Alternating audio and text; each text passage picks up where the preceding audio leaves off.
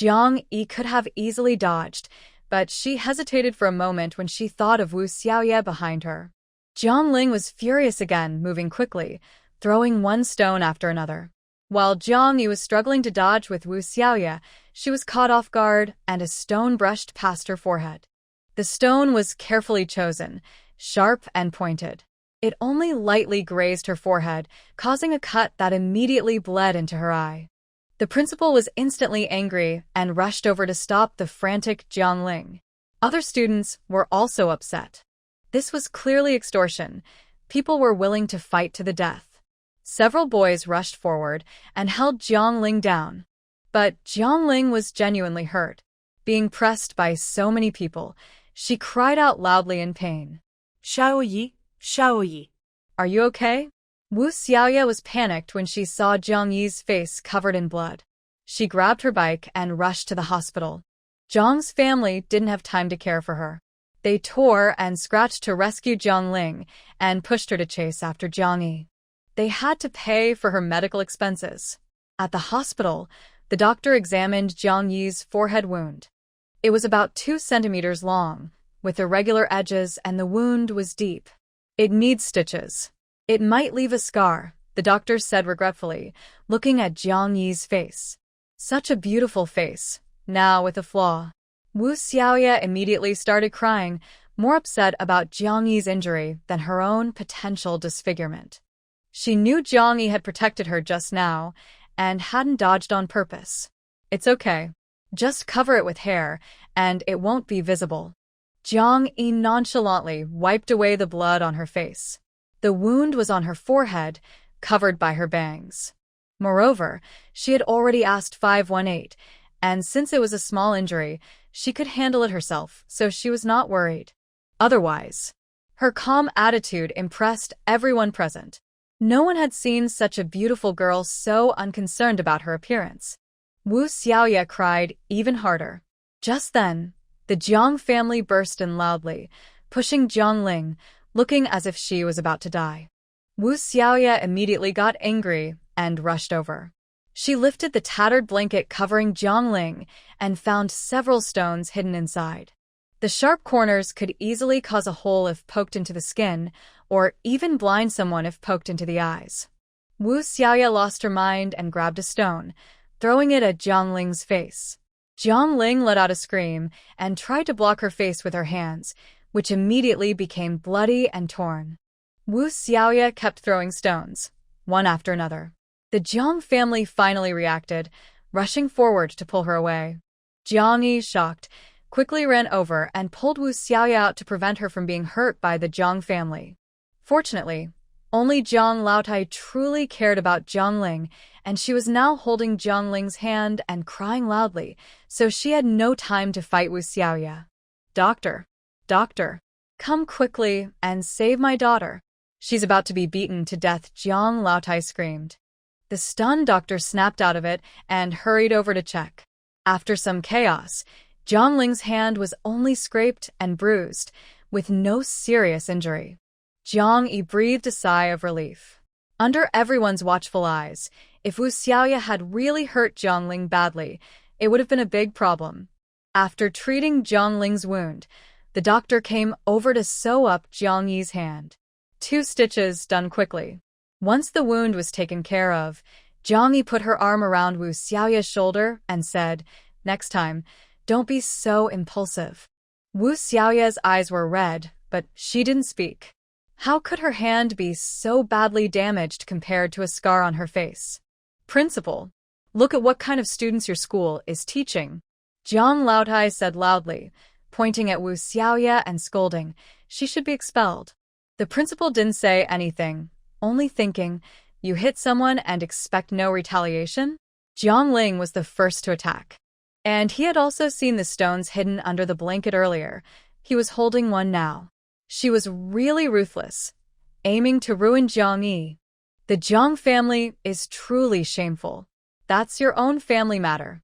You handle it yourselves, the principal said to Jiang Yi. He believed Jiang Yi could manage it well. Jiang Yi smiled and nodded in thanks. Not interfering, not punishing her, and not expelling her was the biggest help the school could give. Getting justice is something she has to do herself. Ignoring the Jiang family's protests, the principal and teachers left. He wasn't worried about Jiang Yi being bullied again. Many students were still angry and present, mostly boys. The Jiang family couldn't fight them all. Grandma Jiang was furious, but their main goal today was money. Smearing Jiang Yi's reputation or expelling her was secondary. After the principal and teachers left, Jiang Yi felt more comfortable asking for money. As for the little troublemakers, she simply ignored them. Tell me, how much do you want for medical expenses, lost wages, and nutrition costs? Grandma Jiang sat down and asked directly. Ha! So you're here just to ask for money? A boy nearby sneered. None of your business. She hit someone, and if she won't pay, will you? Who are you to her? Her boyfriend? If you're her boyfriend, you should pay. Come on, how much will you give? Grandma Jiang snapped, making the boy blush and speechless. Everyone else dared not speak. They're just boys in their late teens, no match for an angry old woman. Grandma Jiang looked proud and commanding, scanning the crowd, then fixed her gaze on Jiang Yi. If you don't give us a satisfactory answer, you won't be able to go to school. I'll come to the school every day to cause trouble for you. We might even move into your house. They found out Jiang Yi was living at Wu's house, which was said to be a big yard, with only 4 people living there. Now, Wu Xiaoya had also fought back, so if they moved in, they'd feel more justified. They didn't know exactly where the yard was, but standing at the school gate and following her was enough. Unless she decided not to go to school anymore. But they knew that was impossible. Li Yumei's biggest dream was for Jiang Yi to get into a university in the capital city. How much do you want? Vianki sat opposite her, similinkça sualdi. Grandma Jiang's eyes lit up, and she was about to speak. She wanted 100,000 yuan, just enough to cover the cost of a house. Old Jiang immediately pulled her back. Previously, Jiang Yi had already revealed everything. If they now directly ask for 100,000 yuan, it would be too embarrassing for their pride. Old Mr. Jiang looked at Jiang Yi and said, Your uncle and aunt were hurt because of you. You broke their legs. You need to pay for their medical bills, plus nutrition and lost wages. Let's say 10 yuan a day for each of them. The amount isn't very large. Although a bit high, it seems reasonable. These two normally work and earn about 5 yuan a day. Now they want 10 yuan, which isn't too much. Everyone looked at each other. Is this still a reasonable old man? Jiang Yi smiled. She knew they were asking for compensation for her uncle and aunt, and there were others involved too. Keep talking, Jiang Yi said. Old Mr. Jiang felt guilty because of her smile but still spoke, and me and your grandma, we are both upset and burned. He reached out and took Jiang Grandma's hand, unwrapping the bandage. Inside was a large blister, with broken skin, oozing, red and swollen, looking scary. Really hurt? The crowd was a bit surprised. But Jiang Yi was not surprised. Yesterday, Jiang Grandma sat next to Jiang Ling. When the soup spilled, some of it landed on her hand. Jiang Ling was wearing several layers of clothes, so she was protected. But Jiang Grandma's hand was exposed and got burned. I and your grandma have lived all our lives and have never suffered such unfair treatment or pain, old mister. Jiang shouted angrily, with tears in his eyes. He was truly angry, because these injuries were caused by Jiang Yi. She was very unfilial, but Jiang Yi denied it, looking innocent and saying, You know exactly how you got hurt. Jiang Grandma was angry when she saw her lying. She opened her mouth to scold, but Jiang Yi said, Just tell me how much money you want. Jiang Grandma immediately stopped scolding and looked at her husband. Old Mr. Jiang also didn't want to argue about who was telling the truth or lying. He said the medical bills and nutrition costs for me and your grandma, you also need to pay. Not much, just 10 yuan a day for each of us. People watching thought it wasn't much, but something seemed off. Until when? Jiang Yi asked. How long will you receive the nutrition money? Until you pass away? Yes. The crowd remembered her question. This was a tricky situation. If these two kept insisting on their pain and injuries, would they keep getting money until they died? There are many more now. If one person gets 10 yuan a day, In a month, that's 300 yuan, which is twice the salary of a regular worker. They're giving them money to support them. Is this meant to help Jiang Yi with their retirement, or just to spoil them? Also, what about my uncle and aunt's money? If they keep hurting themselves and missing work, do I have to support them for a lifetime? Jiang Yi asked. Old Mr. Jiang's eyes flickered. He did have that idea, but he didn't expect her to be so clever and realize it so quickly. Let me do the math. For people, 40 yuan a day, 1,200 yuan a month, 14,400 a year, and in 7 years, that adds up to 100,000 yuan. Enough for a big house. You don't need to do anything, just stay at home and recover. Isn't that right? Jiang Yi said with a smile. While the people around started to cheer. Jiang Yi's guess was very reasonable. Doctors and nurses who didn't know the situation asked around and quickly learned the full story. The attention on Jiang's family suddenly became colorful and lively. Old Mr. Jiang couldn't keep his face straight and pulled his wife. Grandma Jiang immediately started scolding, You heartless little brat. Do you think everyone is as mean as you? We just want normal medical and nutritional expenses. Once you're healed, we won't need this anymore. Stop embarrassing us. Then give a deadline. When will the injury heal? Jiang Yi asked. Grandma Jiang's heart ached, as if bleeding. She understood what her husband meant, but unfortunately, she couldn't succeed. Now she had to set a deadline. Grandma Jiang gritted her teeth. Who knows when the injury will heal? No one can say for sure. She was still reluctant, especially after Jiang Yi's calculations. 1,440 yuan a month, a lot of money. The people around cheered again. They had seen shamelessness before, but never so much today. They learned a new level of boldness. Old Mr. Jiang's face darkened immediately and scolded Grandma Jiang. Just give 1 month. 1 month is enough to heal. 1 month, 1,440 yuan. That's enough. Their family couldn't even save that much in a year. It was enough to buy furniture for a new house. And they had a secret weapon. Old Mr. Jiang, holding his bed, which was hurting him badly, no longer cared about Jiang Ling outside. Tears welled up in his eyes. It's your aunt. You have to take responsibility. Her injuries, was it you who caused them? You know it in your heart. Do you dare to swear? If you say you didn't flip the table last night, then your mother won't have a good life. Old Mr. Jiang looked at Jiang Yi. Jiang Yi's eyes sharpened. Old Mr. Jiang looked playful and proud. He fought back with a smile, showing he could do it too. Jiang Yi sighed, looking very helpless and not wanting to talk more. Just tell me, how much money do you want? I'm tired and hurt. I want to go home to rest. Old Mr. Jiang glanced at the bandage on her forehead, feeling guilty. He was worried about ruining her appearance and afraid he'd be asked for money, so he didn't push further. He looked at Jiang Ling and said, You need to pay for her medical bills. Don't forget the nutrition costs. And her lost wages. She probably can't work anymore. You have to take responsibility. This was clearly taking advantage. Before Jiang Yi could speak, a doctor nearby immediately said, Her injury isn't that serious. She'll be fine after about a month of rest. It won't affect her ability to work. Last night, Jiang Ling came here to get her wound treated, and the doctor was the same person.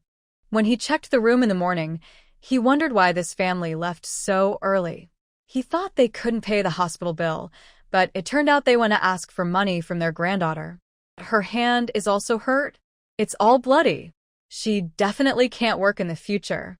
Grandma Jiang cried, holding Jiang Ling's hand with concern.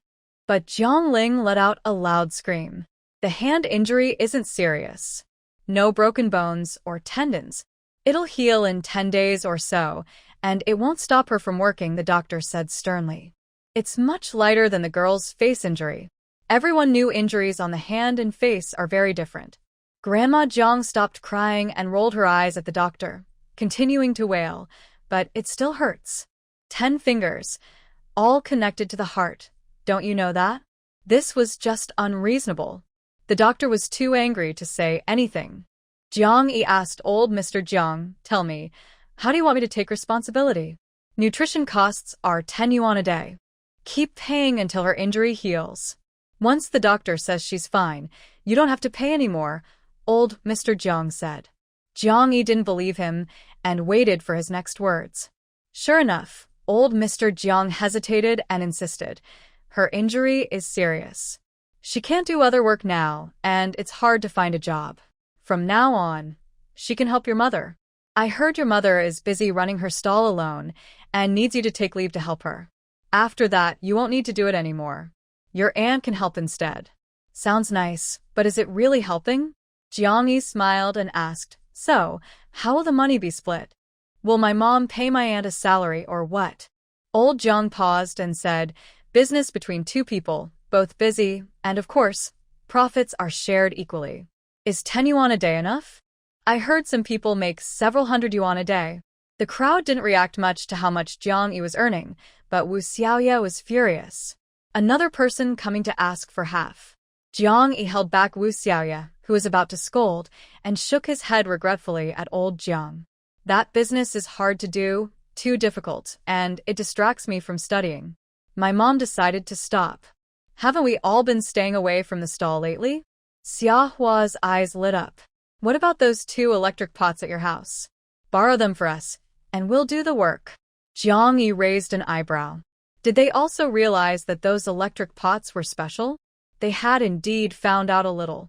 That day at the park entrance, Jiang Yi vaguely mentioned the difference in that pot when scolding Li Xiaoyu. And Zhao Tiantian's water-boiled meat, which hadn't sold well, was remade using Jiang Yi's family's pot after it was stolen, and it actually sold out. That proved the pot was special. Some clever people had already guessed the secret. The Jiang family naturally found out. Last night, they had already discussed it. Li Yumei could choose not to buy a house, but they had to go into business together. Otherwise, they would use this injury to cause trouble, making it impossible for Jiang Yi to go to school. Li Yumei, who cared about Jiang Yi, would surely agree. Now that Li Yumei decided not to do that business? Even better, then they could use the electric pots. You don't even need to pay for the nutrition fees. Just lend us those 2 pots, Xia Hua said eagerly.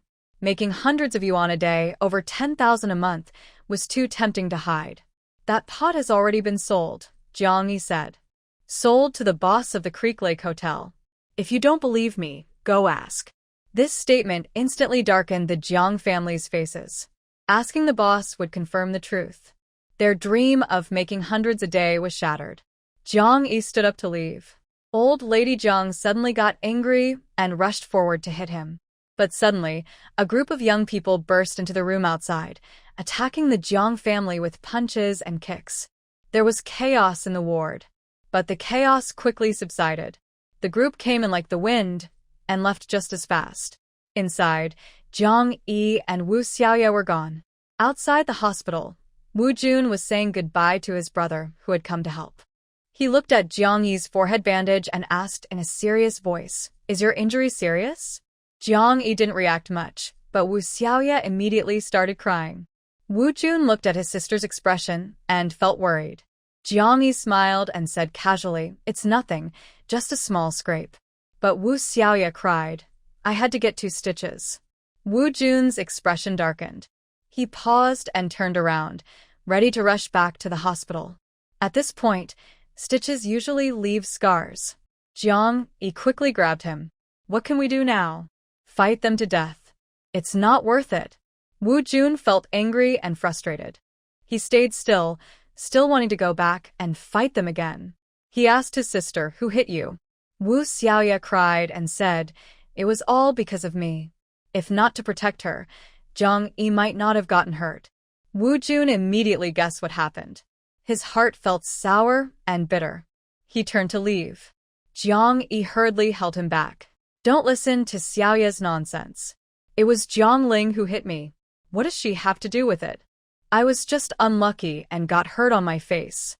But maybe I was lucky I didn't get hurt in my eyes or on my nose. Next time, I'll just hide my hair. It's only 2 stitches, no big deal. And it might not even leave a scar.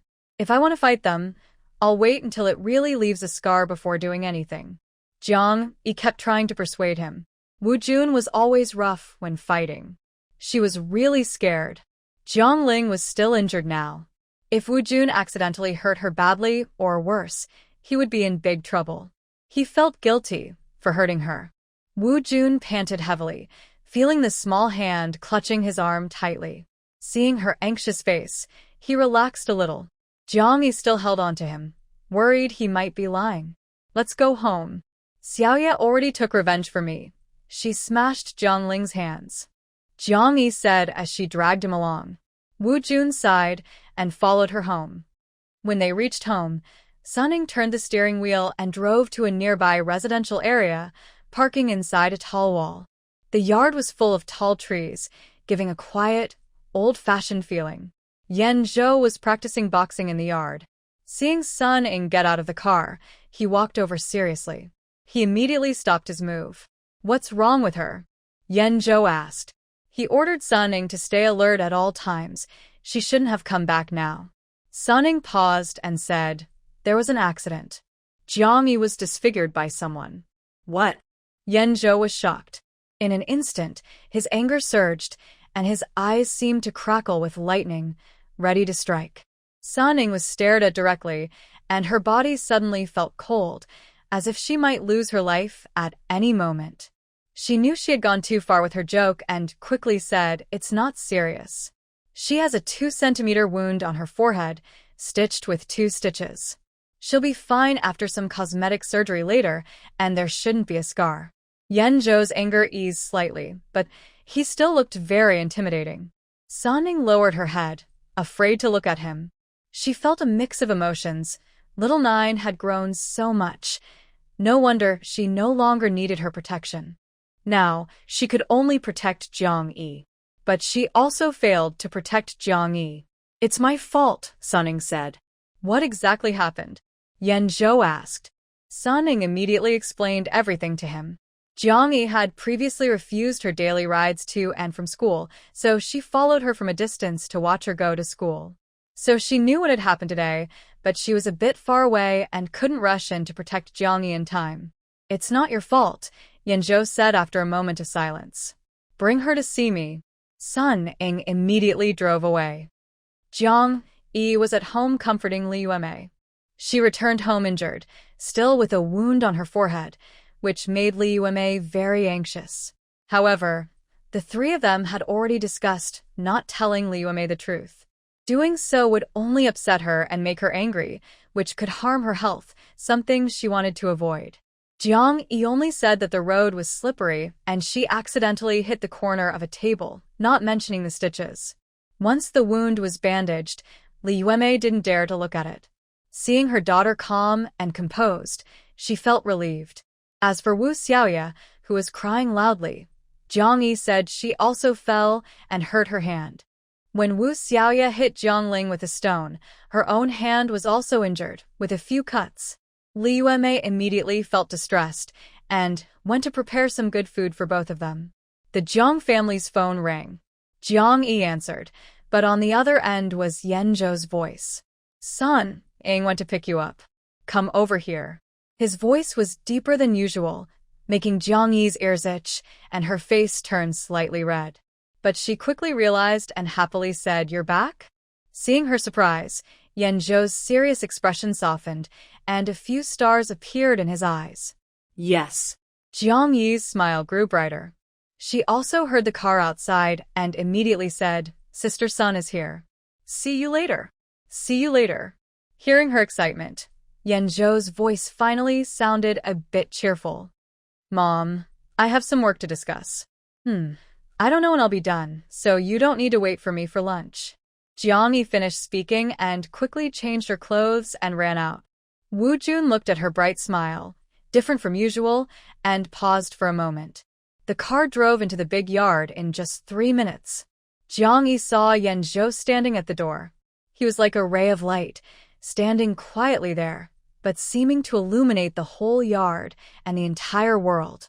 She immediately showed a bright smile and said in surprise, Big Brother actually lives here? So close. It wouldn't take long to walk there. She got out of the car and looked around. It was similar to her current home, a 2-story house with a large yard full of trees. She also remembered this house, or rather, she remembered its wall. Whether in the past or many years in the future, it was surrounded by a tall wall. No one knew what was inside, whether it was a private residence or a public place. Now Yanzhou lives here, but what kind of place it is still hard to say. She didn't ask and just looked around with a smile. So close. Maybe she could pass by the door often in the future? Yanzhou kept staring at the gauze on her forehead, his eyes deep. Sometimes he also looked at her bright smile. This carefree little cat, still smiling so beautifully despite everything. It's truly understanding and makes people feel heartache. Come in. Yanzhou opened the door and invited her inside. It was a 2-story old house, probably about 30 or 40 years old, made of red bricks, with a mix of Chinese and Western styles. It wasn't particularly beautiful, but it wasn't ugly either. The decoration style inside the house is also from 30 years ago, but the sofa, table, and chairs are a matching set of furniture made of rosewood, which instantly elevates the overall look. Wow. Zhang Yi patted the already polished armrest of the chair and said to Yanzhou, "This is a good piece. Keep it, don't sell it." Her obsession with antiques made Yanzhou want to laugh, but when he looked at her wound, he couldn't smile. He turned around, took a medical kit from the cabinet, washed his hands, and sat beside her, gently tearing open the gauze to check the injury. Seeing the fierce wound inside, Yanzhou's expression darkened. If it had been a clean cut from a knife, maybe it wouldn't leave a scar, but now the wound was uneven and jagged, so scarring was unavoidable. Even if she went abroad for cosmetic surgery, there was no guarantee it would look perfect again. How sad must the young girl be inside? Yanzhou lowered his eyes and saw her long, curled eyelashes, fluttering like butterfly wings. Under her eyelashes, her eyes were moist and bright, shimmering with light. Below that, her nose was straight, and her lips, full and red, looked like flower petals. Now, her lips were slightly upturned, forming a beautiful curve. Further down, the collar of her shirt was slightly open, revealing her fair skin. Yanzhou took a quick breath, quickly looked away, and sped up his movements. He carefully cleaned, disinfected, and bandaged her wound, then stood up to put away the medical kit. Warm breath brushed past his face, and Zhang Yi's cheeks, which had been tense all day, finally turned a little red. But her eyes sparkled like a kitten that had just caught a fish. Yanzhou sat across from her and finally sighed with a smile. "Doesn't it hurt? Why aren't you crying?" His smile was still so handsome. Zhang Yi immediately replied, "You hurt too, but you didn't cry back then." Yanzhou chuckled. "Can I be the same as you?" Zhang Yi looked at him. Of course not. She could endure this small injury without crying, but if it had been a gunshot wound like his, she would have cried until she ran out of tears. And it was better when he didn't mention it. But once he did, her forehead really hurt, thumping painfully, and her eyes immediately turned red. She really felt like crying. She couldn't cry in front of Wu Xiaoya. That would make her feel more guilty. She couldn't cry in front of Wu Jun. That might make him do something foolish. And she definitely couldn't cry in front of her mother. But here it seemed like she could. The more I think about it, the more I feel wronged, not because of this stone, but because of my fate in a past life. The hatred I have carried for decades, I still haven't truly let go. Otherwise, I wouldn't plan to hurt all my enemies again. In my past life, my mother and I suffered so much. Sometimes I think about it and really want to cry. Yanzhou looked at her pursed lips and reddened eyes, and suddenly regretted saying the wrong thing. "Don't cry. I will avenge you," he said quickly. Zhang Yi looked up with big, lovely peach blossom eyes, staring at him blankly, blinking twice. Her innocent and pretty look softened Yanzhou's heart. "Tell me, what do you want to do?" he asked. Then he saw her grievance fade from her eyes, replaced with a smile. Zhang Yi quickly shook her head. "No need, no need. Why bother with a big fuss? The Zhang family is not important. I can handle it myself. Wu Jun might beat Zhang Ling badly, and if the older brother goes, could he wipe out the Zhang family? Please, no such thing should happen. The Zhang family members, I haven't even started to hurt them yet. I must stay alive." Jiang Yi felt very happy. Her grievance is gone, and she looked at Yan Zhou across from her, wanting to do something. Maybe cook. Big brother, is there a kitchen here? What do you want to eat for lunch? I can cook for you, she asked. Yan Zhou stood up. No need. You're injured. Just tell me what you want to eat. I'll do it. You can cook? Jiang Yi widened her eyes. This isn't decades later, when men like Yan Zhou grew up under the teachings of gentlemen stay away from the kitchen. Cooking was even something to be mocked. Yan Zhou actually started to regret after saying that. He spoke too much. His cooking skills aren't great, just good enough not to make people sick.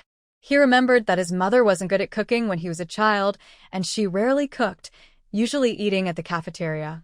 Later, he lived with his grandfather and grandmother. They had a cook, so he didn't need to cook. When he joined the army, cooking? Sometimes, during urgent missions, he would start a fire and cook noodles himself. With more experience, he could cook noodles pretty well. Jiang Yi followed him into the kitchen and saw his stiff expression, immediately guessing what was wrong. She giggled and snatched the pot from his hands, starting to cook herself. Big brother, will you live here forever? Jiang Yi was busy and asked, I don't want him to go out. I just want to talk to him. Yan Zhou had no intention of leaving. He took out all the vegetables from the fridge and washed them while saying, once the house at Shihu Manor is built, we will move there. Then we will be neighbors. Talking about this, he remembered the surprise Jiang Yi had prepared after returning, which he saw at Zhou Qi's place. It was truly a surprise. He had never seen such a beautiful house. He said he wanted to do business and work in real estate, not just casually. He genuinely believed in the bright future of the real estate market. But his ideas were still not very clear. He hadn't figured out how to stand out from others in the industry and become number one. Now he knew. Did you draw those blueprints? Yan Zhou asked. What a dangerous question. If someone else had asked, Jiang Yi could have easily lied or refused to answer. But since Yan Zhou asked, Jiang Yi put down the pot, looked up at Yan Zhou with a proud smile, and said, I drew them myself. I just discovered I have this talent. I've had a dream since I was young, to live in a big house with my mom, without sharing a roof with the Jiang family. When I started earning money, I knew I could make my dream come true. At first, we planned to buy a rundown house and then tear it down to rebuild. I started learning design myself, imagining what my future home would look like. Jiang Yi looked longing as she shared her journey. She was very sincere because she had this dream since childhood, though she never managed to realize it. By the time she had a big house, her mother was no longer alive. Jiang Yi shook off that moment of gloom and turned to Yan Zhou, looking for praise with a hopeful expression. How did I do? Is it good? Professional? Very good. Very professional. Yan Zhou nodded and praised. He had suspected she drew the blueprints. If it had been someone else, they would have already become famous. The real estate industry had been developing for 8 years, not just 8 months. There were already many real estate companies, all looking for talented architects and designers, especially in design, but the results were minimal. The current houses being built are really hard to describe. He didn't miss that hint of gloom. The young girl's days at the Jiang family were tough. Her biological aunt actually wanted to ruin her appearance. Yan Zhou's eyes darkened again. Jiang Yi didn't notice. While washing vegetables, she happily nodded. It's not a waste of my study time. I've read so many professional books, and my grades have even dropped. After saying this, she sighed and shyly added, my rank has fallen to 45th in the grade. Luckily, I haven't wasted everything, otherwise it would be a big loss. Yan Zhou smiled, feeling relieved inside. He thought her grades had declined because she was upset about her parents' divorce, secretly crying under the blankets. Turns out, she was busy with this. That's good. No sadness or sorrow. Jiang Yi also relaxed, thinking this problem was probably over. Fortunately, she always knew to prepare the way before doing anything. Not long after her rebirth, she bought some design books and kept them nearby, casually flipping through them in front of others. She also doodled a few drawings, which unexpectedly gained attention. Even the art teacher came to talk to her, suggesting she apply to an art school. With her grades, being 45th in the grade was enough. Jiang gritted her teeth and refused, saying she still wanted to work hard and aim for Tsinghua University. She shared these small stories with Yanzhou to make herself seem more credible. They chatted and laughed, enjoying a hearty lunch. Jiang didn't dare stay long and left after eating. Sun Ning saw Jiang off and then looked at Yanzhou. His relaxed and carefree expression from earlier was gone, replaced by a cold, dark gaze filled with hostility. He looked down at the documents in his hand, eyes sharp like an eagle. These were just delivered, information on everyone in the Jiang family, including Jiang Ling's husband, Sun Chong, and Sun Chong's parents. After a while, he finally found what he was looking for. He slightly curled his lips, showing a satisfied smile. How can such a person be the factory director? He should pay for what he's done, he said, handing the files to Sun Ning.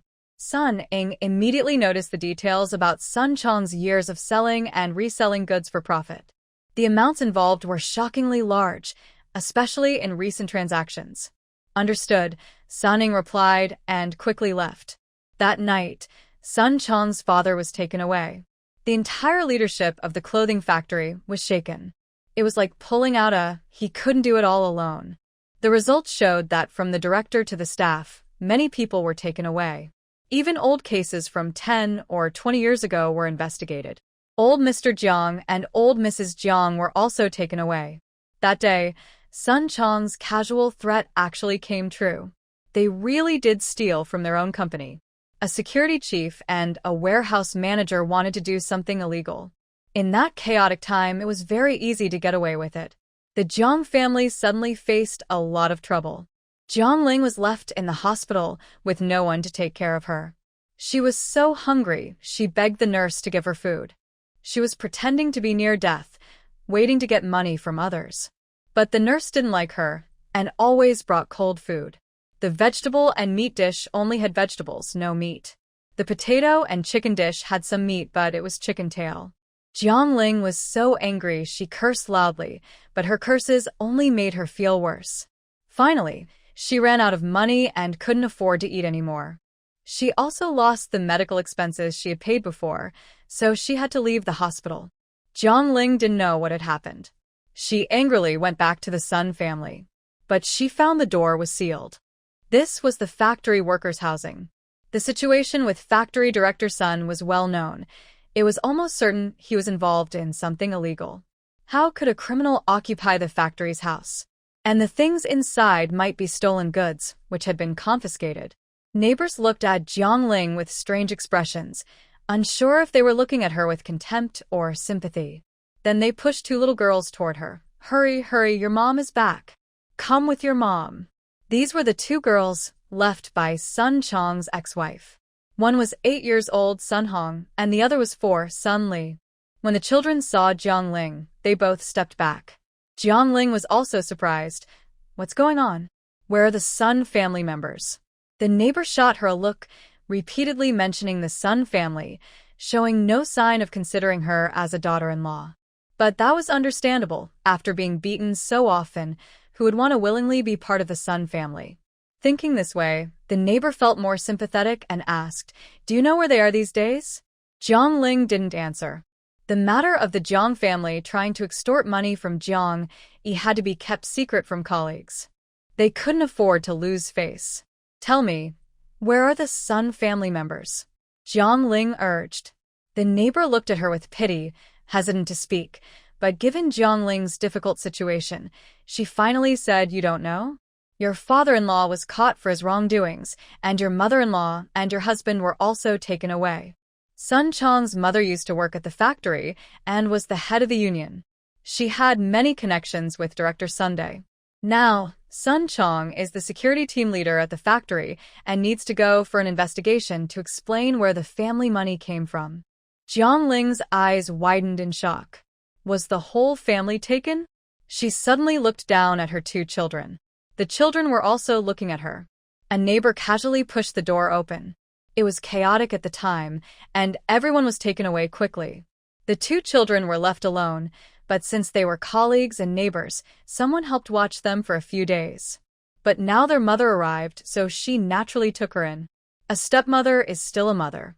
Zhongling suddenly turned and ran swiftly, moving skillfully and quickly, showing no signs of injury. She refused to let Sun Chong's 2 children be taken care of by her. It was just a dream. Before she could go down the stairs, she bumped into Sun Chong. Sun Chong had a gloomy face, almost like it was about to rain, and he was walking toward their old home. He didn't care about past matters. He wasn't involved. He was transferred to the clothing factory less than a year ago. Although his father had made some money recently, Sun Chong, as the only son, was protected by Director Sun and kept in the dark about everything. He was completely innocent in this matter, so after 3 days of questioning, he was released. But the mysterious extra money in the family, had he never suspected it all these years? That was impossible. He was just smart enough not to ask and pretended not to know. Zhongling ran hurriedly and suddenly collided with Sun Chong before she could stop herself. Sun Chong was lost in thought and didn't notice her coming. He was knocked over instantly. With a loud thud, the neighbor grinned, feeling the whole building shake. Sun Chong was in pain and dazed for a moment before realizing it was Zhongling who had hit him. He was furious, turned over and rode on Zhongling, swinging his fists wildly. The neighbor grinned, pulled the 2 children inside quickly. Sun Chong's expression was so terrifying that she didn't dare to intervene, fearing he might hit her too. Zhongling shouted loudly, like a pig being slaughtered, and even the people in the neighboring building came out. They were neighbors and colleagues. Zhongling's cry was so loud that several men looked at each other and rushed over to pull Sun Chong away. Sun Chong did not drink alcohol today and quickly sobered up. He looked at Zhongling, who was lying on the ground barely alive, and stopped his actions. He couldn't kill her now. He was already homeless and still had to point fingers at her. Sun Chong pulled Zhongling up and was about to leave. The neighbor across the street saw the situation turning bad and immediately pushed 2 children outside. "Hey, take the kids!" Sun Chong was stunned and looked back, as if he just remembered he had 2 children. The people around immediately rolled their eyes, thinking, "I've never seen such an irresponsible father." After a moment of hesitation, Sun Chong looked at his 2 daughters, said nothing, and continued to pull Zhongling away. Sun Hong held Sun Li, shrank his shoulders, lowered his head, and carefully followed behind him. Sun Chong directly took Zhongling to the Zhang family home. He knew that Old Man Zhang and Old Lady Zhang had also been taken away, and he knew they had been released now. It was a matter from 20 years ago. There was only eyewitness evidence, no physical evidence, so they couldn't be convicted. The case was beyond the statute of limitations. But with shouting and intimidation, Old Man Zhang and Old Lady Zhang honestly admitted what they had done back then. They were not in the same group as Factory Director Sunday. Director Sun was involved in the illegal activities, while they secretly picked up some leftover goods and resold damaged items. In the end, they paid a fine of 5,000 yuan. Old Lady Zhang was at home counting money, wiping tears while counting. Why has everything been so unlucky lately? Constantly spending money. They finally found a way to make money, but it didn't work out. The rest of the Zhang family was also heartbroken. Without this 5,000 yuan, they lost another 10 square meters of space. Sun Chong kicked open the Zhang family's door. The family members were startled and quickly hid the money, but Sun Chong still saw a corner of it. His eyes flickered, but he pretended not to see. "Why are you here?" Old Lady Zhang glared at Sun Chong and asked. Only after asking did she notice the girl he was holding. "Oh, I forgot about her." Old Lady Zhang hurried over and pulled Zhongling out of his hands. Although Zhongling had embarrassed her and their relationship was no longer as close as before, she was still her mother. Old Lady Zhang felt sorry for her, especially seeing her look like she was about to die. "You murderous scoundrel! How dare you hit my daughter?" Old Lady Zhang scolded, pointing at Sun Chong. "Second child, give him a lesson." Zhang Jian obediently rushed forward, and Xiaohua didn't stay idle either, going over to scratch and pinch. Jiang Long and Feng Du, who didn't go to school, stayed at home. Jiang Long couldn't bear to see his parents beaten, so he rushed over to help. They were already angry at Sun Chong because he had caused trouble. His poor decisions damaged Jiang Fan's reputation, and he also took Jiang Ling away, ruining Jiang Fan's plans. This time, because his father got into trouble, it also dragged down the Jiang family. Old Jiang was fined, and Jiang Jian and Xia Hua were fired from their jobs. Sun Chong isn't the same person he used to be. His parents were imprisoned, and his family property was confiscated. He's left with nothing. Who else should he fight? Sun Chong fought 3 people alone and managed to tie. But the Jiang family's house was badly damaged. Everything except the bedding was broken, and the house was a mess. Neighbors watched from a distance, looking annoyed. Who are these people? They just moved in 10 days ago and already caused the building to shake. They should contact the landlord and have them evicted. The neighbors acted quickly. They immediately found the landlord, who already knew about the Jiang family situation. They'd been caught stealing from the state. They never expected Jiang director's parents to be such people. Now, Jiang director probably won't get far either. There's no need to flatter him anymore. The landlord quickly contacted the neighbors and had the Jiang family kicked out. With nowhere to go, the Jiang family remembered the relocation housing. They asked around and found out where it was. There were empty units in the relocation housing, and no one stopped them from moving in. But most of the remaining apartments were in poor condition, either broken, small, or next to a public toilet with a terrible smell. But they had no choice, so the Jiang family moved in. Sun Chong also carried Jiang Ling and took the 2 children to live there. That night, he even joined the Jiang family for dinner. The Jiang family dared not complain. Sun Chong said he had tied the score, but in reality, he had defeated all of Jiang's fighters. If they fought again, it was hard to say who would win because Jiang's fighters were already exhausted. Jiang Jian and Xia Hua were injured. One had a sore leg, the other a sore arm. Jiang Long wasn't much better. But Sun Chong looked fine, as if nothing had happened. After dinner, Sun Chong asked, "How is the matter with Jiang Yi? Are the medical expenses coming?" That night, during Jiang's birthday celebration, Sun Chong stayed at their house. He knew about their plan to cause trouble for Jiang Yi, but he didn't take part. He couldn't possibly offend Jiang Yi directly. When necessary, he even thought about acting as a mediator. However, on the day of the trouble, he didn't wait for any follow-up and was taken away. Talking about this, the Jiang family members felt even more downcast and no one spoke. Sun Chong immediately kicked Jiang Ling. Jiang Ling quickly said, "She didn't come. That little troublemaker didn't show up," and ran away from the hospital. "Good for nothing," Sun Chong cursed, then asked, "Have you found out where she lives?" Jiang Ling shook her head in fear. Sun Chong was so angry, he threw down his chopsticks. "These useless people." He looked around and asked, "Aren't you planning to ask for money anymore?" "Humph." The old lady Jiang was very unhappy with his attitude and snorted coldly. "If you have the guts, go ask for it. If you get it, I'll give you 1/10. Sun Chong also snorted coldly and said nothing.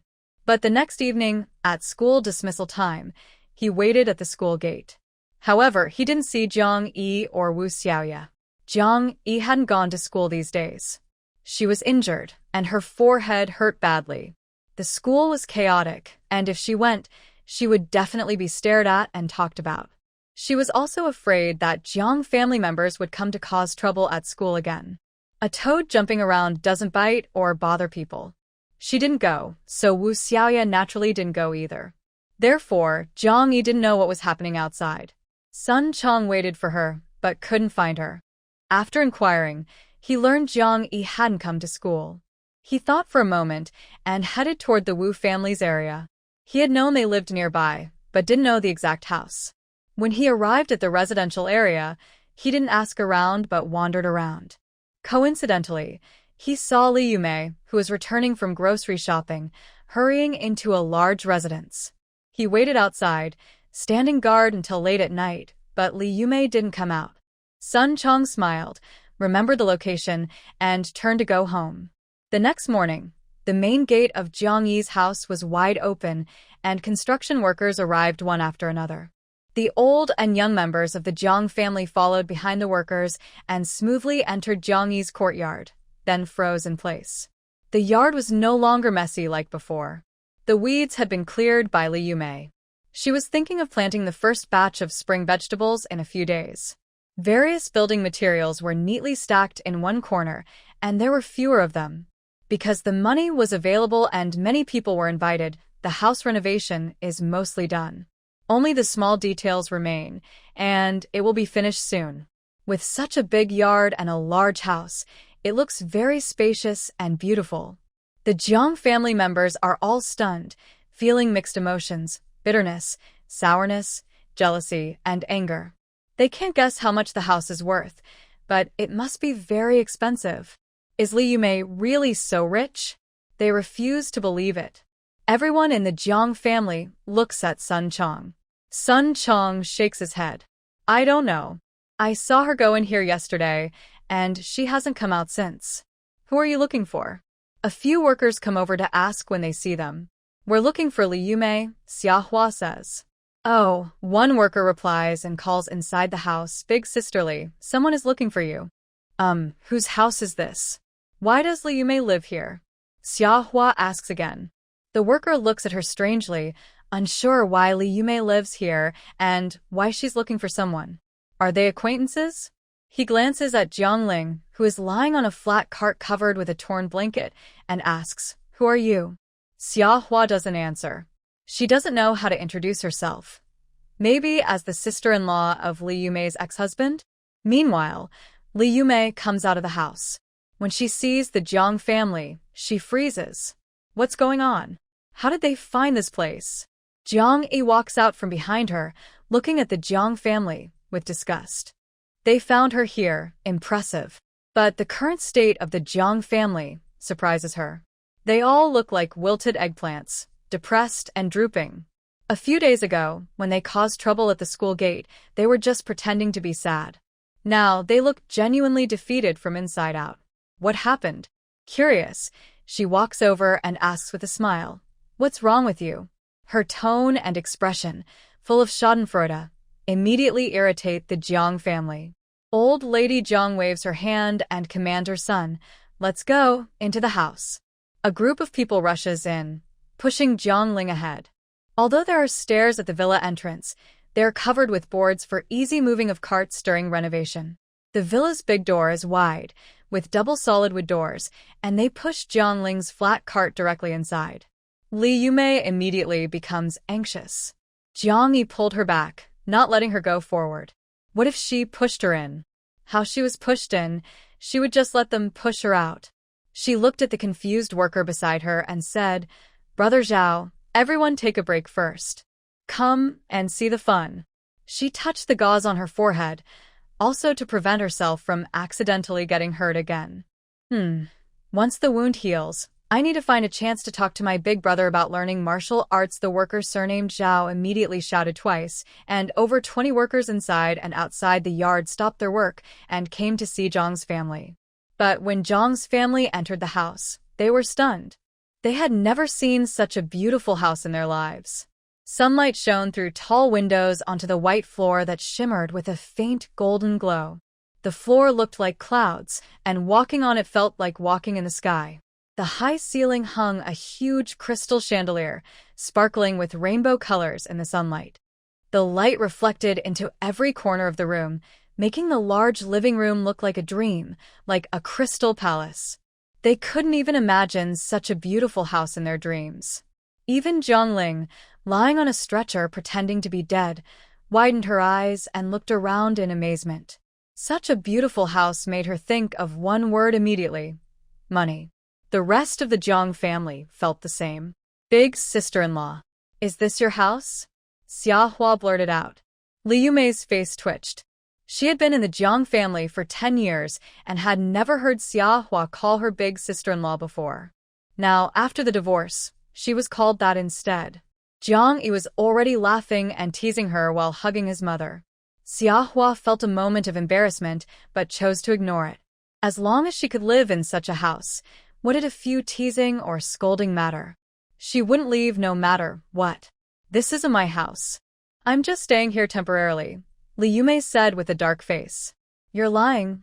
Old Lady Jiang immediately rolled her eyes at her. What does it matter to you?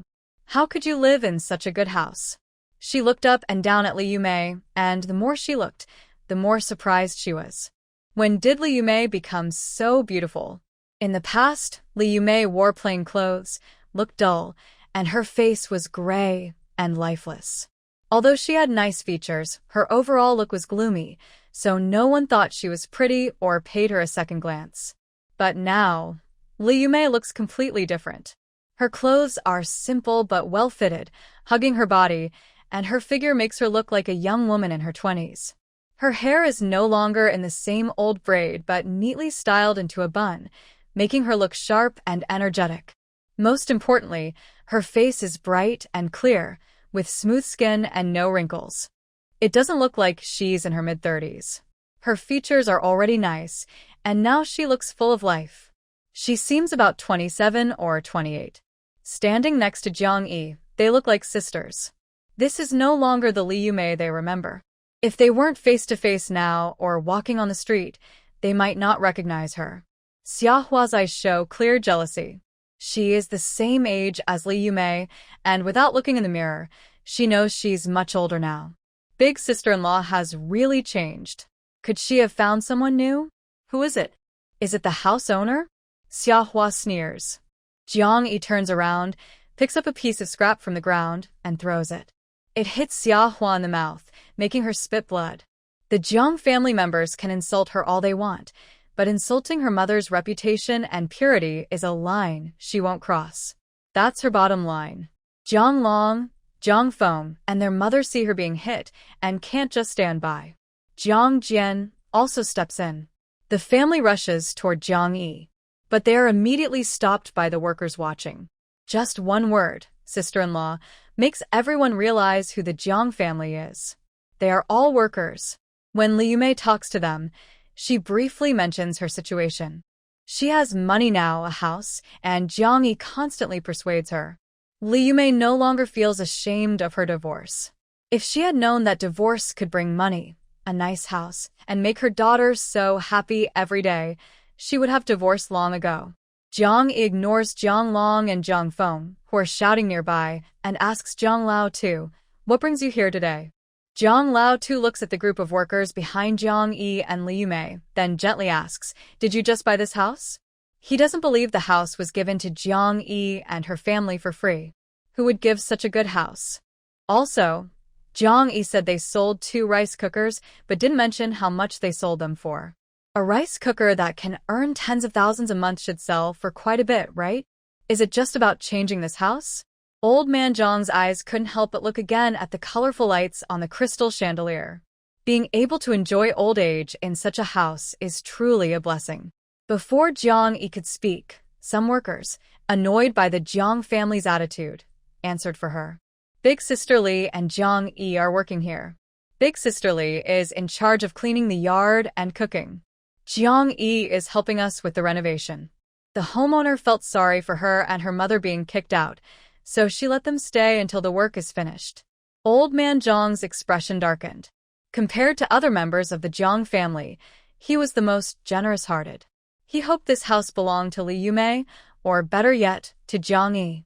He, an old man with no home, believed that Jiang Yi, as his granddaughter, should take care of him. He wasn't sure if what these people said was true. But even if it was true, it didn't matter. He still wanted to stay. Xiao Yi, Grandpa and Grandma have no place to stay now. Your house is big, so just give us a few rooms. Any rooms, north or south, we don't mind, said Old Man Jiang. Everyone around was angry. What was wrong with this old man? Doesn't he understand? They already said the house wasn't Li Yumei's anymore. Why was he still so shameless to stay? Even if the house belonged to Li Yumei, as his former daughter-in-law, how could he have the nerve to live there? Jiang Yi didn't care. She wasn't surprised by how shameless the Jiang family could be. Curious, she asked, "How come you have no place to stay? Where did you live a few days ago?" Old man Jiang paused and said, "It was too small. Your place is more spacious." Jiang Yi wanted to ask more, but Old man Jiang didn't give her a chance. He pointed to Grandma Jiang and said, "Go pick a room, tidy up, then go cook. We haven't had breakfast yet." The workers nearby were furious and immediately formed a line to block them. A worker with the surname Zhao shouted, "I dare anyone to move." He was the foreman. "Why are you meddling, just a worker? My granddaughter can stay here. Why can't I? It's a big house. What's wrong with more people living here?" Grandma Jiang said, hands on her hips. "We're paid to do the renovation. If outsiders come in and break things or dirty the walls, who will be responsible?" The worker retorted, "Of course, it's their responsibility." Grandma Jiang pointed at Li Yumei and Jiang Yi. As soon as she said that, everything around fell silent. Everyone was stunned by her shamelessness. Grandma Jiang also seemed to think her words were too bold and quickly tried to make amends. Jiang Yi is good at decorating. If she damages something, she can just fix it again. It's no big deal. Everyone, get them out. The worker named Zhao was so angry he no longer wanted to talk to the Jiang family. More than 20 workers were about to come over, but Grandma Jiang suddenly collapsed to the ground, kicking and shouting, "I dare anyone to move me. If you do, you'll see what happens." Jiang Yi immediately felt amused. She walked over and pushed her a couple of times. "Come on, try to move me." Grandma Jiang was stunned for a moment, then went crazy with anger. She kicked at Jiang Yi. Jiang Yi stepped back, and Grandma Jiang kept lying on the ground, kicking and cursing wildly, using all kinds of foul language. That scene was really embarrassing and ugly. Jiang Yi couldn't take it anymore. She felt ashamed to fight with someone like that. She turned to the foreman and said, "Brother Zhao, send them out. If anything happens, it's on me." Hearing this, the workers felt relieved. After all, these were Jiang Yi's grandparents. They were worried Grandma Jiang might cause trouble or that things would get out of hand. It was easy to chase away more than 20 people from 7 or 8, and soon the Jiang family was pushed out into the yard. Old Mr. Jiang stood firmly in place, glaring and shouting, "You unfilial child! How dare you let people hurt your grandparents? I'm going to find your principal at school. If they don't handle it, I'll go to the Education Bureau, then the police. If that doesn't work, I'll go to the central government. I want to see which university would still accept you after all this." When he said this, the workers holding him let go and stepped back. This old man was really ruthless. If something like harming grandparents really happened, even if Jiang Yi wasn't expelled from school, it would be recorded in her file. Maybe no university would want her after that. To avoid this accusation, no worker dared to touch Jiang Yi's family anymore. Old Mr. Jiang proudly adjusted his clothes and looked at Jiang Yi. Since she didn't back down easily, he decided to go for the hard approach. He pointed at Jiang Ling, lying on the cart. "And your cousin, she was really burned by you. You have to take responsibility. Otherwise, I'll go to the police station and report you for intentional injury. I don't see how you can still go to school." He went to the police station once, and he seemed to have learned a lot. Li Yumei felt a little scared and held Jiang Yi's hand tightly. A few days ago, Jiang Yi came back and only said she had hit Jiang Ling. Was it that serious? Her face was already unrecognizable, swollen like a pig's head. "It wasn't me who hit her," Jiang Yi said, her eyes shifting to Sun Chong. "It must have been her husband who did it." She looked at Sun Chong but smiled at old Jiang. "Go ahead, ask the police who intentionally hurt her." Sun Chong's expression darkened. Old Jiang paused for a moment, then changed the subject. "Let's talk about how you will take responsibility. I don't care who you sold your 2 pots to. Go get them back. If you don't want to do the Dongpa pork business, we will do it." Yesterday, they discussed for a long time and decided that asking for money wasn't worth it. Jiang Yi wouldn't give more, and less wouldn't be meaningful. Plus, no matter how much money they asked for, it would just be dead money. Better to have those 2 electric pots. Money makes more money. Real money. That's settled then. Otherwise, I will push your aunt to the Education Bureau. Let them judge for me. Old Jiang shouted. "Go ahead," Jiang Yi said calmly, looking at him. Was he afraid? Old Jiang sneered, then turned around and pushed Jiang Ling to leave. Jiang Yi was now blocking him. She also decided to go to the Education Bureau. Her eldest son said she shouldn't go to Beijing for university, as it might delay his plans. Anyway, I won't go to school this semester, Jiang Yi said behind him. If I can't stay in Hangzhou, that's fine. I'll go to Beijing to find my dad. If his daughter is in trouble and can't eat, he has to support her, right? He only has me as his daughter. If he doesn't support me, I will go to their workplace and cause trouble. And I will ask his second wife when she and my dad got together. Why did she get married right after they divorced here? Old Jiang stopped in his tracks and stood still. Jiang Yi sneered and turned around. I will call my dad right now. How dare you? Old Jiang froze, then turned and shouted angrily. Come on, do you think I dare not? Jiang Yi turned to look at old Jiang and said to the workers, let him come over. The scene shifted.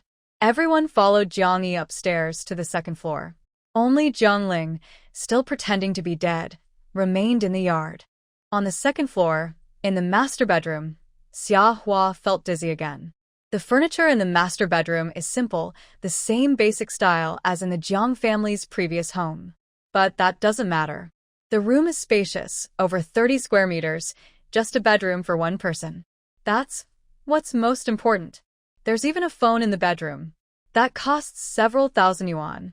Old Mr. Jiang saw that there really was a phone in the room and immediately became anxious. He couldn't let Jiang Yi ruin his eldest son's future. He suddenly rushed toward Jiang Yi. The others in the Jiang family reacted a bit slower, but quickly followed. Jiang Fan is their last support and strength. Nothing must happen to him. But they didn't succeed. The workers blocked them, holding their arms and pressing them against the wall. Bianchi. If you dare to make a call, I will fight you. Today, I will even run headfirst into this wall. Old Mr. Jiang shouted loudly. Jiang Yi immediately told the workers controlling him, let him go. Let him run into the wall. The workers looked at her helplessly. They hadn't noticed before, but Jiang Yi's temper is quite fierce. They didn't let go, fearing old Mr. Jiang might really run into the wall. But Jiang Yi knew he wouldn't actually do that. Old Mr. Jiang is extremely afraid of death. In his past life, he barely survived living under bridges, scavenging for trash, living longer than Jiang Lao Tai Tai. The workers didn't loosen their grip, and old Mr. Jiang finally sighed in relief, not daring to shout anymore. Jiang Yi sneered and turned to make a call, saying aloud, shout louder, so my dad's colleagues and bosses can hear. He's got a crazy father. Old Mr. Jiang immediately shut his mouth. Jiang Yi picked up the phone, thought for a moment, and found Jiang Fan's home phone number in her memory. After marrying Baiya, Jiang Fan no longer lived in the single dorm provided by his workplace. Instead, he had his own home, a 3-bedroom, 1-living-room apartment. Jiang Yi looked at the clock on the wall. It was still early, not yet time for Jiang Fan to go to work. She dialed the number that, in her past life, always made her mood bad when she answered. But now, she was in a good mood. The phone rang 3 times before it was answered. On the other end, there was a sweet female voice, gentle and soft, making it feel like the person on the other side had a kind personality and a good appearance. Jiang Yi's eyes instantly turned cold, but her smile grew wider. Hello, I am Jiang Yi, Jiang Fan's daughter. Is he at home? Please have him answer the phone. I have something important to discuss with him. White Ye's gentle expression suddenly froze, and tears appeared in her eyes. She looked at Jiang Fan coming out of the bedroom, looking very wronged, as if the whole world was bullying her. Ah, Fan, White Ye called softly. Jiang Fan immediately looked worried and sat down to hold her. What's wrong, baby? Are you feeling unwell? White Ye was still holding her phone, and her voice calling baby clearly reached Jiang Yi's ears, making her feel numb and get goosebumps all over. But she quickly shouted into the phone, Who is this baby? Does my dad have another baby besides me? When did this happen? Her shout made the two on the other side freeze at the same time. Jiang Fan's eyes sharpened, and he asked White Ye, Whose phone is this? White Ye didn't answer, just looked at him with tears in her eyes. Jiang Yi could imagine her expression from here. White Ye was also a complicated person. She answered Jiang Fan's question herself. Dad, I am Jiang Yi. I have something important to talk to you about. She couldn't rely on White Ye to answer. or she would have to wait for her to cry first, and if it was serious, Jiang Fan would have to persuade her in person. In her past life, many times, Jiang, Yi, and White Ye argued. White Ye would get angry and go to the bedroom, then Jiang Fan would chase after her. She would wait outside the door for an hour before White Ye, blushing, would come out and continue arguing with her. Jiang Fan didn't bother to comfort White Ye. He frowned and took the phone from her hand.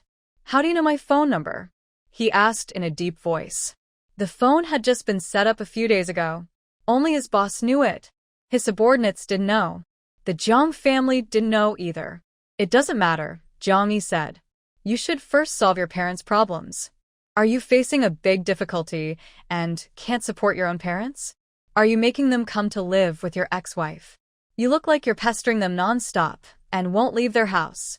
Or are you planning to remarry my mom?" Viang isimilet lud. Great. "I totally support that. I don't want to lose you as a dad either. If you want to go home, my mom and I are always welcome." White Ye on the other side immediately looked devastated and collapsed into Jiang Fan's arms, letting out a sad sob. Jiang Fan's face darkened like it was about to rain. He quickly held White Ye and explained, "Baby, listen to me. What you heard from her is not true. I will never remarry." Dad. "My grandparents didn't say that. They said I and my mom will always be part of the Jiang family. Actually, they like my mom the most as their daughter-in-law.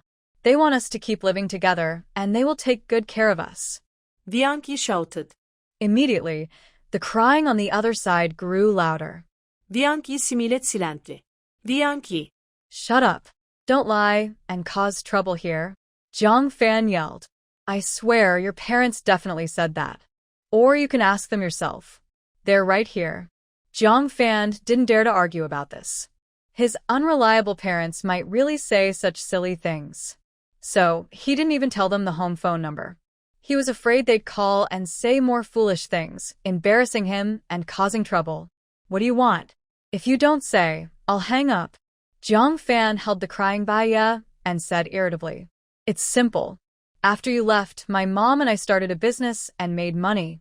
Then your parents came to bother us, asking for money and a house. Really shameless. They threatened me, saying if I didn't give them money, they'd cause trouble at my school and stop me from going to college. They even wanted to move into my house. If I didn't let them, they'd try to hurt themselves against the wall. Jiang Fan, give them 10 minutes. If they step into this yard again, I'll come to Beijing to find you. And see my good stepmother, your precious one. Oh, by the way, is that child hers or the one in her belly? You guys wouldn't have had a baby so soon after just divorcing, right?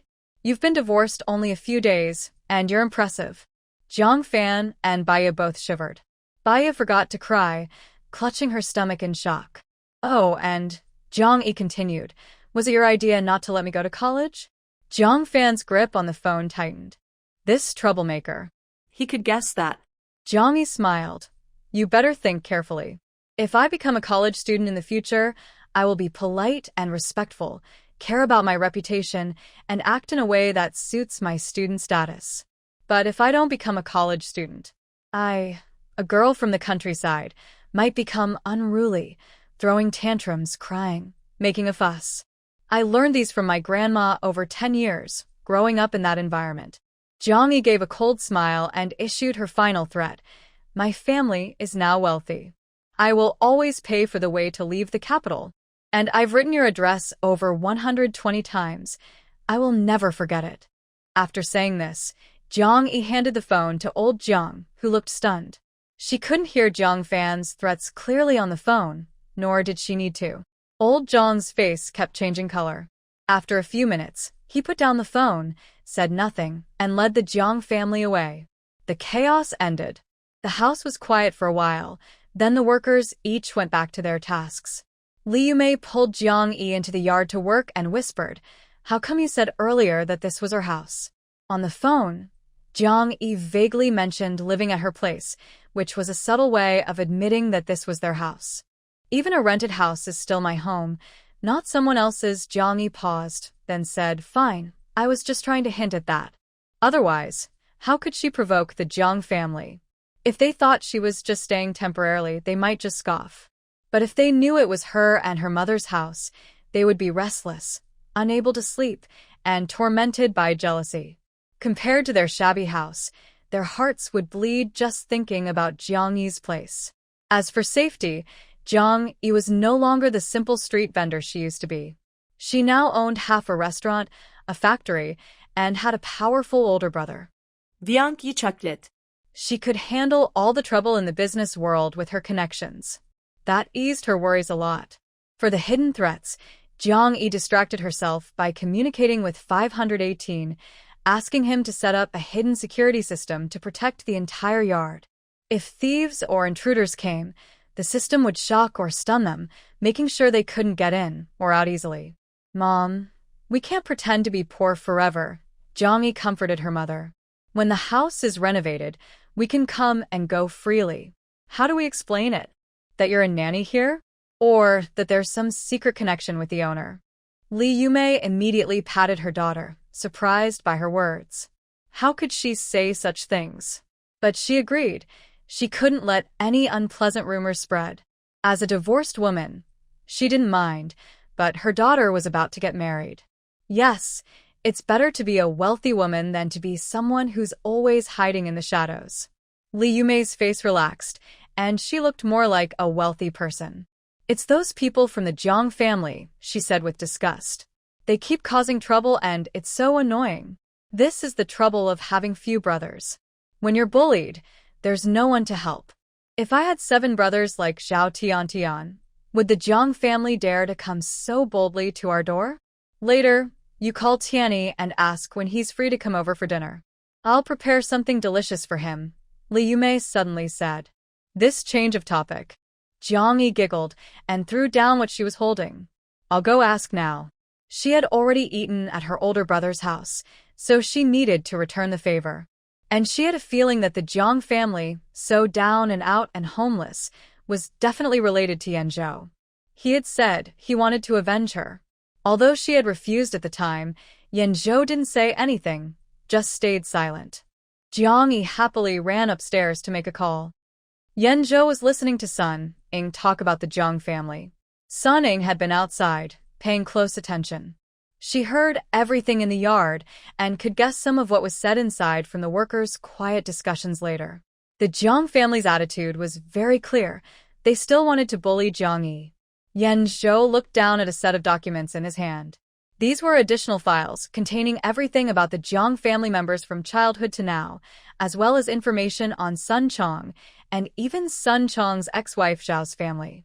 This Sun Chong had even asked a little girl to marry him. Jiang Fan almost agreed. Yesterday, was he also lurking outside the little girl's house? Yanzhou's anger flared, and he handed the documents to Sun Ying. "Give some money to the Zhao family, keep them busy with Sun Chong, so he has no time for anything else." Suddenly, the phone rang. Yanzhou answered, and a sweet, soft voice came through. "Big brother, it's almost noon. Are you free to come over for lunch?" The anger on Yanzhou's face disappeared, replaced by a faint smile. He lightly tapped the table twice. Yes, it was time to remove the stitches from the little girl's forehead. Excitedly, Xiaohua's eyes sparkled. "Did you hear just now? Jiang Yi said that is her family, not someone else's. Li Yumei really is changed, and she even knows how to lie and cheat." Old Jiang also looked back at the tall wall of the courtyard, then continued walking without turning his head. His son said that now, he must not anger Jiang Yi, or she might cause trouble for him. If that happens, his future will be ruined. Compared to the house, his son is more important. Besides, the house belongs to the Jiang family and won't run away. Once his son's matters are settled, he will deal with the house. "Let's go to Shihu Grand Hotel," old Jiang suddenly said. Everyone was surprised. To Shihu Grand Hotel? Why? To eat? But they can't afford it. It's said that a meal there costs at least a few hundred and sometimes thousands. Their family's money wouldn't last long there. Sun Chong raised an eyebrow and looked at old Jiang with a slight smile. This old man is very clever. On the way, old Jiang discussed with his family how to speak later.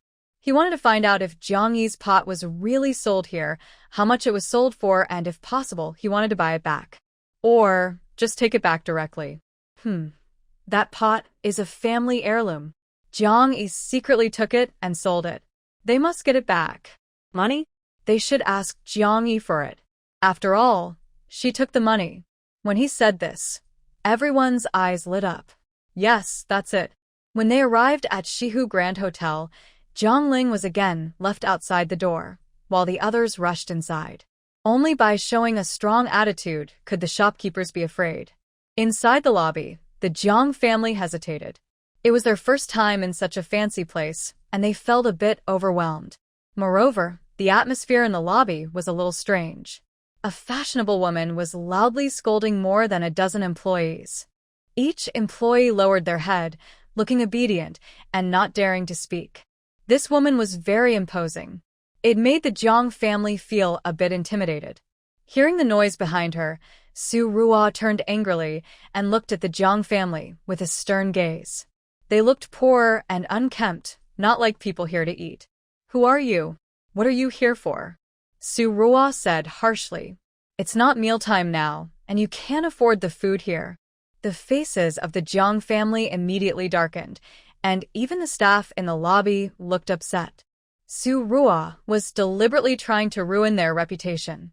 Indeed, Gu Jingwei was stubborn and unyielding. Seeing this, Su Ruo realized there was little hope of reconciliation, especially since they hadn't even started properly, let alone fix things now. She knew she could no longer be the manager, and the restaurant no longer belonged to her. Strangely, without her, the restaurant's business actually improved more and more. How could that be right? Relying on her status as her sister-in-law and former manager, she continued to come to the restaurant, bossing the staff around, criticizing them, and trying to drive them away so that Gu Jingwei would give up. She didn't dare to be as rude to other customers as she was to the Jiang family. She knew she couldn't offend them. At first, Gu Jingwei tried to stop her and publicly scolded her, but Su Ruo was shameless. Whenever she saw Gu Jingwei, she would rush into his arms and make suggestive comments, as if they had a secret affair. Gu Jingwei, embarrassed, would pretend not to recognize her. She kept accusing Gu Jingwei of having an affair with Go Hongliang, but he was too embarrassed to tell the truth. Now, being falsely accused like this, he was so angry he simply avoided her afterward. This made Su Ruo even more arrogant. After old man Jiang was scolded, he finally reacted and became more aggressive. Where is your manager? Call your manager out. I am the manager. If you have something to say, just say it, Su Ruo replied with a sneer, dismissing old man Jiang. She didn't believe that someone who had eaten here once wouldn't come back to cause trouble. Did your restaurant buy 2 electric pots from a girl named Jiang Yi? Those are mine. Jiang Yi stole them and sold them. Hurry up and return the pots to me. Old man Jiang shouted. Su Ruo paused, her eyes flickering. Electric pots? Stolen? She looked over the Jiang family, her gaze shifting uncertainly. Say those electric pots are yours. What proof do you have? Su Ruo asked. I'm Jiang Yi's grandfather. She's just a student. Where would she get electric pots? Those belong to our Jiang family. She has no right to handle them. Return them to us immediately. Is that so? Su Ruo's eyes flickered again. Finally, she clenched her teeth, looked at old man Jiang with a smile, and said, "Come with me." She turned around gracefully and headed toward the kitchen. The Jiang family was stunned. Was it really going so smoothly? Smoothness was a good thing. A few people hurried to follow her. In the kitchen, Su Ruo immediately pointed at several electric pots and said, "There they are. Take them yourself." The Jiang family was even more surprised and didn't dare to move. This was a bit too smooth. Humph. Su Ruo let out a mysterious laugh. Old man Jiang immediately woke up. These are our family's things. The manager agreed, so it would be wrong not to take them. Take it. Old man Jiang waved his hand confidently. All the Jiang family members rushed forward, each grabbing an electric pot. The kitchen chef finally realized what was happening and immediately tried to stop them, rushing to take the pots back. The boss said as long as the person is there, the pot is theirs. If the person isn't there, then it's not theirs. Stop what you're doing. Let go. Su Rua scolded the chefs fighting over the pots. This is Jiang Yi's grandfather. They're not selling the pots.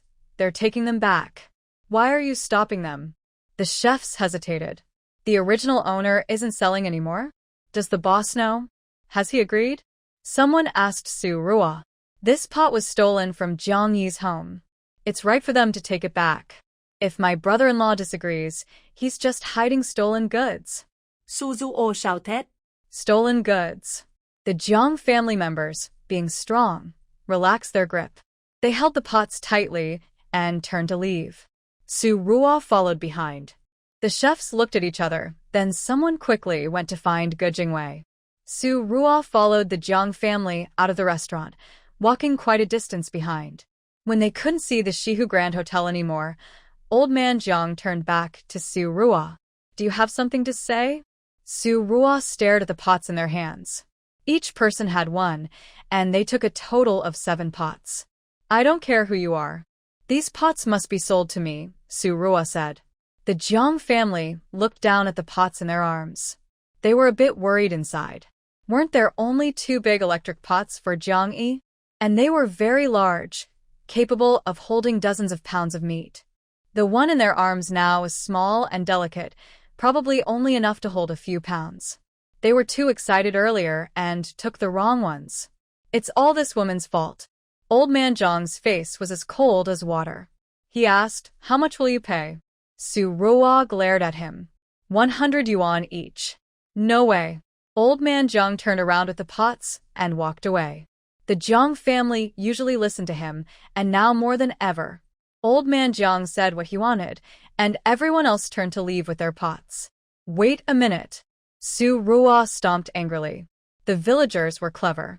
150. No more than that, she shouted. Old Jiang paused, then continued walking. 200. If you don't agree, don't blame me for calling the police. Su Rua said. You know whether this pot belongs to you or not. If it did, they would have found it long ago. Such a good item. Wouldn't they care if it was lost? Why did it take over half a month to find it? Old Jiang turned around. 500. Fine, go ahead and call the police if you want. Anyway, this pot belongs to Jiang Yi, and it's ours. I'm her grandfather. Su Rua felt relieved. 500 is fine, as long as they're willing to sell. Actually, she was just using these people to get the pots into her hands. With these pots, she could rebuild the Shi Lake Hotel. Su Rua took a few people home, happily paid 3,500 yuan, and kept 7 pots. After sending the Jiang family away, Su Rua immediately went to find Ge Hongliang.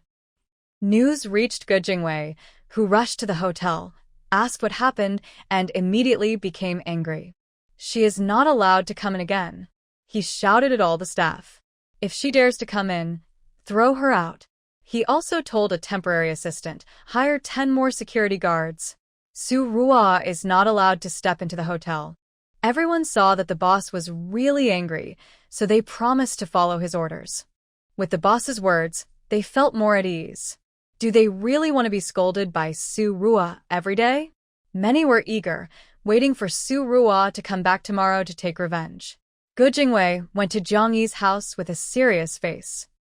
Jiang Yi was opening the door to welcome Yanzhou. Wu Jun and Wu Xiaoya also received a call from Li Yumei and came back for dinner. Godchildren are never too many. Regular gatherings help everyone stay close and loving. Wu Xiaoya had been bored at home these days and was curious about the Rui processing factory. She followed Wu Jun out early this morning to see what it was like. The 3 met outside the door. Wu Jun was surprised to see Yanzhou, but Wu Xiaoya's eyes lit up. Jiang Yi opened the door and saw the 3, her eyes also bright. She quietly said, "Perfect timing. You all came together. Big brother, just pretend to be the owner of the house. Wu Deji, please cooperate." Although Jiang Yi hinted that the house belonged to her, there were still more than 20 workers in the yard. She didn't want this matter to spread all over the city. After all, she didn't want to electrocute anyone or constantly cause trouble, turning the nice yard into a haunted house. Moreover, her mother often needed to go out shopping or run errands. There had been quite a few kidnapping incidents recently, so if she could hide something, she would try to hide it a little. Okay. Wu Jun nodded as he looked at Yanzhou, but his mind kept replaying Jiang Yi's sweet call of big brother just now. He is Wu's older brother, so he is the big brother. Yanzhou smiled and walked into the yard. It was still early before lunch. Li Yumei was busy preparing, so he wandered around the yard and the house. When he saw the newly renovated villa, he was surprised. It was more beautiful than the castles he saw when he was a child. "Oh, big brother, this is the finished product from our Rui processing factory," Jiang Yi said, holding up a tile. They had talked about the factory a few times before, but she hadn't shown Yanzhou the finished products until now. Jiang Yi displayed the tile from all angles and joked at the end, "Hope Boss Jiang will support our business in the future." The Zhou family's Jojo real estate business grew very large later, and it seemed it would be the same in this life. Naturally, she wanted to borrow some of that success. But Yanzhou already saw the potential of this tile. It would be in high demand. He smiled and said, "Why do I need to support this? In the future, I hope Boss Jiang can do me a favor and prioritize supplying me." Jiang Yi giggled and nodded, "Of course, of course." Yanzhou smiled and said, "Thank you, Boss Jiang. There's no need to be so formal." Jiang Yi laughed happily, secretly feeling a strange joy inside. They were both Boss Jiang, and it was hard to tell them apart. Suddenly, the sound of screeching brakes came from outside the gate. A few seconds later, Gu Jingwei stormed in with a serious face. Jiang Yi raised an eyebrow in surprise. She had known Gu Jingwei for many years and rarely saw him so angry. And she felt the matter might be related to her. Otherwise, Gu Jingwei wouldn't come here. "What's wrong?" she asked as she approached. Gu Jingwei looked up and immediately saw Yanzhou standing not far away. This person was so dazzling that just a glance was enough to catch attention. Jiang Yi's beloved was here. He tried to hide his expression, knowing he couldn't speak of Jiang family's messy affairs. He couldn't let Jiang Yi be embarrassed. Although Jiang Yi can no longer be his daughter-in-law, being her adoptive daughter is also very good.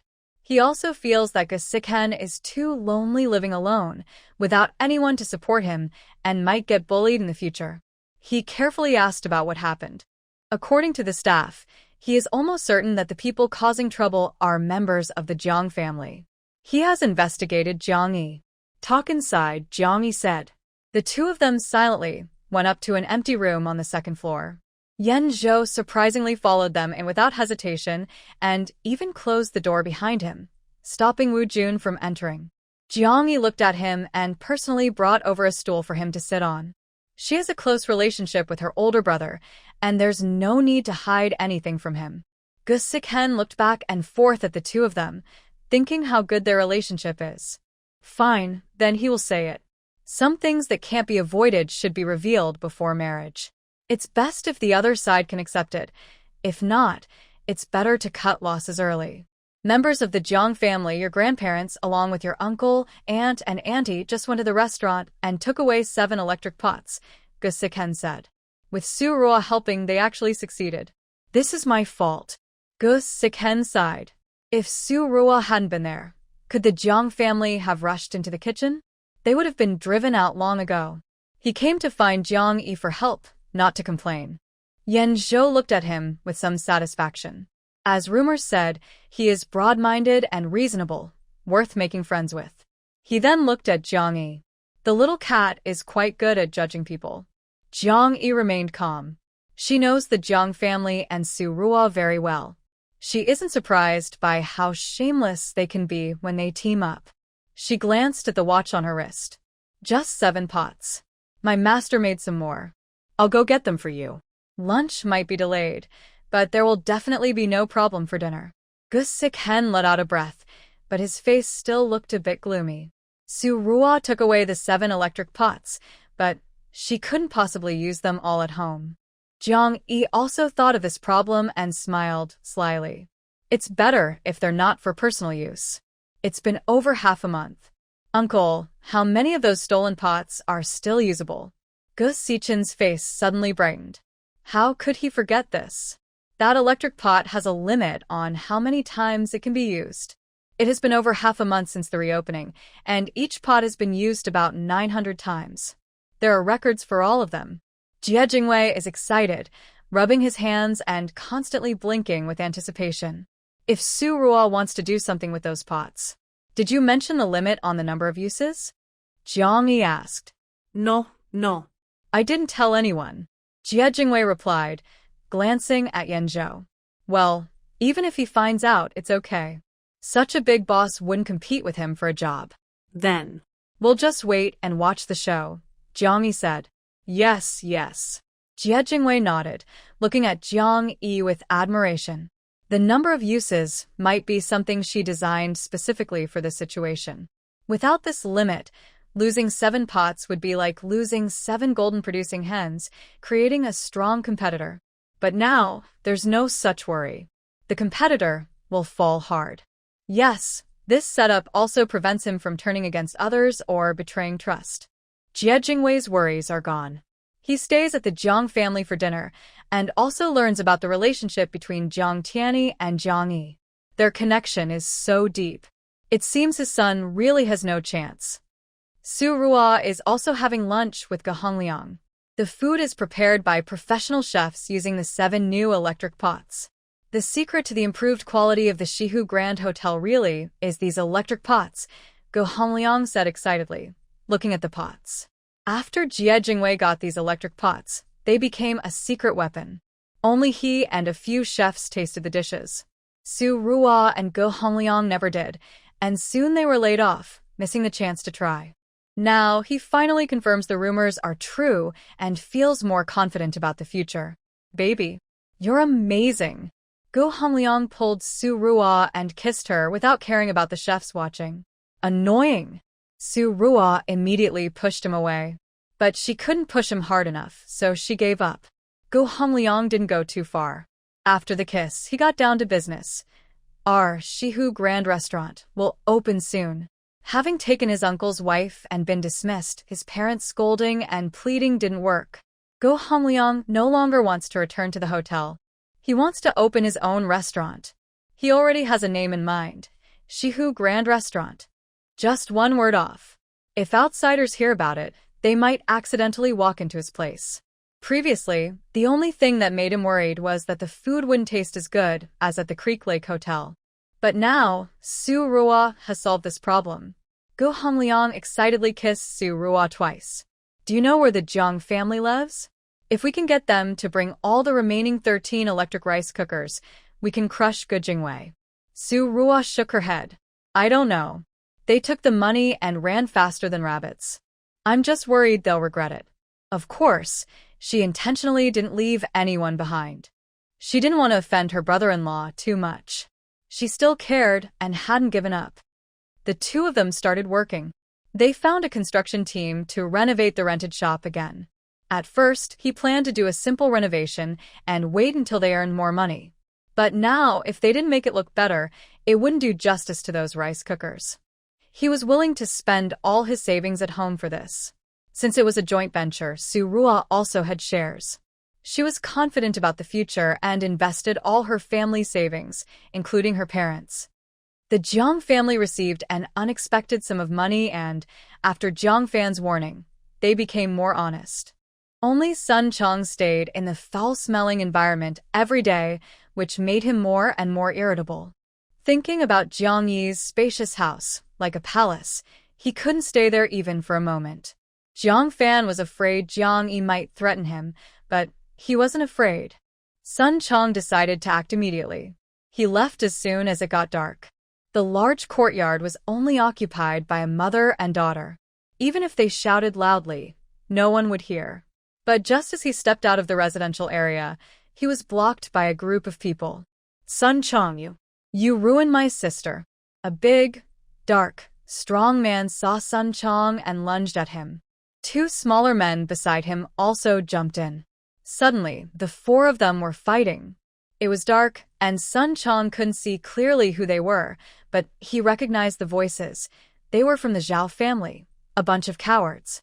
The Zhao brothers had only one sister, who was his late wife. But the Zhao family was very sexist and never cared much about this sister. When she died, they came to his house to cause trouble, mainly because they didn't get enough money. Once they had enough money, and after Sun factory manager threatened them, the Zhao family never came back. Why did they suddenly appear today? Sun Chong, while fighting back, realized the answer. It was probably because his family had fallen and they came to bully the helpless. He suddenly burst into strong anger, fighting 3 people at once without losing ground. After the Zhao brothers saw this, they also became fierce. The man said, "If you don't obey, I won't pay you." Outside the resettlement housing, there was a loud clattering as many people came out to watch, but no one stepped in to help. Even the Jiang family members pushed through to see Sun Chong being beaten, then immediately turned around and left, pretending they saw nothing. The 3 fighters were much stronger than one person. The Zhao family was known for being tough and good at fighting. Soon, Sun Chong was beaten so badly he had no strength left. Old Zhao looked at Sun Chong lying on the ground, his eyes turning. "Your father-in-law is sick and urgently needs money. My sister is no longer here, but she will always be my sister. You will always be my brother-in-law. Your father has issues. You should help out, right?" Old Zhao said this while reaching into Sun Chong's pocket, quickly pulling out 500 yuan. Sun Chong had sold the electric cooker he stole, and the money was naturally his own. How could he give it to old Jiang? Unfortunately, before the money could warm up, it was taken away. Old Zhao quickly searched his other pockets and found some small change, then turned to leave with his brothers. Most of the people here worked in clothing factories. Who didn't know Sun Chong? Now that factory director's son was in trouble, everyone was too busy distancing themselves to help. Sun Chong lay on the ground, unable to get up for a long time. His plan to make some people shout until they lost their voices had to be abandoned. 3 days later, Sun Chong recovered and felt a bit restless again. This foul-smelling place was no place for a person. Although he still felt some pain, he could handle 2 women. But then the Zhao brothers came again, demanding money. This time, Sun Chong didn't get up for several days. The Jiang family's attitude toward him also changed. Could anyone really control Sun Chong? And with such persistence? After secretly discussing for a few days, the Jiang family disappeared overnight. They rented a new house outside and moved away. Even Zhongling was taken with them. The next morning, Sun Chong was so angry he felt like his face was about to explode. He felt deeply insulted, especially by the way others looked at him, making him feel like his dignity had been completely lost and trampled on. He no longer cared about Jiang Yi. He got up quickly and went to confront Jiang Ling. When Jiang Ling left, she didn't take Sun Hong and Sun Li with her. She wouldn't bother taking care of the children. That day, Gu Jingwei came to see Jiang Yi again, bringing good news. After a month, they would share the profits. Guess how much the sales were in these 30 days? Gu Jingwei looked at Jiang Yi excitedly. He knew that with these new rice cookers, the restaurant's business would improve, but he didn't expect it to improve so much. Jiang Yi thought for a moment and said, 2 million? Since the restaurant reopened, she had only visited once, on the day she pretended to be a big boss's sister. She hadn't been there at other times, so she could only guess the sales. Guess again. Gu Jingwei clapped the table excitedly and laughed loudly. Maybe this little girl was often wrong about things, but now he finally felt like he was a step above her. Then maybe 3 million, Jiang Yi said with a smile. Gu Jingwei burst out laughing. It wasn't easy to feel superior in front of this girl. He didn't hold back anymore and said directly, 320,000. Wow, impressive. Jiang Yi clapped immediately. In 1988, a restaurant earning 320,000 in a month was truly remarkable. How much cash did you get? And how much is still owed outside? Jiang Yi asked again. You really know a lot. People who ate at their restaurant included not only private business owners, but also many government officials. These people liked to pay on credit and settle at their workplaces at the end of the month. 120,000 in cash and 200,000 still owed outside, Gu Jingwei said calmly. But these debts are usually fine. They'll be collected next month. Very few people dared to delay payment here because they couldn't afford to offend him. But that's not a good sign, Jiang Yi said. Maybe one day, the government will be short of funds, and they really won't have the money. Even if they don't refuse to pay, they might delay or drag it out. Many restaurants have gone bankrupt because of this. There are some other situations Jiang Yi didn't mention. For example, when a wave of honesty blows through, some people who eat too much might be blown away, and then no one would admit to their bad debts. Yes, Ge Jingwei nodded. So, no matter the size, a restaurant isn't something just anyone can run. Do you have any ideas? Ge Jingwei asked. He felt that her words weren't casual. This young girl never spoke nonsense. Jiang Yi took out a piece of paper filled with writing and handed it to him. VIP membership system, she said. The more he looked at it, the brighter his eyes became. This system has one main goal: recharge in advance to enjoy discounts. Recharging 1,000 gives a bronze card with a 10% discount. 10,000 is a silver card with a 20% discount. 100,000 is a gold card with a 30% discount. And 1 million is a Diamond Supreme card with a 50% discount. The discounts are quite large. Spending 100,000 saves 50,000. 50,000. That's a lot of money. Moreover, with 1 million, you get a 500,000 discount. The deal is so good it makes your heart race. Of course, he knew that just a little excitement was enough. This 50,000 discount was meant to attract people, but probably no one could afford such a card. He himself couldn't even afford it. From now on, private rooms will only be open to VIP customers, Jiang Yi added. Ge Jingwei quickly understood her meaning. Top people wouldn't eat in a regular room. It wouldn't look good. This is another way to push them to recharge early. No more worries about debts. Although it might reduce some profits, it would make him feel more at ease. Plus, as prices rise, he could gradually increase prices. You're really amazing. How did you come up with this? Ge Jingwei praised Jiang Yi enthusiastically. But he also remembered another important question. How can we make sure the cards can't be faked or stolen? By a microcomputer, Jiang Yi said. Nowadays, computers are called microcomputers or microcomputers. Microcomputer? Ge Jingwei hadn't heard that term before. It's just a computer, a high-tech product, Jiang Yi explained. Just then, last year, the first domestically made computer, the Great Wall 286, was released. She remembered that in April 1988, the Great Wall 386 would also come out, costing over 20,000 yuan. Even if bought, it couldn't connect to the internet, but it was usable for personal use. Avoid handwriting. Always print and save records. Now, this is a high-level anti-counterfeiting method. Also, this. Jiang Yi hands Ge Jingwei 4 cards again. The cards are copper, silver, gold, and black, shining with a metallic look. They look very high-end, and their levels are clearly different. The last one, the mysterious black card, really catches the eye and makes people eager to own it. Ge Jingwei feels excited again. With these comparisons, only those who can afford a silver card would choose it, and only those who can afford a gold card would pick that. The black card always keeps people curious and shows an extraordinary status. Where did you get these? Ge Jingwei asks Fianqi. My master made them, Jiang Yi replies smoothly, pretending it's not her own. In the end, Ge Jingwei leaves with 240,000 yuan in cash, a piece of paper, and the 4 cards, feeling excited. Before leaving, he remembers to mention, Su Ruhua and Ge Hongliang opened a big restaurant in Shihu. It's opening today. Do you want to go and join the fun? Jiang Yi immediately shakes her head. You go if you want. I don't like to provoke trouble easily. A few days later, the electric cookers Su Ruhua took will stop working. When they realize it, they will probably be very angry with her. She won't go to provoke them now. When they come looking for her, she will fight back. Only by standing on the moral high ground can she stay safe. Now, she's going to her older brother's house to learn martial arts. Yan Zhou has already agreed to teach her self-defense skills.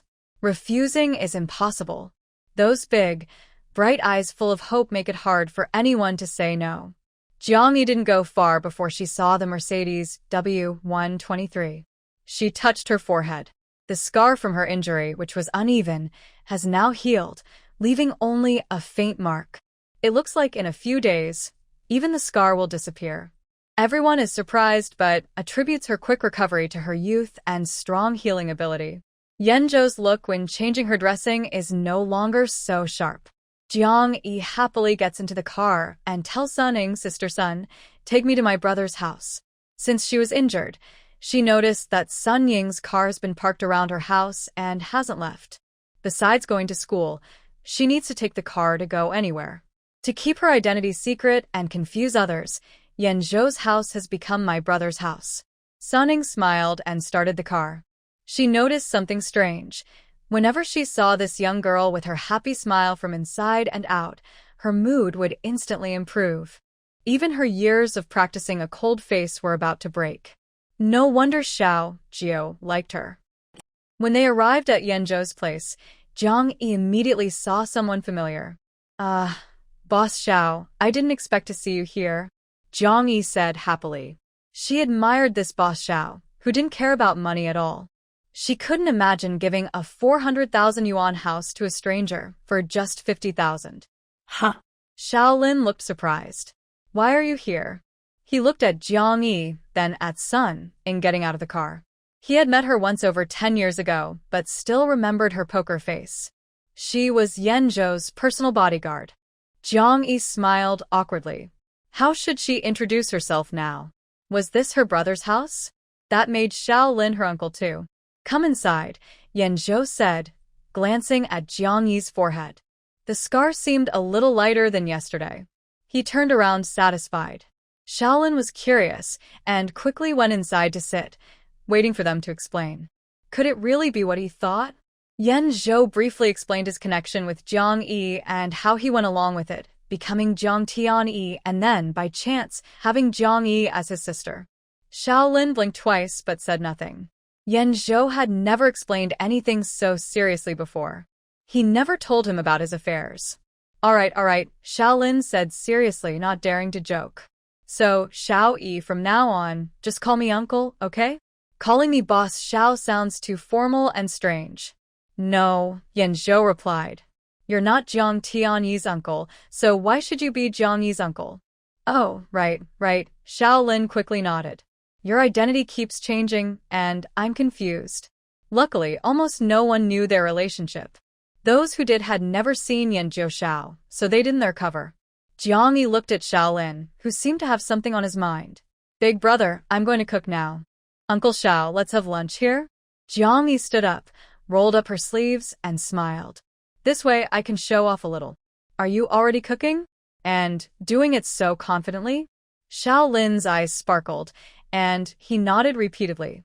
Yes, let Uncle taste your cooking. There are no outsiders here, so just call me Uncle, not Sir. Call me old if you want." Jiang Yi smiled silently and quickly went to the kitchen, closing the door behind her. "Very sensible," Shaolin said, still watching her until the door closed. Then he looked at Yenjo and raised an eyebrow. Yenjo lowered his eyes and asked, "What brings you here?" Shaolin could find this place because something big had happened. When talking about serious matters, Shaolin's smile faded. "I ran into some trouble. The 2 production lines I imported were hijacked." He looked surprised as he said this. Since his reputation was restored, everything had gone smoothly for him. To make up for past hurts, many doors were opened for him. He never thought something like hijacking would happen to him. Could this be a bad sign? Shaolin asked seriously. He didn't care about the 2 production lines. He was worried that the higher-ups' attitude toward him might change again, which would be dangerous. Yenjo frowned and shook his head firmly. It's impossible that someone above is giving you a hard time. He knew the attitude of the higher-ups very well. They would stick to reform and opening up, and there would be no reversals or problems. Shaolin immediately relaxed. That's good. It must be some troublemakers below. I'm not afraid of that. Did you offend someone? Yenjo asked with a smile. This uncle had a bad temper. He was fine with people he liked, even giving away mansions for free. But if he didn't like someone, he could embarrass them badly. He wasn't surprised if Shaolin had made enemies. You're still smiling? Shaolin said, annoyed. Half of my business is yours. My business is suffering, and you're happy about that? He was among the first to go into business. Because he had a strong backing and skills, he quickly became successful after entering the business world. But before going into business, he had no money. The higher-ups returned the house he sold to Jiang Yi and a few hundred yuan he had registered. The rest of his antiques and collectibles were lost. They also gave him 1,000 yuan as compensation. That was enough to start, but it was a very low beginning. Still, he didn't want to beg for help. At that time, Yan Zhou took the initiative to find him, holding 30,000 yuan, and proposed a partnership. When he learned that this money was earned secretly by Yan Zhou from small businesses since he was 10 years old, he immediately liked his big nephew. So, in the beginning, the startup was funded by Yan Zhou, with him doing the work, and they shared the profits equally. Yan Zhou still smiled and said, "What kind of tricky kid is this? Even you got caught?" Talking about the tricky kid, Xiaolin actually guessed, maybe it's the Du family because of the house selling issue. Miss Du once threatened that I wouldn't be able to survive in Shanghai. The Du family is large. Although only Miss Du Chiyue, is prominent now, if she begged her uncles and brothers, the Du family could cause some trouble for him. Xiaolin happily told him about Du Chiyue and wanting to buy his house for 55,000 yuan. Does he really look like such a fool? Jiang Yi in the kitchen touched her nose. She realized her own influence here. Since her rebirth, Jiang Yi found her hearing became very sharp. Even across a door and several meters away, others probably couldn't hear anything, but she could hear everything clearly. Jiang Yi carried the prepared cold dishes out, smiling as she placed them on the table. Dinner will be ready soon. Of course, she didn't forget her big brother when there was good food. She quickly brought 3 electric pots here, so Yan Zhou, a kitchen novice, could still make decent meals. Now all 3 electric pots were on, 1 for rice, 1 for soup, and 1 for cooking vegetables. It wouldn't take more than half an hour to set the table. Yan Zhou and Xiaolin stopped talking and turned to the dining table. The delicious dishes they had never tasted before instantly impressed Xiaolin, making his eyes light up as he looked at Jiang Yi. He signaled Yan Zhou with his eyes. "Do you want this good girl? If not, I'll take her as my daughter." Yan Zhou couldn't understand his gaze, but felt strangely uncomfortable with a thief-like look in his eyes. Who has the 2 production lines now? Can they be taken back? Yan Zhou asked seriously, shifting the focus from casual chatter. Xiaolin's thief-like look in his eyes was indeed gone. He shook his head seriously. It's difficult. The Du family is smart. They didn't keep the stolen items for themselves, but gave them to the Cui family. The Cui family has quite a lot of influence and has been in conflict with the Gao family for a long time. They all want to challenge the Gao family, except for Yan Zhou. Because he is the eldest grandson of a Yan family and the most important person to old Master Yan, they dare not confront him. However, this time, the Cui family didn't realize that half of Yan Zhou's business was involved in their dealings. They thought he was just an insignificant relative of the Gao family, so they took the opportunity to accept the Du family's burden and tricked him. Now, the things they took from the Cui family are something he can't get back. But he is really unwilling to accept this. Those are 2 very advanced production lines that are considered top in the world. Fabrics made with these lines are very strong, with greatly improved durability. They can be worn daily for 3 to 5 years without wearing out. Unlike the fabrics on the market now, which fade after washing and develop holes in just a few days. Whoever controls these production lines will be the leader in the textile industry. In the past, he was always the leader. He doesn't want this title to change hands. Xiaolin also didn't hold back, talking extensively about how advanced these 2 production lines are, how he went through great trouble and used many connections to bring them in. But due to customs procedures and other issues, the equipment ended up in someone else's hands. By the time he found out, production had already started there. Xiaolin sighed. He was careless this time. In fact, these production lines are not allowed to be exported to China. He managed to get them through secret channels, but the procedures weren't complete, which is how someone exploited the loophole. If he wants to bring in 2 more production lines, it will take at least half a year. By then, his position as the leader will surely be shaken. Sigh. Xiaolin sighed again. He really hates losing to a small person. Dianki listenet karafulle. After he finished, she blinked and said, "The fabric weaving production line. What a coincidence. My master can make that, and he already finished a small one. He's looking for buyers now." Right now, China's clothing industry is booming. People are moving away from dull military green to bright, colorful clothes, making it very profitable. She can't miss this opportunity. But she doesn't plan to open a clothing factory or make and sell clothes, as that requires too much effort. She plans to focus on the core of the clothing industry, the textile industry. She wants to sell textile production lines. There are 518 units, and she can say she has all the advanced production lines in the world, always staying at the forefront of the times. She also arranged many projects for Teacher Yu to keep him busy, ensuring he forgets all his worries. One of these projects involves textiles. Huh? Xiao Lin asked in confusion. Your master? An eccentric old man who is passionate about machinery research, Jiang Yi replied. Oh. Xiao Lin looked at her thoughtfully. This young girl is quite special, beautiful, bold, good at cooking, and mysterious. The textile production line is not something an ordinary person can create.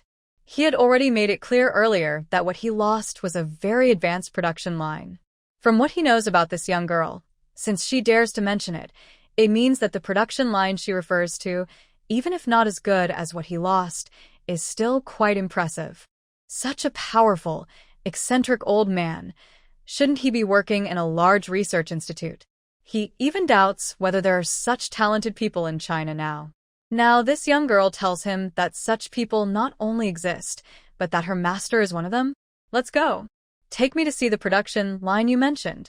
Xiao Lin stood up and was about to leave. Jiang Yi looked at Yanzhou. Yanzhou glanced at her and said, "Wait for me." He went upstairs, and after a few minutes he came back.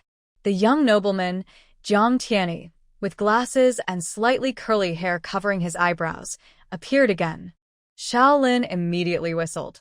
He had said that Xiao Jiu looks so eye-catching. Why hasn't anyone come looking for her all these years? Turns out he has this special skill. But he probably doesn't like to join in the excitement. Xiao Lin's gaze shifted to Jiang Yi, and he smiled with a meaningful look. Jiang Yi took the two of them to Rui Processing Factory. Before they even entered the gate, Xiao Lin was stunned by the long convoy outside. Are all the big trucks in Hang City here? Xiao Lin asked seriously. At first, he didn't count, but after walking a few hundred meters and turning a corner, he realized the convoy was still beyond sight. Counting was pointless now. Jiang Yi didn't speak, but Yanzhou's lips curled into a smile. Although he had expected that Xiao Mao's tile business would be very popular, seeing it with his own eyes was still shocking. Jiang Yi was also quite amazed. Her previous business in her past life was quite successful, but it wasn't as big as this. She looked at the trucks and said, "Not all the trucks from Hangzhou are here, but many from other provinces have come." She saw many cars with Shanghai license plates, some from Jinling and a few from Beijing. Just a few days, and the reputation of our tile factory has spread so far? Sun Ying smoothly drove the car to the end of the line, in front of the factory gate. Xiao Lin was even more surprised. Your master is here? What exactly are these trucks doing? He doesn't work in real estate or tile making, so he naturally doesn't know much. Jiang Yi explained to him, and after hearing, Xiao Lin's eyes lit up even more. If tiles can be made so amazingly, he suddenly looked forward to Jiang Yi's mini production line. After getting out of the car, he looked back at the tiles being unloaded in the yard. He resisted the urge to go see, and followed Jiang Yi into a fully equipped factory building. The factory door wasn't made of wood, but heavy iron. The walls had many glass panels, but outside each glass was a row of iron bars. Such security windows are rare now. Outside the door, there were two strong men standing guard. Bank security isn't much different, Xiao Lin sighed. But all these details made him even more excited. The guards outside recognized Jiang Yi. They didn't know her exact identity, but on her first day of guarding, they were told that Jiang Yi had the highest authority over this workshop. She could do as she pleased. Others, including Wu Jun, were not allowed to enter without Jiang Yi's permission, let alone bring strangers inside. But Jiang Yi could come anytime she wanted, and she could bring anyone she liked. The two greeted Jiang Yi and then quietly pushed open the heavy security door. Inside, the space was large but not empty. It was filled with various machines and parts. Great physicists don't allow chaos. Hearing the noise, Yu Shumin, busy at her workbench, looked up and was immediately delighted to see Jiang Yi. "Come quickly. I worked on this experiment all night, but I can't get the theoretical results." "What's wrong?" Yu Shumin's hair was messy, her beard unkempt, and her face looked tired, but her eyes were persistent and bright. No longer did she have that vacant look that used to linger in her eyes. "Did you work on experiments all night?" Jiang Yi's voice was calm and light, seeming just curious. But the slight lift at the end of her sentence made Yu Shumin's eyes flicker with hesitation. He had recently been assigned many very interesting projects and often worked late into the night, losing about 10 pounds in just a few days. When Jiang Yi noticed, she immediately scolded him sternly. She ordered him to follow a strict schedule from now on, or she would take back all his projects. Yesterday, he got too excited and forgot. "I was just using exaggerated language," Yu Shumin said as he put down his tools. He unconsciously brushed his hair and tried to sound natural. "Actually, I only stayed up late researching last night, not all night. Really, I just woke up." He nodded firmly, not daring to admit he only went to sleep at dawn. Jiang Yi looked at him silently. Since there were outsiders present, she said nothing. If there were no outsiders, she would have given him a stronger lesson. Although she used Yu Shumin as a cover, since his attitude changed towards her, she no longer saw him just as someone to use and repay. She considered him a teacher and a family member, and she didn't want him to work himself to exhaustion because of her. The warm, father-daughter atmosphere between them made Yan Zhou and Shaolin smile knowingly. "Who are these two?" To distract Jiang Yi, Yu Shumin suddenly started talking to the strangers. A hint of surprise flashed in Jiang Yi's eyes. She flipped a page and smiled as she introduced the three of them. She heard that this person was here to buy the fabric production line they had just researched a few days ago. Yu Shumin even took the initiative to lead the visitors past most of the workshop and to the machine set. He was just introverted, not stupid. He knew what money was, and he understood that the machines Jiang Yi helped him develop weren't for fun. They were for making money. If he didn't realize the value of the tile-making machine at first, he understood clearly after several successful attempts, thanks to Jiang Yi's reminders. He finally saw that he was the student. But none of that mattered. He was happy to be the student's. Jiang Yi stepped forward and carefully lifted the dust cover off the machine. Its design, clearly different from typical weaving machines on the market, made Shaolin's eyes light up. It looked so much like it. It looks very much like the two most advanced production lines he lost. And the one in front of him is clearly more delicate, with many more parts he doesn't understand. Not understanding makes him hopeful. Understanding would make it just like the ones on the market. "What is this for?" Shaolin asked, pointing at an unfamiliar part. Jiang Yi smiled and said, "Don't ask questions. Let the facts speak for themselves." She walked over, turned on the machine's power. Then she grabbed a box nearby, took out bundles of cotton, and threw them into the large box at the front of the machine. "This is a combined machine for spinning and weaving. If it only weaves, it can't spin thread. The thread still needs to be ordinary market thread, which limits the quality of the fabric. Because they are starting at a disadvantage, thread that breaks easily can't produce good fabric." After placing the cotton, Jiang Yi pressed the red button at the front of the machine. A production line made of 7 machines, stretching over a few meters, immediately started working. The buzzing sound was a bit sharp but acceptable, much quieter than the noise in a spinning workshop. Shaolin's eyes grew wider and wider. He could hardly believe what he was seeing. He saw a bundle of cotton, under Jiang Yi's clumsy and inexperienced operation, turn into a piece of fabric in just 10 minutes. The machine had stopped, and a short piece of fabric was in Jiang Yi's hand. Shaolin was speechless. Yan Zhou had already hidden his surprise, walked over, and picked up one side of the fabric to examine. It felt soft and fine. He gently tugged, and the warp and weft threads didn't separate. That was already rare. Most fabrics can't withstand a gentle pull. He used a little more force, and the fabric didn't show obvious deformation. Finally, he pulled hard and the fabric tore. Very impressive, Yanzhou said, looking at Jiang Yi with obvious surprise in his eyes. The little cat always surprised and delighted him. Shaolin finally reacted. He rushed over, grabbed the fabric in Jiang Yi's hand, and pulled a few times before giving up. If Yanzhou said it was very good, it definitely was. But he was more concerned about another very important question. Can one person operate this machine?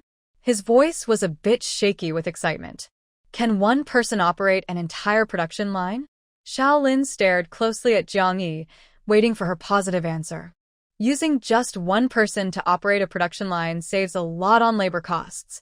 Nowadays, a company's investment in workers is not just about wages. It involves their entire lives.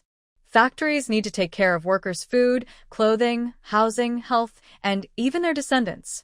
Although private companies no longer need to manage future generations, it was still the 1980s, and the system was not perfect.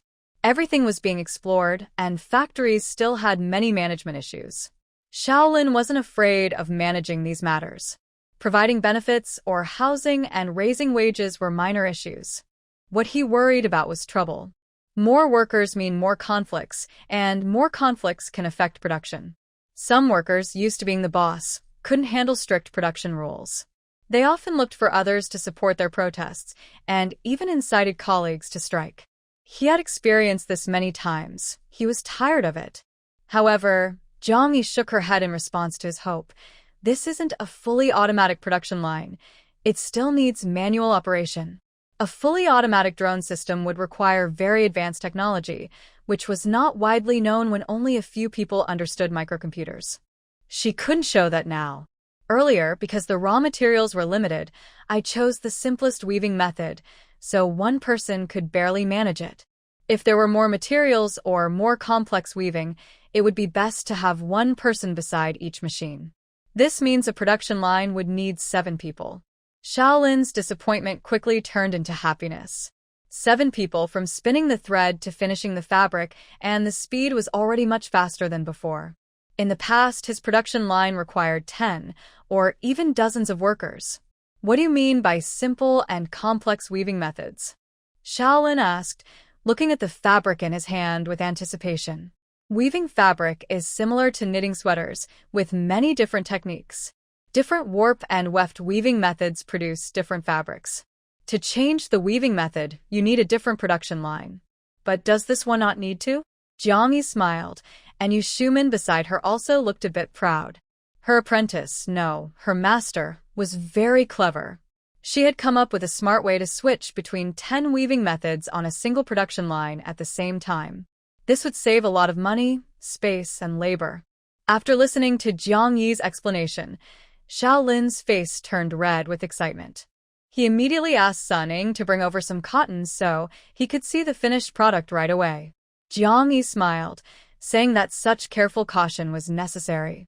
Otherwise, trusting just a family member or a friend's quick talk could lead to being tricked eventually. The 3 of them stayed in the workshop all day, testing every weaving method repeatedly. Shaolin was worried that such delicate machinery might be fragile and could break after just a few uses. Having worked with machines for a month, he knew that repairs could take half the time to fix. Don't worry. Our product is guaranteed for life, Jiang Yi said with a smile. She didn't trust others to repair it. The technology used here is so advanced that only professionals can understand it. Even if they studied for years, it would take time. Fortunately, she had thought of this. The delicate parts are protected inside iron boxes. If someone tries to force it open, a self-destruct device, which is 2 levels more advanced than current technology, will activate, making the inside look like a pile of scrap metal. Of course, she wouldn't repair it herself. She was busy. But she guessed that these machines wouldn't last long before needing an upgrade, as everything in this era was changing rapidly. Shaolin shook his head in amazement. This is really, he sighed, a blessing in disguise. He was now 99% sure that the machine was working perfectly. Plus, this was a much better production line than the one he lost. In that moment, he was very grateful that the Du family had stopped him. Otherwise, he wouldn't have come to find Xiaojiu, and he wouldn't have met Jiang Yi. That production line might have fallen into someone else's hands. Then, he wouldn't be the leader in the textile industry. But he still felt a little unsatisfied. Do you have a standalone spinning machine? He noticed that the thread produced by this line was much stronger than regular market thread, and it almost didn't need manual labor. It's important to remember that textile factories usually need a lot of workers, and the work is very hard and tiring. But this production line almost didn't need any workers. It was extremely easy to operate, which amazed him the most. That can be arranged, Jiang Yi nodded. But it will take a month or two. My master needs time to separate the spinning function. Okay. Shaolin nodded repeatedly. 1 or 2 months was not a long time, and the current production line was enough for him to digest for a while. He also predicted that this spinning machine would cause a big revolution in the textile industry. He needed to think carefully about this. How much do you want for this production line? Shaolin asked directly. Jiang Yi looked at him, then unconsciously glanced at Yanzhou beside him. They were starting to talk about money. Since entering, Yanzhou had been quiet and observant. He seemed interested in many of the machines in the room. But when Jiang Yi shot him a glance, he immediately turned to look at her and made eye contact. His bright eyes sparkled with a little smile. Name your price. Uncle is not short of money, Yanzhou said with a smile. Shaolin choked a little, glaring at Yanzhou. He didn't expect him to be such a little rascal. He hadn't done much yet, but he was already helping others take advantage of him. What would happen in the future? That was a problem. All right, Shaolin said, waving his hand and smiling. Uncle is not short of money. Feel free to ask for a lot. Jiang Yi's face turned slightly red. She didn't dare to joke back, but she spoke seriously and made a big demand. I don't want cash. I want 30% of your company's shares. Yanzhou slightly curved his lips and smiled calmly. Shaolin's face twitched. That wasn't asking for a lot. It was a huge demand. His appetite was too big. Just one production line for 30% of the shares? But this girl was clever. Cash deals were one-time transactions, but shares meant continuous cash flow. He believed his Yunxiao company could stay successful for 30 years. 30 years of dividends. This production line wasn't worth that much. It's not just about taking this production line as a share, Jiang Yi interrupted Shaolin's thoughts. You can have as many production lines as you want, she said seriously, putting away her smile. And I guarantee that every 3 years at most, the production line will be updated. We will always stay at the forefront of the industry. If not, the shares will be returned, Jiang Yi said firmly. Shaolin's face stopped twitching. He looked at Jiang Yi and finally saw her as an equal business partner. Are the upcoming spinning machines also included in the production lines you provide? Shaolin asked. He cannot see far into the future, and honestly, he doesn't really believe that Jiang Yi's master can always develop the most advanced machines in the industry. How old is he? And he doesn't look very normal. But right now, considering the upcoming spinning machine, if you think carefully, it's actually worth about 30% of Yunxiao's shares. Of course I count, Jiang Yi said. Their family only consists of her and her mother, plus possibly Wu Jun and Wu Xiaoya. Wu Xiaoya doesn't count. Wu Jun already has his own work. Her mother has other plans, and she herself has many things to do. There's no one left to manage the textile business. She doesn't plan to personally run the spinning or weaving machines, or the future printing and dyeing machines. She simply doesn't have the energy. So, investing in technology is the easiest and most profitable way. And it's also good for Shaolin. Otherwise, if she doesn't invest and just sells production lines all over the world, what does Shaolin have to do with it? Shaolin also seems to have thought of this and immediately asked. But Jiang Yi said, I can only guarantee the Asian market for you. For other continents, I will choose different partners. The market is so big, Jiang Yi can't give up the whole world just for Shaolin. Besides, even if she gave him everything, he might not be able to handle it. So, She plans to give Shaolin the Asian market. In the future, he can build branches or sell products wherever he wants, and she won't interfere. She's just waiting to collect the money. Shaolin is also very satisfied with this approach. Honestly, he doesn't want Jiang Yi to manage everything. After all, she's just a young girl. The socializing at banquets. Xiao Jiu definitely wouldn't agree. Next, they discuss the specific details.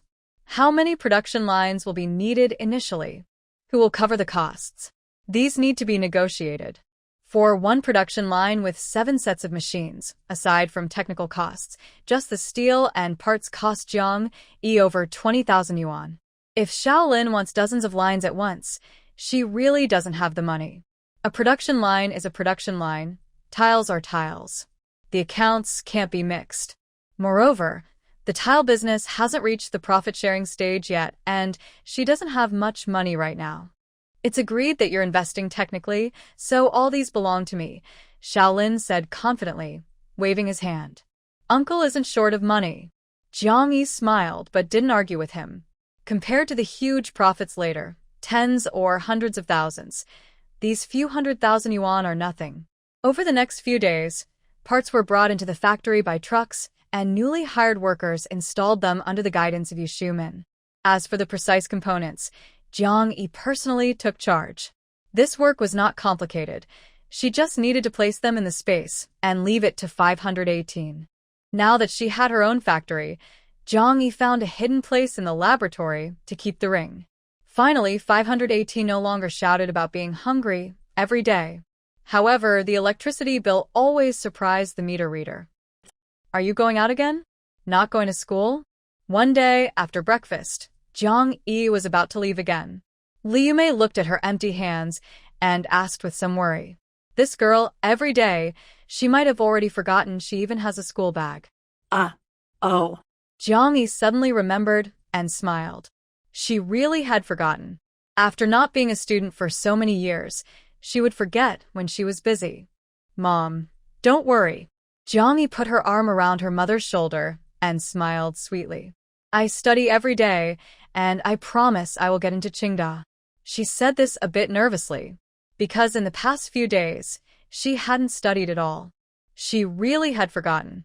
But she felt she had caught up enough with tutoring, and the college entrance exam in a few months wouldn't be a problem. Liu Mei smiled with relief. If her daughter said it was okay, she believed her. Don't work too hard, take a break sometimes. Liu Mei paused. Or, if there's anything I can do, just tell me. I'll help you out, and you can go back to your classes. Jiang Yi looked at her mother, thought for a moment, then came back and sat down on the sofa with her mother. There's really one thing I need you to handle. Liu Mei's eyes lit up. What is it? Now that the house was almost renovated, most of the workers had left, leaving only a few finishing up. The large yard was also tidied up, just waiting for the seasonal time to plant vegetables. Liu Mei often thought about the future. She couldn't just do nothing and wait for her daughter to take care of her. Her daughter was only 18, and she was only 36. Starting to retire now. That was too unreasonable. Jiang Yi also thought so. Her mother was still young, in her 30s. Perfect time to start a business. With this golden era, there was no reason to keep her trapped in this house doing nanny work, wasting her hard-earned sharpness. Mom, I plan to.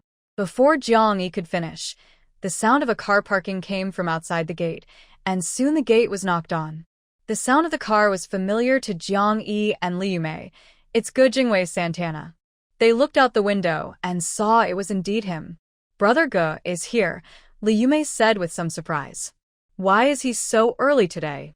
Since his first visit, Ge Jingwei seemed to really like it here. He often came to sit, usually after workers finished work in the evening. He would sit with them, have some tea, chat, and leave promptly before 8:30. Jiang Yi knew his character and guessed his thoughts. He was probably worried because the yard was big and there were few people. He was afraid something might happen and no one would hear him shouting. Mom, breakfast is still.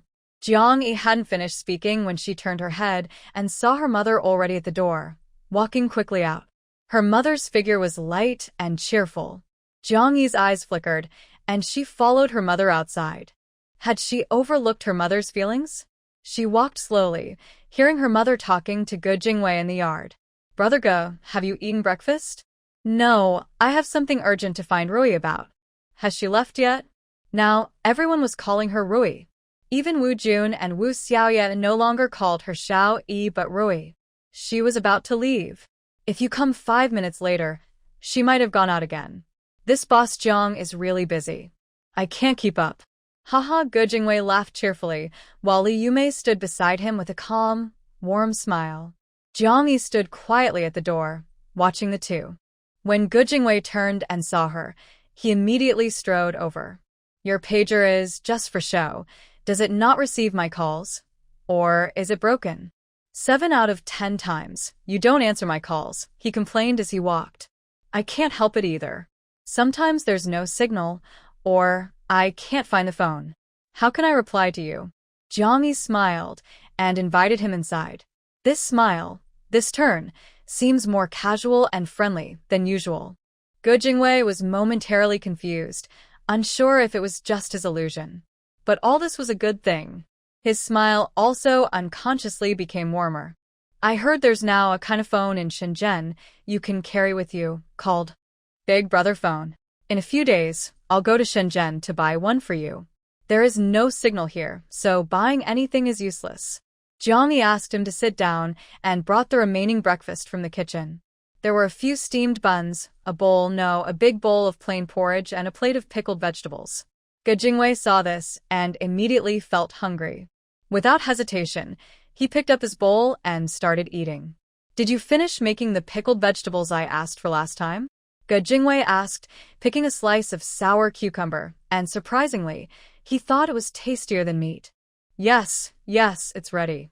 I have a jar here, Li Yumei said, then quickly got up and went to the kitchen to bring out a small jar filled with her homemade pickled vegetables. Great, Go Jingwei said happily. Jiang Yi also smiled and looked at a large travel bag placed at his feet. She asked, what's this? Is it money for me? Cough. Go Jingwei suddenly choked. Li Yumei also looked at the large rectangular bag on the ground. She had seen it when they entered the house. She wanted to help carry it, but Go Jingwei didn't let her, saying it was too heavy. She saw him carrying it and thought it really was heavy. Don't talk nonsense. If it's money, how much would it be? Always thinking about good things, Li Yumei joked. If it were money, such a big bag would be worth 1,000,000 yuan. The account at Shihu Grand Hotel had just been settled a few days ago. How could there be another million so soon? Jiang Yi just smiled and looked at Go Jingwei. Go Jingwei had stopped coughing, wiped his mouth with a handkerchief, and then helplessly smiled at Jiang Yi, saying, It's so hard to surprise you. Li Yumei immediately widened her eyes. Really? Was it truly 1,000,000? Go Jingwei nodded to Li Yumei and praised, Yumei, you have a good daughter. She looks just like you. Very impressive. No, I'm not impressive at all. Li Yumei quickly waved her hand. Ru-yi doesn't look like me. It's more like I look like her. If her daughter looked like her, she'd probably be bullied to death by the Jiang family. But saying she looked like her daughter didn't seem quite right either. Jiang Yi chuckled and hugged her mother. Anyway, we're mother and daughter, very similar. We used to be silly together, and we were bullied by the Jiang family. Now we're both awake and rising. No one can bully us anymore. Yes, that's right. Li Yumei also smiled, but her smile carried a hint of bitterness. She thought back to the old days when her Ru-yi didn't even have a pair of proper shoes. Jiang Yi glanced at Go Jingwei. Go Jingwei, feeling lucky, immediately bent down and dragged over a bag. All the hardships are behind us. From now on you will have good days. Now. He quickly unzipped the bag. You have 1,000,000 yuan.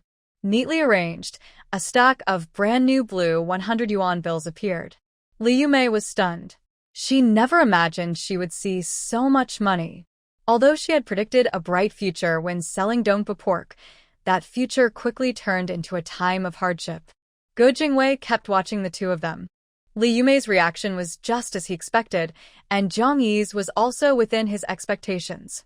No matter what happens, this girl always stays calm, smiling slightly, as if everything is under her control. He was used to it. Explain to your mom how you got this money, Gu Jingwei said, gesturing for her to speak. Li Yumei immediately turned to her daughter, her eyes sparkling with excitement. How could her little be so amazing? Just a few days and she already had 1 million. Jiang Yi smiled and told her mother about the VIP system. Afterward, she looked at the bag again. This is around 1.03 million, right? Seeing the money so accurately, it seemed like she often saw this much money before. Gu Jingwei was convinced. Yes, 1.03 million. Not a penny more or less. It's what you deserve. I didn't add anything. Business is business, and relationships are relationships. He knew the difference. He could give Jiang Yi a new phone or even a small car, but the money in the account was what it was. Jiang Yi notet. The 2 million owed outside has all been recovered, right? Ye Yingwei hoklied. You little girl. No rules, no order. Gu Jingwei set a new rule. Everyone has to show respect. To become a VIP customer, they had to pay off their debts and recharge in advance. He rarely spoke, and everyone respected his authority. A few people wanted to argue, but seeing others happily paying, they didn't want to fall behind. It would be embarrassing. In a situation where face matters most, no one wanted to be the last. So, we sold VIP cards worth 3.15 million, Jiang Yi said. Only then could she get her share of 1.03 million. Rich people are really everywhere, Jiang Yi sighed. In 1988, someone casually managed to gather 3 million yuan for a meal. Nobody is richer than your brother, Gu Jingwei suddenly said with a complicated look, shaking his head in admiration. I wonder which big sea monster he's dealing with. How so? Jiang Yi raised an eyebrow. He probably upgraded to diamond membership, right? Otherwise, what? Gu Jingwei was surprised. Did he tell you? So, that's how their relationship is. Gu Jingwei looked at Jiang Yi, wanting to say something but hesitated. Maybe it's not what he thought. Maybe he's trying to surprise her. Perhaps he didn't think much of it at all. He found 100 yuan on the street and wouldn't mention it to his son when he got home.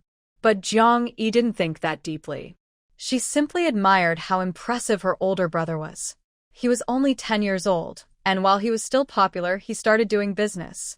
I heard he hasn't been idle these years. Besides Shaolin's Yunxiao company, he has other ways to make money. He's much better than her. When she was 10, she was secretly crying over clothes that didn't fit. A gentle smile appeared on Jiang Yi's face. She looked at her money bag and then said to Gu Jingwei, Actually, I have something to discuss with Uncle. What is it? Tell me, Gu Jingwei said. I want to open a food factory, mainly processing and selling convenience foods, Jiang Yi explained. Gu Jingwei's eyes lit up. He had the same idea. The electric cooker Jiang Yi showed was amazing. He dared say he's now the top in the country's food industry. He's so confident. No one could argue with that.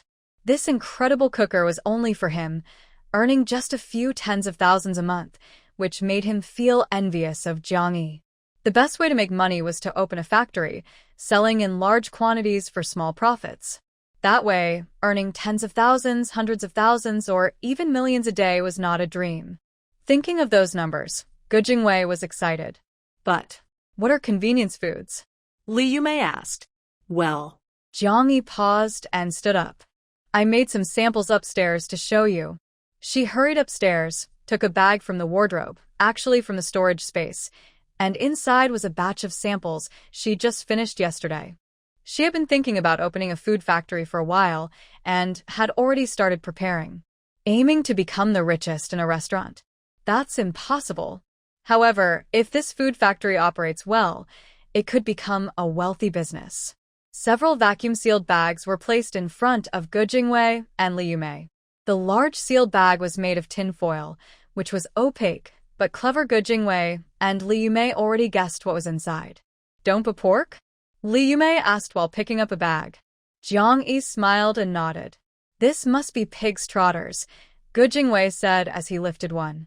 It was easy to recognize because of the vacuum packaging and clear shape. Is this chicken or duck? He asked, pointing at the two bags nearby. 1 chicken and 1 duck, Jiang Yi replied. This is chicken feet, Li Yumei said, holding the smallest tinfoil bag. Perfect, you all guessed right. Jiang Yi smiled and pushed the items toward them. Your reward is to taste them. But Gu Jingwei didn't rush to open the bags. Instead, he looked at the packaging and said, this is what they call convenience food, right? Cooked and ready to eat? Just open and enjoy? It's quite convenient. How long is the shelf life? 1 year, Jiang Yi answered. Gu Jingwei's eyes widened immediately. He had seen products with a shelf life of a year or even longer, but food items like this were rare because the technology wasn't fully developed. And when it was available, the taste was often not good. That probably means the flavor isn't very good, Li Yumei said with a frown. She couldn't bring herself to eat dongpa pork that had been stored for over a year. It can't be exactly the same as when it was freshly made, but it will only be slightly different, Jiang Yi said, holding up a small finger to show the size of a fingernail. Really? Both Gu Jingwei and Li Yumei looked at Jiang Yi with surprise and amazement. If someone else had said that, they wouldn't believe it, but since it was Jiang Yi, they trusted him 99%. In fact, the shelf life can be extended to a year and a half or 2 years, but I was afraid it would scare people, so I only wrote 1 year, Jiang Yi explained. Plus, this is high-temperature sterilization and vacuum packaging, the most advanced preservation method in the world.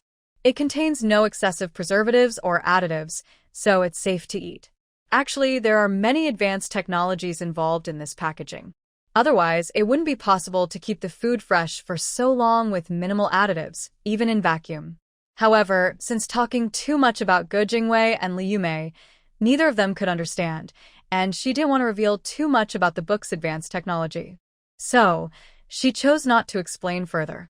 Gu Jingwei and Li Yumei remained silent for a few seconds and decided to trust her. When she mentioned vacuum packaging, the two of them didn't quite understand. What is vacuum? It sounds very high-tech. They silently opened their packaging bags, and a strong aroma immediately wafted out. Smells good. Gu Jingwei immediately gave a thumbs up. Just from this smell, you've already won. Did you make this? Li Yumei asked. Yes, just some marinated food. I can still make it. As for any lack of skill, I can easily fix that with an electric cooker. Jiang Yi said, of course, if a professional chef made it, the taste could be even better. Gu Jingwei took a bite of the pig's trotter, nodded with satisfaction, but still said, it's better to let professionals handle it. Business is serious. We must be meticulous and not careless. Right. Jiang Yi nodded, agreeing strongly. I'm just making a sample to show you what convenience food is. How about it? Is it convenient enough? Is there a market? Absolutely. Ye Jingwei nodded firmly. Currently, there are convenience foods on the market. Early instant noodles have already appeared, and although ham sausages haven't become extremely popular, they're already available. There are various canned meats and fish, some with over 100 years of history. But in terms of packaged foods with such great taste, Gu Jingwei dares to say there is nothing like this on the market. They are the first. This market is huge. Gu Jingwei stood up, spreading his arms excitedly. Jiang Yi smiled slightly. Then let's make it bigger. Make it bigger, Gu Jingwei declared firmly. I will definitely. Mom, you should be the factory director, Jiang Yi said. They looked at Jiang Yi, then turned to look at each other. No, Li Yumei quickly shook her head. I can't do it. I can't.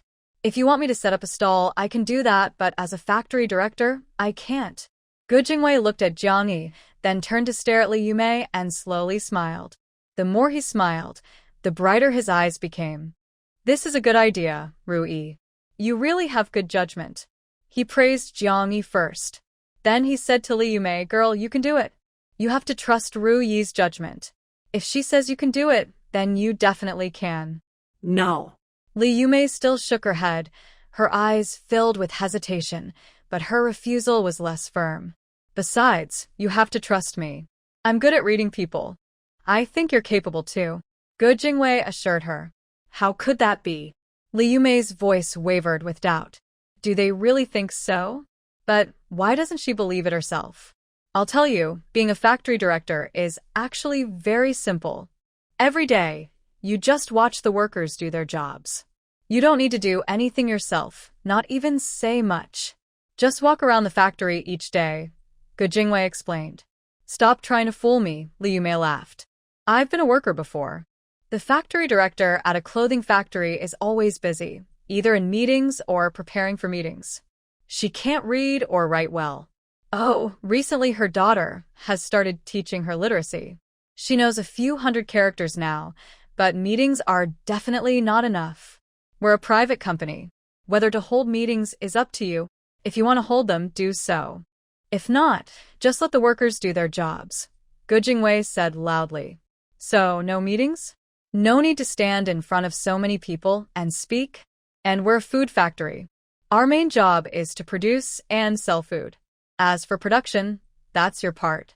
As for sales, Gu Jingwei looked at Jiang Yi and said, I'll find someone to teach you about sales. You don't have to do it yourself. Jiang Yi had previously stopped him from asking her mother to be the factory director. After all, in the food industry, they have money and technology. With the quality of their food, Jiang Yi's methods, and the reputation of Jiang Tianyi, they could become popular nationwide without others' help. There's no room for him to get involved here. So he decided not to participate. Just helping a friend is enough, and it's a happy thing. With me and Rui backing you up, what are you afraid of? Gu Jingwei looked at Li Yumei. Even if the sky falls, we can fix it. Just go ahead and do it confidently. Li Yumei's eyes started to flicker with doubt. Can she really do it? Gugij is right. She has their support. What is there to fear? Jiang Yi watched Gu Jingwei's persuasion with a smile. No, her attempt to convince her mother. Then Gu Jingwei delivered a strong push. You're still young. Do you want to spend the next decades hiding behind Jiang Yi while she goes out to earn money for you? He knew exactly where Li Yumei's weakness was. Li Yumei suddenly woke up with a start. Yes, she had promised her daughter to make her a wealthy second-generation person. She herself didn't want to be a top boss, so how could her daughter become one? She understood this relationship very clearly. Her daughter is already so strong now, managing factories on both sides. If she doesn't become a factory director herself, she really can't protect her daughter anymore. Okay, I'll do it. Li Yumei's eyes shone with determination. Although she felt a bit confused, she was no longer hesitant. She wanted her daughter to become a wealthy second-generation person. She had to work hard. No matter how difficult it was, she would overcome it. That's the right attitude. Gu Jingwei looked at Jiang Yi proudly. Jiang Yi gave him a thumbs up. This person hadn't done much yet, but he already knew how to win her mother's favor. That's good, but also risky. She needed to keep observing him. In his past life, Gu Jingwei was a good friend, very close, the kind of friend you can trust completely. But some people are like that. Good friends, but bad husbands. Because the standards for friends and husbands are different. In his past life, he didn't get along with Su Ruo. Su Ruo was at fault, but was he completely blameless? He might not have made big mistakes, but in how to get along with a spouse, he clearly wasn't qualified. Whether Gu Jingwei can be a good husband, she still isn't sure. She needs to keep watching. As for her mother, she hadn't shown anything special yet, so she didn't need to worry too early. Maybe she was overthinking it. All right, I'll handle the machinery. The rest, site, workers, sales, paperwork, all the messy stuff, I'll take care of it. Don't worry, I'll handle everything and make sure it's all clear, Gu Jingwei said confidently. No, Jiang Yi shook her head. Let my mother handle it herself. We just need to remind her before she makes mistakes. Is that so? Ye Yingwei smiled. That works too. He was increasingly interested in this mother and daughter. Sometimes it felt like their roles had switched. Li Yumei heard this and her eyes flickered for a moment, but she quickly calmed down and became full of fighting spirit. That's good. She should be like this. Only by taking one step at a time can she learn real skills. Actually, she was supposed to handle everything alone, but Jiang Yi didn't completely leave her to do it by herself. She had her mother search around the city for factory buildings or look for landlords, like a headless fly. That would just be a waste of time. She had already asked someone to find out about all the vacant factories and empty land around Hangzhou. Of course, She asked her older brother for help because he was the most reliable and quick. As soon as she finished speaking, Zhou pulled out a stack of documents and handed them to her. In real estate, this is basic work. Some people can do it very well, scoring 90 points, while others might only get a few points. Zhou naturally belongs to the group that can score 120 points. He can handle properties that others can't. Jiang Yi picked a few she liked and asked her mother to negotiate. Whichever deal went through, that was fine. She also told her mother the price range for each land plot. Her mother didn't understand all the details, so she couldn't let her speak and get kicked out or be cheated. Jiang Yi also gave some tips on how to negotiate. Bosses aren't made in a day. They need guidance. Now that she knew what to do, Li Yumei felt more confident and settled. "Leave the rest to me," Li Yumei said to Jiang Yi. Her tone wasn't completely confident, but she was no longer confused and was full of energy. In a corner of Shihu, a once rundown estate had been completely renovated. The entrance was busy with cars and guests. Su Ruo was standing at the door, charmingly saying goodbye to the guests. "Boss Ma, come again next time, okay. The short man called Boss Ma kept staring at Su Ruo. His chest was average, but the long legs revealed by the blowing Chong Sam were very eye-catching. "Next time, the boss lady better have a good drink with me, or I'll go to your uncle's house. Their food is better." Yeah, the men beside Boss Ma cheered. "If you don't have some new tricks here, we won't come back." The pots are the same, but the cooks are different. The chef brought in by Go Hongliang was not as good as Gu Jingwei's, so the food naturally wasn't as good either. Su Ruo smiled on the outside, but was grinding her teeth inside. They tried to spend a lot of money to recruit people, but maybe she had offended them too badly before. Even after doubling the salary, those people weren't tempted. It's like offering wine and refusing to drink, only to be forced to accept. Wait until she finds out. "Madam Boss, next time, stay until we're both completely drunk." Mr. Ma pretended to be very drunk and suddenly collapsed onto Su Ruo. He is very short, and standing in front of Su Ruo, who is wearing high heels, he staggered and his head bumped into her chest. Everyone around immediately started to chuckle quietly. Fortunately, everyone was someone with status. Otherwise, there would be whistles and cheers.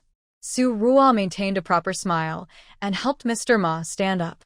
Mr. Ma was very pleased. If it weren't for the knowing how to behave of this Madam Boss, they wouldn't come to this Shihu Grand Hotel. It used to be okay. Although the hotel was a bit lower in class, some people with less sharp taste couldn't tell the difference. Plus, the decor was decent, and the prices were fair. Coming here wasn't embarrassing. But now, things are different. The serious Shihu Grand Hotel has introduced a VIP membership system. Not only do they offer discounts on meals, but the real key is when paying with a card. If someone pulls out a silver card, it shows they have some strength and can be worth knowing. If someone pulls out a gold card, what more needs to be said? Quickly make friends with them. A card seems to represent a person's status and power. Because of this, Gu Jingwei's business has doubled. And it won't decline in the short term. If maintained well, it could even last a long time. This is something Gu Jingwei only recently discovered, and he was so excited he wanted to praise Jiang Yi every time he saw her. Because of this situation, the business at Shihu Grand Hotel didn't turn out as well as Go Hongliang and Su Ruo had expected. And because of this, even someone like Mr. Ma, who was a lecherous man, Su Ruo had to grit her teeth and endure. "Mr. Ma, you've had too much to drink." Su Ruo pushed him away a little. Mr. Ma might really have drunk too much, and with it being dark and everyone around being his own people, he reached out and pinched Su Ruo's thigh. Su Ruo didn't expect this move and cried out in pain. She also got angry. A small workshop's lousy shopkeeper, calling you boss and thinking he's someone important. She raised her hand and slapped Mr. Ma's face. But before she could drop her hand, Mr. Ma was kicked away by someone.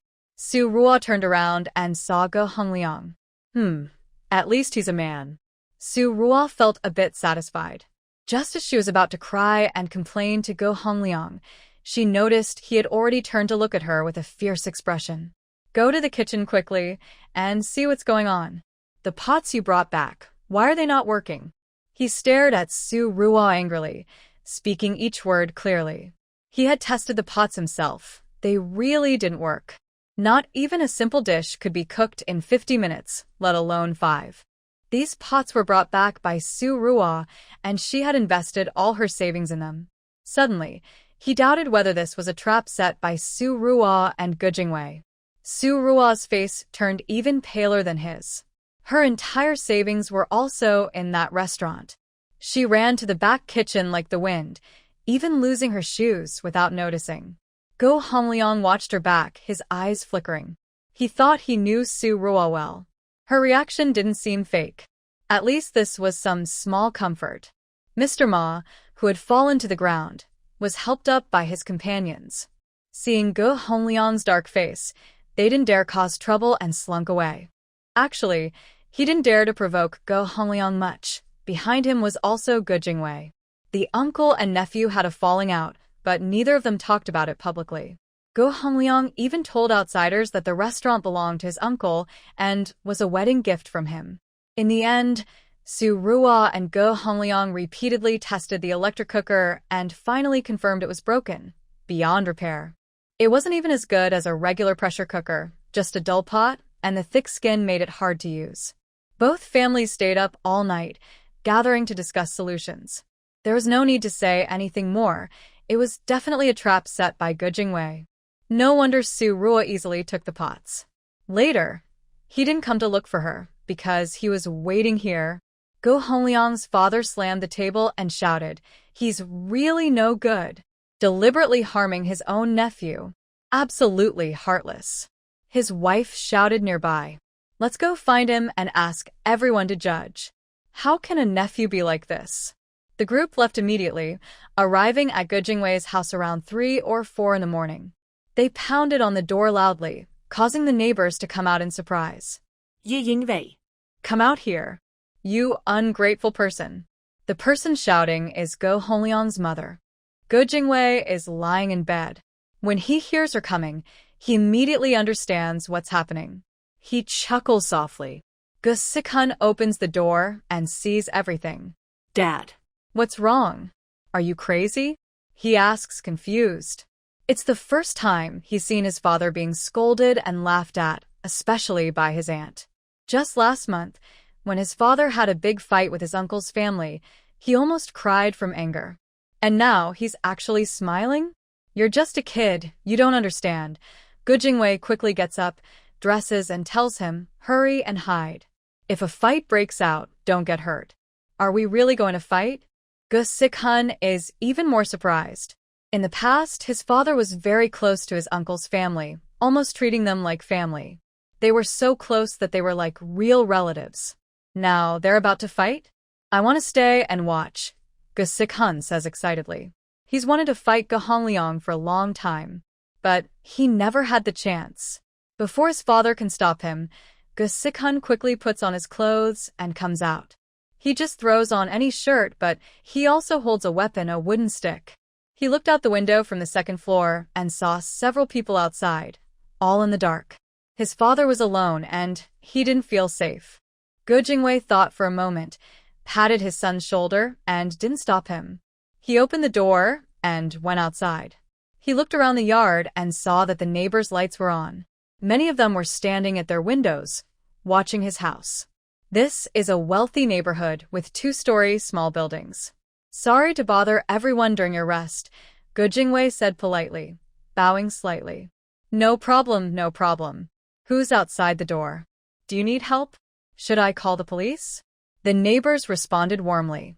"Thank you, thank you," Ge Jingwei said repeatedly, bowing. "No need to call the police. The people outside are also named Ge, but it's just my son and me at home. If they get too aggressive later, I might need your help." "No problem, no problem." When they heard that the people outside also had the surname Ge, they understood. It's another unreasonable relative. They knew they couldn't call the police, or everyone would find out. After saying this, Ge Jingwei opened the door. Ge Hongliang's mother suddenly rushed in and started scratching Ge Jingwei's face. She just scratched him. Anyway, Ge Jingwei didn't dare to fight back. If he dared to hit her, his sister-in-law, she would definitely accuse him badly. Sister-in-law Go looked proud. What did she want? Was it for her son to come back and be a manager? Or did she want shares of the Shihu Hotel? Or maybe a few diamond cards to sell for money? Her dreams were getting better, and her eyes shone brighter. But in the next second, she let out a loud scream because her hand was hit hard with a stick. After hitting her, Go Sik-hun quickly hid behind his father, seeming scared and timid. Good job, Go Sik-hun. How dare you hit your eldest aunt? You're unfilial. If your father didn't teach you, I will teach you myself, shouted Go Zonghung, Go Jingwei's older brother. He then rushed toward Go Jingwei. People who are unreasonable often share the same mindset. The more they act without reason, the more they try to appear strong, so they can seem to have the upper hand. Stop, right there. Go Jingwei shouted angrily, startling everyone in the yard. Go Zonghung paused his steps. Don't waste time with useless talk. Disturbing the neighbor's rest. Just say what you want. If you don't, I will call the police. Let's go to the police station to talk. Zonghung hesitated and lowered his foot, knowing that going to the police would be embarrassing. And in the end, it was really their fault. They robbed, or rather, they bought some of Go Jingwei's pots. They felt guilty deep down. Second brother. How can you cheat your own nephew? Zonghung said, voice trembling with accusation. Say Go Jingwei, cheat people? No one in Hangqing would believe that, let alone that I cheat my own nephew. Tell me, how did I cheat him? Ye Jingwei interrupted. Those electric pots, they said they were a gift from you to Hongliang. Why did you give fake ones? Zonghung's eyes flickered. Anyway, there was no evidence about what happened before. The witnesses? Those were all Go Jingwei's employees, and their words couldn't be trusted. Those pots were gifts from Go Jingwei to his nephew. But he, with bad intentions, actually gave fake pots to trick his nephew. Stop playing petty tricks with me, Go Jingwei sneered. You secretly took my electric pots. You probably found out they don't work well, right? Honestly, those pots are all real, just like the ones I use now. The people opposite didn't believe it. If it was true, breaking one or two is understandable, but how could they all break on the same day? Do you know why they don't work now? Go Jingwei said. Honestly, it's because those pots have a limit on how many times they can be used. They need repairs after a while, or they won't work anymore. If you don't believe me, bring the pots back, and I'll have someone fix them. I guarantee they'll work again, Go Jingwei added. He revealed the secret about the usage limit after discussing it with Jiang Yi. Before this was made public, he couldn't say anything. Once it was out, he had to tell the truth. As the restaurant became more popular, more curious people showed up. With some people who didn't want him to succeed around, the secret about the electric pots couldn't stay hidden. A person with something valuable, but no crime is innocent. To prevent repeated thefts, it's better to make the secret public. Even if they steal the pots back, they won't be able to use them for long. This way, most people wouldn't bother stealing anymore. Come on, let's test it right here. Go Jingwei looked around. Since there were many people, he decided to make everything public to avoid doubts. You go call the repair master, Go Jingwei ordered. He then called Go Sik-hun. Come here, I'll tell you where he lives. He whispered a few instructions. Go Sik-hun's eyes lit up, and he immediately ran out of the yard and drove away. Aren't you going back to get your pots? Go Jingwei shouted at the people across. He was used to giving orders, and they were used to obeying him.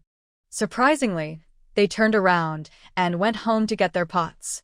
Actually, they also wanted to know if what Go Jingwei said was true.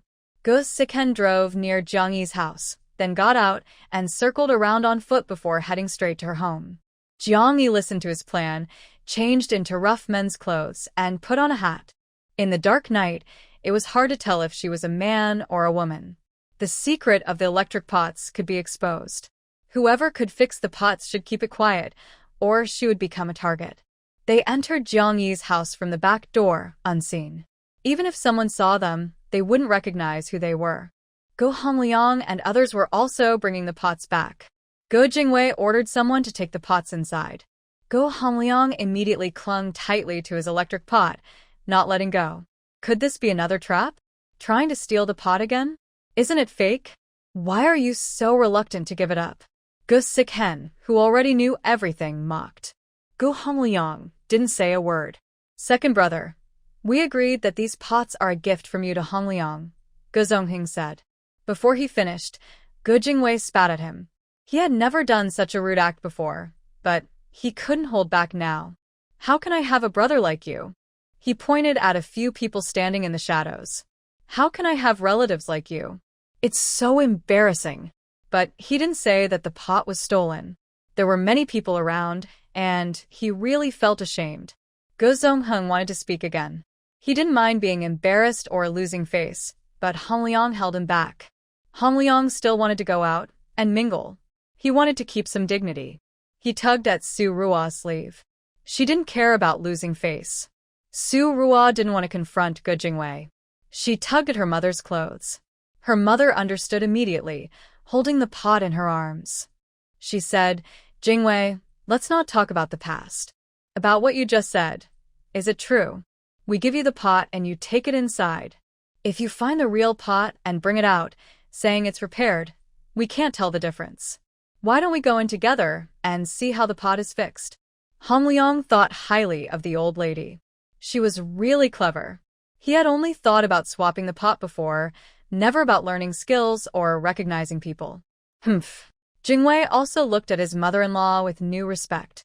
He knew she was sharp before, but he didn't realize she was so clever in this way. Going in is impossible. The technique to repair pots is a secret, Jingwei said. But you can mark the pot however you like. I won't swap it. I, Jingwei, am not like you people who do anything for a deal. His words left the others speechless. They knew Jingwei's character well. He was honest and straightforward. Hongliang clung tightly to the pot. It seemed to be the real one, but there was no way he could go inside and come out with it. Jingwei was honest and upright, but not naive. Since someone stole from him, he had already done his best by not demanding justice. If the stolen item was returned, he wouldn't give it away again. Second uncle, can I buy this pot from you? Just tell me how much. I definitely want it, Hongliang begged. Under the light, his eyes shone brightly. His second uncle is honest and fair, and he would definitely name a reasonable price.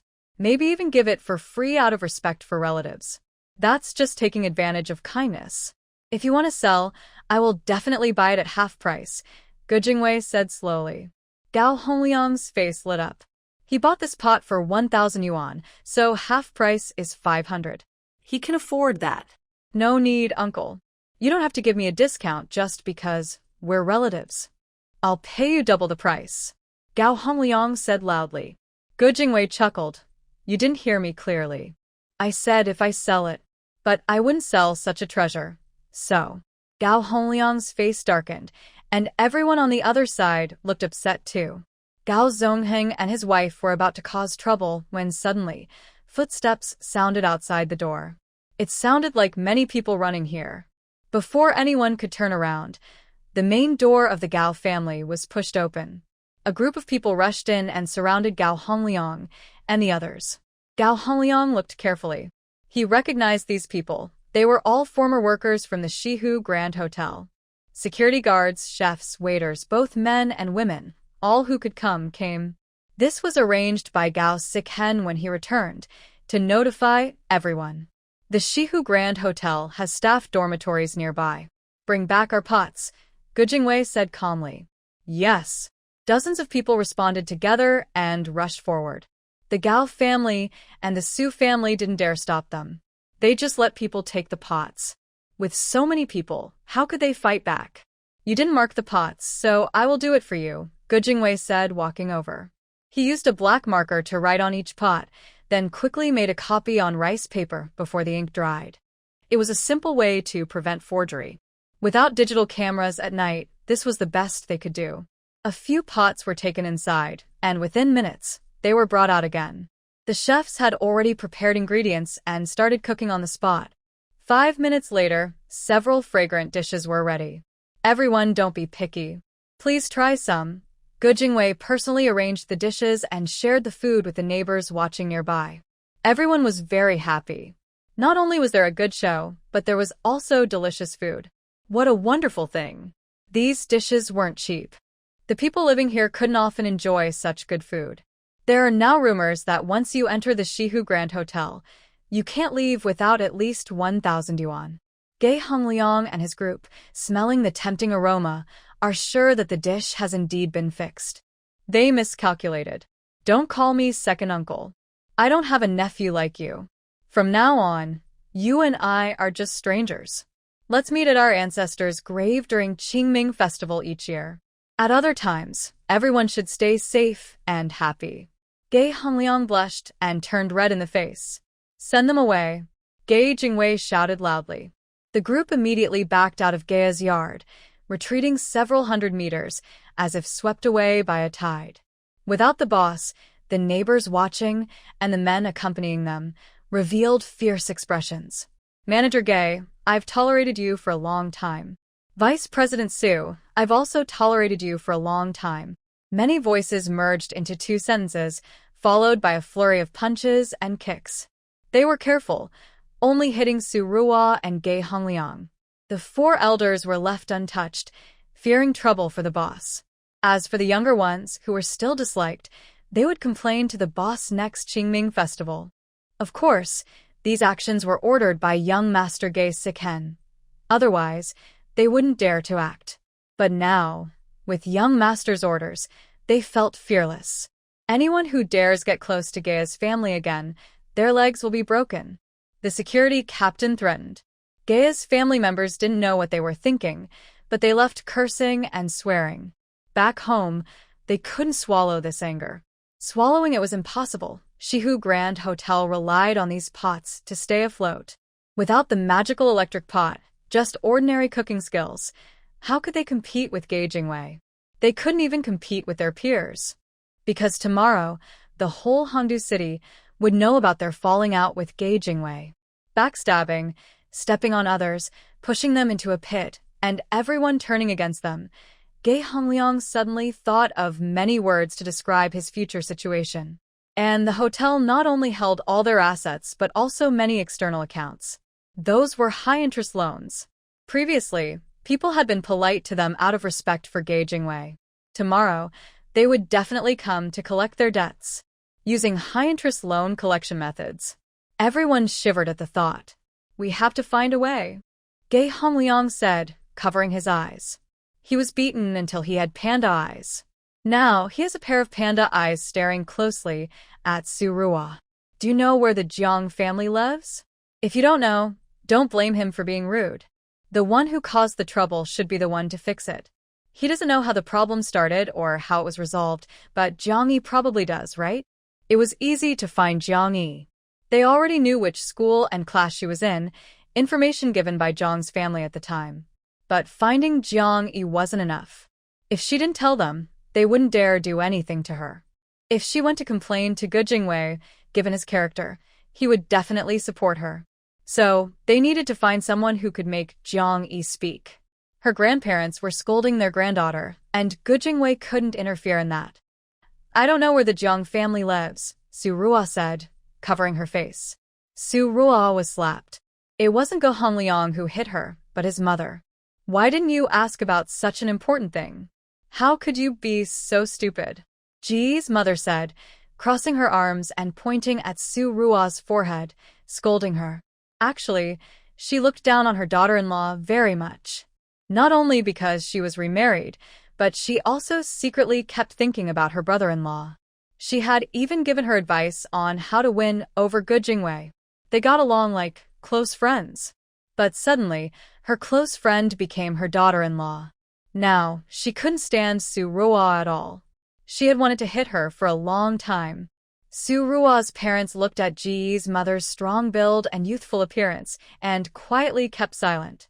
They also felt it was wrong that their daughter didn't ask for the Jiang family's address back then, because now they were suffering the consequences. That restaurant had cost them a lot of money. Find her. Go find her, Ge Zongheng finally ordered. After dawn, they first went to Jiang Yi's middle school. They weren't there to find Jiang Yi, but to find Jiang Longfeng. But none of the three came to school.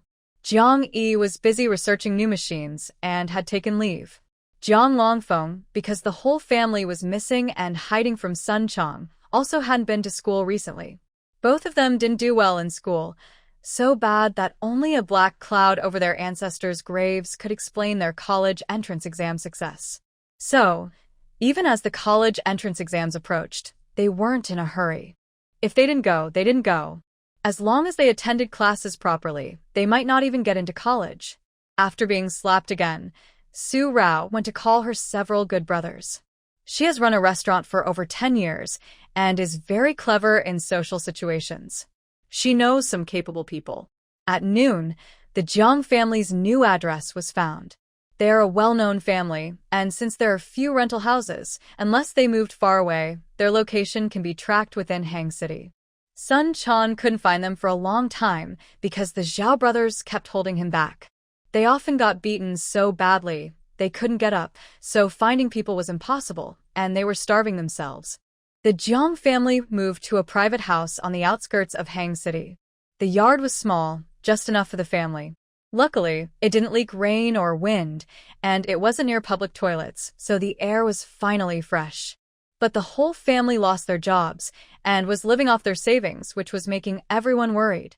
They missed Jiang Yi's big house very much, but because Jiang Fan warned them, they didn't dare to act rashly. Suddenly, the front door was pushed open forcefully. The people inside were startled, thinking Sun Chong had arrived. Jiang Ling quickly hid under the bed. Is anyone home? Is Grandpa Jiang here? So thou politely asked? Hearing this, the people inside dared to look out the window. They were really afraid of that reckless Sun Chong.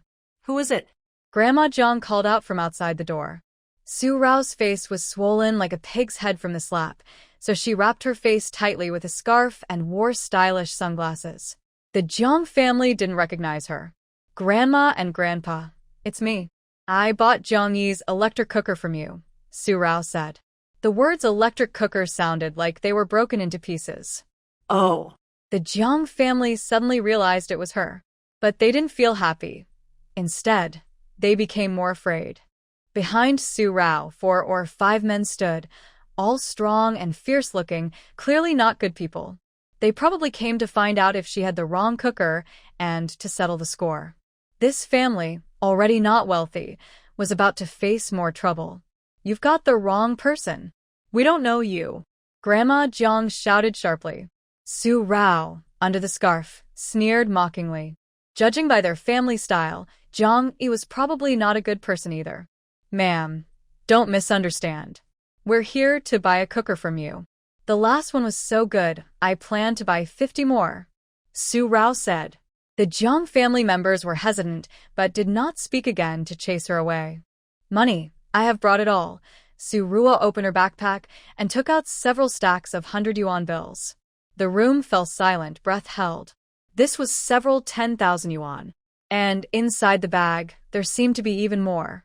That pot, I really like it, so I want to add a little extra 1,000 yuan each. Su Rao held the money in one hand and fanned the bills with the other. If I give you this 1,000 yuan, then how much Jiang Yi gets is not my concern. That's your family's business. A series of surprised gasps sounded in the room. They hadn't thought of this before, but now that she mentioned it, they became excited. Grandma Jiang suddenly opened the door and rushed out. The Jiang family members quickly followed behind. 50 pots is 5,000 yuan. Let me count if this money is enough. Grandma Jiang reached out to grab the money from Su Rao. Su Rao sneered and put the money back into her bag. The Jiang family members stepped back in unison, eyes wide and alert, watching the strong man behind her. If the timing had been right, Su Rao would have loved to mock them thoroughly. Sir and madam, please don't misunderstand. This money will be yours eventually, but before that, I need to see the goods. Do you have 50 electric pots? What if you take my money, but don't give me the items? Oh, yes, see the goods. That should be it. Grandma Jiang sighed in relief. It's good they weren't trying to trick her. But seeing the goods? They didn't actually have any. Grandma Jiang looked at her husband. He lowered his eyes and said nothing. But beneath his furrowed brows, his eyes were desperately struggling.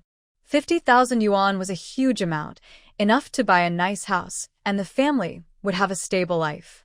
These days of wandering and hardship were something he had never experienced before. He was already so old. He couldn't just die in a rented apartment, right? That would make everyone laugh at him. 1,000 isn't enough. Jong old man lifted his eyelids and glanced at Su Ruo. 2,000 each. Humph. Su Ruo looked at him with disdain, about to speak. Jong old man continued, otherwise, you won't be able to buy even one pot. Jong Yi, she's my granddaughter. No matter how our relationship is, she's not your concern. She listens to me, not to you. Su Ruo was able to find their home directly, which shows he had already investigated them. This means there's no need to hide their relationship with Jiang Yi anymore. Old Mr. Jiang looked at Su Ruo. Since she knew about their relationship and still came here instead of going directly to Jiang Yi, it shows her relationship with Jiang Yi is not good. She has a favor to ask him. Su Ruo clenched her teeth, feeling helpless. 2,000 is 2,000. But you must guarantee we get 50 pots, and she must regularly repair them for us, Su Ruo said. Okay. Pay a deposit of 50,000 yuan first. Old Mr. Jiang agreed happily. In the end, Su Ruo made old Mr. Jiang write a receipt and paid him a deposit of 20,000 yuan. She wanted to write that if he couldn't deliver the pots, he would pay 10 times the amount, but old Mr. Jiang refused. He was sure that Su Ruo was more anxious. Indeed, in the end, the receipt only stated that if they couldn't buy 10 pots, the deposit would be refunded. They bought 11 pots, and those 20,000 yuan belonged to old Mr. Jiang. Su Ruo was almost grinding her teeth. This old man was really clever. The money in her bag was their last savings, the last bit of working capital for the shop. Let's go. Take me to Jiang Yi, Su Ruo said, taking a deep breath and urging. Old Mr. Jiang turned back and whispered a few words to old Mrs. Jiang. Old Mrs. Jiang went inside, took all the family savings, called all the children, and they set out together. It's better to do it today than wait. Today, they plan to stay at Jiang Yi's house. As for clothes and bedding, they won't bring any. Jiang Yi doesn't have any ready-made, so they will buy their own. Anyway, they now have money, and they're not just staying for free, they will pay rent. That should be fair, right? If they don't charge rent, it would be too much to leave their grandparents there. Wherever they go, they can say they have a reason. The group left and got into the van parked outside. Su Ruo was very anxious. She had prepared the car and was determined to get the pots today. 50 would be best, but if not, 30 is okay. Once she got them, she would take them quickly and hold them tightly. Only then could she feel at ease. The car jolted along the bumpy road and stopped outside Jiang Yi's house. Seeing this place again, looking at the tall, long courtyard wall, old Mr. Jiang felt even more excited. He hadn't looked carefully last time, but now, just this wall was impressive enough. Of course, this was all renovated by Jiang Yi, using blue bricks and dark tiles. Every so often, there was a carved blue stone that told the history of Hangzhou. Just this one wall is now a beautiful sight. The gate was also replaced with a solid black wooden door with brass trim, simple and impressive. Old Mr. Jiang didn't dare shout. He just knocked loudly on the door. He was afraid Jiang Yi would realize it was him and refused to open. But just knocking, in such a big yard, his hand hurt from the pounding, and no one heard him. Su Ruo chuckled and pressed the doorbell on the frame. She and the Jiang family now had a mutually beneficial relationship. They both wanted to get something from Jiang Yi, so she didn't need to be polite to them anymore. Old Mr. Jiang looked a bit embarrassed, but didn't pay much attention. He was too busy with other things now. Actually, Jiang Yi already knew they were coming. Who is it? Li Yumei came out of the kitchen, wiping her hands, ready to open the door. Mom, don't go. It's the Jiang family people, Jiang Yi said. Huh? They still dare to come? Li Yumei was surprised. Last time, things got so messy, and she thought Jiang Fan had already convinced them. Jiang Fan wasn't home, but he had been the main support of the Jiang family for many years. She knew him well. Money can be very tempting, Jiang Yi said with a smile. And besides, they are far away now and not as powerful as before. Jiang Fan's noble image partly came from his job and partly from Li Yumei's devotion. But now Li Yumei treated him like dirt and didn't even look at him. His status didn't bring much benefit to the Jiang family.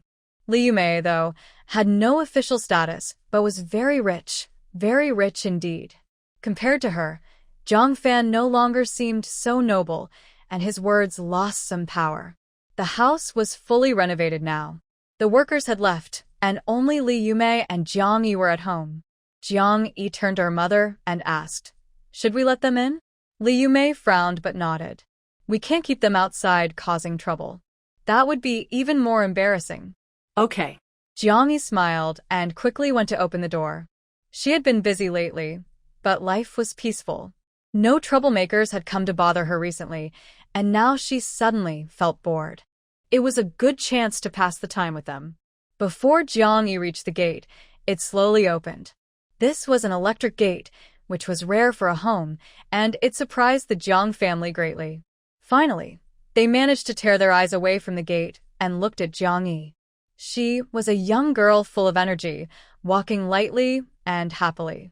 Sunlight filtered through the leaves and shone on her, making her look like she was covered in golden light. She seemed like an angel fallen from heaven.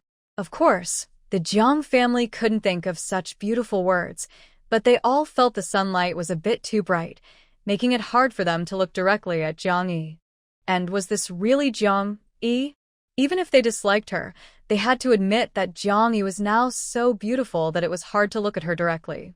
Jiang Feng forced himself to lift his head and stared fixedly at Jiang Yi and the big courtyard behind her, the large house. Why was it like this? "Xiao Yi, Grandpa and Grandma are here to see you." Old Jiang was the quickest to react, smiling kindly as he spoke to Jiang Yi. Jiang Yi nodded indifferently. Old Jiang's eyes darkened. Good looks didn't matter. She still found him annoying. "What's the matter?" Jiang Yi looked at Su Ruo and asked. If she hadn't interacted with Su Ruo a lot in her past life, and if she hadn't heard Gu Jingwei mention something early this morning, she wouldn't have recognized her as Su Ruo. But once she recognized her, she knew why the Jiang family was here. "Miss Jiang, hello. I have a business deal I'd like to discuss with you. Can I come in?" Su Ruo didn't introduce herself directly, but asked straightforwardly. She was really worried Jiang Yi would recognize her and not let her in. Jiang Yi looked her over once and then glanced at the Jiang family. They came in full force. Even Jiang Ling was here. Why wasn't Sun Chong here? But she didn't care much about that. Jiang Yi nodded and turned to go inside. Everyone followed her. The gate automatically closed slowly after they entered. This high-tech feature surprised the Jiang family so much that they slowed their steps. In front of the main house, the fountain that had been still for over 20 years started working again. The sound of flowing water was clear and pleasant. The mist from the water was blown onto their faces by the breeze, making them feel refreshed.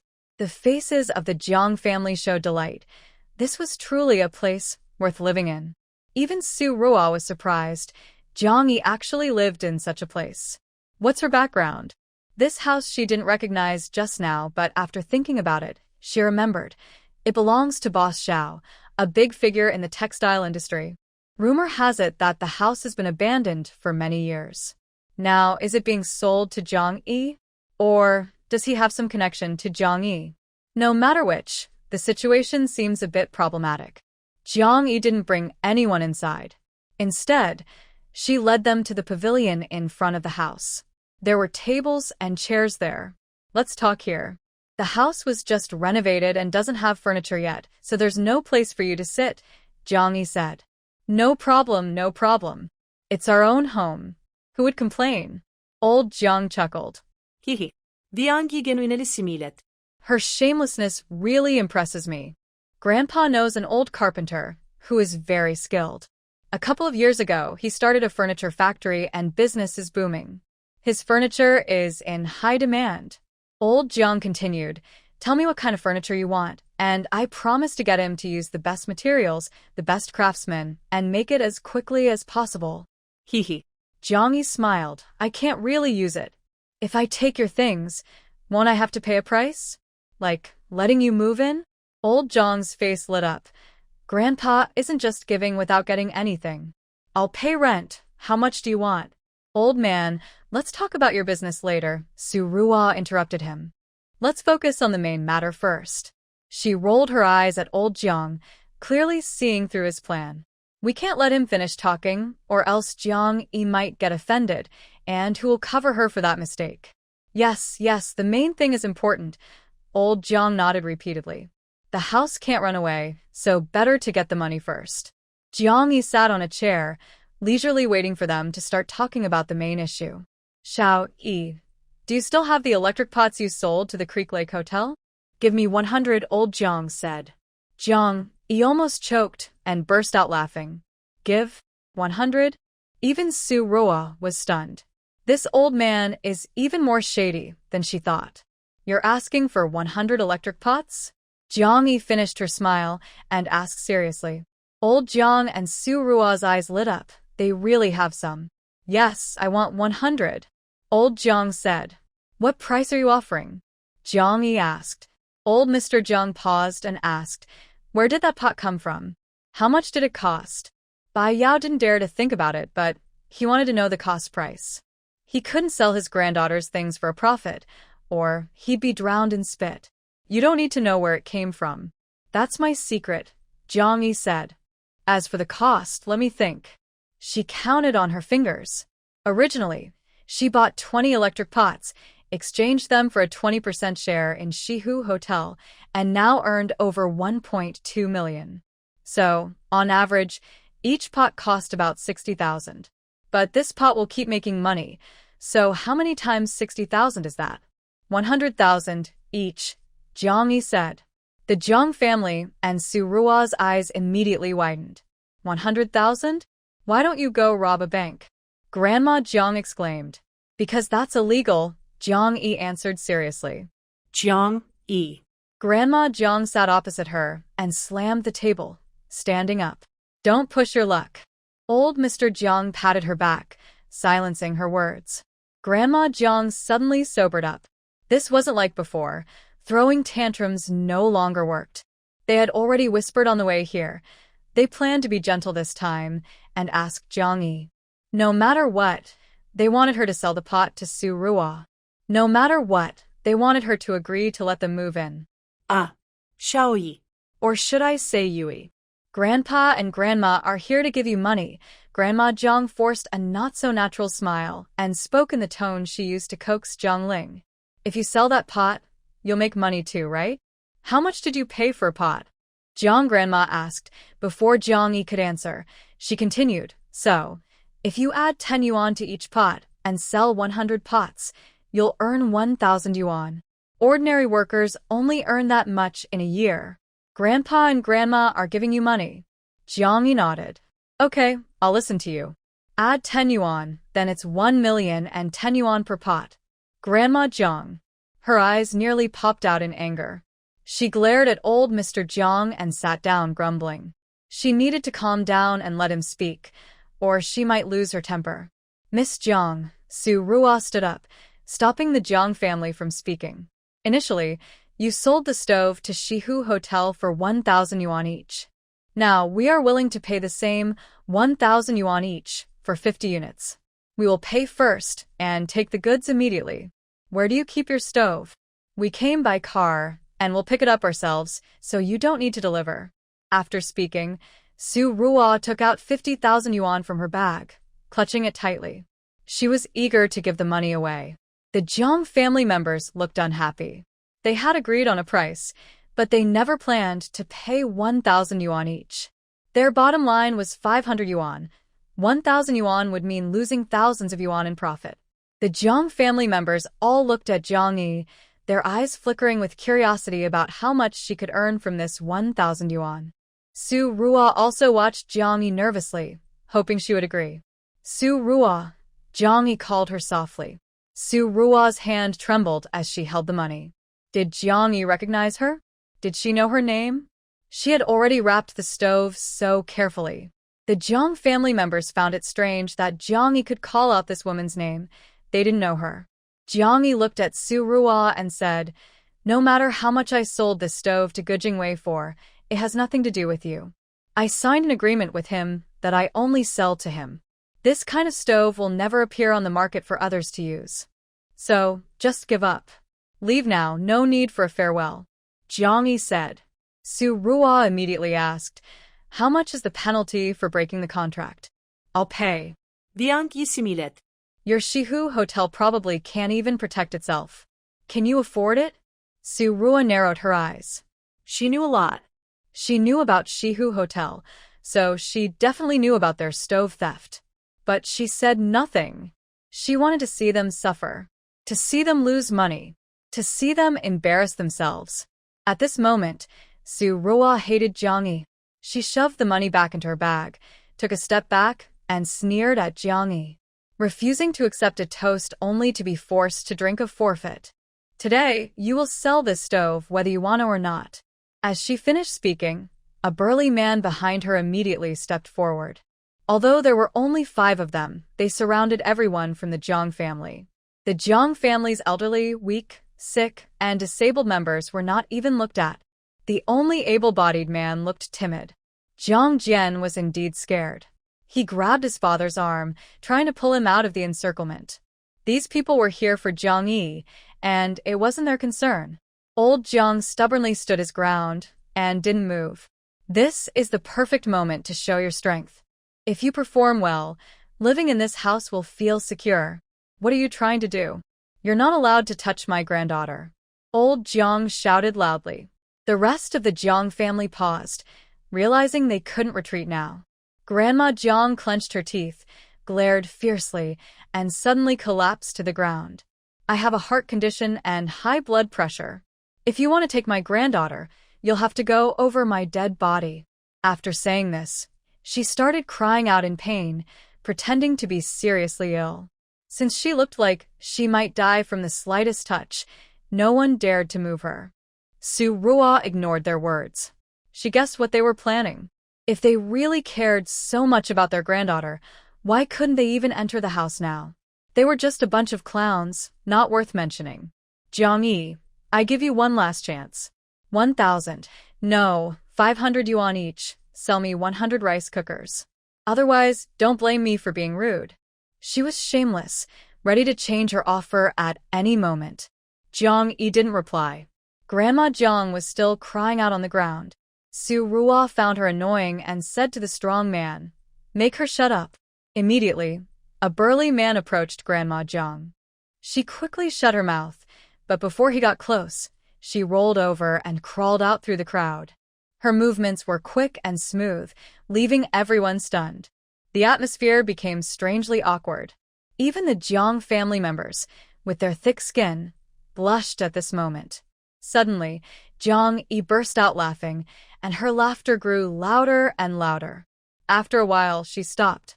"Everyone go outside," she told old Jiang. "If a fight breaks out, don't get hurt.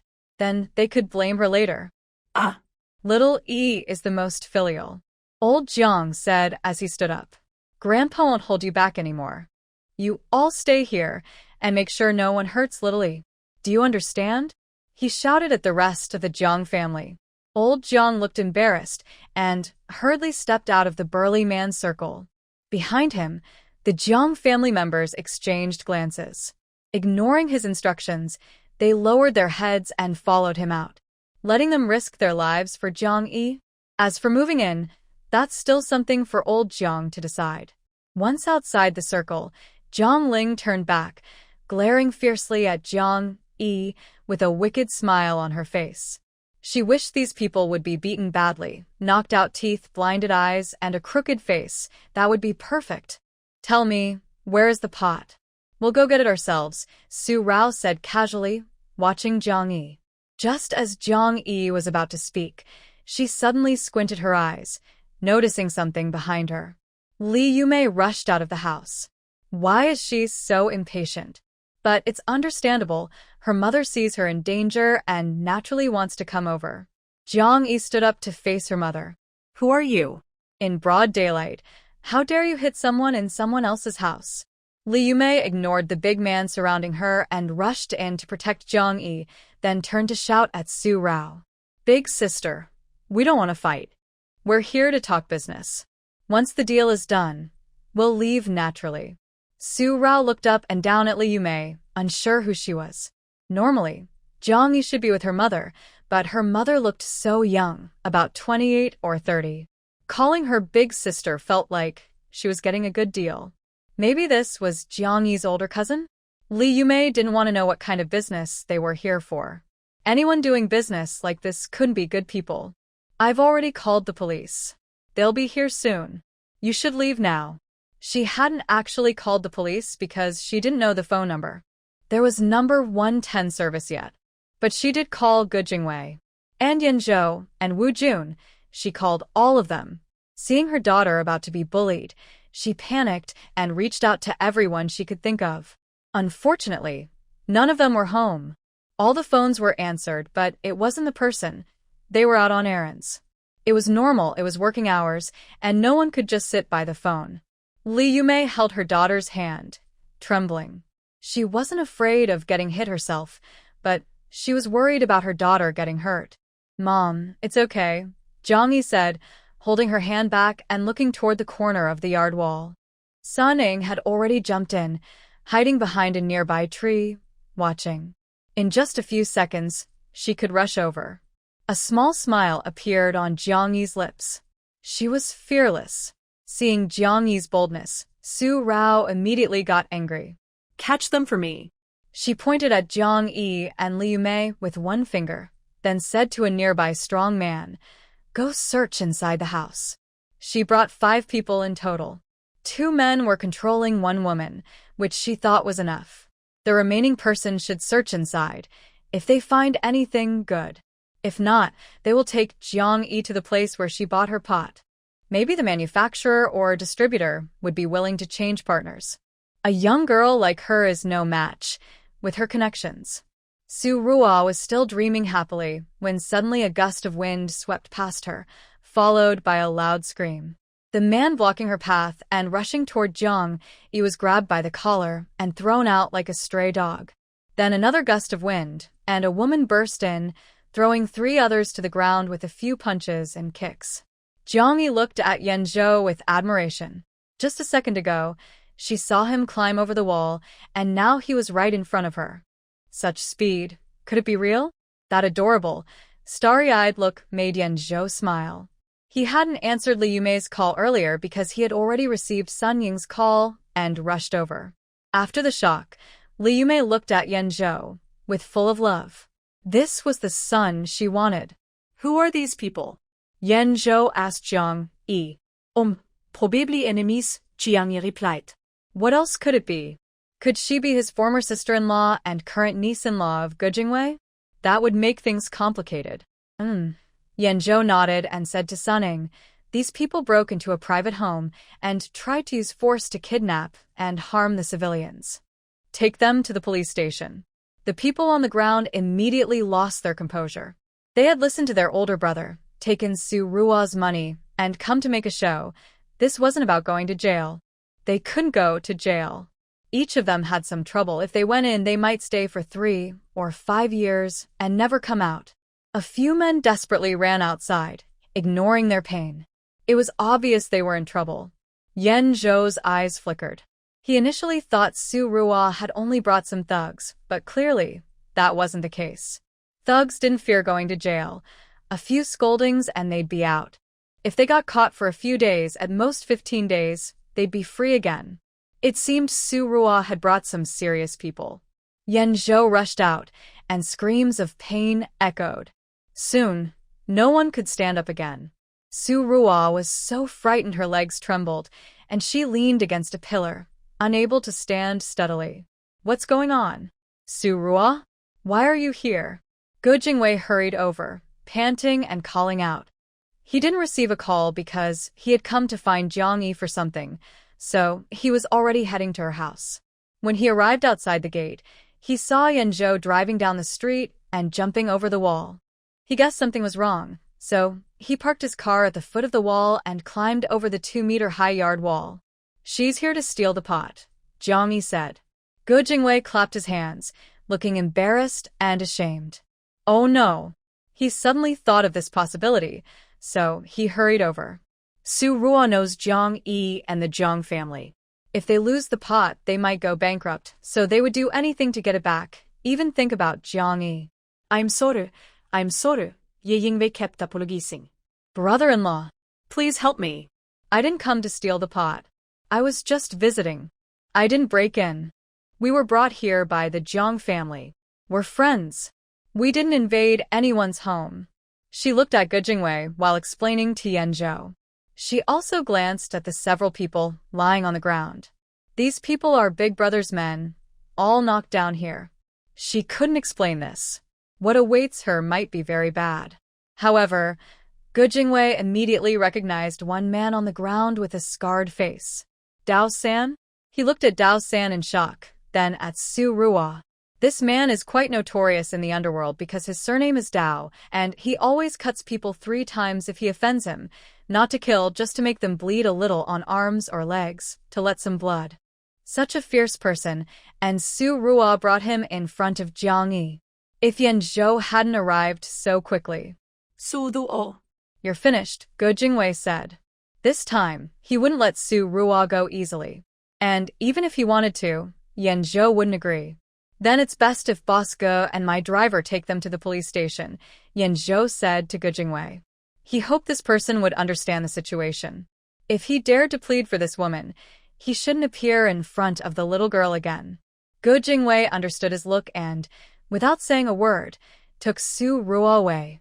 Su Ruo screamed loudly, but was knocked out with a slap by Suning. Finally, the yard was quiet. Jiang Yi looked at the Jiang family members who were shrinking to the side. It was time to deal with them. Jiang Yi glanced over, and the Jiang family members all shrank back. That look was cold and ruthless, making people feel scared deep inside. Keeping you here isn't a good idea. Diang Yimuteret. She admits she underestimated things. She didn't pay much attention to these people from the Jiang family before, and now, with everyone together, they are not her match. But she forgot they could also bring trouble into her home. If she wasn't home today, her mother would still open the door for them, and the consequences could be very bad.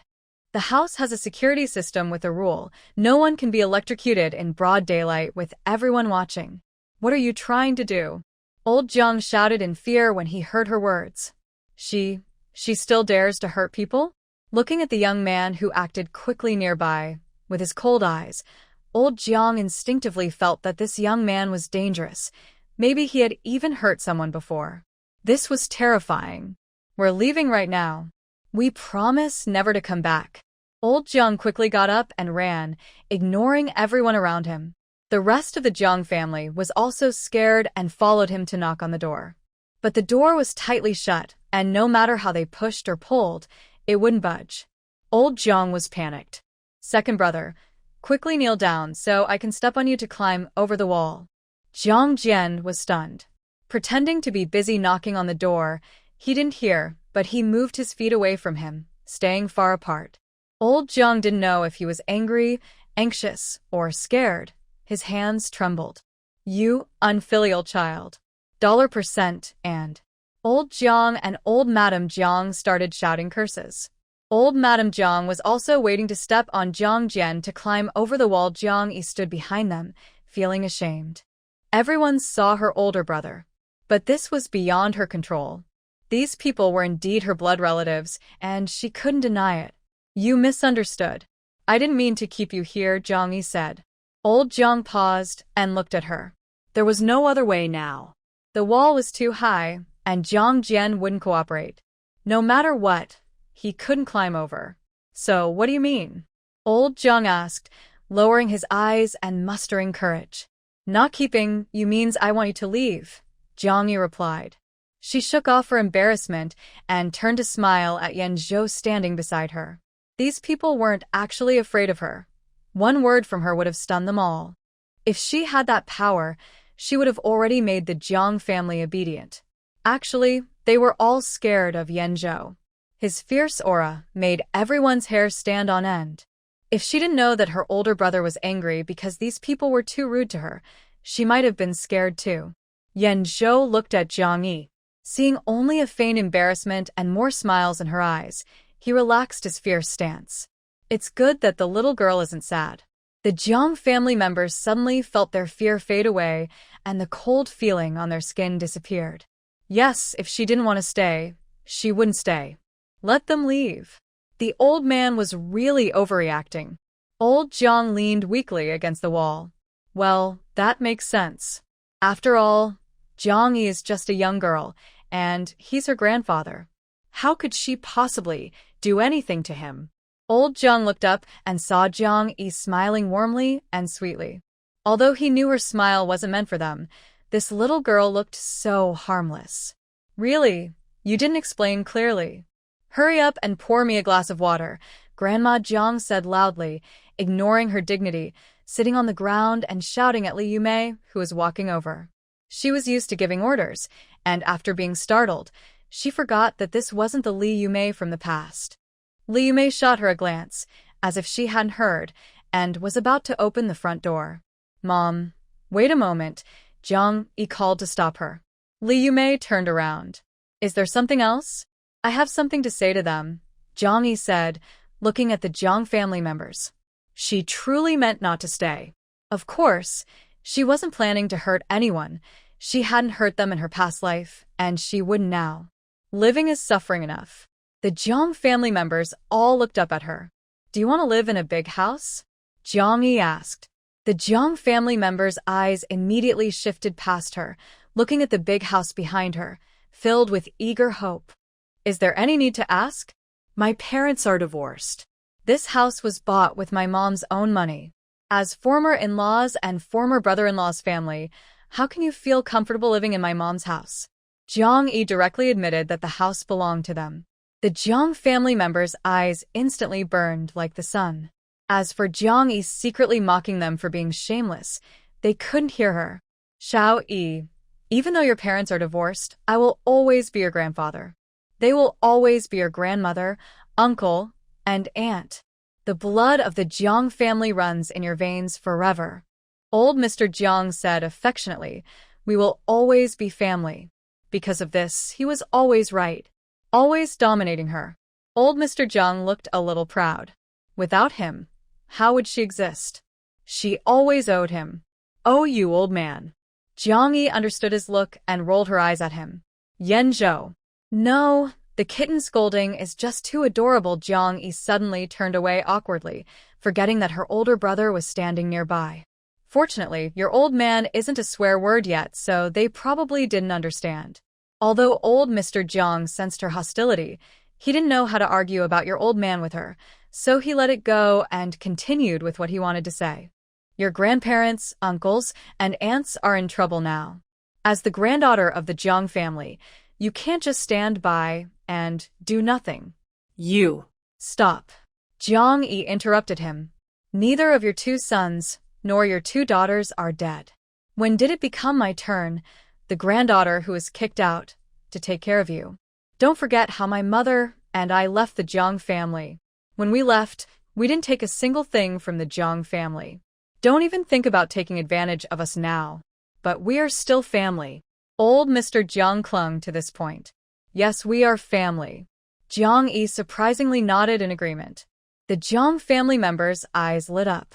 Li Yumei looked at her daughter with curiosity. To show your family, I'll give you a clear path. Jiang Yi smiled, her eyes shining with a mysterious light. Do you know that my dad got a promotion in the capital? Jiang Yi asked. The Jiang family members exchanged glances. They really didn't know. He not only got promoted but also bought a new house, a 2-bedroom, 1 living room place, spacious and bright. Now 1 room is empty, perfect for Grandpa and Grandma to move in. Old Mr. Jiang looked at the large villa behind her. In the past, he might have thought a 2-bedroom, 1 living room house was very spacious, but now, compared to this, what was it? He felt no excitement at all. You just don't understand. What's my house? Hangzhou, 1,000 miles from the capital, just a countryside place. And what about you all in Hangzhou? Jiang Yi's voice carried a tone of mockery. You are criminals for selling collective property. Thieves who steal what isn't theirs. In such a small city like Hangzhou, everyone knows what you've done. Do my former colleagues and neighbors still look at you with respect? Can you still hold your heads up high? The Jiang family members lowered their heads. Every word Jiang Yi said hit their sore spots. Since running away, the Jiang family hadn't dared to go out. First, they were afraid of encountering Sun Chang. Second, they were too ashamed to face anyone. Their reputation was completely ruined. But my dad's house is different, Jiang Yi said enticingly. It's inside the second ring road. Just to turn out the door, and you can see the front gate. From the gate, you can see Tiananmen. That's the heart of the country, a place everyone dreams of. Of course, she didn't mention how many stops it took to get there. Still, the location of that house was quite good, inside the second ring. It would be worth a lot in the future. She had to find a way to get it into her hands. But that wasn't urgent now. The most important thing was to bring this whole family of troublemakers right in front of Jiang Fan. Haha, thinking about their future clever schemes made her want to laugh. The Jiang family members' eyes lit up. Living in the heart of the country? Becoming a capital resident? Seeing the admired Tiananmen every day? There, no one will recognize you, Jiang Yi continued. You're just ordinary folks in Hangzhou, unknown and unnoticed. Those little things won't even reach the capital. That was impossible. She would naturally pass the message at the right time, making Jiang Fan drink a cup of tea. Do you want to go to the capital to proudly be a leader's family member? Or stay here, hunched over as a criminal? You choose, Jiang Yi said calmly. Old Mr. Jiang looked at the villa behind Jiang Yi, his expression conflicted. Don't even think about my house, he said. I'll buy a few wolves later, and they'll bite you if they see you. Yan Zhou couldn't help but laugh. This little cat had so many ideas. Old Mr. Jiang finally gave up. It seemed this plan wasn't going to work. But we don't know where your father lives, Old Mr. Jiang said. It's okay, I know, Jiang Yi replied. Moreover, your father might not be happy about us visiting. Although it's not certain, Old Man Jiang is sure that his eldest son wouldn't be pleased if they came. Otherwise, why wouldn't he tell them his phone number or address? He clearly understands in his heart that his son is afraid they might embarrass him or cause trouble if they visit. If he's not happy, you won't go, right? He's your son. More than a grandson. He still has a job, earns a few hundred yuan a month, lives in a big house, but lets his parents suffer and worry every day. Jiang Yi looks determined. If he's so unfilial, I will go and report him. Can someone like him still be a leader? Old Man Jiang's eyes brighten with confidence. That's a good excuse. When the eldest son shows any dissatisfaction, they can blame Jiang Yi. They are forced to find him. They are innocent. Go ahead boldly. Just tell him what I said. He won't dare refuse to take you in. Jiang Yi ludo promises. She is willing to take this responsibility. She's confident in this.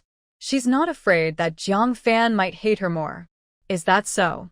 Old Man Jiang still struggles a little. What if he goes and gets turned away? Jiang Yi, having fought with them all her life in her previous life, knows all their expressions very well. She turns to Yan Zhou. Big brother, do you have someone reliable to send them to the capital? She wants to make sure Jiang's family finds Jiang Fan smoothly and gets settled in. This isn't a matter of just finding anyone to lead the way. Yan Zhou nods. Don't worry, leave it to me. Yes. Jiang Yi nods repeatedly. She trusts him completely. Tonight, someone will take you to the capital, Yan Zhou tells Jiang's family. There is a train heading to the capital tonight. He wants to send these people away immediately. He doesn't want them to stay even a day longer. Jiang's family looks up at Yan Zhou, confused about where Jiang Yi found this big brother. Jiang Feng stares at Jiang Yi, eyes red, and glances at Yan Zhou, blushing. Mom, you can open the door now, Jiang Yi says to Li Yumei. Oh. Li Yumei smiles at her daughter, sending Jiang's family off to trouble Jiang Fan. What a great idea. Her daughter is so clever. The door slowly opens. Old Lady Jiang gets up from the ground and follows Jiang's family out. Jiang Yi looked at her back and suddenly said, Wait a moment. The Jiang family paused, and Jiang Feng was the first to turn around and ask sweetly, Xiao Yi, do you have something else to say? This unexpectedly overly sweet attitude made Jiang Yi feel surprised. But Jiang Feng's thoughts were all on her face. Jiang Yi took a deep breath. She wasn't angry at all, really. The moon is so beautiful, Everyone likes it, and that's natural. Moreover, Jiang Feng is far behind her. She is confident about that. Jiang ignored her and asked Grandma Jiang, "How much money do you have hidden in your waist?"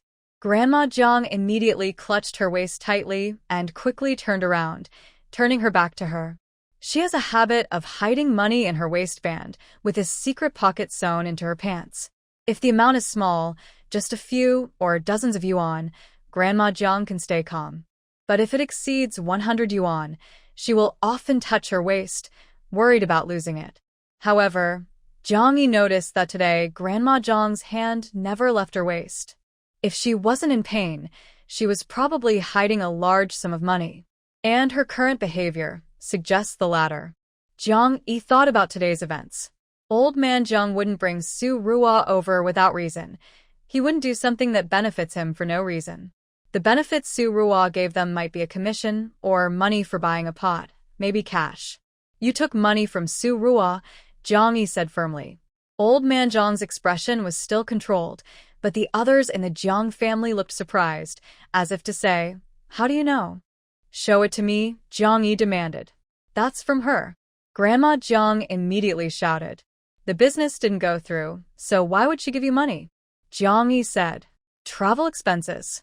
Grandma Jiang yelled. "It's signed." "She gave it voluntarily." "Let me see the receipt," Jiang Yi said. Old man Jiang frowned, but Grandma Jiang didn't move. Jiang Yi thought she was too nosy. "It's not her money." Suddenly, Jiang Feng moved.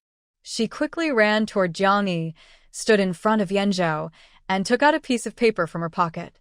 "Brother, this is the receipt," she said shyly and sweetly, looking at Yanzhou. She and Jiang Yi are cousins and the same age. Jiang Yi's older brother, so calling him big brother is fine, right? Everyone in the Jiang family looked at her with a betrayed expression. Old Mr. Jiang and Mrs. Jiang cannot read, and Jiang Jiangxiao only knows a few characters and cannot write. Jiang Long was too lazy to write, so in the end, Jiang Feng wrote the note and left it with her. Yan Zhou frowned, took a step back, and avoided the paper that was waved right in front of his eyes. He looked at Jiang Yi. Jiang Yi reached out quickly and snatched the note. She felt a little embarrassed inside, having such a cousin sister, really. But deep down, she also felt a tiny bit happy. Her older brother treated her differently. He never showed any dislike, even when she was dirty as a little monkey when she was young. Jiang Yi suppressed her warm feelings and looked seriously at the note. After reading, she said, "It says here that if you don't buy at least 10 pots, you get your money back. Now, no one has bought any, so you should return the money. It's not your money. Why can't you see us doing well?" Mrs. Jiang finally couldn't hold back and snapped. She was reluctant because it was 20,000 yuan. With that money, they could go to the capital with confidence, right?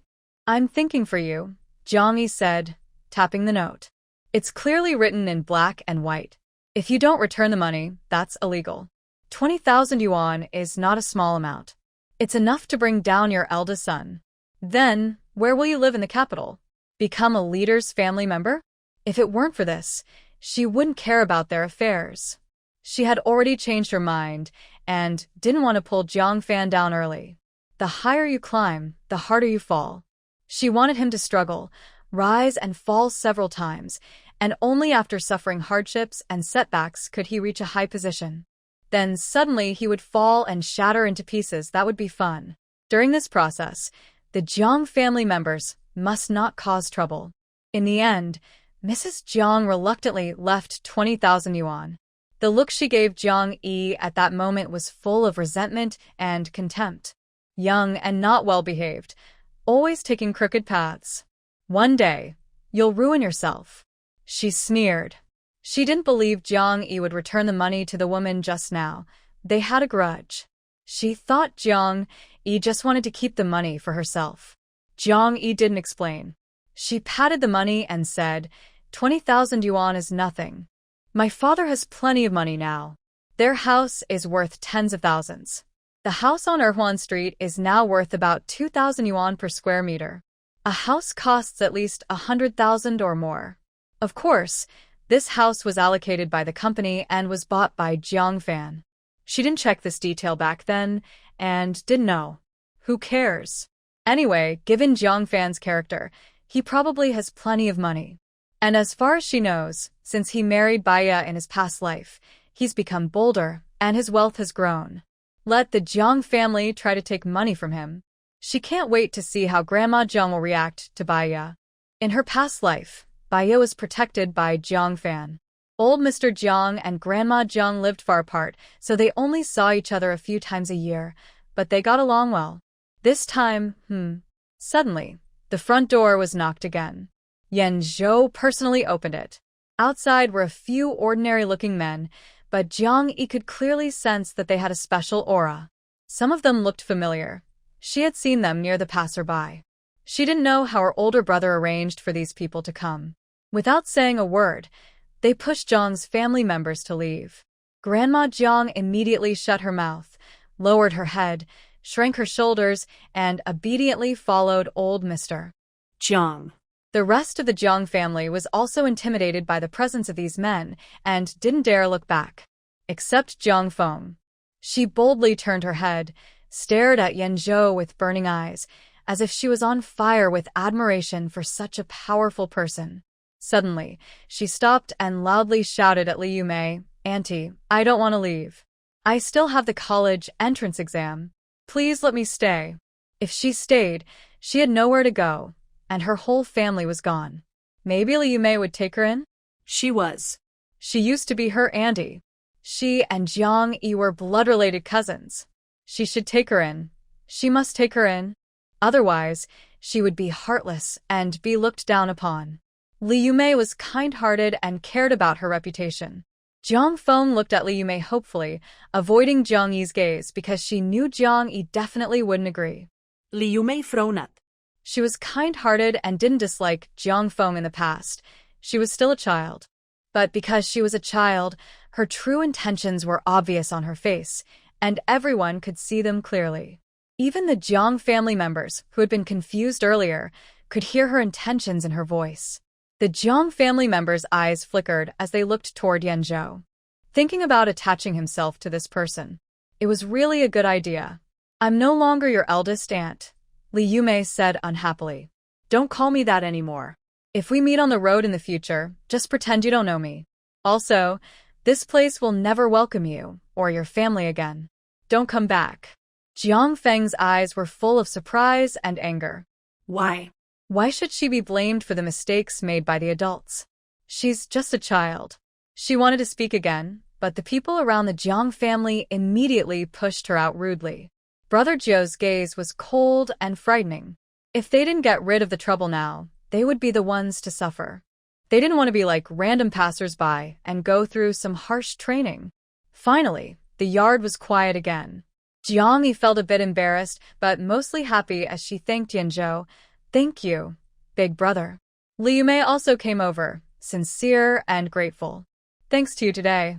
Otherwise, Rui would have been in trouble." Thinking about the scene just now, when those strong men rushed toward Jiang Yi, her legs trembled a little. Suddenly, the door was knocked loudly again. Jiang Yi was a bit speechless. Can't these people see the doorbell? Before Jiang Yi could open the door, a few figures jumped over the wall into the yard. Jiang Yi. The wall was a bit short. The person climbing over was Wu Jun. "Are you all okay?" Wu Jun rushed in. Because he jumped so quickly, he fell and tumbled to the ground. He quickly got up, looked up and saw Jiang Yi and Li Yumei standing safely, and his energy was drained. He almost sat down again. Li Yumei's tone on the phone earlier was urgent, and the situation was serious. The person on the other end hung up and came to find him. After searching for a while, they finally found him. They heard Jiang Yi was surrounded and possibly kidnapped, so Wu Jun brought his brothers to help. Some of his brothers ran fast, others were slower and stayed behind. Seeing Jiang Yi was safe, he felt relieved, even though he wasn't the one who saved her. His gaze fell on Yan Zhou, and he nodded slightly as a greeting. Yan Zhou also nodded back calmly. Since childhood, not many people have shown kindness to little cats. He couldn't ruin this one. Although he inexplicably found this kid annoying. It's over now. Woo Jun dismissed his brothers and went inside to ask about the situation. Lee Yume summarized the story briefly. It's nothing new. However, this time the Jiang family didn't come to bully them alone but brought outsiders along. Fortunately, everything was taken care of in one go. The Jiang family probably won't come back again, right? Lee Yume inexplicably felt confident about Yan Zhou. Will Brother Ge handle Su Ruo well? Lee Yume wasn't completely sure about this, because she just found out that Su Ruo is his younger sister-in-law, and his wife has already passed away. Brother Ge, who is very loyal and caring, should take better care of his sister-in-law. A strange, bitter feeling rose in Lee Yume's heart. If he can't give them a clear explanation, or if he dares. Enough, I have something to do, and will be late. I need to go, Lee Yume said, standing up to leave before her daughter could reply. The factory building for the food plant has already been chosen and is under renovation. She needs to supervise it. However, Yan Zhou was a bit worried. Su Ruo was caught and held onto by them, and she hadn't forgotten that Su Ruo also had a secret partner. No, now he was her legitimate husband. She also hadn't forgotten that Ge Hongliang was still outside. Su Ruo dared to threaten and intimidate them, so Ge Hongliang might have similar thoughts. She was worried about her mother going out now. Yan Zhou wanted to speak, but Woo Jun spoke first. I'll go with you. No need, no need. You have your own things to do. The tile factory can't do without you, Lee Yume said. Those are small matters. I'll go with you. Woo Yun insisted. But Lee Yume didn't know about the dangers outside. She was more determined not to let Woo Jun go with her. Brother Woo, find some reliable brothers to follow my mother, Jiang Yi said. Get a few more. Although it's dangerous outside, they can't stop going out altogether. Nor can they keep Woo Jun as her bodyguard forever. He's really busy. Getting a few more people is the same. Jiang Yi turned to look at Yan Zhou. She was still worried. She absolutely couldn't lose her mother again. But her older brother was definitely busier than Woo Jun. She couldn't keep bothering him with everything. Every year, many soldiers are discharged from the army. Yan Zhou started to speak, and Jiang Yi understood immediately. She was so excited. Why hadn't she thought of this before? Come on. From now on, our factory will only hire discharged soldiers. In the future, everyone in her company, from the general manager's assistant to the kitchen staff, must be strong and reliable. Drivers? Bodyguards? Just give a call to the company, and anyone can come. Who would dare to cause trouble now?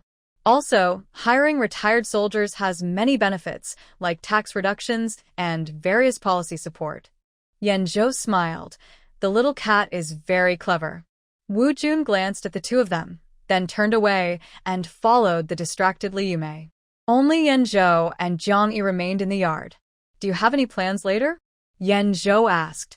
Jiang Yi's heart fluttered. Does he want to meet her, go on a date? Every year, the country also retires many military dogs, Yan Zhou said. Do you want to choose a few? Jiang Yi covered her face and sighed, realizing she was overthinking again. Jiang Yi finally went with Yan Zhou to a large yard to select retired police dogs. She had no idea what to do. All her thoughts were suppressed deep inside her, not daring to show. Now is not the right time. In the end, Jiang Yi chose 2 injured military dogs about to retire, 1 male and 1 female. They are young, strong dogs, injured during missions so their fighting ability is reduced, but they can still reproduce. The yard is so big, and there are many houses planned for the future. 2 dogs are not enough, especially since they are injured. So, she plans to focus on breeding their offspring, raising a pack of wolf teeth and princess. Su Rao and several strong men were taken to the police station. Yan Zhou's people pointed at the men and whispered a few words to the police chief, who dared not ask questions. Soon, they were sent to higher authorities. Among these people, he recognized 2. Their crimes were too serious for a small police station to handle. After a long process, they were finally kept in separate cells. Thank you. Thank you. A person in a high-quality uniform shook hands with Yan Zhou's team. The information about these people had just reached him. Their crimes were heinous, and they were a threat to the community. Catching them was a service to the people. And he didn't even have to lift a finger. This was a huge achievement. Brothers, you've worked hard. Is there any report from above? The man asked. He knew the identities of these people and dared not ask too many questions about the secret department. These people normally wouldn't interfere with these thugs and ruffians. They aren't qualified for that. These troublemakers probably intentionally bumped into someone. In other words, they offended someone. There's nothing to explain. Just handle it fairly. Lock them up for as many years as needed. If anyone dares to let them go lightly. Yenzhou's people stared at the police officer, giving a warning with their eyes. Their presence was too strong for an ordinary officer to resist. Don't worry, don't worry. Well, definitely, before he finished, several men withdrew. They probably wouldn't dare to do anything small. If they did, Brother Jio would tie them all up and deal with them together. Gu Jingwei didn't leave. He still needed to handle Su Ruo's case. Su Ruo was detained on charges of kidnapping and extortion, unsuccessful attempts. After a few rounds of skilled questioning, she obediently admitted everything. She really wanted to catch Jiang Yi and her mother, forcing them to hand over the electric cooker. She said she would release them once they handed it over. If they couldn't, she would beat them first. If they still didn't give it up in a day, she would beat them again. Why could she sell to Gu Jingwei but not to her? She wasn't short of money. She still thought she was right. She just wanted to buy something. As for hitting people, wasn't she unsuccessful? Did that mean she broke no law? They didn't even touch Jiang Yi's hair. Instead, she got beaten badly, and now she wants to sue Jiang Yi. Haha, a legal illiterate. The police officer sneered. If she was alone and wanted to hit Jiang Yi, it wouldn't be a big deal.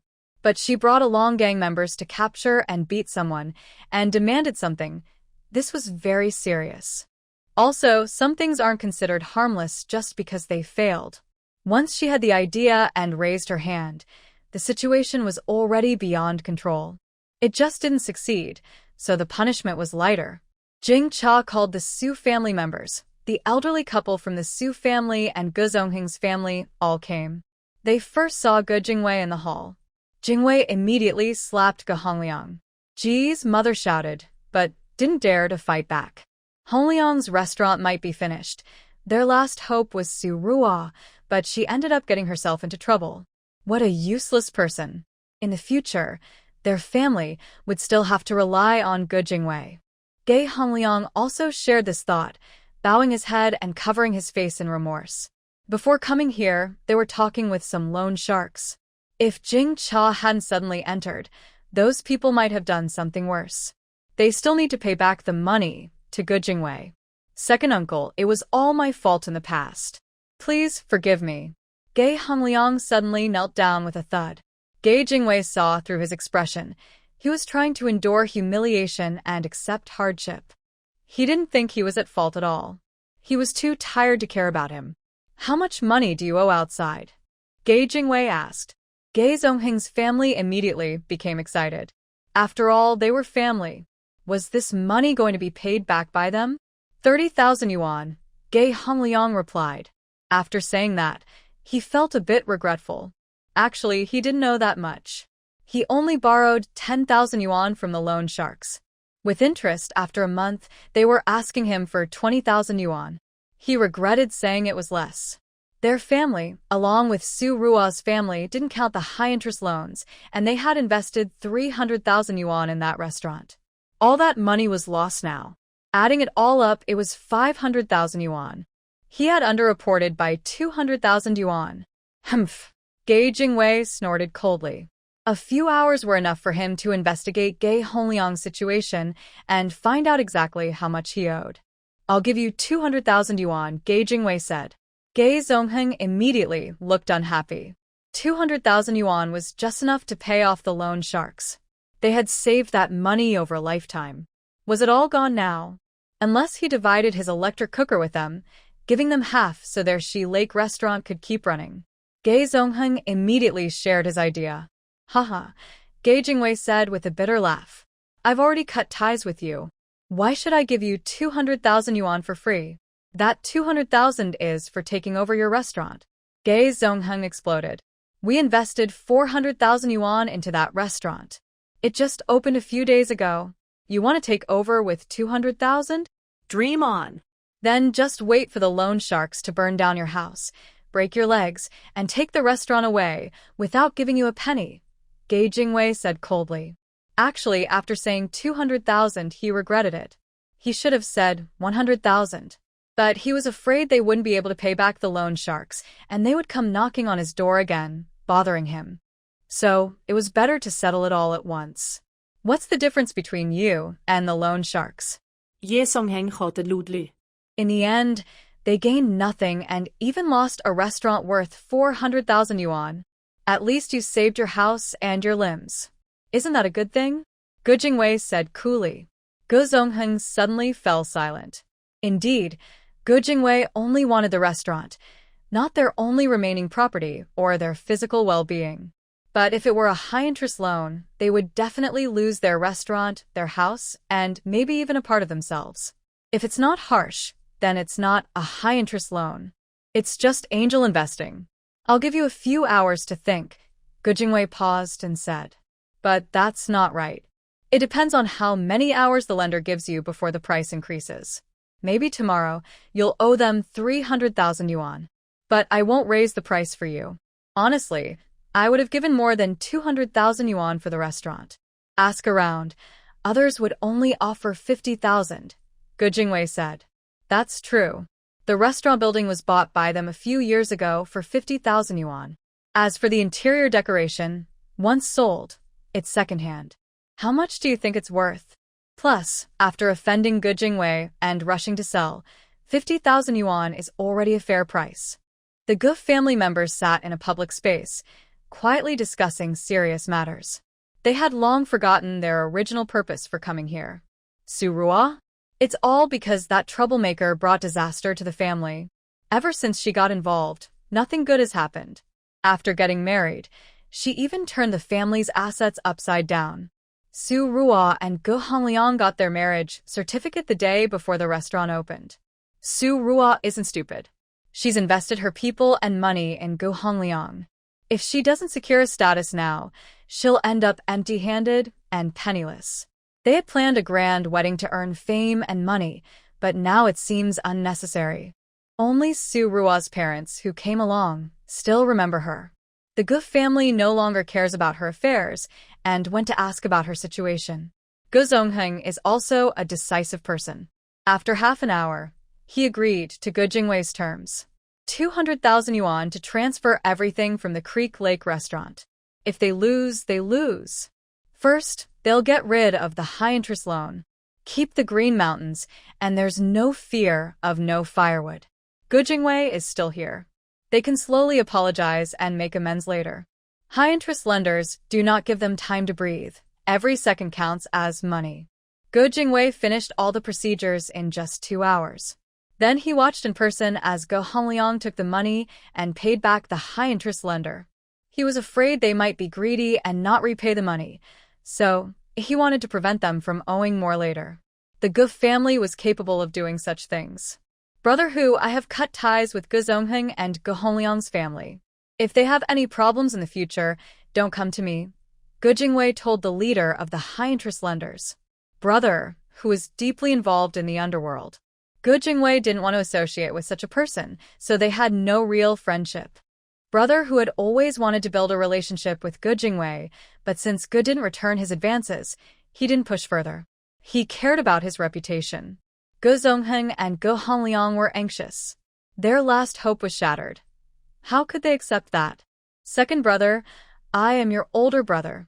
We are family, connected by bones and tendons. Brother Hu, I don't recognize this family connection. If you come looking for me, don't be surprised if I don't open the door, Ge Jingwei said plainly. All right, I'll remember what you said, Boss Ge. Brother Hu nodded. They had their own rules. When debtors couldn't pay back, they would only bother the debtor, not randomly ask unrelated people for money.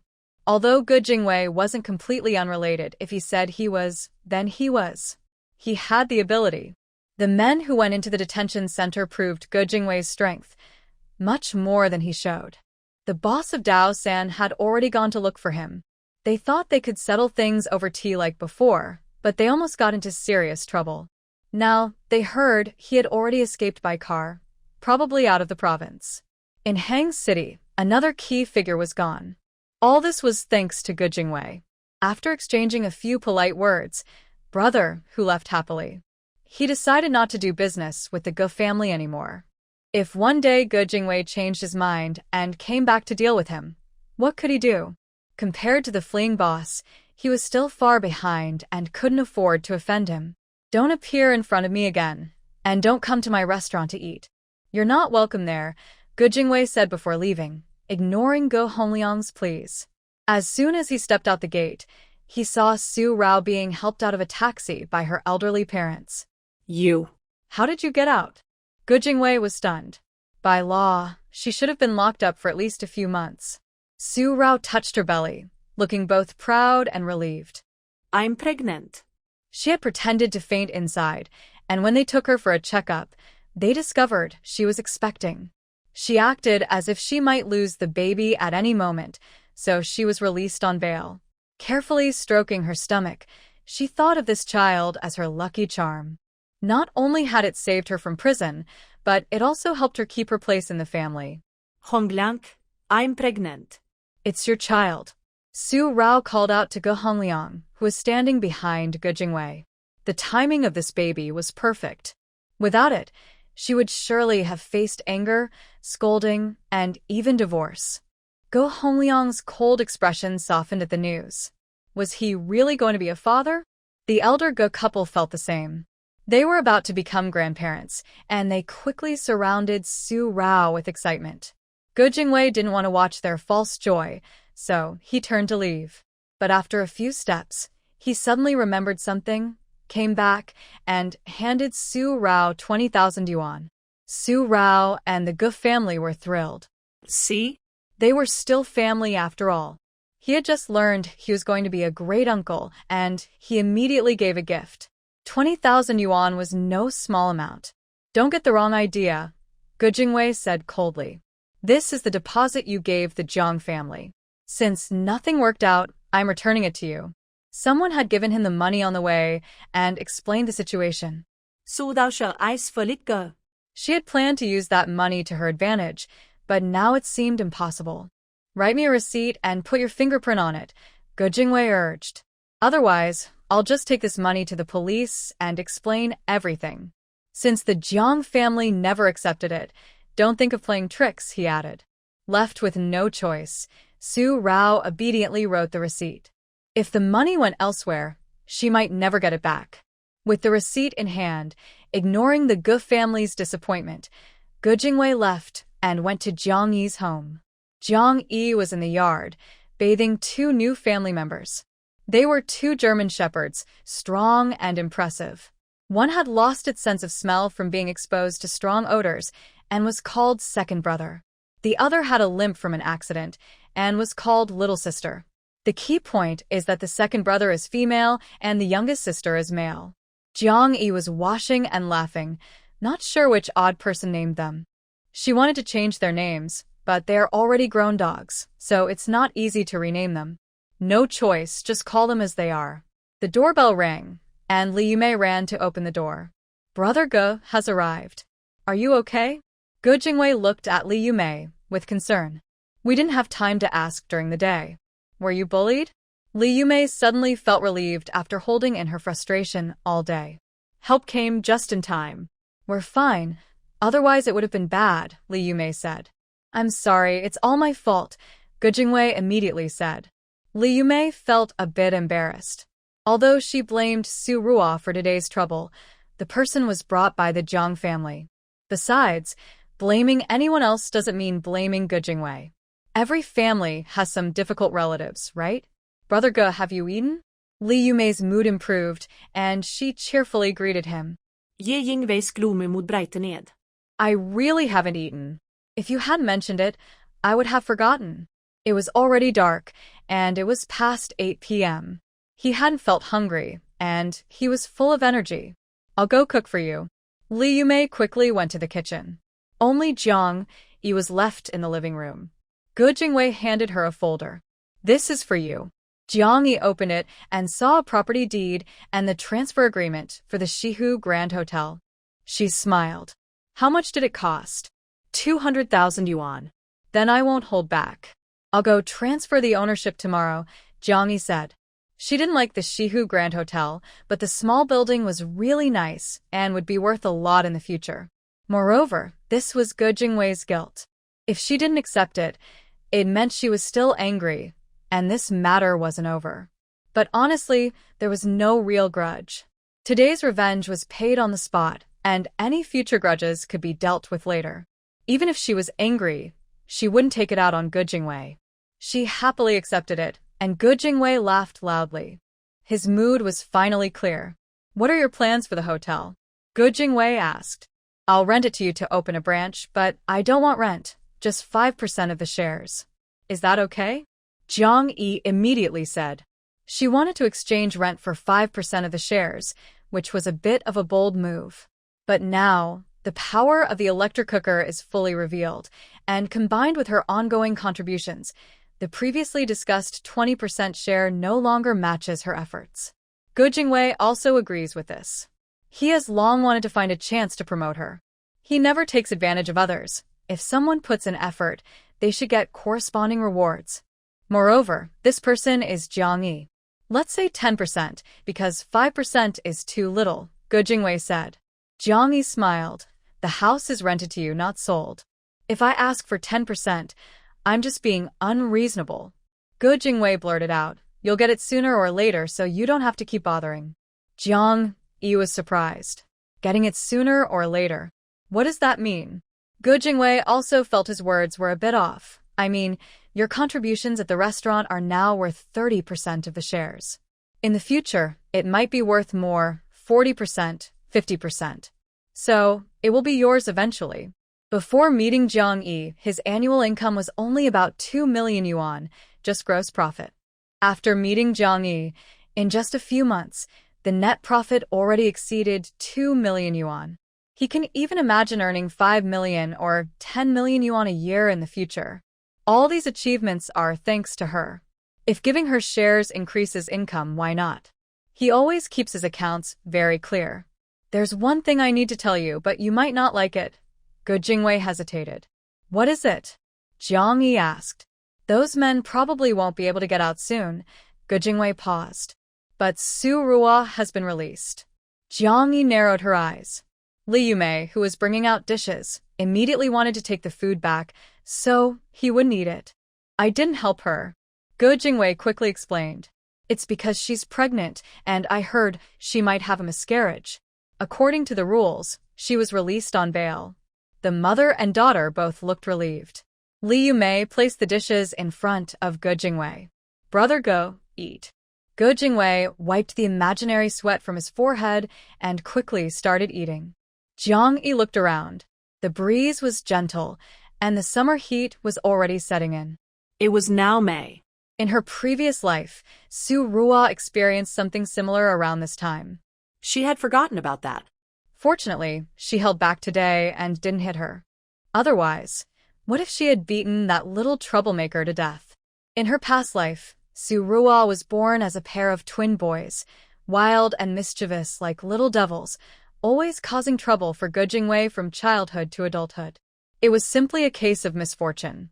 In this life, she decided to let these two troublemakers bring misfortune to Su Ruo and Go Hongliang.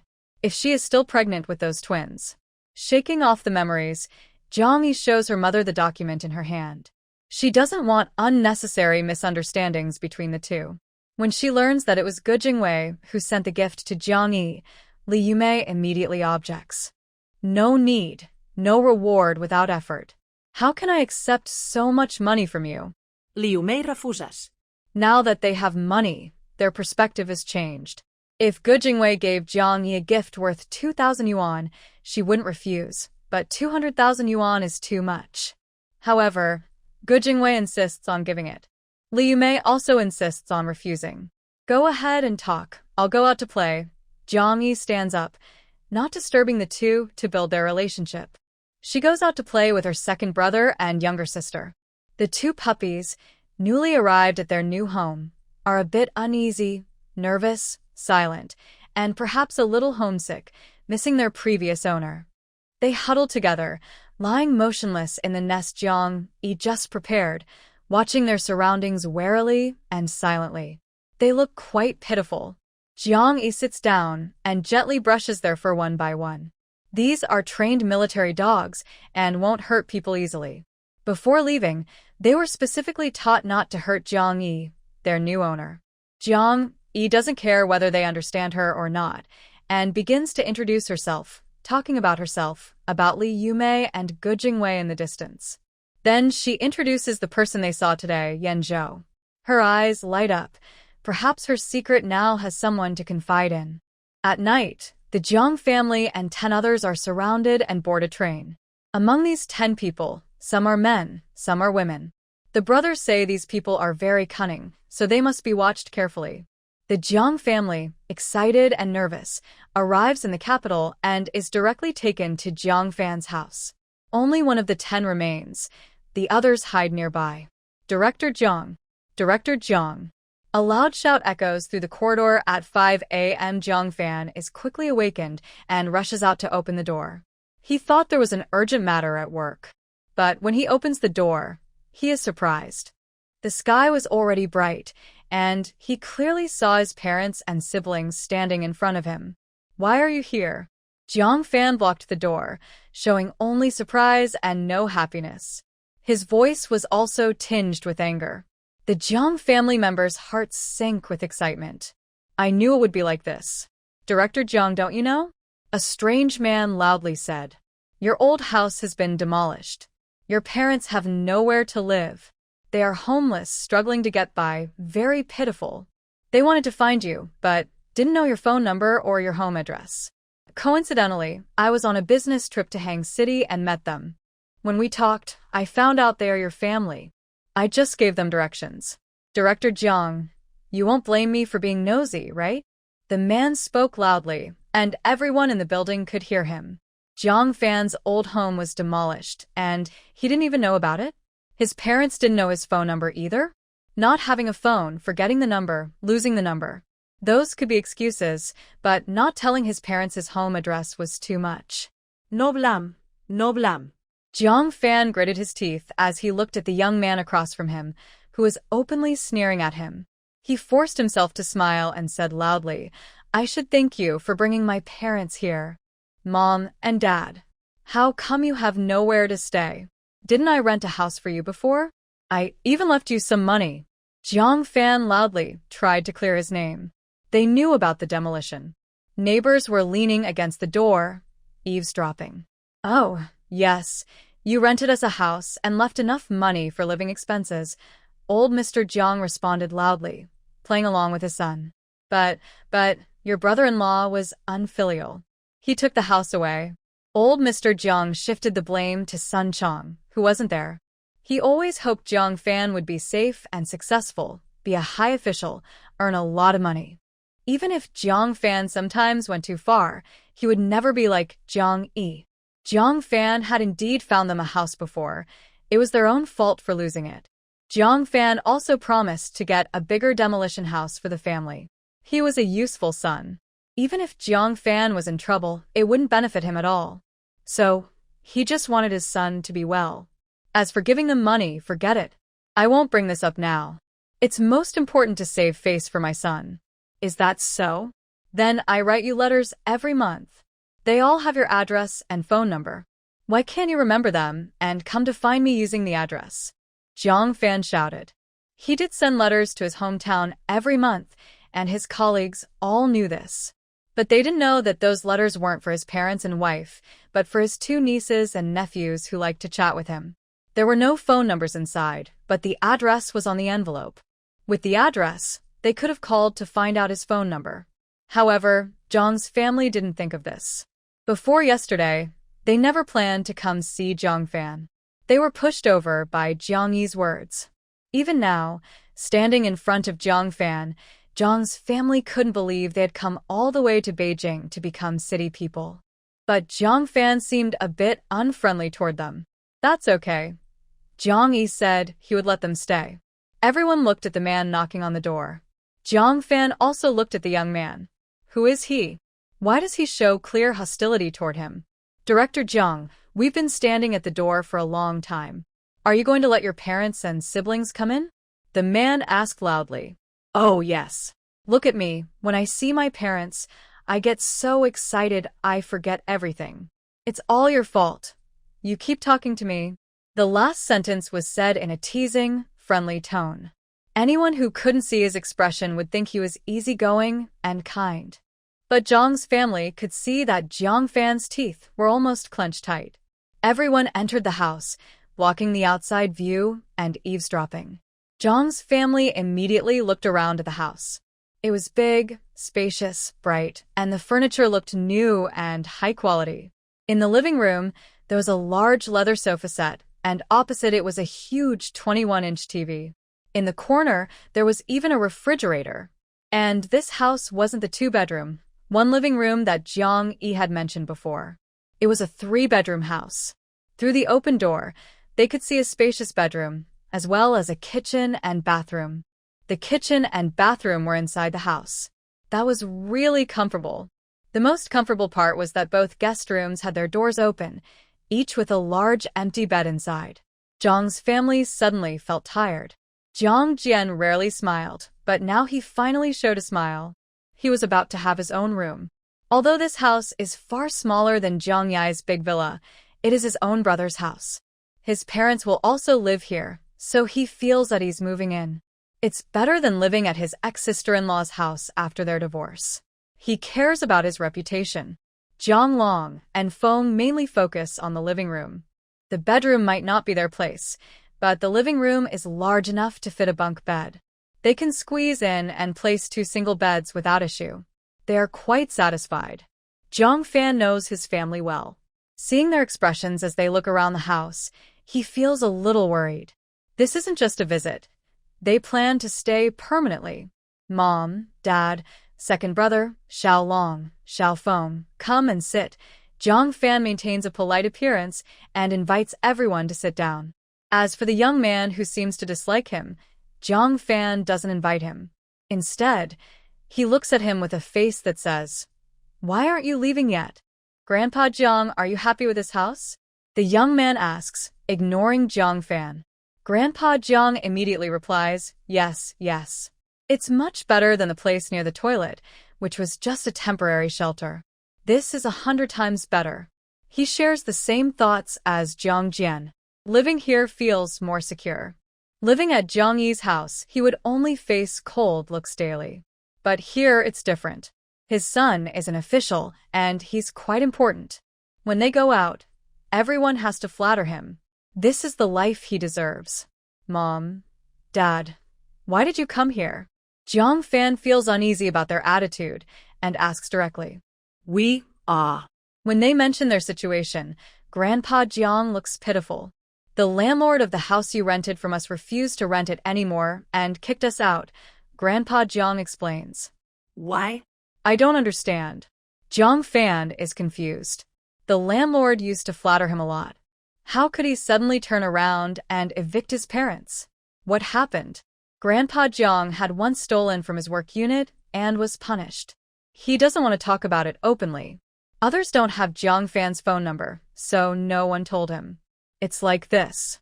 Your sister's father-in-law, director's son, got into trouble and was arrested, which caused us to be involved, Grandpa Jiang says.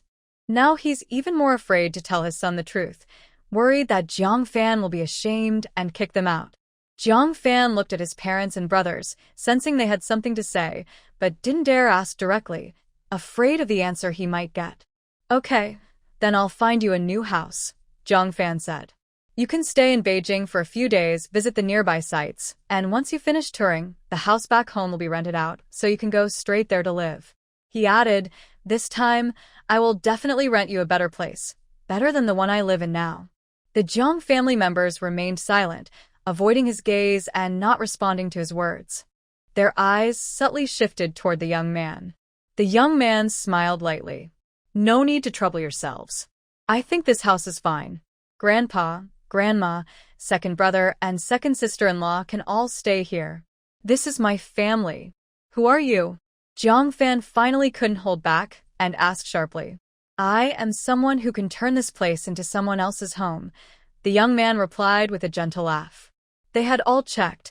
This house was allocated by the company, not bought by him. He was not yet willing to buy a house. Such a big house outside would cost over 200,000 yuan. How could he explain his source of income? Moreover, he didn't have that much money right now. Jiang Fan's face instantly turned red, and he swallowed harsh words back into his throat. He carefully observed the young man. His clothes were simple, his features ordinary, and he looked young, nothing like someone with high authority. But the aura he carried was definitely unusual, not someone trying to deceive him. Perhaps he was a secretary to some leader? Better to believe it than not. Jiang Fan asked, Do you know which department your brother works in? You don't need to worry about that, the young man said. All you need to know is that your parents are self-sufficient. Don't trouble others. You should be filial and show respect in front of them. He continued, If you can't even do this much, then you're not fit to be a person. How can someone who isn't human be promoted to deputy director? Jiang Fan's eyes flickered. His promotion to deputy director hadn't been made public yet. Only higher-ups had discussed it with him, and it was almost certain he would get the position. But until it was official, he could be replaced at any time. This person was very well informed, definitely not an ordinary individual. As for whether he could prevent Jiang Fan from becoming deputy director, the young man smiled, picked up the phone in his room, and said, Is this Director Li's number? XXXX, right? He dialed the number while speaking. Jiang Fan stared at his hand, his heart trembling along with it. Director Li is his superior's superior. His appointment was nominated by his superior and approved by Director Li. He has never called the phone number at Director Li's house, but he knows it very well. The young man dialed the correct number, which was good. Jiang Fan was tense all over. The phone was quickly answered. I am at Jiang Fan's house, the young man said directly. Okay, came Director Li's loud voice from the disconnected line. Jiang Fan's body bristled with fear. Comrade Jiang Fan seems reluctant to meet his parents. With such character, how can he be suitable? I understand. He is nothing now. Director Li's voice was so loud it sounded like he was in the same room. Jiang Fan's blood suddenly froze and then rushed to his head. I didn't. Jiang Fan shouted, rushing forward to grab the young man's hand, holding the phone and begging the person on the line. You misunderstood. I really welcome my parents. I will support them for my whole life. Living under the same roof? The young man asked with a smile. Jiang Fan felt both angry and scared inside, but he could only smile and say, Yes, living together for a lifetime. Who did he offend? Why is he being treated like this? Director Li, you heard that too. Please supervise him. If he can't do it, the young man said into the phone. Understood. Director Li answered loudly from the line. People with such bad character are not suitable for our system. But for now, give him another chance, the young man said. Without waiting for a reply, he hung up. Jiang Fan's heart was still hanging in the air. Grandpa and Grandma, you can rest assured living here. He won't dare to chase you away, the young man said, then pulled his hand from Jiang Fan's grip and left. Jiang Fan didn't follow. He was afraid that if he did, neighbors in the corridor might hear. He also knew that chasing after him was useless. The house became quiet again, and the air seemed to freeze. The only sound was the ticking of the clock on the wall. Suddenly, the wooden door of the master bedroom was pushed open with a loud squeak. Baya didn't come out. Her sleepy voice came from the door. A fan who came so early. It's so annoying to disturb a good sleep. Oh, is that my sister-in-law? Just hearing your voice, I can tell she's a beautiful person. Sister-in-law, I am Xiaohua, your younger sister-in-law. My parents and I came to see you. Xiaohua exaggeratedly smiled to ease the awkward atmosphere. Bai Yaden paused, then rolled her eyes and slowly turned back onto the bed, pulling the blanket over her. Oh, Fan. My stomach hurts so much. Jiang Fan heard the call and immediately ran into the room, casually closing the door behind him. Baby? What's wrong?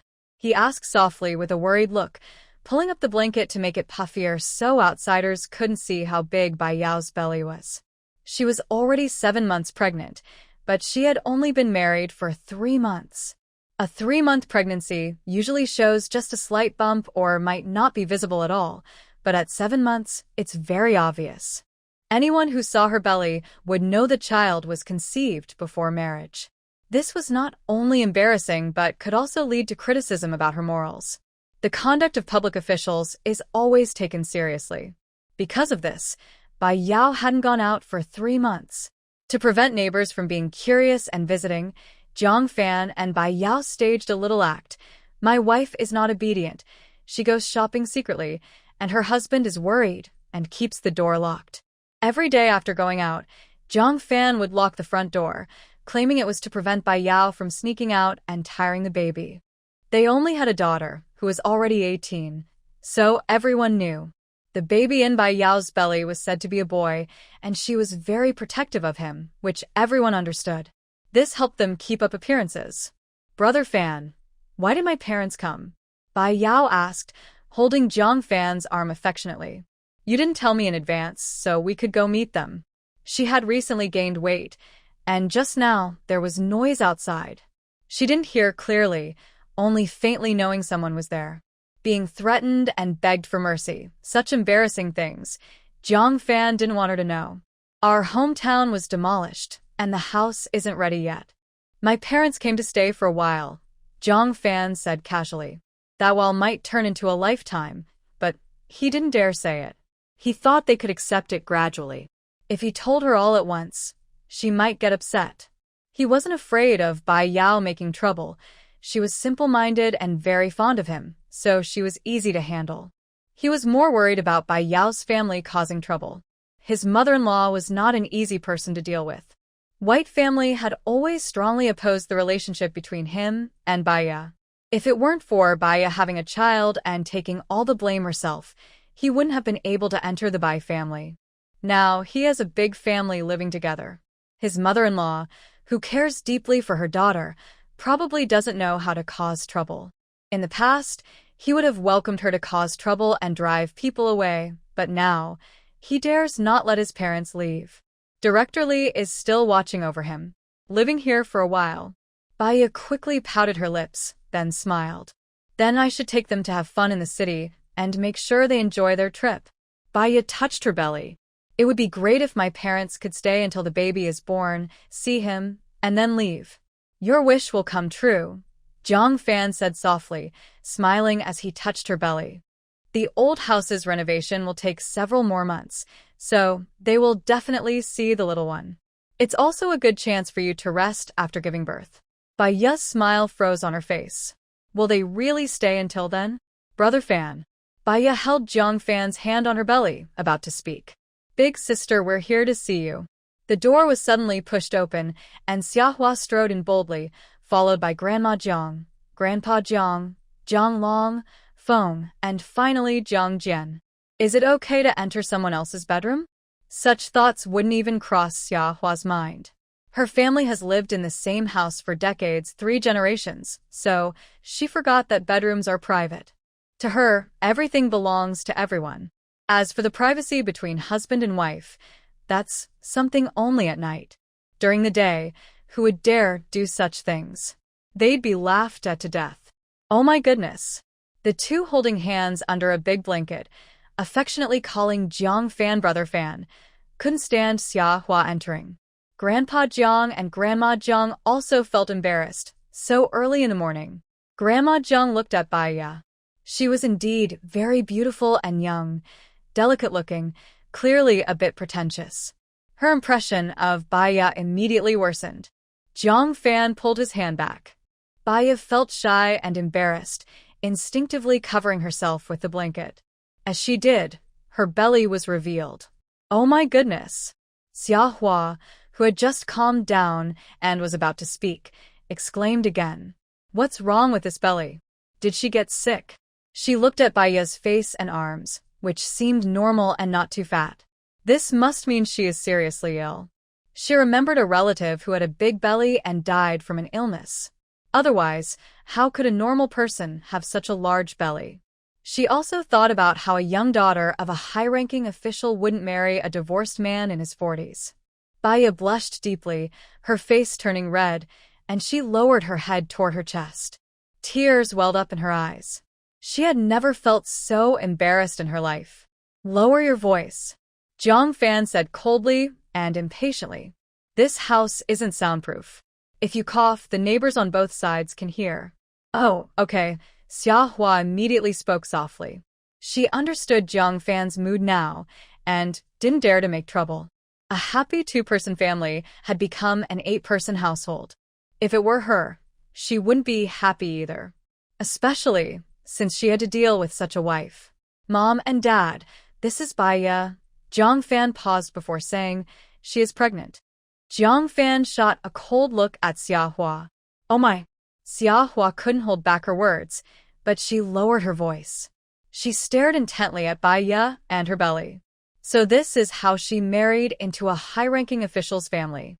As for the young flower, Bah.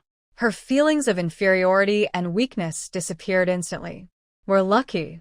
We just got married and already have a child," Zhang Fan said stiffly. "But everyone's body is different. Xiaoya's belly looks bigger." The truth was something they wouldn't say out loud, even though everyone knew it deep down. "Really? Then it must be twins," Xia Hua said loudly. Zhang Fan shot her another look. "Sister-in-law, lower your voice. It's still early, and you don't want to disturb the neighbor's rest." He initially wanted to use the twin excuse to explain the big belly, but it wasn't actually twins. If people found out, it would be obvious. So, it was better not to let outsiders know Baya's belly was larger than that of a normal pregnant woman. "Xiaoya is weak and likes quiet. I had someone read her fortune. This child's life is also weak, so it's best not to let outsiders know.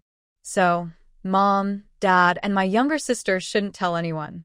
Zhang Fan slowly explained, and it was based on fortune-telling, which is superstitious.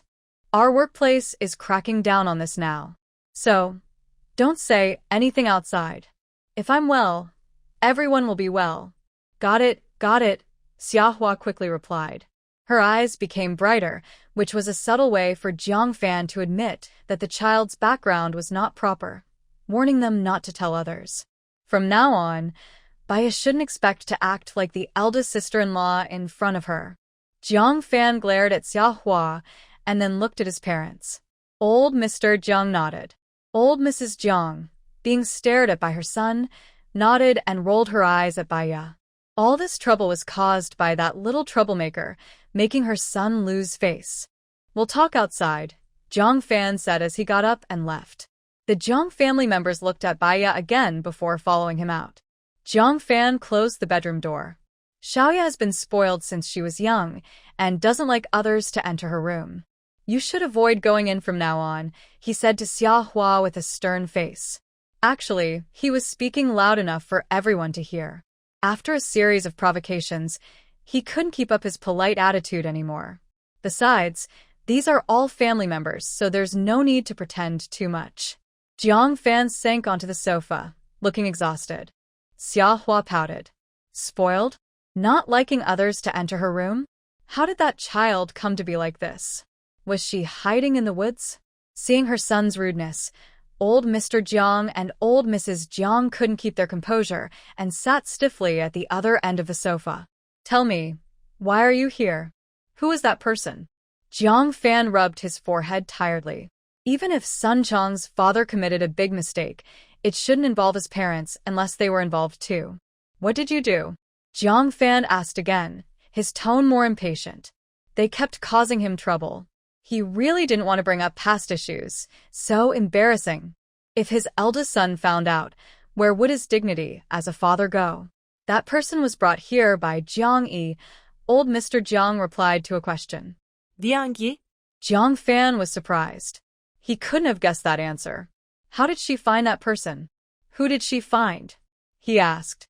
"Big brother, you don't know. Jiang Yi is really powerful now. Li Yumei is making a lot of money." Xia Hua, for some reason, looked around nervously and said loudly, "She bought that house. It's a big one. A 2-story villa. Several hundred square meters."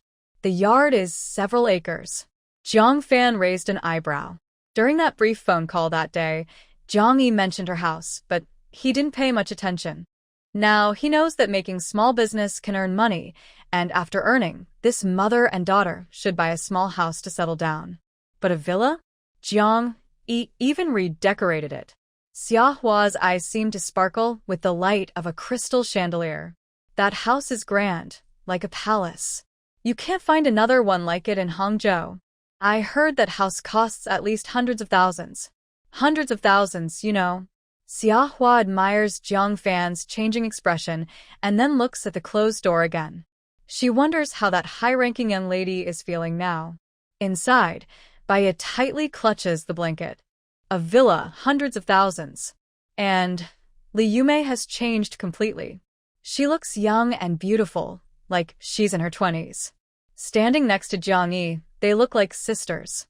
Xia Hua never thought she would praise Li Yume one day, but now she says it, and she feels strangely happy inside. Enough. I don't care what she looks like. I'm not interested. Jiang Fan interrupts her irritably. Tell me about Jiang Yi and the people she brought. Xia Hua pouts again. She's just trying to flatter the newcomer. Baya inside the house finally relaxes her fists and shows a sweet smile. That person was arranged by her older brother. We don't know anything else, Xia Hua says, feeling bored. She finishes her explanation in one sentence. Her older brother? Cousin? Which cousin? Jiang Fan asks curiously. Jiang Yi's only cousin is Jiang Long, so the other brother must be a cousin. Has Li Yume's family come forward? We don't know if he's a cousin or a lover, Xia Hua says unhappily when she mentions this. She glances at her daughter. Her beautiful daughter Fenger is also a lovely girl, but why isn't she as lucky? Her expression stiffens at this point. Fenger wants to find a good partner, but she still depends on Jiang Fan. Her energetic attitude suddenly disappears. She sits quietly beside Jiang Jian. Jiang Fan rubs his forehead hard. Tell me, what exactly is going on? What's the situation? The Jiang family members all look at Xia Hua. If things go badly, they are probably blaming her. Xia Hua is smart and doesn't mention any trouble or blame. She just says that her family was forced to leave by Sun Chang, feeling hopeless, and they wanted Jiang Yi to take them in. But they were driven out, put on a train, and sent to his door. We didn't want to come, but we had no choice. Old Mr. Jiang summarized, it was Jiang Yi who made the decision. If we didn't come, she wouldn't let you have a good life. You saw her partner's abilities. To avoid causing you trouble, we had to come. Would a stranger help someone this much? Old Mr. Jiang didn't believe it. That person must be Jiang Yi's partner. Such a good partner. Such a good granddaughter. They missed their chance and ended up offending her badly.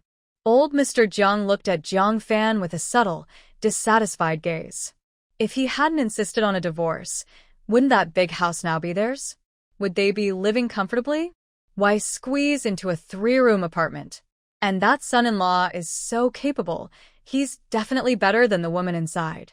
If her family had real power, his son wouldn't be threatened. They wouldn't dare threaten him at all. Grandma Jiang and old Mr. Jiang shared the same thoughts. She glared fiercely at the closed door, blaming that cunning woman for causing her son to lose out, losing a big deal for a small gain. Jiang Fan's thoughts instantly aligned with theirs. Regret struck him like lightning in his heart. I told you all not to provoke her.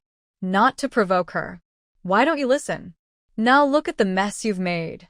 Jiang Fan hissed through clenched teeth. In the end, it was his parents who brought this trouble on themselves. Hearing the shouting, the Jiang family members obediently listened. They agreed with him. If they hadn't gone that day, none of this would have happened. But tens of thousands of yuan, could they not go? The eldest is well off, not hungry, while they are renting a rundown house. But at this moment, no one dared to anger Jiang Fan, who was clearly furious. Jiang Fan's face darkened for a long time as he tried to calm his mood. It was too late to be angry. He could only look forward. The person's identity was just a guess by his parents. Maybe he wasn't Jiang Yi's partner at all. Even if he wasn't, he still had to deal with him for Jiang Yi. Thinking of this, his heart ached. It's okay, he's just a partner. Maybe they won't get married, or if they do, they'll divorce. But whether they divorce or not, he's already been dealt with now. Thinking of this, his pain deepened. The only good thing was that his threat might someday disappear. After years of struggle, he has realized that no one has an unbreakable support. When that man's influence falls, he will be free. Or perhaps, when he and Jiang Yi break up, Jiang Fan exhales and stands up, saying, "You all rest now. Don't disturb Xiaoya. She is pregnant and must not be tired or upset." He speaks this with his mother in mind, knowing her very well. Grandma Jiang nods reluctantly under his watchful gaze. Jiang Fan feels satisfied and says, "Walk around here, but don't get lost. You need to find your way back and avoid talking too much with neighbors. More talking means more mistakes." He pauses and adds, "They all know Li Yumei has someone outside, which is why she divorced me. Don't say anything about it, or even mention it." To protect his image, he is willing to wear a metaphorical green hat. He prefers others to laugh behind his back rather than have his integrity stained or lose his job. Understood, Xia Hua nods in agreement on behalf of the Jiang family. Jiang Fan turns and goes inside, comforting Baya for a while before grabbing his briefcase and heading to work. In the office, he picks up the phone. "Xiaolu, check for me. Call records from Hang City on date." Jiang Fan has a good memory. He remembers the day Jiang Yi last threatened him over the phone. At this moment, the phone has no caller ID, but the number is recorded in the system. Especially in a government office, it's easy to trace incoming calls. After about 10 minutes, Jiang Fan gets the phone number. He holds the note, thinks for a few minutes, then slowly dials the number. A few rings, and the call is answered. "Hello, who is this?" Jiang Yi politely asks. "Xiao Yi, it's me," Jiang Fan says with a smile, speaking softly. Jiang Yi pauses, recognizing the voice. This tone momentarily makes her feel a bit dizzy. In her past life, Jiang Fan had fooled her countless times with this same tone. "Who are you?" "Sorry, I didn't recognize your voice," Jiang Yi asks politely. Jiang Fan pauses, suddenly realizing he hasn't spoken properly to Jiang Yi in 10 years. The last time he went back, their few exchanges were full of verbal attacks, and after a few words, he was left speechless. It's understandable she couldn't recognize his voice. "I am your father," Jiang Fan said. "You're crazy." Jiang Yi hung up the phone. Jiang Fan held the phone, took a few deep breaths, and dialed again. "Hello, Xiao Yi, it's your dad." Jiang Yi suddenly hung up again. A minute later, the phone rang again. "This is Jiang Fan." "That's better," Jiang Yi said with a smile. "Speak nicely. You don't deserve to use the word dad." Jiang Fan's smile faded, and his tone softened.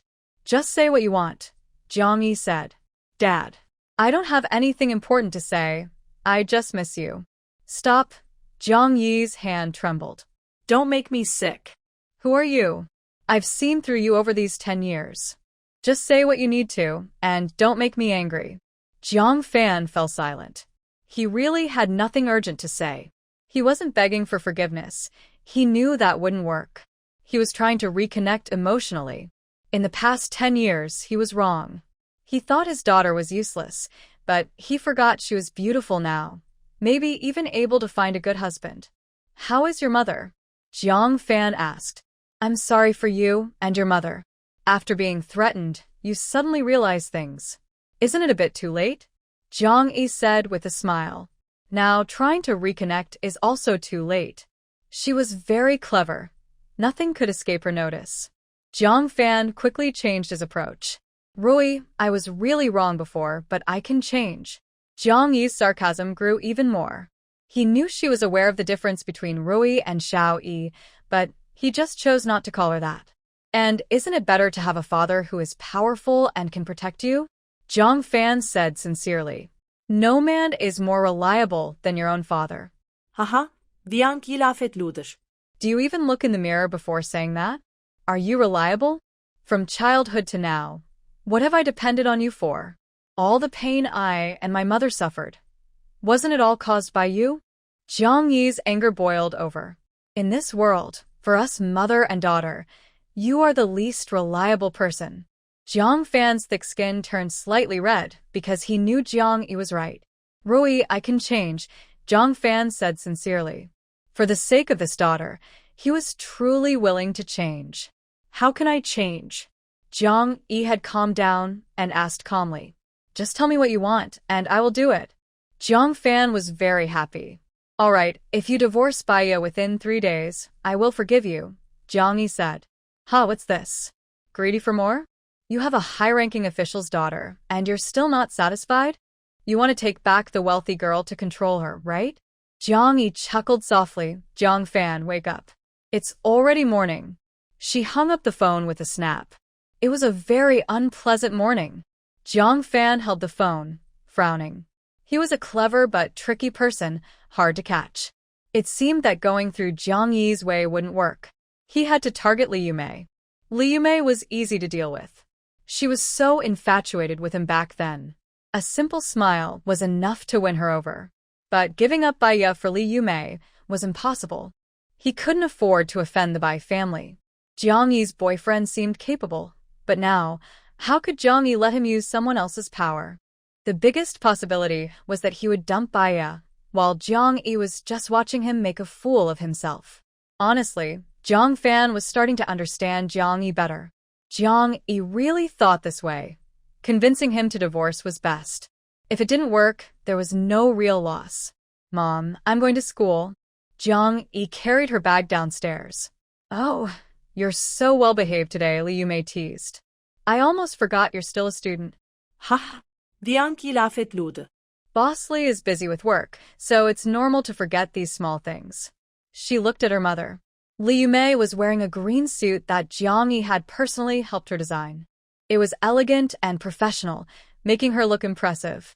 Even Li Yumei looked in the mirror and felt more confident by 50%.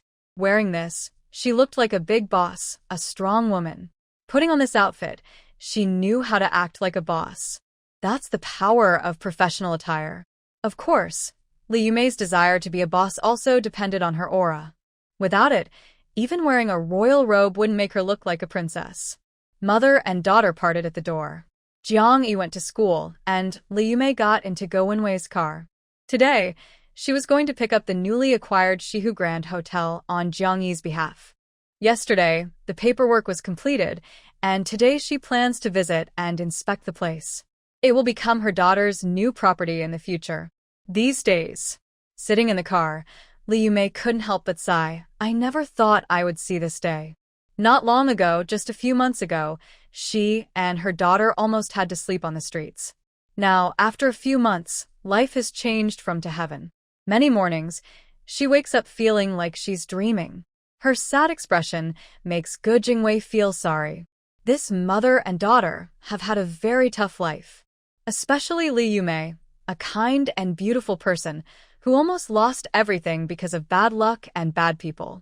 If Jiang Yun hadn't been lucky enough to find out and expose the other person's plan, Li Yumei might have given up completely. Now, she can stand tall and proud, and he really admires her.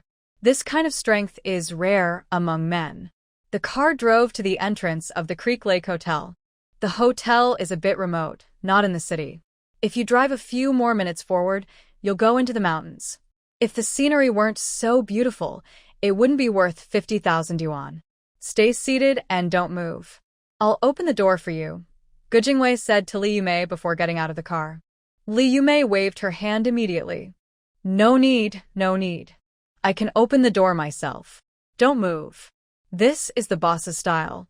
Can't lose it, Go Jingwei hurriedly said, holding her hand to stop her. His warm, gentle touch made him hesitate, so he quickly let go. Li Yumei was still debating whether he should open the door for her. Brother Go, you're also a boss. How can I trouble you? Just opening the door is enough. That's too much. Don't move. The staff are watching, Go Jingwei whispered. As a new boss, you need to show enough presence. Otherwise, your employees will look down on you. If they look down on the boss, the work won't go well. I see, Li Yumei said, no longer insisting, and sat quietly waiting for him to open the door. Go Jingwei hurried out of the car and politely opened the front passenger door. His attitude, when shown as a boss, surprised many who knew him, and they looked at Li Yumei differently. Only Su Ruo did not. Su Ruo's eyes nearly popped out of her head. She stared fiercely at Li Yumei, wishing she could tear a piece of flesh from her. When had her brother-in-law ever been so attentive to someone else? Her sister never received such treatment when she was alive. Who is she? Su Ruo shouted. She recognized Li Yumei, but didn't know what their relationship was. Go Jingwei was startled. Why are you here? He looked at Su Ruo, who was dressed very carefully, and spoke with a harsh tone. First tell me, how is she here? Su Ruo pointed at Li Yumei and questioned sharply. Her tone made it seem like she was catching someone in the act. Li Yumei immediately frowned. She is the owner here. Why can't she be here? Go Jingwei instinctively stepped in front of Li Yumei and said, But you. He was cut off sharply by Su Ruo. She's the owner? You gave the restaurant to her? Ah, but you're my brother-in-law. Go Jingwei chuckled bitterly. You're right, I am your brother-in-law, not your husband. Who I give the restaurant to is none of your business. And where is your husband? Go Jingwei looked around the crowd for Go Hongliang, but couldn't find him. Letting Su Ruo handle the petty stuff was fine, since she was willing and able. The other members of the Go family were hiding far away. Go Jingwei's words reminded and angered Su Ruo. She desperately wished Go Jingwei could be her husband, but that hadn't happened. Now, it seemed like she was giving away her benefits to others. Yes, you are my brother-in-law. You gave the restaurant to someone else, did my sister agree? This is our joint property as a married couple. Su Ruo shouted. Suddenly, a burst of laughter came from the crowd. This is the first time I've heard of someone sharing property with a deceased person. Although Su Ruo had only been the boss for a few days, she had managed to offend all her employees. No one liked this sharp-tongued boss lady. Laughter continued, and someone whispered, It doesn't matter if she has it. Just exchange her share for some gold ingots and burn them. Her family wants a share? Just take her gold ingots. Boss Go. Someone whispered a reminder. Go Jingwei's face darkened. The crowd quieted down. They were joking about Go Jingwei's ex-wife. Rumor had it they still got along well, so this was really going too far. Su Ruo was angry and woke up. Now she said that joint property of husband and wife was not appropriate, since her sister had been gone for over 10 years. More than 10 years ago, the country hadn't opened up yet. At that time, Go Jingwei was just a chef in a company cafeteria. Their joint property might only be a few hundred yuan. Did Si-chun agree? You took the restaurant from your nephew but didn't give anything to your son, giving it to an outsider. If he finds out, will he still recognize you as his father? Su Ruo shouted. Go Jingwei was really tired of Su Ruo's constant lies. First, Si-chun completely agrees with what I did. Because his son never cared about his business, if Si-chun had any interest, he would be dreaming happily. Second, I bought this restaurant with my own money and at a high price. Go Jingwei said, if you don't want to sell to me, I can call Hugo now and ask him to return the 200,000 yuan. Then you can find another buyer. Let's see who offers more. Su Ruo immediately shut up. The restaurant had closed down, and whoever took over wouldn't care how much money was spent on renovations. They would just pay for the property. She knew this too. She also knew that if Go Jingwei really called Hugo would happily return the money. No one wanted to offend Go Jingwei over a small matter. Brother-in-law, why are you so cruel? Su Ruo's eyes filled with tears. Unfortunately, she was wearing thick sunglasses, so others couldn't see her tears, only her sweet and sickening voice. Calling him brother-in-law sounded a bit like an affair. Li Yumei frowned and took a step back, staying a little farther from Go Jingwei. Go Jingwei immediately got angry. Su Ruo, don't discuss me. I've already told you and your family to get far away and never appear in front of me. His words also angered the other two people. Su Ruo's parents rushed out from behind the pillar. Her father, Su Xiangqian, pointed at Go Jingwei and scolded him loudly. Go Jingwei, are you still talking like a human? Do you no longer recognize us as your parents? Are you telling us to get lost? Go Jingwei's face turned red with anger. He didn't expect his usually reasonable father-in-law to confront him. He hadn't meant to insult them just now. I was talking about Su Rua. You too. Before he finished, Su Mu interrupted him, tearfully saying, My poor Xiaoer left us early. The two of us, the old couple, only have Ruor left. If you tell her to leave, you're telling us to leave too. Ge Jingwei was speechless. If he had known this earlier, he would have dealt with Su Rua a long time ago. The atmosphere became tense and awkward. Li Yumei didn't want to stay any longer. Today was not the right time. She turned to get into the car, but Su Rua quickly rushed over and grabbed her head, slapping her. You! How dare you flirt with my brother-in-law? Su Rua raised her hand again. Ge Jingwei angrily rushed forward and grabbed her, then threw her forcefully. Su Rua was thrown 2 meters away. Ah! Su Rua cried out, clutching her stomach. The elderly couple from the Su family and another person from behind the pillar rushed out. Su Rua was pregnant with their family's precious grandson. After throwing her, Ge Jingwei felt a bit regretful. In a moment of anger, he forgot she was pregnant. Oh, are you okay? Ge Hongliang helped Su Rua and asked nervously. Su Rua check get herself got out. Her stomach didn't seem to hurt. She had fallen after being thrown, but before hitting the ground, she used her arms to brace herself. She wasn't kicked in the stomach. Now, she only felt her arm hurt. The baby is fine, Su Rua said with relief. This baby must be okay. Without this child, she would have to go back to jail. Ge Hongliang's eyes suddenly flickered, and he grabbed Su Rua's arm, saying, No, the baby is in danger. Su Rua looked into his eyes. Her peripheral vision caught sight of Ge Jingwei, who was looking at her seriously. In that moment, she and Ge Hongliang understood each other perfectly. My stomach hurts, so much the crowd panicked for a while, and finally, Ge Jingwei took Su Rua and the Ge family to the hospital. Life was at stake. They couldn't delay. He drove there himself.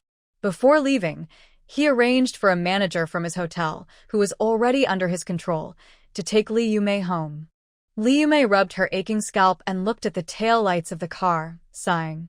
Jiang Yi entered the classroom and immediately saw Du Peng sitting in her seat, talking to Wu Xiaoya. Du Peng spoke softly, and Wu Xiaoya listened carefully.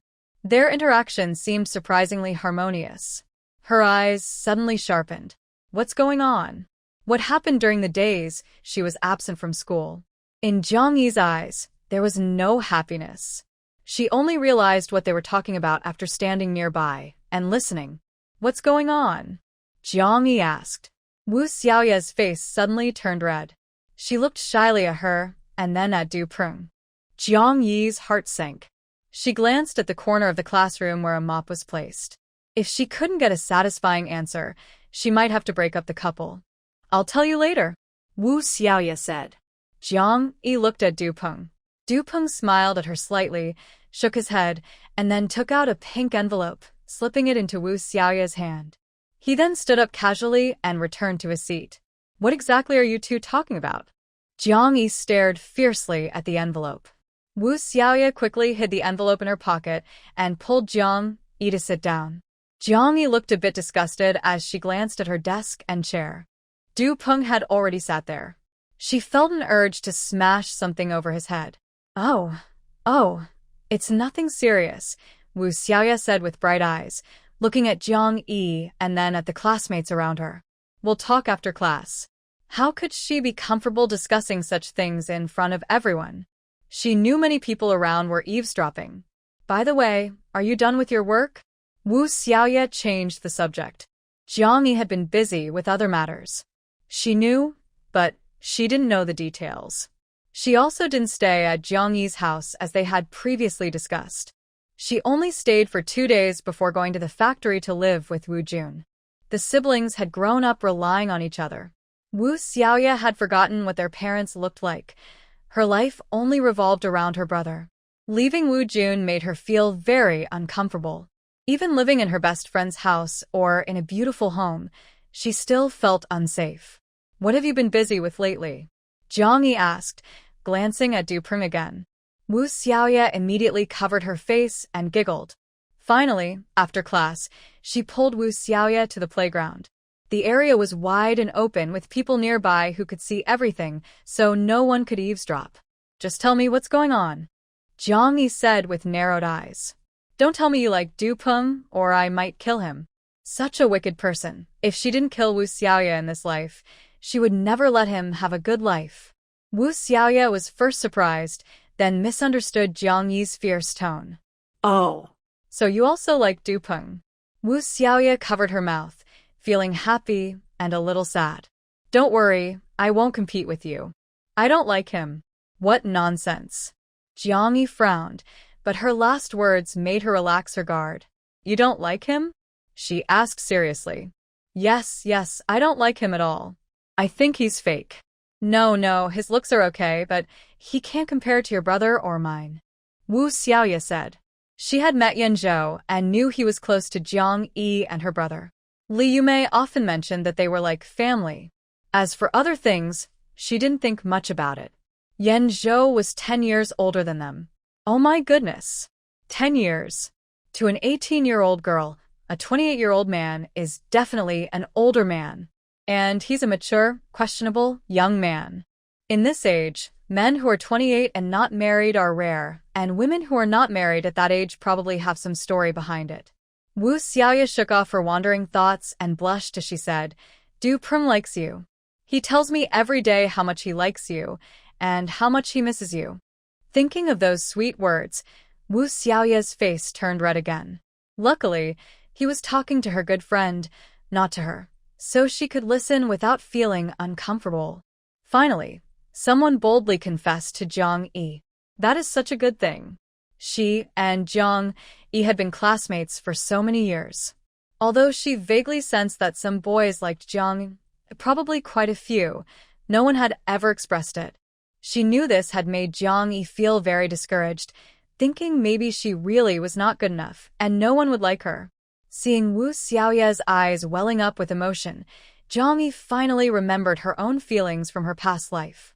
She used to care a lot about this, feeling that maybe only her mother and Xiaoya liked her. She thought she was unlucky, that she would never be happy in her life. And indeed, she never was happy. But now. This is the love letter he asked me to give you.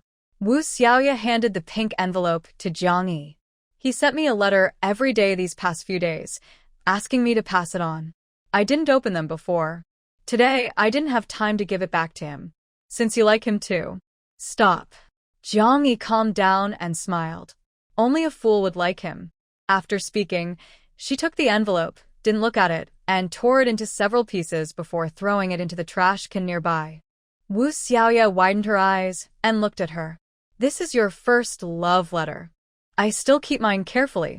Although she didn't like that boy at all, and had even forgotten what he looked like, it was still her first love letter in life. First time falling into a ditch. First time stepping in mud. First time failing an exam. Not every first time in life is worth remembering. Jiang Yi pulled her back to the classroom.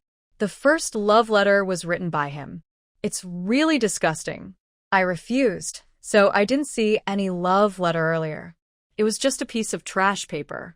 Her expression was cold, her words sharp, something Wu Xiaoya had never seen before. Do you not like him? Wu Xiaoya asked. Not at all. Jiang Yi stopped walking and looked at her seriously. I not only don't like him, but I also won't let you like him. From now on, you can't say a word to him. When you see him, you must go around him. Never go to quiet places with him. Thinking of what Wu Jun had told her in her past life, Jiang Yi's eyes flashed with anger. Okay. Wu Xiaoya was frightened by her gaze and didn't dare to argue. She already didn't like Du Peng, thinking he was too pretentious and not like a real man, just a childish little boy. A real man should be like her brother. By the way, my brother said he's coming to your house tonight. He has something to tell you, Wu Xiaoya said, glancing at Jiang Yi. Her brother had been subtly asking about Jiang Yi lately, about her childhood, and now he liked to listen to everything. When she listened, her eyes shone with a light Jiang Yi had never seen before. She guessed her brother's feelings. If Jiang Yi could become her sister-in-law, That would be such a good thing. So, Du Peng and others, just forget it. Liang Yi noted. Wu Jun should come to find her soon. It's time for the first month settlement. Her mood improved a bit, and she was very curious about how much money her factory had earned in its first month. The two of them held hands and returned to the classroom. Before entering the building, Jiang Yi looked up and saw the railing on the second floor. Du Peng was standing there, looking at her with a gloomy face. He had been watching them leave the classroom, go to the playground, and see Jiang Yi tear apart his feelings. Humph. Jiang Yi looked at him and sneered. Du Peng was so angry that he immediately punched the wall. He couldn't believe she looked down on him. Fine, if she won't accept a toast, then he'll give her a penalty drink. At noon, Jiang Yi went home for lunch, while Wu Xiaoya went to the factory to visit her brother. Her brother was planning to come to Jiang Yi's house for dinner later, but it was her decision. He only said in a few days. What's the point of waiting? Maybe in a few days, Yu Yi will have someone she likes. Her brother didn't have much hope anyway. If Yu Yi really liked him, she would have noticed. So, she had to think about her brother. Jiang Yi didn't know her little thoughts and happily went home to see her mother. There is a cafeteria at school, but she always tries to spend more time with her mother because she misses her so much. When she entered the house, she saw her mother had changed her hairstyle. This morning, she had helped her mother style a neat hairdo, and her mother said she liked it very much. Why was her hair now loose? Also, her mother never liked to wear her hair down. She said only young girls who aren't married like that. But now, her mother was wearing her long hair down and rubbing her scalp. Mom, why are you back so early? Didn't you want to try the new cook skills? Jiang Yi asked with a smile. Hearing her voice, Li Yumei quickly brushed her hair and lowered her head, holding a teacup, smiling. How is it? Can you still find the classroom?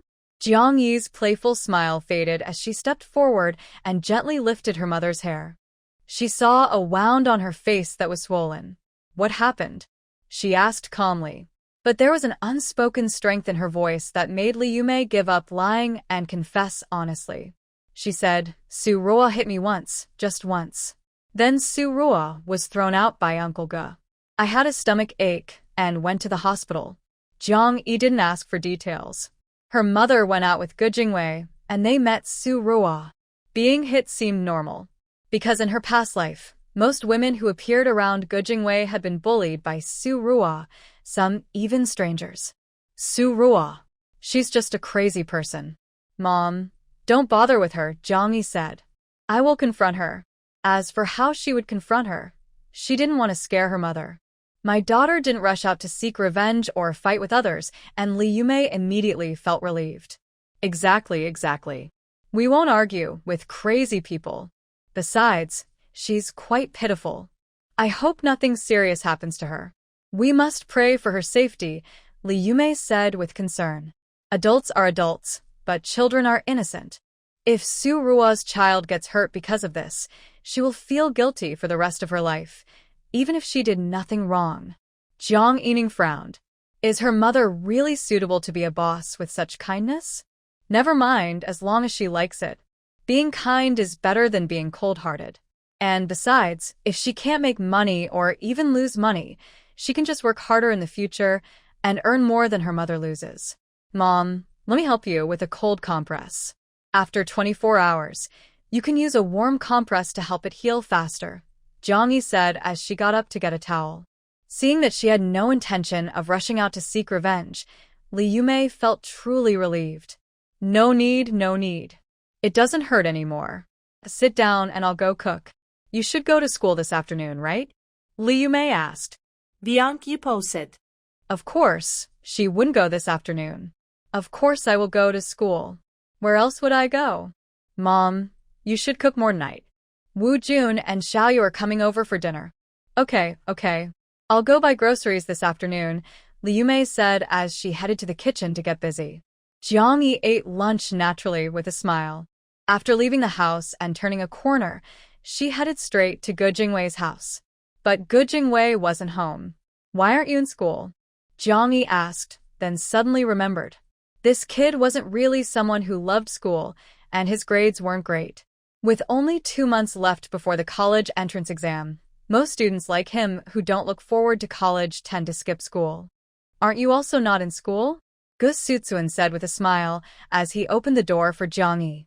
I'm not going because I have confidence, Jong-yi said as she stepped inside. I'm not going because I know my limits. Gus Sutsuan closed the door and followed her. Is that okay? Yes, yes, yes. I'm not your dad, so I don't care about your studies, Jong-yi said. Then she paused. I was wrong. It seems your dad doesn't care about your studies either. Gus Sutsuan just smiled and asked, why is my sister so fierce today? If she came to see me, just say what you want. Jong-yi had visited his home before, and her attitude was always just right, making people feel friendly and natural. He could tell that she truly considered her father a friend. And she also saw him as a younger brother, so he spoke directly when he had something to say. Jong-yi was not polite. Your aunt hit my mother. I want to deal with her, just giving you a heads up. Gus Sichan's face twitched as he wiped his face with his hand. I knew it. She would cause trouble for us sooner or later. That's not quite right, Jong-yi said. I can tell who is who. I won't blame her on you. If she had known them for a lifetime in her past life, she might not be able to tell the difference now. Maybe she would have ended up punishing them all together. I'm just telling you this so you also understand. When I deal with her, don't come begging me. Otherwise, everyone will be even. After speaking, Jong-yi stood up and looked at Gus Sichan. The feelings between people change little by little based on what they've been through together. She can't bring the friendship from her past life into this one. In her past life, she was deeply affectionate towards them. Now, in this life, they are just acquaintances, partners, and good friends. Their bond isn't stronger than before. If they truly decide to help Su-ruo, she can also let some things go. Let them stay in her past life. Big sister, what do you want as a result? I have someone, and I promise to do it cleanly, without leaving traces. Gus Sichan looked at Jong-yi seriously.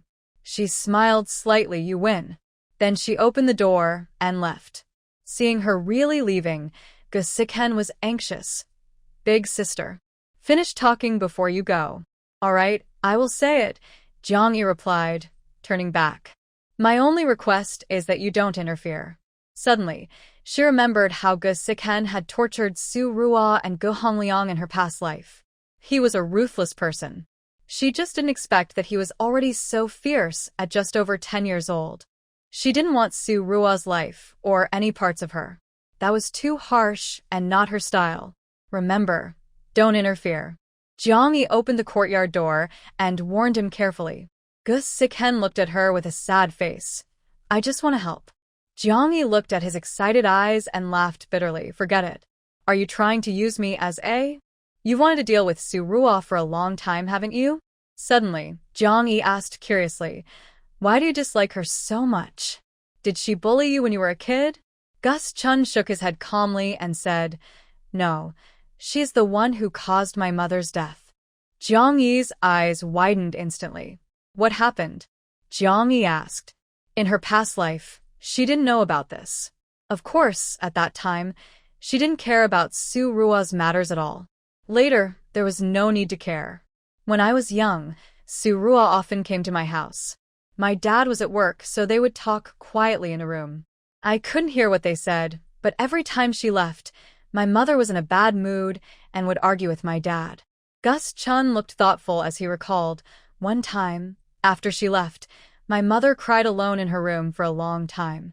When my dad came back, he got angry and told her not to see Su-ruo anymore. They argued again, and then my mother ran out of the house and never came back. Jong-yi looked complicated. I was only 4 or 5 years old then, Gus Chun said blankly. All I remember is Su-ruo secretly talking to my mother, the fights between my parents, and my mother rushing out of the house. Jong-yi didn't know what to say anymore. Such a sad child. Some people can kill without a trace, so they seem innocent, but in fact, they are not to be pitied, Gus Chun said. I understand. Jong-yi nodded and turned to leave. She went to the hospital. Gus Jingwei's car was indeed parked at the hospital entrance. He hadn't left yet, which meant things weren't going smoothly. Jong-yi went inside and quickly found them. The hospital now was much smaller compared to later times, with fewer patients, especially since it was a small secondary hospital. Gus Jingwei was anxious. He took the person to the nearest hospital for an exam. The doctor didn't find anything wrong. When he gently pressed Su Rua's stomach, she was in so much pain she couldn't bear it.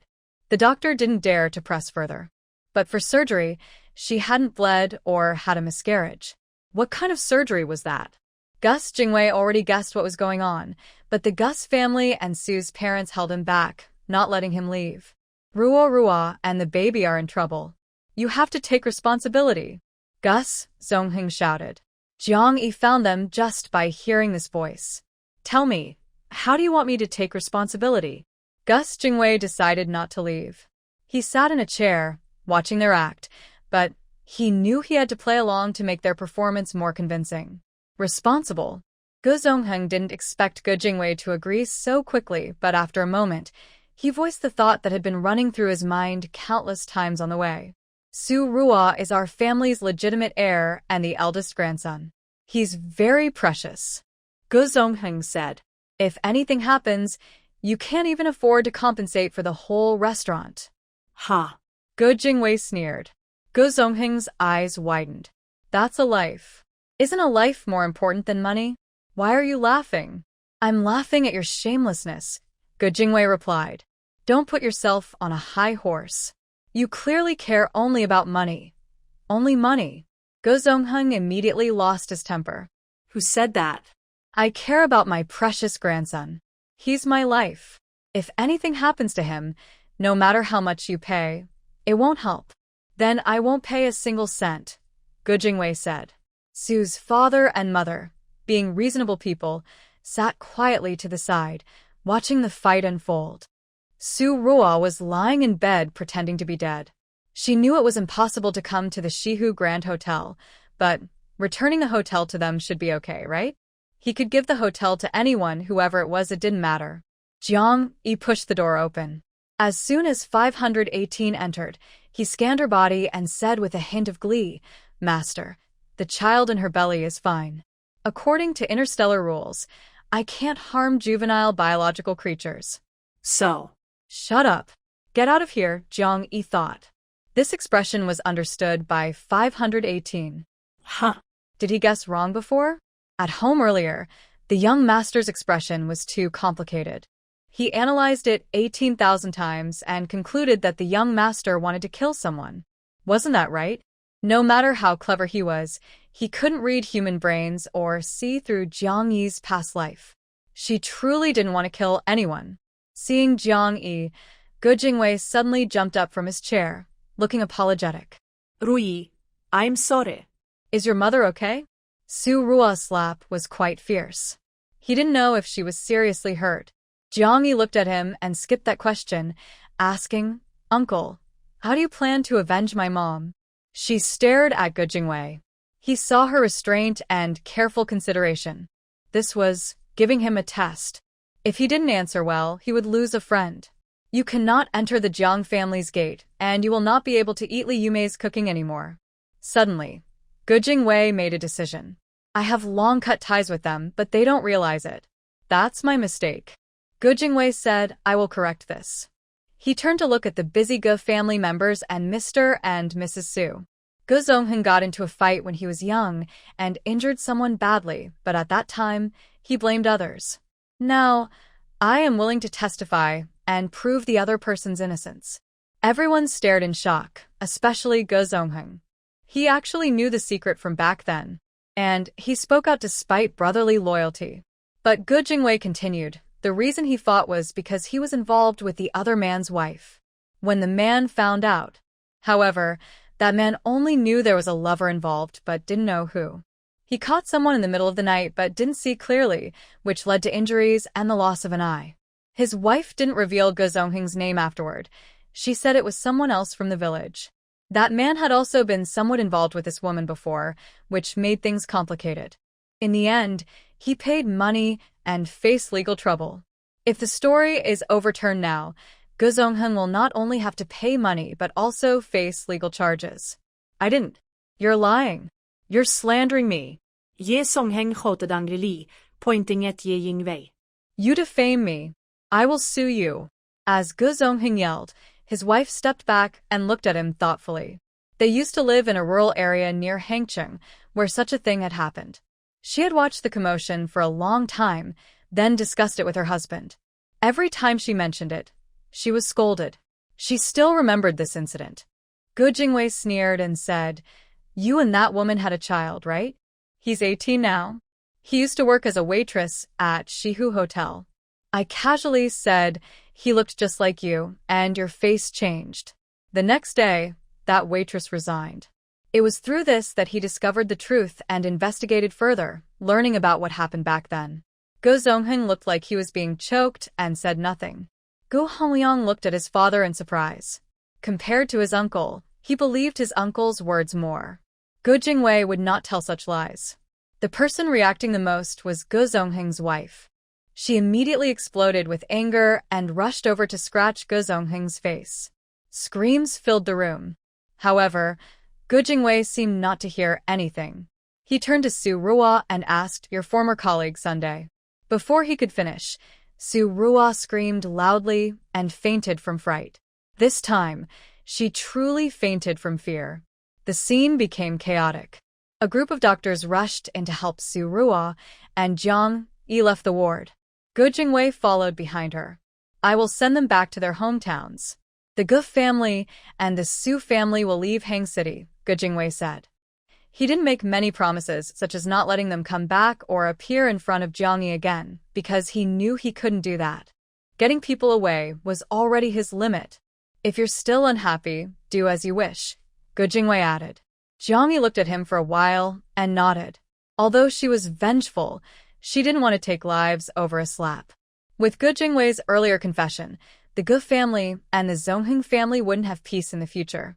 They would face financial loss and inevitable trouble. Moreover, the family could never be as close and loving as before. "Let that illegitimate child come to acknowledge his family," Jiang Yi said. Ge Jingwei wiped his face. This was even more ruthless, adding fuel to the fire. But he could handle this. The child didn't mind his biological father and always liked returning to his real family. It was Ge Zongheng who had been delaying with money, preventing this from happening. As for the Su family, they were like vines, once clinging to Ge Jingwei, now to Ge Zongheng. Naturally, they followed wherever the Ge family was. Not willing to go? That's fine. If they truly wanted to, Jiang Yi would personally send them back to their hometown. Both the Su and Ge families had ancestors who were farmers, living in rural areas. In a city booming with development and golden opportunities, sending them back to farm in the countryside was a fitting punishment for missing out on such chances. Jiang Yi nodded to Ge Jingwei and turned to leave. She wasn't interested in Su Ruo's past secrets. If she wanted to harm her, it wouldn't matter whether there were secrets or not. Ge Jingwei opened his mouth but didn't continue talking about Su Ruo, worried it might offend Jiang Yi, as some of the details were inappropriate for children. "Wait a moment." Ge Jingwei still called out to Jiang Yi, "How is your mother? Is she badly hurt?"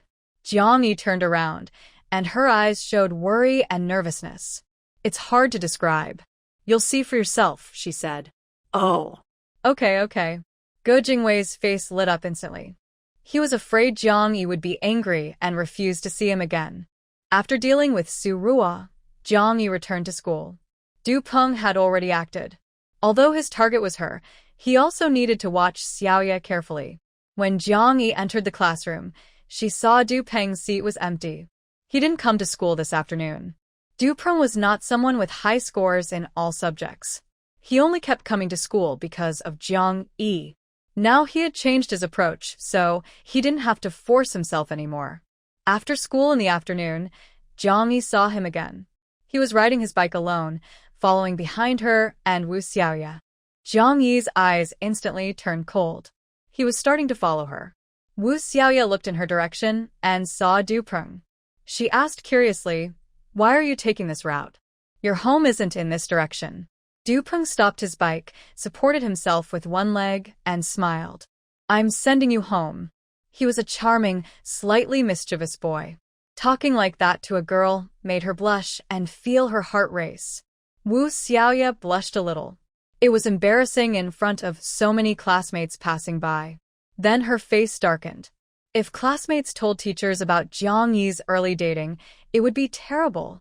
Early dating was a serious issue. At best, it meant calling parents, writing apologies, detention, or school announcements. At worst, expulsion. Dupeng was being too much. Sending a secret love letter was enough to show his feelings.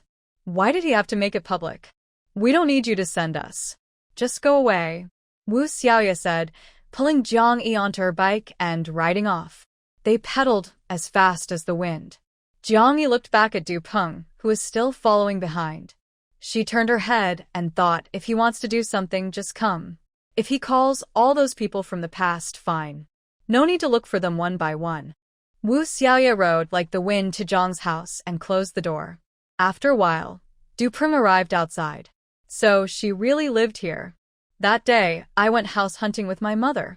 He was far away and didn't hear their conversation in the pavilion.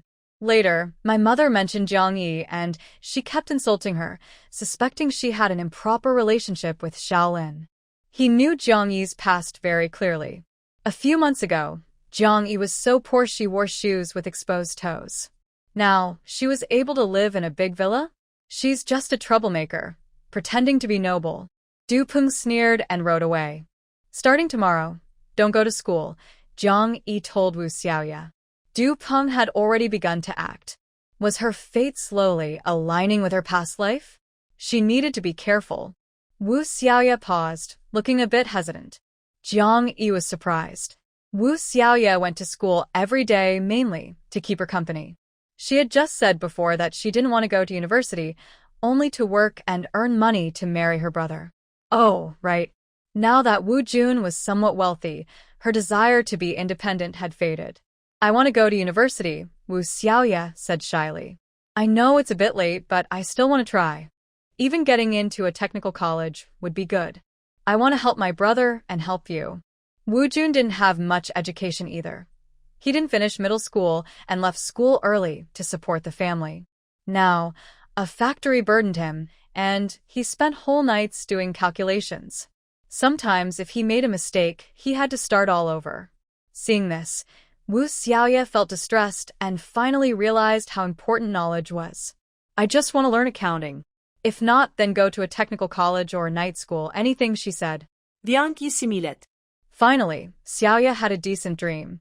She was no longer filled with guilt, seeing herself as a burden to Wu Jun, and was willing to leave with a heavy heart. Then she decided she would go to school with her every day. No matter how important business was, life was more important. What are you two talking about in the yard? Come inside quickly, Wu Jun called from upstairs with a smile. His gaze lingered on Jiang Yi's face for a few seconds, then shifted painfully to his sister's face, and he gave an approving smile. Coming. Wu Xiaoya pulled Jiang Yi and winked at her brother. Jiang Yi smiled and pretended she saw nothing. Rui, tell Brother Tianyi to come over for dinner, Li Yumei said as she came out of the kitchen, carrying a plate of food. Behind her, Gu Jingwei was also carrying a dish. Jiang Yi smiled more, and Gu Jingwei's status clearly dropped after offending his mother. Before, his mother wouldn't let him help serve food. She only made him sit and wait. But now that his status has fallen, Jiang Yi noticed that their relationship has become a bit closer. His mother no longer looked at Gu Jingwei as if he were a superior figure. Seeing Jiang Yi, Gu Jingwei's smile became more humble and even a little eager to please. Have you finally understood? Jiang Yi only glanced and then turned away, pretending not to see, and went upstairs to call Yan Zhou to come for dinner. Unfortunately, no one answered the phone. Disappointed, Jiang Yi went downstairs and asked about the recent business at Wu Jun's factory. Wu Jun patted a large suitcase on the ground, excitedly saying, "It's all gone this way." There wasn't just one suitcase, but 3, each packed full. When the suitcases were opened, they were filled with 100 yuan bills. Jiang Yi estimated that one bag held about 1.5 million yuan, so 3 bags totaled around 4.5 million. This was over a month's profit and almost pure profit since they only had labor costs, few workers, and low wages. All the workers together probably didn't even add up to 10,000 yuan. This is how their unique business makes money. Li Yumei came out carrying a plate of food. When she saw what was inside the bags, she suddenly staggered, spilling the soup from her plate. She had previously asked Wu Jun what was inside the bags, and he said they were books for Jiang Yi. She believed him. She never thought about the money part. Last time, when Gu Jingwei took some, there weren't even one of these bags full. Gu Jingwei saw it a step later and was also shocked. He had never seen so much cash at once. But he had already expected this scene. The tiles processed at Rui factory could dominate the market. It was only a matter of time. Rui, I wanted to talk to you about something. Our restaurant needs a renovation, especially the tiles. Gu Jingwei put down his plate, sat down next to the dazed Li Yumei, and said, their restaurant sees many customers, and the floors wear out quickly. Plus, customers often accidentally drop cups, plates, and chopsticks. Usually, when that happens, everything gets destroyed together. The plate breaks, and the tiles. Then, when they repair the tiles, there's always a color mismatch. Although the floor was renovated less than a year ago, it is already worn out and needs patching, which lowers the restaurant's reputation. Okay, Jiang Yi nodded and said to Wu Jun, Boss Wu, let's let the boss go ahead. Without cutting in line, Gu Jingwei would have to wait a very long time. Now, the line outside the factory is even longer, with more trucks from other places, and the trend is increasing. The Yui processing factory has become quite well known. Everyone smiled. After dinner, Wu Jun took out a thick ledger for Jiang Yi to see. His face was a little red. He made this account himself, but his handwriting was messy and unprofessional, a bit disorganized. He also realized his shortcomings and had signed up for night classes to learn accounting. Jiang Yi casually flipped through the ledger and then put it away. She looked up at Wu Jun and said, you can leave it with me. I will review it carefully. If everything is fine, I will return it to you. Some betrayals are actually just self-indulgence. Repeated trust and exceptions from the boss have made some people more and more ambitious. If he had known from the start that betrayal was not an option, he wouldn't have had such bad intentions. Wu Jun paused for a moment. He felt he had no special treatment in front of Jiang Yi. Jiang Yi turned to her mother and said, Boss Li, I've given you 49% of the shares in the new food factory. She patted the ledger in her hand. Remember to keep the accounts clear. I want to check them. If there's a mistake, I will deduct your bonus. If you don't know how to keep accounts, ask Wu Jun. He's doing pretty well, or you two can study accounting together at night. Wu Jun suddenly smiled, feeling praised. Wu Xiaoya also suddenly smiled. Wow, all of you are bosses, and I'm the only one sitting in the wrong place if you like. I can show you the way, Jiang Yi said with a smile. No. Wu Xiaoya quickly waved her hand. I don't want to be a boss. It's too hard. Managing employees, family life, keeping accounts, entertaining clients. Every day is so busy, I don't even have time to take a sip of water. I can't do it. She really couldn't handle it, especially the part about entertaining clients. Of course, she was also complaining for her brother. Jiang Yi smiled and said, bosses are like that. They earn a lot, but they also worry a lot. All their effort is hard work, and their money is earned with sweat. If you don't want your body to be tired, you have to accept mental stress. Who expects money to fall from the sky without effort? If it did, it would be others who suffer, parents, spouses, and so on. Failing to succeed with pity didn't work, and she learned a lesson instead. In the following days, Jiang Yi surprisingly became very obedient. She went to class every day. Li Yumei's smile grew even wider, as if she had already seen the acceptance letter from university. When Jiang Yi was in class, she no longer studied just for herself, but started helping Wu Xiaoya with purpose. It was impossible to start from scratch. In just 2 months, she didn't have time to review middle school knowledge with her. But after a few months of studying, her old memories started to come back. She remembered most of the questions from the college entrance exam. The 1988 exam questions, she had done them more than once, many times.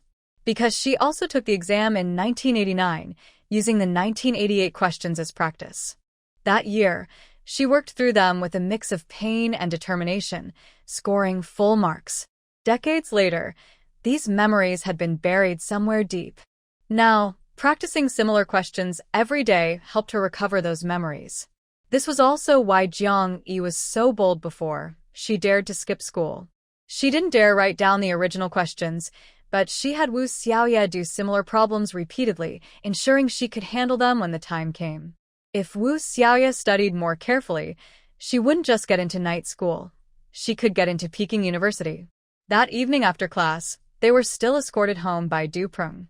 Wu Xiaoye was numb to it all. Fortunately, Du Prung came from a well-off family, or maybe his parents had talked to the teachers. Now, everyone in school knew Du Prung was pursuing Jiang Yi, so no one dared to talk to Jiang Yi. What could they do? Du Peng's legs were his own. How could they control him? Would they cut his legs? Wu Xiaoye muttered to herself, but Jiang Yi overheard and brightened her eyes. That's a good idea. Instead of guarding against wolves all day, why not just cut their legs? Seeing him hobble around, how could he ride a bike? Huh. Wu Xiaoye was stunned. What idea? Did I say something? Cut his legs, Jiang Yi said. Wu Xiaoye was stunned for a moment, then shocked. Are you serious? I was just joking. I'm joking too, Jiang Yi smiled. So that's how it is. Wu Xiaoye breathes a sigh of relief, but somehow feels uneasy inside. Maybe it's because of Jiang Yi's serious look in her eyes. Suddenly, Jiang Yi brakes sharply and turns the bike around. Wu Xiaoye is startled. Where are you going? Just joking, Jiang Yi says, then speeds off on her bike. The speed is faster than Wu Xiaoye has ever seen. Can a person really ride a bike that fast? Before Du Peng can react, he sees that familiar face rushing toward him and bumps into him. They are closer than ever before, her face pressed against his chest. Then he feels a sharp pain in his right leg. The two bikes crash into each other forcefully. People fall over, parts scatter everywhere. Jiang Yi also falls to the ground, blood quickly staining her white shirt. She looks at Du Peng, who is on the ground, crying out in pain. He has a hidden knife on him. Rui! Wu Xiaoye screams in horror as she sees Jiang Yi, covered in blood, lying on the ground. She tries to get off her bike but fails several times, finally falling down with her bike and crawling toward Jiang Yi. Although she usually acts carefree, she is actually very timid. Sun Ning rushes over to Jiang Yi first. Her eyes are full of fear. Some things are truly impossible to prevent. You can protect others, but not Jiang Yi. Soon, she plans to tell Xiaojiu that she needs to protect her closely. Otherwise, she can't guard against everything. Where are you hurt? Sun Ning asks nervously. Jiang Yi holds her arm calmly and softly says, It's nothing, just a hurt on my arm. Her elbow accidentally hit Du Peng's stomach. She wanted to give him a punch, but her arm accidentally cut the knife she had hidden at her waist. The knife flew out of its sheath and cut her arm. Sun Ning quickly checks. The cut isn't deep, the bleeding is slow, and it didn't hit an artery. She breathes a sigh of relief. Don't do that again. She scolds Jiang Yi sharply. Although she didn't hear the full conversation between Jiang Yi and Wu Xiaoye, she saw clearly that Jiang Yi intentionally bumped into Du Peng. It wasn't an accident or someone else bumping her. Jiang Yi smiles, winks at her, then continues to lie on the ground, pretending to be dead. Du Peng's injuries were very serious. Not only was his leg kicked and broken, but he also had a cut from a knife on his body. At this moment, it was a matter of who was more injured and who was more pitiful. Go check on him. Don't die, Jiang Yi whispered to Sun Ning. She had only learned a few days of martial arts, so it was difficult for her to break Du Peng's leg with a kick. But she wasn't afraid because 518 was with her. Even causing a bone fracture with powder was easy for her. Sun Ning went to check on Du Peng. His injuries were indeed serious. His lower leg was bent unnaturally, and there was a lot of blood on the ground. It seemed the artery in his leg was cut. There was also a knife wound on his stomach, with the dagger still stuck there. Seeing the knife, her eyes turned cold instantly. This kid was definitely not a good person. He had been following Jiang Yi for days. She had been watching him. Following was fine, but claiming he was escorting the person he liked home was a stretch. but bringing a knife too? Did he think he was a guard? It was obvious he had other plans. She also investigated and found that he had been frequently associating with some local troublemakers, plotting something. While thinking this, Sun Ing was giving Du Prung first aid to stop his heavy bleeding. No matter what, she couldn't let anyone die in Jiang Yi's hands. Even accidental injuries were unacceptable. Accidents also required responsibility. Wu Xiaoya finally crawled over to Jiang Yi, hugged her, and started crying. She shook her hands to help stop Jiang Yi's bleeding while crying. "If you keep trembling, I might open up the wounds I just healed," Jiang Yi said softly from the ground. Wu Xiaoya looked at her in shock. Seeing her relaxed smile and the way she didn't seem hurt at all, it was as if the injuries were on someone else. 518 had already treated her, healing the deeper wounds, leaving only superficial cuts to hide the truth. She also thoughtfully shut down the pain nerves around her wounds. "I'm fine, but I need to pretend I am hurt," Jiang Yi winked at her. Oh. "Okay." Wu Xiaoya quickly nodded when she saw Du Prung, who was pale and fainted nearby. She understood Jiang Yi's meaning, avoiding responsibility, and she knew it was intentional. Although it was a bit unfair and unjust compared to Du Prung and Jiang Yi, she definitely sided with Jiang Yi. When it came to justice and Jiang Yi, she also chose Jiang Yi. A crowd had gathered around, and some kind-hearted people hurriedly called an ambulance from a nearby hospital. Soon, Jiang Yi and Du Prung were both taken to the hospital. "Go home and tell my mom," Jiang Yi said to Wu Xiaoya. "Honestly, I didn't like him and just wanted to play a joke. I didn't think it would go too far, and I wasn't seriously hurt." Lying in the hospital, Jiang Yi had changed into the new clothes her friend Sun Ing brought. Her wound was bandaged, and she looked fine on the outside. But she told the doctor she had a severe headache, even a concussion or something worse. The small hospital didn't have a CT scan machine, so the doctor suggested she be transferred to another hospital. Of course, Jiang Yi didn't want to go. If she had a CT scan, her secret might be exposed. She didn't want to tell her mother, but mealtime was coming, and she couldn't stay out all night with no explanation. She also had to pretend to be dead, and someone needed to contact Du Peng's parents. She wasn't worried about her mother handling things poorly. Even if she did, it was okay. The more experiences she had, the stronger she became. It was also a way to practice for her mother. Wu Xiaoya didn't want to leave. If she left, no one would take care of Jiang Yi. "Go ahead, I'll stay here," Sun Ing said. Huh? Wu Xiaoya thought she was just a kind passerby, wasn't she? "I'm Jiang Tiany's driver for Jiang Yi," Sun Ing explained. "All right, Jiang Tiany really was a good brother." Wu Xiaoya immediately went to inform Li Yumei. As she left, Yan Zhou pushed the door open and came in. He had a calm, handsome face and went straight to remove the gauze from Jiang Yi's arm. His warm breath clearly brushed Jiang Yi's face.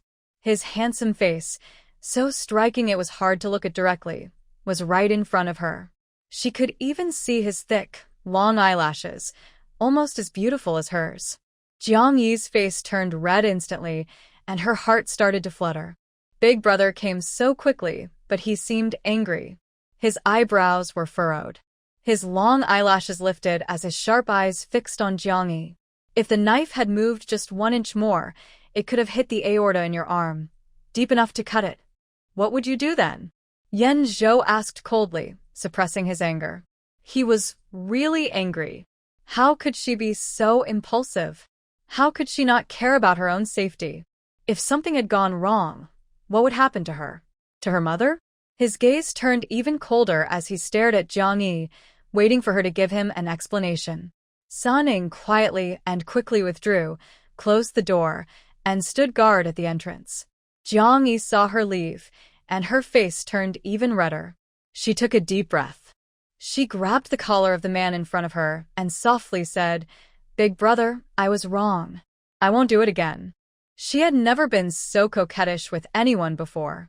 Her face felt hot, like it was burning, and her heart was pounding. She trembled her eyelashes, quickly glanced at his handsome face, then shyly looked away. Those lively big eyes made Yan Zhou's heart skip a beat. The small girl so close, delicate and shy, looked pitiful like a kitten that knew it had made a mistake. But she was just pretending. She didn't think she was wrong. But his anger had already disappeared without a trace. Seeing her so pitiful, even if he knew she was pretending, he couldn't get angry anymore. He couldn't even pretend to be angry. Yanzhou sighed, straightened up, and quickly and skillfully bandaged her wound again. Jiang Yi kept glancing at him. Was that all? Was he going to say something? Did he notice her shyness? Does he know why she was shy? Just now, it was her little test. If Yanzhou liked her. If he didn't. But all she saw was his expressionless face. Just when she was about to give up hope, a stern voice came from above. Tell me if you dislike someone in the future. You are not allowed to hurt yourself anymore. After saying this, Yanzhou left. Jiang Yi was still a bit stunned. Sun Ning came in. He has an urgent mission recently, so he doesn't have much time. It wasn't that he didn't have much time. He was supposed to have no time at all. But Xiaojie received her call and immediately came. Another mission? Jiang Yi was surprised. Isn't he retired? If he was still active, it would be too dangerous. She admitted she was a selfish person. She didn't want him to get hurt. He is retired, Sun Ning said. But there are some special tasks that others can't take on. The other side was only targeting Xiaoju, wanting to avenge himself. No one else could do it. Jiang Yi asked again, but Sun Ning didn't say more. She could only give up. Suddenly, there was a commotion in the corridor. Duo Chuyue screamed, "Where's my son? How is my son?" The Du family has some influence locally. A doctor at the hospital happened to know Du Prung. Seeing that he was injured and unconscious, the doctor quickly learned what happened and informed Du Chuyue. The noise paused for a moment, and it sounded like someone was explaining the situation to her. What? My son was hit by someone? Who was it? Du Chuyue shouted. It seemed someone pointed out Jiang Yi's location. Du Chuyue's high heels clicked rapidly toward that direction. The hospital room door was pushed open forcefully. Who dares to hurt my son? Du Chuyue yelled, then recognized Jiang Yi, who was lying on the bed with her eyes closed and unconscious. That face, it's too hard to forget. So it's you, so shameless. Sun Ning slapped her. Who dares to bully the daughter-in-law of the Du family? Just now, Yanzhou's words, she heard from outside the door. Jiang Yi might still be confused and not understand, but she knew that Xiaoju, who has always been reserved, speaking like that was already the limit. You. Du Chuyue covered her face, staring at Sun Ning in disbelief. She had never been hit before, especially not on her face. The next second, she exploded. Beat her to death. Hit her until she's dead. Du Chuyue shouted. She didn't come alone. Behind her were a group of people, relatives and employees of the Du family. The first to rush forward was Qingsheng. He raised his hand to hit. But Sun Ning kicked him down. Suddenly, the scene was silenced. The people outside, who were with Yanzhou, pretended to be bystanders trying to separate the crowd.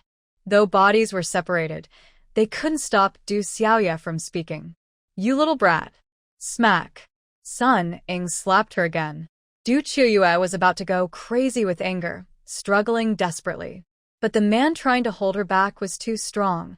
No matter how she fought, she couldn't break free. Vianqi. Vianqi.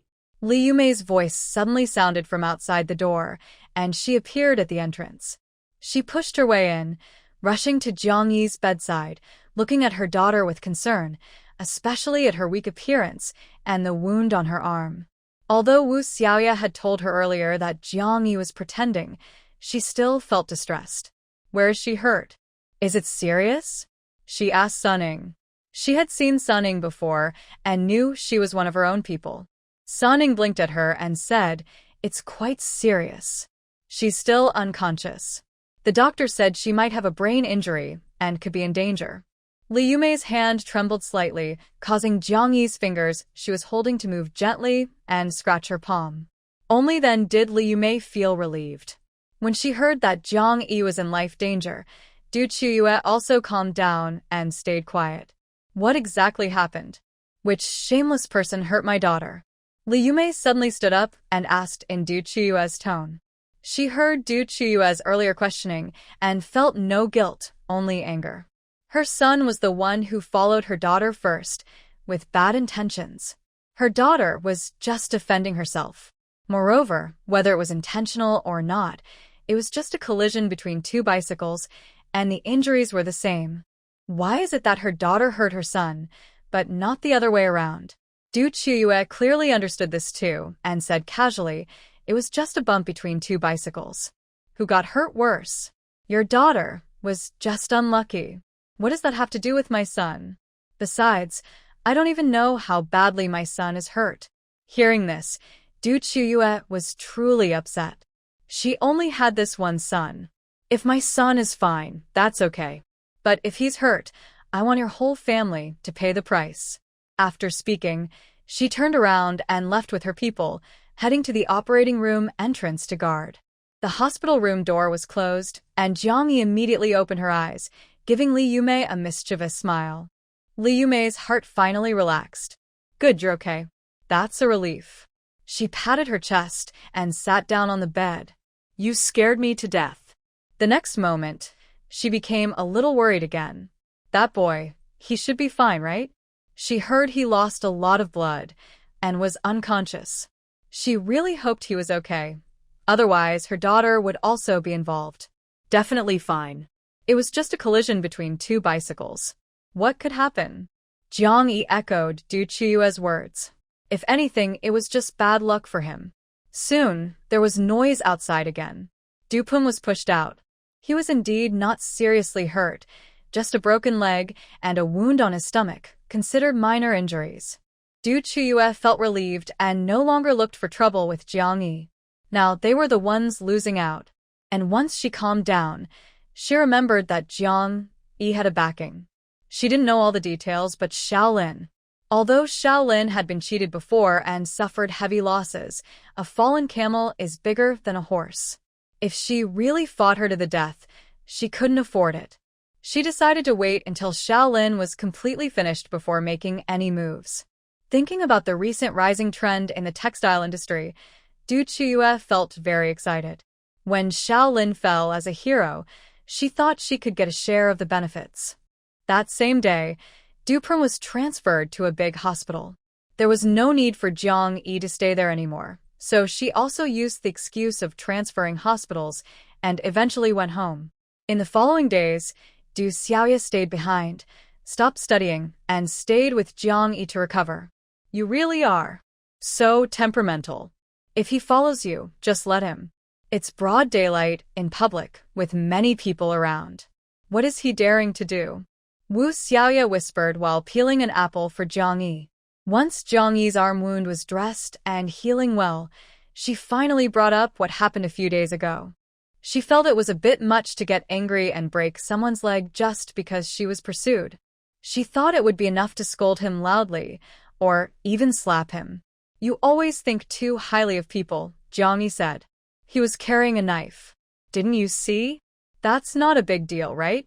Just because he has it doesn't mean he'll use it, Wu Xiaoye replied. Nowadays, social safety isn't very good. Some not-so-honest boys like to carry small knives, sticks, bricks, and so on for self-defense, intimidation, or to look cool. But chances of actually needing to use them are rare. She didn't really think it was a big problem. Jiang Yi shook her head. This wasn't right. The incident made her feel sorry for Du Peng. She needed to find a way to make her see Du Peng's true nature. The opportunity came quickly, but it came at a high cost. Du Peng was about to go crazy these days. He knew Jiang Yi did it on purpose. Unfortunately, no one believed him. Who would believe a girl deliberately bumped into a boy and then fainted? It wasn't like a fight either. Jiang Yi was a good student, clearly not stupid. It was obvious that Du Peng intentionally bumped into her, but he lost control and hurt himself instead. The incident happened very fast, and there weren't many people around. Only Wu Xiaoye witnessed the whole thing. So, he couldn't clearly explain who hit whom, and even if he did, no one would believe him. Adding to his pain from the intense injury, Du Peng was furious. I can't swallow this anger, Du Peng said to the people in the room. I want her to pay. Du Peng's parents were busy, and no one was home during the day. Since Dupeng couldn't go out, he called over his friends. 7 or 8 young people, around 18 or 19, gathered around him, all looking angry and determined. Brother Prung, just tell us what to do. We promise to handle it for you. One young man said. Yeah, how do you want to deal with that girl? Should we break her leg? Another asked. That won't do. That's too boring. Someone suddenly chuckled mischievously, with a sly smile. I heard that girl is really pretty. Everyone understood what he meant. Some looked nervous. Others avoided eye contact. But in the end, they all looked at Du Prung, waiting for his order. Du Prung was like their boss, and following him meant a good life. Maybe this time, they could do something even more exciting. Du Prung frowned and thought for a moment before nodding. Jiang, Yi, you guys can't touch her. She's mine.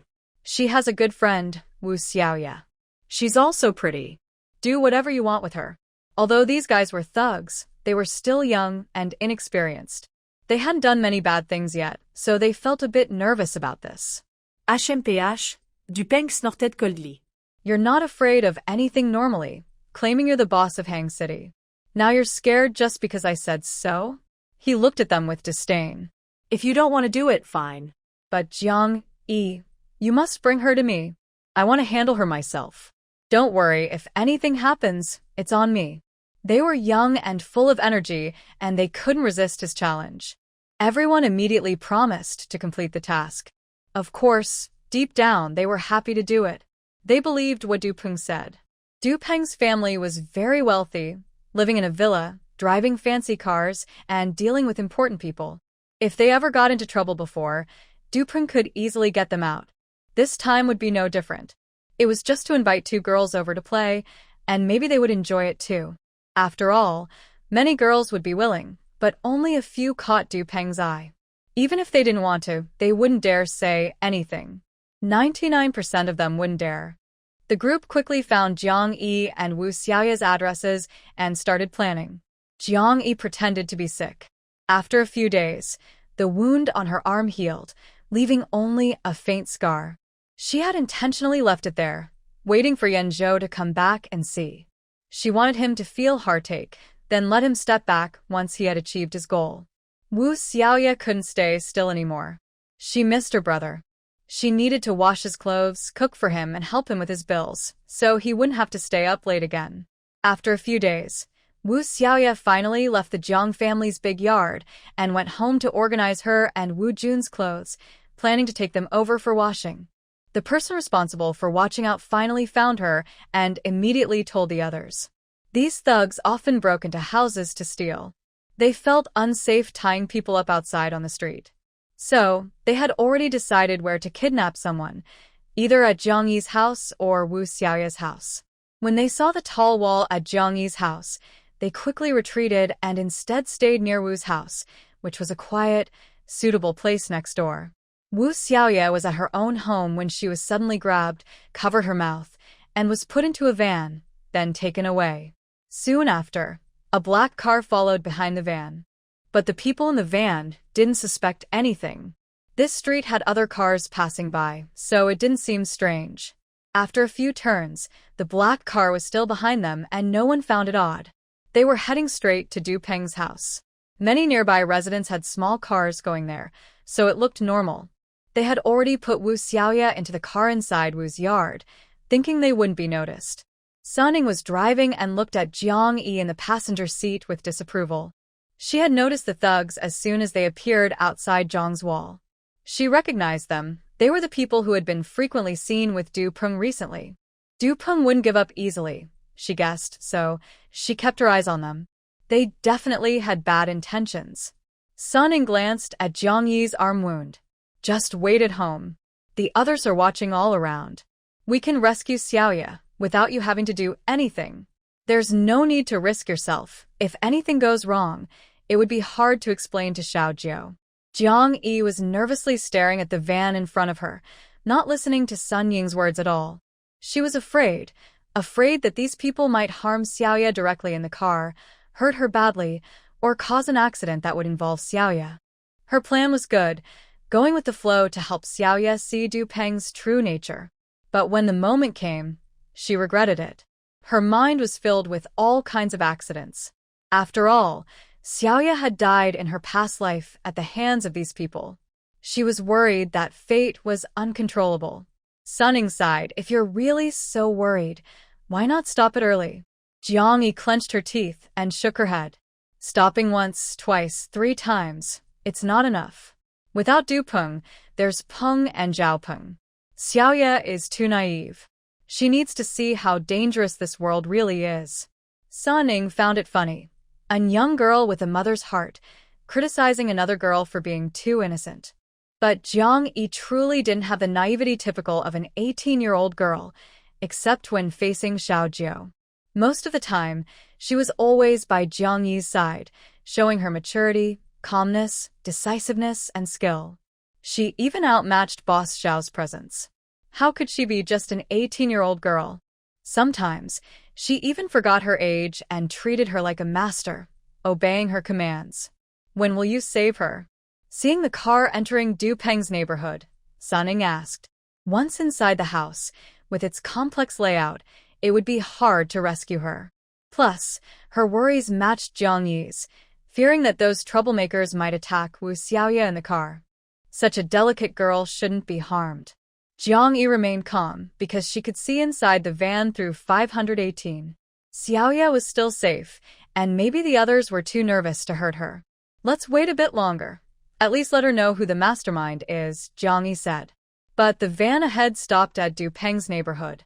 Someone blocked their way, got into the car, and then the vehicle turned around and headed in another direction. Suddenly, visitors arrived at Du Peng's house, making it inconvenient for them to play anymore. Du Peng found a new place for them. Jiang Yi listened to the conversation inside the van through 518 and immediately felt angry and resentful. Xiaoya's suffering was in vain. Du Peng's leg was injured, and he was still at home, not involved. "It's okay. When the time comes, they can just identify Du Peng," Sunning said. "That's all we can do now," Jiang Yi said. If she had known earlier, she would have saved the person in Wu's yard then. Why did she scare Xiaoyu so much that she now has a lifelong shadow of fear? The van quickly left the city and headed toward the suburbs. On the way, almond trees were sparse, and for a long time, no cars could be seen. "Let's just save the person on the road. Don't wait until they reach the place," Jiang Yi suddenly said. She noticed that a few troublemakers were starting to get too close and act aggressively. Sunning, with sharp ears, faintly heard Xiaoyu's more desperate cries for help. She immediately used her phone to contact others. Jiang Yi glanced at her phone and saw that now, even military-grade signals could be received. Less than a minute after the call ended, 2 cars sped toward them. One of the cars forcefully stopped the van. The people inside the van immediately became tense and guilty. They felt confused and threatened by the sudden, aggressive approach. 7 or 8 agile figures got out of the 2 cars. Without wasting time, they started to break into the van. In just a few seconds, the 4 doors of the van were removed, and the people inside were pulled out, thrown to the ground, and roughly handled. Jiang Yi quickly got out of her car and carried Wu Xiaoyu into her vehicle. "Don't be afraid, it's okay now," Jiang Yi said softly, holding Xiaoyu tightly as she trembled. Xiaoyu shook for a while longer before suddenly crying loudly, crying more fiercely and unable to stop. She was truly scared and thought she was done for. Jiang Yi felt sad inside. In her past life, was Xiaoyu also so hopeless, scared, and helpless? Back then, no one came to save her. Xiaoyu, I'm sorry. "I shouldn't have let you experience this pain," Jiang Yi said sincerely. She knew she was wrong. Some pain only needs to be felt once in a lifetime. In the next life, she wouldn't let her experience it again. Xiaoyu still had her senses and listened to Jiang Yi's words. She cried and shook her head. How could this be Jiang Yi's fault? Bien qui savait her. Knowing Jiang Yi was the luckiest thing in her life. "Let's go," Jiang Yi said to Sunning. She no longer wanted to wait for the interrogation outside. Staying even a second longer would only be more torment for Xiaoyu. But suddenly, Xiaoyu said, "Wait." What about those people? She leaned against Jiang Yi and looked outside the car. The people who had grabbed her were all lying on the ground, unable to move. A few people dressed in black quietly watched Sunning, waiting for her next instructions. These people will be taken to the police station, Sunning said. We will keep your name secret and make sure no one finds out what happened today. Xiaoyu was kidnapped by some men. It's not easy to say. Although nothing really happened yet, outsiders will think something did. They will say anything to make it seem worse. Wu Xiaoyu hadn't thought of this. Right now, she just wanted to know who the other people were, why they kidnapped her, what they wanted to do, and what punishment she might face. Will they be locked up? How long will they stay there? Will they come back to catch her again? She was really scared. Jiang Yi opened her mouth to speak, but Sunning gave her a subtle look and said, I'll go ask. She knew what Jiang Yi wanted to say, that she wanted to tell everything. But she thought that wasn't a good idea. She understood and agreed with Jiang Yi's plan and purpose. It was a very smart and reasonable choice. But like she said, Xiaoyu is a young girl of 18, innocent and naive. She might not understand Jiang Yi's good intentions and could end up resenting her. Sometimes it's better to keep things simple. Friendship can be tested and broken. Jiang Yi also understood this. She thought for a moment and kept quiet. Sunning got out of the car, talked to the people outside for a while, then got back in and said to Wu Xiaoyu, the people who saved you were sent by Duprung. They wanted to kidnap you. As for what they wanted, you can probably guess. Wu Xiaoyu trembled all over. Jiang Yi who get her. It's okay now. Everything will be fine from now on. I will get revenge for you. Jiang Yi took Xiaoyu back home and stayed with her. Now, she was even afraid to be alone.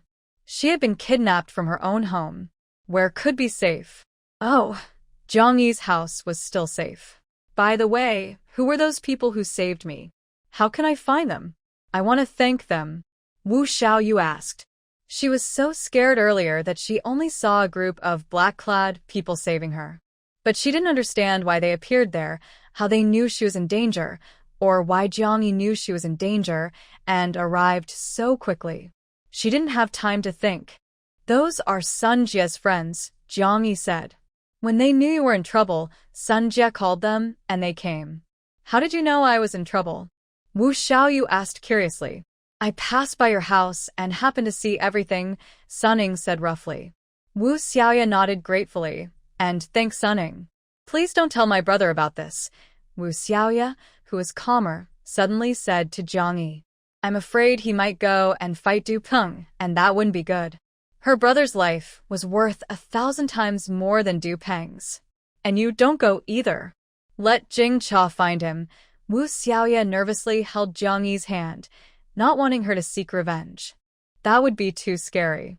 Du Peng hadn't done anything yet. When he was just following them, Jiang Yi injured his leg and stabbed him. Now she was really worried she might have caused his death. It's not worth risking your life for someone like that, Wu Xiaoyu said while shaking Jiang Yi's hand. Jiang Yi suddenly felt a bit sad. In her past life, if she had a soul, she would have wanted to pull Wu Jun's arm many times and tell him to stop. You should persuade your brother to go instead. He's more hot-tempered than I am, Jiang Yi said. How is that possible? Wu Jun's laughter came from outside the door. I've always had a good temper. He pushed open the slightly open door and came in. By the way, what were you two talking about? Does it concern me? Please don't push yourself too hard, Wu Xiaoyu immediately said nervously. Wu Yun suddenly looked to her.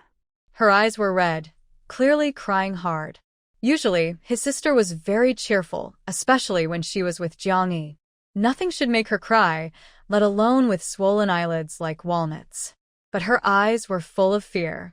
That fear was familiar, like when she lost her parents suddenly as a child, and she looked at the world with those same eyes. What happened? Wu Jun asked in a deep voice. Wu Xiaoyu only nervously held Jiang Yi's hand. She was most afraid of her brother getting angry. Wait a little while. The result will come out soon, Jiang Yi said. The result came quickly. Du Peng was summoned, but soon it was all over. Du Peng didn't admit anything. The thugs had no real evidence to prove he ordered the kidnapping of Wu Xiaoyu. The Du family sent someone, but he wasn't taken away. He was just questioned at home. Wu Jun clenched his teeth so hard that his veins bulged on the back of his hand. Brother, Wu Xiaoya hugged his arm tightly. Let's talk about this later. Don't go looking for him. Wu Junyi looked like he was about to risk his life, which scared her a lot. But surprisingly, Li Yumei said, this matter cannot be just ignored. She had just come home and heard about what almost made her faint with anger. She now treats Xiaoyu like her own daughter. When Xiaoyu was almost insulted, she felt her heart tremble just thinking about it. I will go talk to Uncle Go about what to do, Li Yumei said, standing up. They have someone in their family, and we do too. Then she hurried out. Jiang Yi watched her mother's back and thought to herself, Mom has changed. It's really good. My mom is right. Don't worry, I won't let Du Peng get away, Jiang Yi said after a pause, honestly. He was actually after me. Xiaoyu was just caught in the middle. Wu Xiaoyu immediately shook her head. What does it matter if I'm involved or not? It's all my fault. If I had listened to you earlier, didn't talk to Du Peng, maybe he wouldn't have targeted us. Viang Yisikit. A little bunny, once stained, can't turn into a little black rabbit. Bad people are bad people. Even if you avoid them, they're still bad. When the time comes, they will still hurt you, Jiang Yi said. Some things can't be avoided. Yes, Wu Jun suddenly said. You're right. It's the bad person's fault. It has nothing to do with you. You don't need to apologize for the bad person.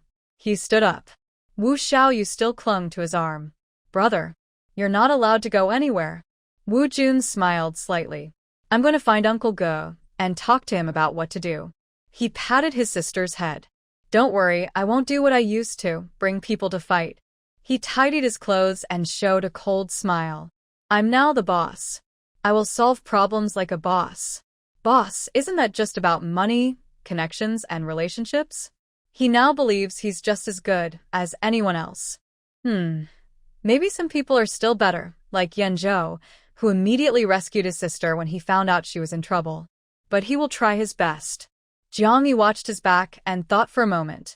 She didn't move and gave up on the idea of taking action herself. People grow through challenges. Now she does everything herself, but maybe that could hold back her mother and Wu Jun's growth. In the next few days, Jiang Yi kept paying attention to how things were progressing. The Du family has been under a dark cloud lately because of a big event.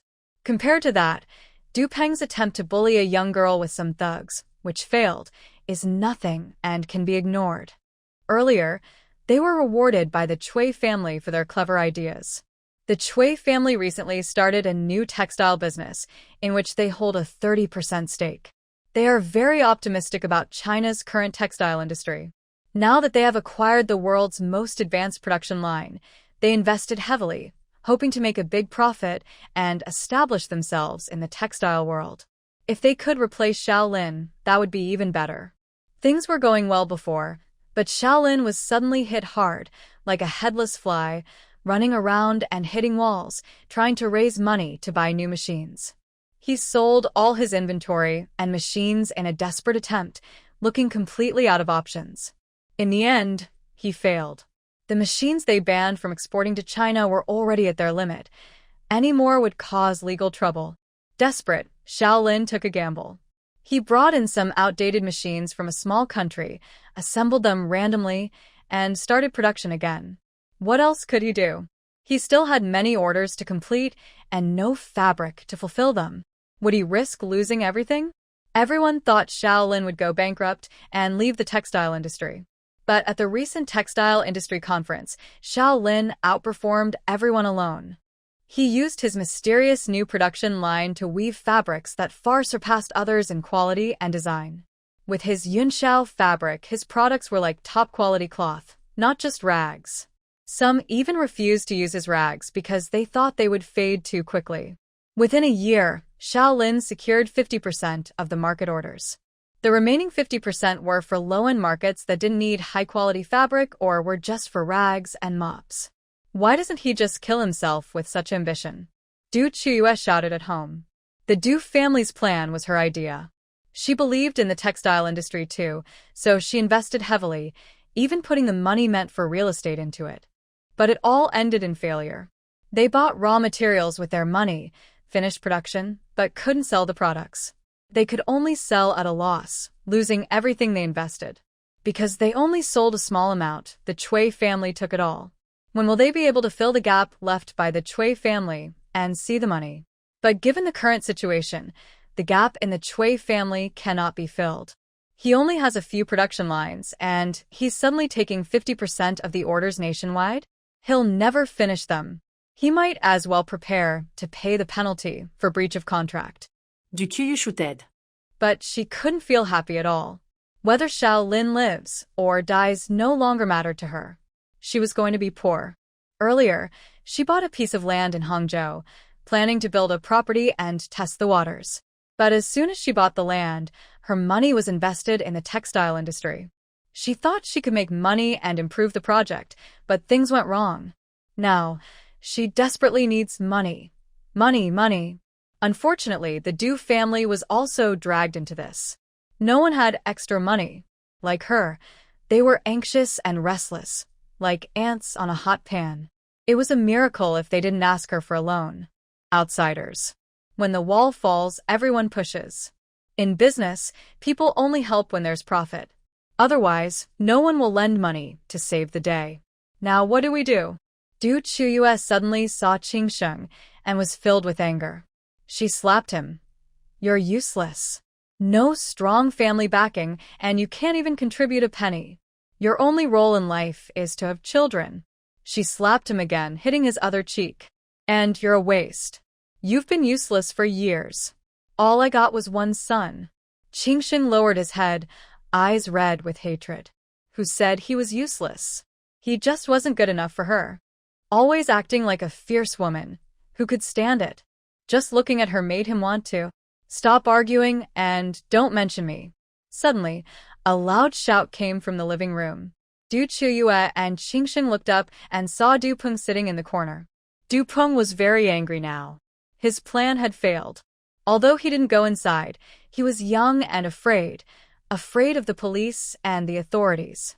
Plus, knowing what was happening at home made him even more scared.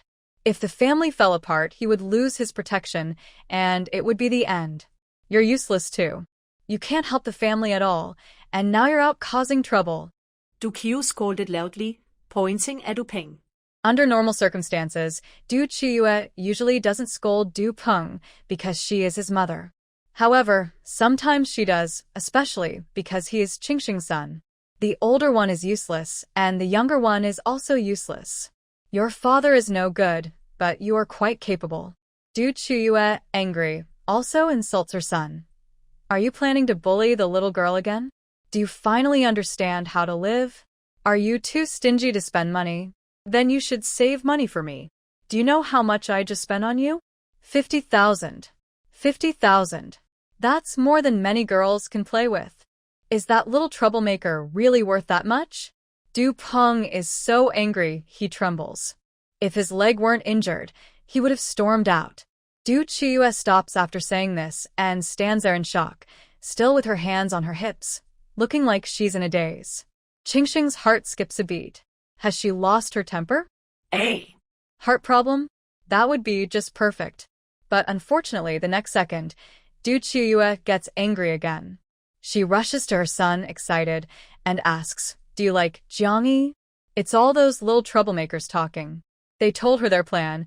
Wu Xiaoye is just the appetizer. Jiang Yi is Du Peng's real target. Du Peng looks at his mother in surprise, seeing her happy expression, and thinks she's crazy. He's always been afraid to let his mother know he likes Jiang Yi, worried she would disapprove and bother him. Quick, tell me, do you really like Jiang Yi? Du Chuyue demands loudly, grabbing his shirt. Du Peng doesn't say a word. Du Chuyue can't wait for his answer, and she doesn't need it. I remember you said you're in the same class as that little troublemaker. So, go pursue her and marry her. The sooner, the better. After saying this, Du Chuyue frowns and asks, Do you know how old she is? Is she 20 yet? Non, 18, Du Peng replie blankly. He's stunned. What did his mother just say? To marry a broken shoe? No matter how pretty Jiang Yi is, she's just someone else's leftover. He just wants to play with her, not marry her. He can't afford to be associated with her. Not of legal marriage age yet, Du Chiyue thinks for a moment. Never mind. Just get her first, have a wedding, and deal with the marriage registration later. Are you crazy? Du Peng finally questions her. Qingsheng also looks up at Du Chiyue, unsure what's wrong with her this time. You two are good-for-nothings. Du Chiyue looked at the father and son in front of her as if they were fools. Don't you all know that Jiang Yi is very rich? She refused to sell her house for 50,000 yuan and instead asked for 400,000. How wealthy does that make her? But you said that Jiang Yi was just pretending with Shaolin. Du Peng said. That was just angry talk, Du Chiyue replied calmly. They probably just met for the first time then. What kind of act would that be? Even if there was some trick, it would happen later. She admitted she lied to insult Jiang Yi out of jealousy. Deep down, she was jealous of Jiang Yi, young, beautiful, talented, and attractive. She wasn't as pretty as Jiang Yi. When she was 18, she didn't have Jiang Yi's money and she couldn't casually spend 400,000 yuan on a house. Now, if she had to come up with 400,000 yuan, she couldn't do it. Jealousy ate her up. That's why she looked down on Jiang Yi. But now, saving her life was more important. After you get married, make her give you 2 million yuan, Du Chiyue said. Or make her tell you how she earned 400,000 yuan in just a few months. Du Peng knew Jiang Yi's background and had mentioned it during a casual chat at home. Du Chiyue remembered it too. A few months ago, she was a useless person kicked out by her biological father. How did she suddenly have enough money to buy a villa? If Jiang Yi revealed this secret, she wouldn't need to marry at all. But she's with Shaolin. Du Peng hésita-t-elle. He was worried that others would find out about his wife's shameful background and shame him. Right, Shaolin. Du Chiyue clapped her hands. How could I forget? Take me to meet Shaolin. I want to apologize to him. As long as he forgives me, I'm willing to invest in their business. Qingsheng lowered his head, continued to look at the ground, and a cold smile appeared on his face. Only Du Chiyue could say such shameless things. She always thought the whole world owed her, and everyone should serve her. Du Peng finally understood. He realized that his mother was completely heartless. She used to hate Jiang Yi and Shaolin with teeth-grinding hatred, but now she was willing to beg them. If you want to go, go. I won't, Du Peng said stubbornly. Actually, he wasn't just being stubborn. He knew his limits. What relationship did he have with Jiang Yi? She had even knocked his leg out of joint. Maybe this time, because he stayed home and didn't go out, he avoided breaking his other leg or losing more limbs. Since things are already like this, how could my mother ask him to beg, to pursue Jiang Yi, and to marry him? My mother is truly crazy. Du Chiyue knows her wish is unlikely to come true, but she has no other options. She has no money left. The land she bought with her savings will soon be taken back. It's a total loss. That piece of land is her only hope. Hurry up and change your clothes. Go find Jiang Yi. Du Chiyue shouted at Du Peng. Suddenly, Du Peng moved. He struggled and fell to the ground, preferring to crawl away from his mother. Useless thing. Du Chiyue cursed, then turned and went upstairs. She quickly came back down, dressed appropriately, holding 2 bottles of wine and a lot of nourishing items. Hurry up and take it. Are you blind? Du Chiyue yelled at Qingsheng. Oh. Qingsheng quickly took the things. Go and start the car. Why are you just standing here? Is this wine for you? Oh. Qingsheng hurried out to start the car. Du Chiyue carried her packages to Jiang Yi's house. Jiang Yi personally opened the door and was very surprised to see her. Auntie is here to see you, Shao Yi. Sorry for coming so late, Du Chiyue said bluntly as she pushed into the house, pausing for a moment. The yard looked completely different from the last time she visited. Last time, it was a deserted, abandoned garden. Someone timid wouldn't even dare to stay there if they had money. Now, the grass is lush, flowers are blooming, and a white little house stands among the colorful scenery, beautiful like a fairy tale.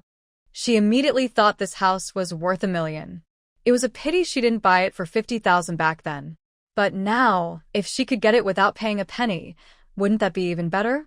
Shao Yi Is your injury better? Let Annie take a look, Du Chiyue said, setting down her things and looking at Jiang Yi's arm with concern. Jiang Yi looked at her as if she were crazy. What is she doing? After examining Jiang Yi's arm, Du Chiyue suddenly realized that this girl wasn't unconscious after all. She was pretending. I knew she wasn't honest. Du Chiyue's face twitched with frustration, but she held back her anger and continued smiling. Peng Peng was supposed to come see you too, but unfortunately, his leg is hurt and not healed yet. That's why I brought him here. After speaking, she grabbed her things and turned to walk toward the villa entrance. Jiang Yi stopped her with a bag in her hand. Don't talk nonsense here. Just say what you need to and don't go inside. You're not welcome here. She was very blunt. Du Chiyue was so angry she almost wanted to throw everything at her face. She had never been treated like this before. But now, Jiang Yi was openly insulting her, and she had to endure it. Is there anything the auntie needs? I just heard about your relationship with Peng Peng, so I came to see you. My relationship with Du Peng? What kind of relationship? Are we enemies? Jiang Yi asked. Look at you. Du Chiyue said warmly. Aren't you dating? I heard everyone at school knows. And you're shy around me? Don't worry, I fully support you. From now on at school, you can be together however you want. The teachers definitely won't bother you. Jiang Yi laughed angrily. Perfect. I want to beat him to death.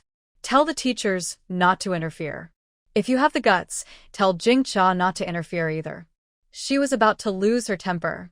Jiang Yi suspected she was here for a reason, but she still found it hard to believe. Your son kidnapped my good friend, and now he wants to kidnap me too. I am now his sworn enemy. And you pretend you don't know anything, coming here to matchmake us? You. She looked at her with a strange expression. How blind and shameless must someone be to act as if nothing happened? Du Chiyue didn't expect her to be so direct, exposing everything clearly. She thought that since Jiang Yi was young, she wouldn't want to say it outright. If she kept quiet, everyone's dignity would stay intact, and things could be smoothed over. But even if their pride was hurt now, she had to patch it up. She had no other choice. Well, Auntie is honestly here to apologize, Du Chiyue said sincerely, putting down her things. Peng Peng is young and naive. He won't do it again. Please forgive him this time. Also, Peng Peng didn't mean to do it. It was those troublemakers who set him up. Peng Peng truly likes you. He would never hurt you. Besides, the person who was kidnapped was just your classmate, and she wasn't hurt. Please be magnanimous and forgive them this time. Du Chiyue really hoped Jiang Yi would let those troublemakers go, so they wouldn't keep bothering Du Peng. She truly had no extra money to settle everything now. Jiang Yi was already fed up with the situation.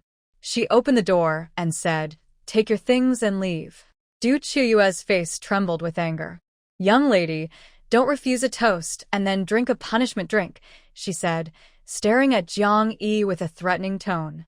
"I want to drink the punishment drink right now, but can you afford to punish me?" Jiang Yi moquait her. "What can you do? You're 2 million debt?" Du Chiyue had invested 2 million in the textile industry, all her savings. Over 1 million of that was secured with assets and the rest was savings and loans. In short, she had no money now and owed a lot of external debt. Jiang Yi had checked everything clearly. Du Chiyue's face turned pâle. She couldn't believe Jiang Yi knew so much. Did Shaolin tell her? Is everything planned? So that's why he cleared his accounts early and paid everything off so thoroughly. Du Chiyue suddenly directed her anger at Jiang Yi, feeling a deep hatred for Shaolin. Stupid girl. Tomorrow, you'll see what a punishment drink really is. By then, all the students and teachers will know you're the mistress of an old man. How will you face everyone? Oh, and my son. I'll tell them how you shamelessly behaved with my son at my house. Du Chiyue looked proud as she spoke. She believed that once she spread this, everyone would believe her. After all, it was her own mother saying it, so no one would doubt her words. Jiang Yi sighed ignargli. To be fair, this threat was quite effective. Girls often suffer unfairly. Once they're stained with bad reputation, it's hard to wash it away, no matter what. Do you still want that last piece of land? Jiang Yi suddenly asked. Du Chuyue's eyes widened in shock. How dare you? No, you're not even qualified. What right do you have to take my land? That land was her last card, a piece of prime property in the city center, and her only hope to turn things around. She had even mortgaged her own home, but hadn't touched that land. This isn't your concern, Jiang Yi said with a smile. Try me, and I promise you'll lose it all, and you won't get a single yuan. There are many ways for the government to reclaim land. They can delay or refuse to approve it, and there are even more ways to make it impossible for her to use it. With a little clever thinking, Jiang Yi could easily drag this out and ruin her. Du Chuyue looked at Jiang Yi carefully, her eyes flickering with suspicion and doubt. Hang City is going to plan a new district, and the first thing they will plan is the roads. Maybe there is a road that will take over that piece of land, Jiang Yi said. Du Chuyue's eyes brightened. That's even better. The government subsidies will make me a lot of money. Jiang Yi similait. Maybe. You understand? This might happen in a year, 2 years, or 5 years. That road might exist or might not. They will make you wait and see. If you don't wait, it might already be there when you're halfway through your project. Du Chuyue's face turned pâle. Oh, I forgot, Jiang Yi said with a shy smile. You don't have the money to build now. You can only find a good buyer to cover your losses. Jiang Yi moved closer. Do you believe I can make it so you can't sell it? I don't believe it, Du Chuyue immediately said. But her eyes showed some fear. What Jiang Yi said was very convincing and completely possible. The only thing she didn't believe was her own ability. She thought she could sell a prime piece of land? Who does she think she is? Even Shaolin wouldn't boast so much. I will have Zhou Qi from Jiuzhou Real Estate call you, Jiang Yi said with a smile at the dazed Du Chuyue, then pushed her out the door. After the door closed, Du Chuyue was still in a daze. Zhou Qi from Jiuzhou Real Estate isn't a big boss in the property world, but the Zhou family has complex connections. Rumor has it they recently allied with a top figure in Beijing. If the Zhou family gives an order, no one would dare to touch her small piece of land. Du Chuyue stared at the dark door, feeling anxious. She didn't want to admit it, but Jiang Yi's aura was not just bluffing. She started to believe a little. She decided to go home and wait for the call. As soon as she got home, she received a call from Zhou Qi himself. After hanging up, Du Chuyue sank into a chair and cried loudly. Did she have no way out?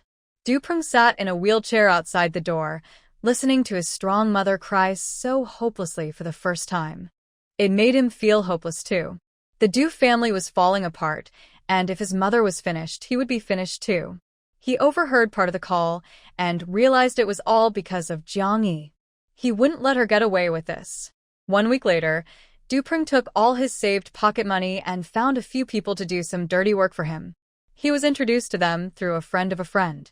They were said to be outsiders, coming from far away, passing through like passing gods. They would do a job and leave, ensuring everything was clean and no one could find out. Du Prung knew these people might not be reliable, but he couldn't care less. He had no other options. Anyway, he had introduced them to Jiang Yi. Once they knew Jiang Yi's background, they would probably steal from him. When they saw Jiang Yi, they would likely try to take advantage of him. That made Du Prung feel better. 3 men, each holding 5,000 yuan given by Du Prung, passed by Jiang Yi's house in groups. Finally, they gathered in an abandoned public toilet, looking up. He's from a rich family. Should we do something? Asked the shortest, thinnest man. I heard the target is a pretty girl, said the tall, skinny man with a sneaky look in his eyes, eager to try. Be quiet. Don't mess things up, said a dark-skinned man in his 30s, called the hard worker. After he spoke, the other 2 immediately stopped acting suspicious and kept quiet. Don't forget why we're here, the man warned in a low voice.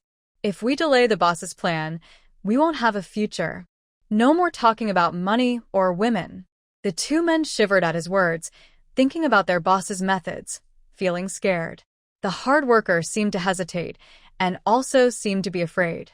He slowed his voice and said, Once we find Lord Jiu, we kill him and finish the job. Then we can do whatever we want. If that girl is really as beautiful as that kid said, we'll take her back to the boss. It'll be the finishing touch, and we'll be rich and famous after that. This idea excited the other two men, and they suddenly looked energized. But in their eyes, there was a deep fear they couldn't erase. The chances of success were very small. Many of their companions had gone and never returned. Failure was 100%. They believed they were better than those who had failed, but ever since they received the task, their legs had been trembling. Maybe we should just catch this girl and play with her first, the tall, skinny man said, his legs trembling more. He blurted out, otherwise, we don't know if there will be a future. The atmosphere grew tense. After a while, the small, thin man said, I think it might work. He wasn't interested in women. He just wanted to delay time, find Lord Jiu later, and avoid danger for now.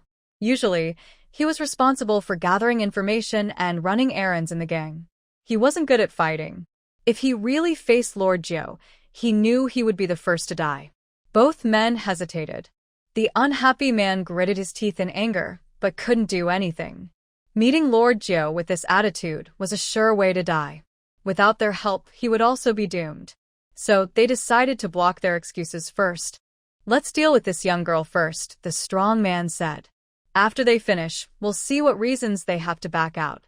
The three of them stayed outside the neighborhood for 3 days, learning about the Jiang family. Jiang Yi didn't go out. Every morning, Li Yumei was picked up by Gu Jingwei and taken somewhere. This meant Jiang Yi was alone at home most of the day. But the unhappy man had his own rules. He never worked during the day because it wasn't the best time. He preferred working at night. He also didn't like working at someone else's house because it wasn't the best location. He liked to lure people to a place he had prepared in advance. That way, he had the best timing and location, making his efforts more effective. But Jiang Yi didn't go out. How could he lure her? The unhappy man quickly thought of a plan. He focused on Li Yumei. Her mother was missing. She would have to come out to look for her, right? Don't worry, I won't be able to stop Du Peng in this matter. We can find other ways to deal with him. Anyway, I remember this grudge and I will definitely get revenge. His voice was full of anger. He had never been this angry before. I've met Wu Xiaoya a few times. She's a very cute girl. Jiang Yi, of course, is even more so. She's his friend and also Li Yumei's daughter. Someone is trying to hurt them, and we must not let that happen. It's just the Du family.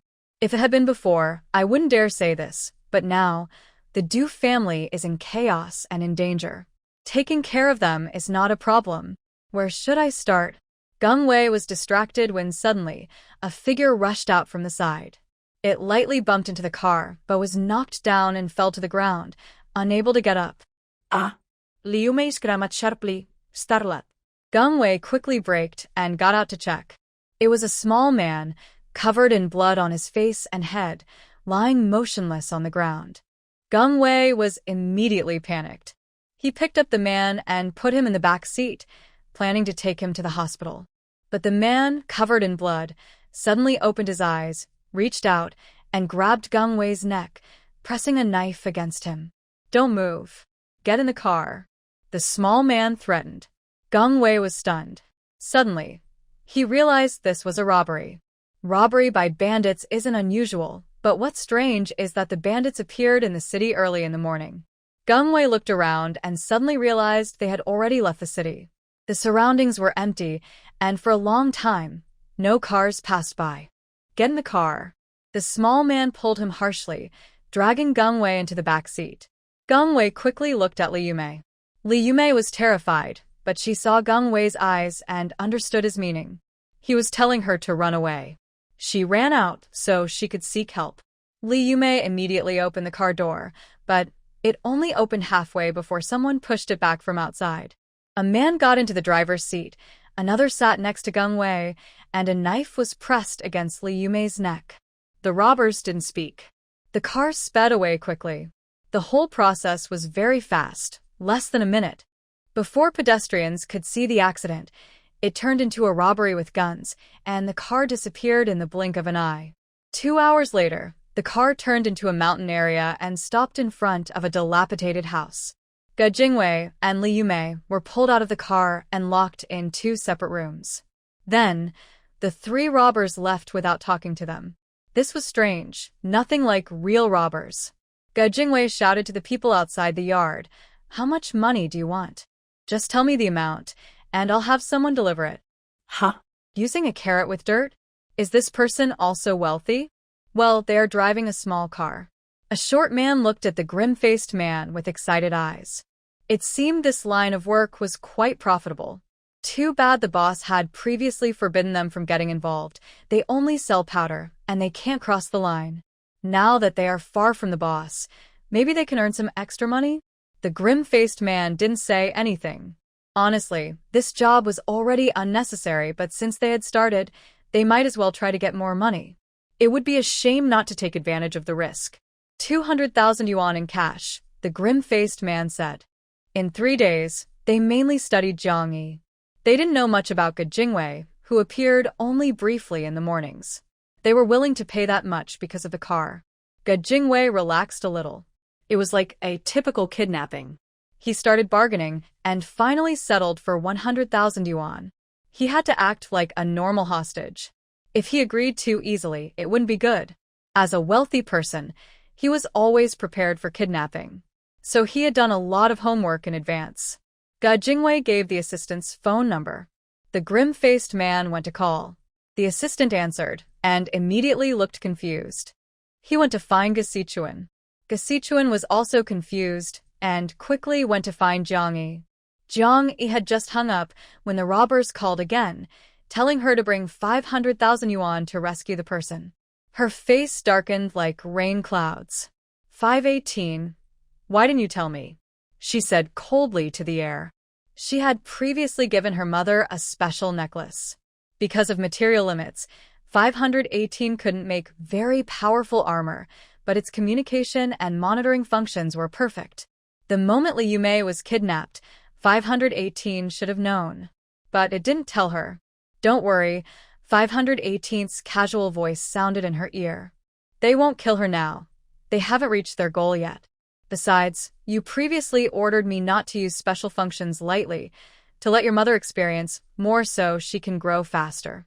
Being rescued immediately after being kidnapped isn't enough to be exciting or good for her growth.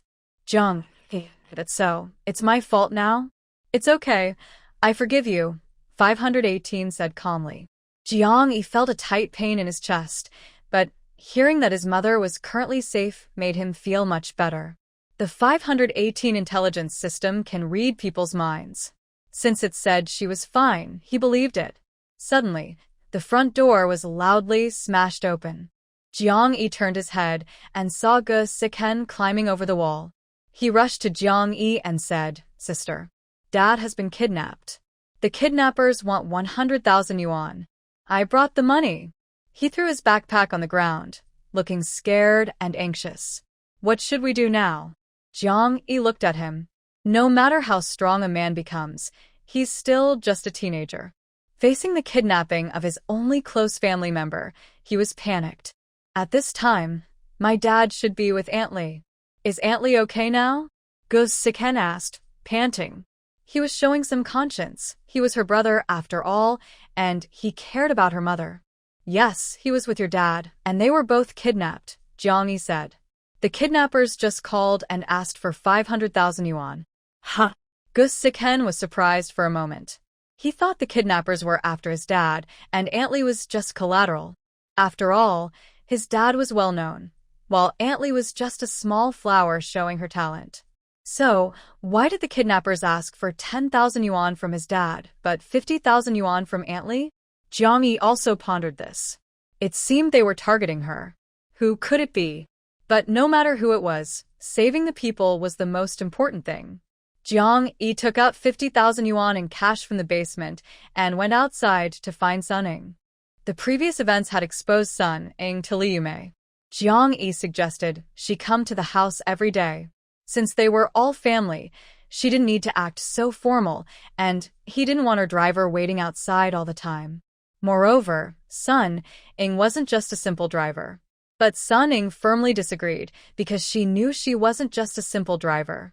When there was no work, she would walk around the Jiang residence, checking things out. This time, she didn't notice anything unusual. When she heard that Li Yume and Ge Jingwei had been kidnapped, Sunning was immediately anxious and ashamed. "I'm sorry. I failed in my duty," Sunning said first. Jiang Yi didn't blame her. People are not machines, and there are always times when they can't see everything. As for neglect, it was 518's fault. They simply knew, but didn't report it. Let's not talk about that now. Saving people is more important, Jiang Yi said as she carried the money bag into the car. Gus Siken followed closely behind. The assistant, who was running slowly from afar, finally caught up and also tried to get into the car, but Jiang Yi stopped him. She knew Ge Jingwei well. They often worked together. He was a good person, capable, and had the potential to become a professional manager. "Wait at my house for a call. The robbers might call again. Just call me when they do," Jiang Yi said. Actually, she didn't need him to answer the phone. Jiang Yi already knew whether the robbers would call her or not, because Li Yume was wearing a listening device. She just didn't want anyone else to go with her. The robbers' numbers and strength were unknown. She might use special methods if needed. All these questions had answers, but when Jiang Yi asked, 518 refused to tell her. He said it was to help her grow stronger. Jiang Yi gritted her teeth in frustration. If it weren't for 518 promising that the energy in her mother's necklace could protect her, she would have already gone into the space to fight him. Anyway, 518 wouldn't fight back. Sun Ing drove the car very fast and made a phone call along the way to explain the situation. It wasn't Yanzhou on the line, but Jiang Yi thought they would inform Yanzhou anyway. "Big brother is probably busy, so I won't bother him. I can handle this myself," Jiang Yi said. Just from that bloody encounter by the lake, Jiang Yi could imagine how dangerous Yanzhou's missions were. She didn't want to bother him or distract him with her problems. Sun Ing glanced at her through the rear-view mirror, but said nothing. Not causing trouble for men is definitely a good quality for a military wife, but blindly trusting is not good. Her gaze flicked over Jiang Yi's delicate hands, legs, and waist. She remembered how scared she looked when Xiao Jiu was teaching her kung fu. She was worried Jiang Yi might get hurt or bumped, and she couldn't afford to replace her. "You can drive. Stay quiet in the car. If there's danger, just drive away immediately," Sun Ing said, looking at Gus Siken. "I'll go down and negotiate with the robbers." Gus Siken nodded immediately. With him there was no reason for Jiang Yi to take risks. No matter how smart or capable she was still just a girl. "Don't worry, sister. I will definitely bring Aunt Li and Dad back safely," Gus Siken said loudly, holding his backpack tightly. He wasn't afraid of losing money. He was nervous. Before, Ge Jingwei tried to keep his son low-key and not show off, and he used threats and intimidation as a tactic. If he boasted, bad people might find out and come to take him away, then hurt him or demand money, and in the worst case, even kill him. Anyway, if he dared to show off, things wouldn't end well. This was a belief Gus Siken had been taught since childhood. Actually, now he was really scared of dying. Jiang Yi looked at his trembling legs and said, "I will go in with you." "No." Both Gus Siken and Sun Ing said at the same time. Sun Ing looked at Gus Siken with admiration, then turned to Jiang Yi and said seriously, "Originally, it might be safe for us to go in. But if you go, it could be more dangerous. Don't you know what you look like?" She was very direct. Any man would be amazed when seeing Jiang Yi. The difference is, kind people just admire her, but evil ones want to possess or destroy her. And the kidnappers, would they be kind? Jiang Yi touched her nose. If it weren't for 518, she really wouldn't dare to go in. Going in would only cause trouble. But now, she had no choice. "Those people are probably coming for me," Jiang Yi analyzed slowly. "They asked Uncle Ge for 100,000 yuan, but they asked me for 500,000. Do they know my real financial situation? Or do they know I can't pay and are trying to set other conditions?" The car had been driving for a while, and she reviewed all her enemies. Her past enemies, most of them were either rebellious teenagers or little kids. In this life, she only offended the Jiang family and the Li family. And both families had been warned by Yanzhou, Who would dare offend her now? There was only one left, the Du family. The recent threat might have scared Du Chuyue, but it might not work on Du Peng. He was a beast. He could do anything. What's Du Peng up to lately? Jiang Yi asked. Sun Ning was surprised and also focused on Du Peng. He hasn't left the house recently, but every day, some friends visit him, Sun Ning said. There are too many people. We don't have enough staff to check on all of them, so we only followed a few suspicious ones. Nothing unusual was found. We had already expected Du Peng to seek revenge and have been watching him closely. Recently, Du Peng's shady friends have been behaving well. However, Jiang Yi trusts her instincts. Using others to do harm is not a complicated trick. Only outsiders would ask Ge Jingwei for 100,000 yuan. In 1988, Ge Jingwei, earning millions a month, is not the richest in Hangzhou, but he is among the top few. 100,000 yuan is a huge insult to this Hangzhou big shot. Sun Ning feels ashamed. It's our fault for not handling things well. No, it's because we don't have enough people, Jiang Yi says. After all, her older brother has already retired. When they talked before, Yan Zhou had casually mentioned that everyone around him was also retired and carefully chosen. So, they can be trusted. But his purpose in recruiting these people wasn't to make them thugs, but to give them stable jobs. So, they all have decent work. And there aren't many of them. He doesn't have many businesses and doesn't want to develop underground forces. Why would he need so many people? Yan Zhou slammed the steering wheel hard, regretting his earlier decision. People always regret when they need help but are short of people. He was careless. A few days ago, he sensed someone spying on him. His intuition told him it was Black Eagle's people. He immediately hid in the shadows and started investigating those people, even calling in a few others. But the other side didn't follow the usual pattern. They appeared suddenly and disappeared just as quickly. His multiple attempts to lure them out failed. Just when he thought he might be imagining things, new clues appeared. Before he could figure out how to catch them, he received a message from Sun Ning. These people already knew everything about him? They found Jiang Yi. His car almost left a trail of smoke and dust as he sped out of the city. Unfortunately, he had chosen a location outside the city for fishing, but it was in the south and north. Now, even if he rushed over, he wasn't sure if he could make it in time. Little cat, you must stay safe. There was real danger. She thought that Jiang Yi rushing forward would be risking her life. Only a fool would do such a thing. Jiang Yi nodded in agreement. The car traveled for 2 hours through the mountains before reaching the place the kidnappers mentioned, a cave. There was no need to check 518. Sun Ning looked at the cave briefly and said, "There are no signs of anyone coming in or out. They are lying to us." The kidnappers had no intention of letting them see the hostage. However, Jiang Yi saw a red bag hanging from a tree trunk nearby. Sun Ning also saw it and carefully approached to check. Inside was only a note telling them to leave the money under the tree and then wait for the person to come back. "We can't listen to them. Otherwise, we might never see the person again," Go Sikhen immediately said. He had been told since childhood that kidnappers don't keep their promises. Once they get the money, they might kill the hostage. But disobeying could also anger the kidnappers and cause them to kill. What should we do? Jessica hesitated. Jiang Yi looked up and scanned the surroundings. The forest was lush and full of spring life, with thick bushes blocking the view. Even if someone was hiding just a few meters away in the bushes, they wouldn't see them. 518. Where's the person? Jiang Yi whispered, not making a sound. "If you don't tell me now, you might never get energy again." Limiting energy might not be good for her either, but 518 was too intelligent, more human than humans. For him, energy was food and air. Not eating or breathing could be deadly. He naturally cared more about Jiang Yi. Moreover, she knew that when she was serious, 518 wouldn't dare ignore her. All right. There are 2 people.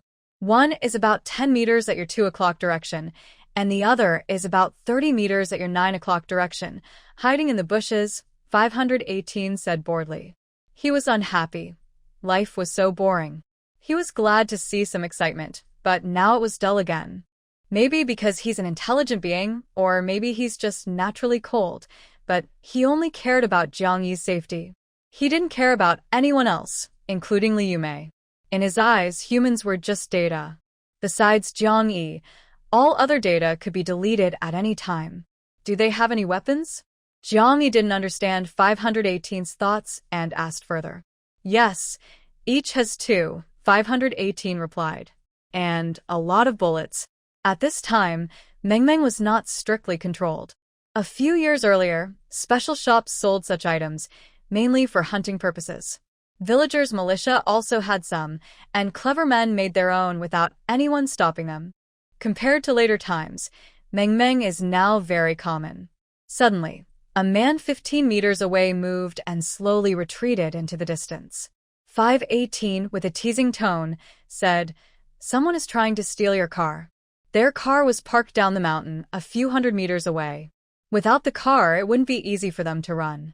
Jiang Yi immediately shouted toward the 9 o'clock direction, "Stop wasting your effort. I have the car key."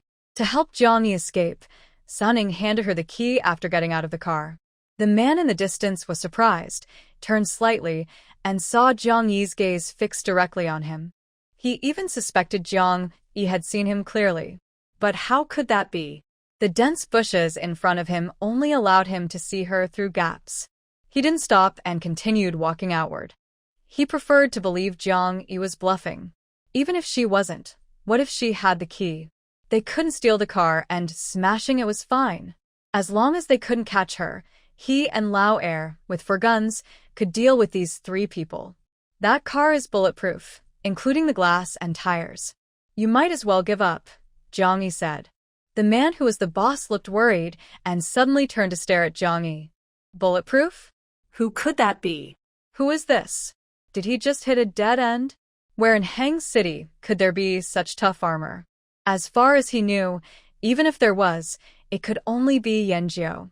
His heart skipped a beat. No way? He kept a close eye on Gu Siken, trying to sense the aura of Lord Jiao from him. After a moment he relaxed. Good, it's not him. Rumors only say Yanjiao is ruthless, with no survivors under his command, and no one says he's good at disguises. Gu Siken, clutching his backpack, looked nervous and trembling slightly. He definitely wasn't Lord Jiao. Of course, maybe Lord Jiao was good at disguises, but everyone who knew that was already dead. The man froze in place. "We brought the money as agreed, so you'd better keep your promise and release the people," Jiang Yi said, looking toward the 9 o'clock direction.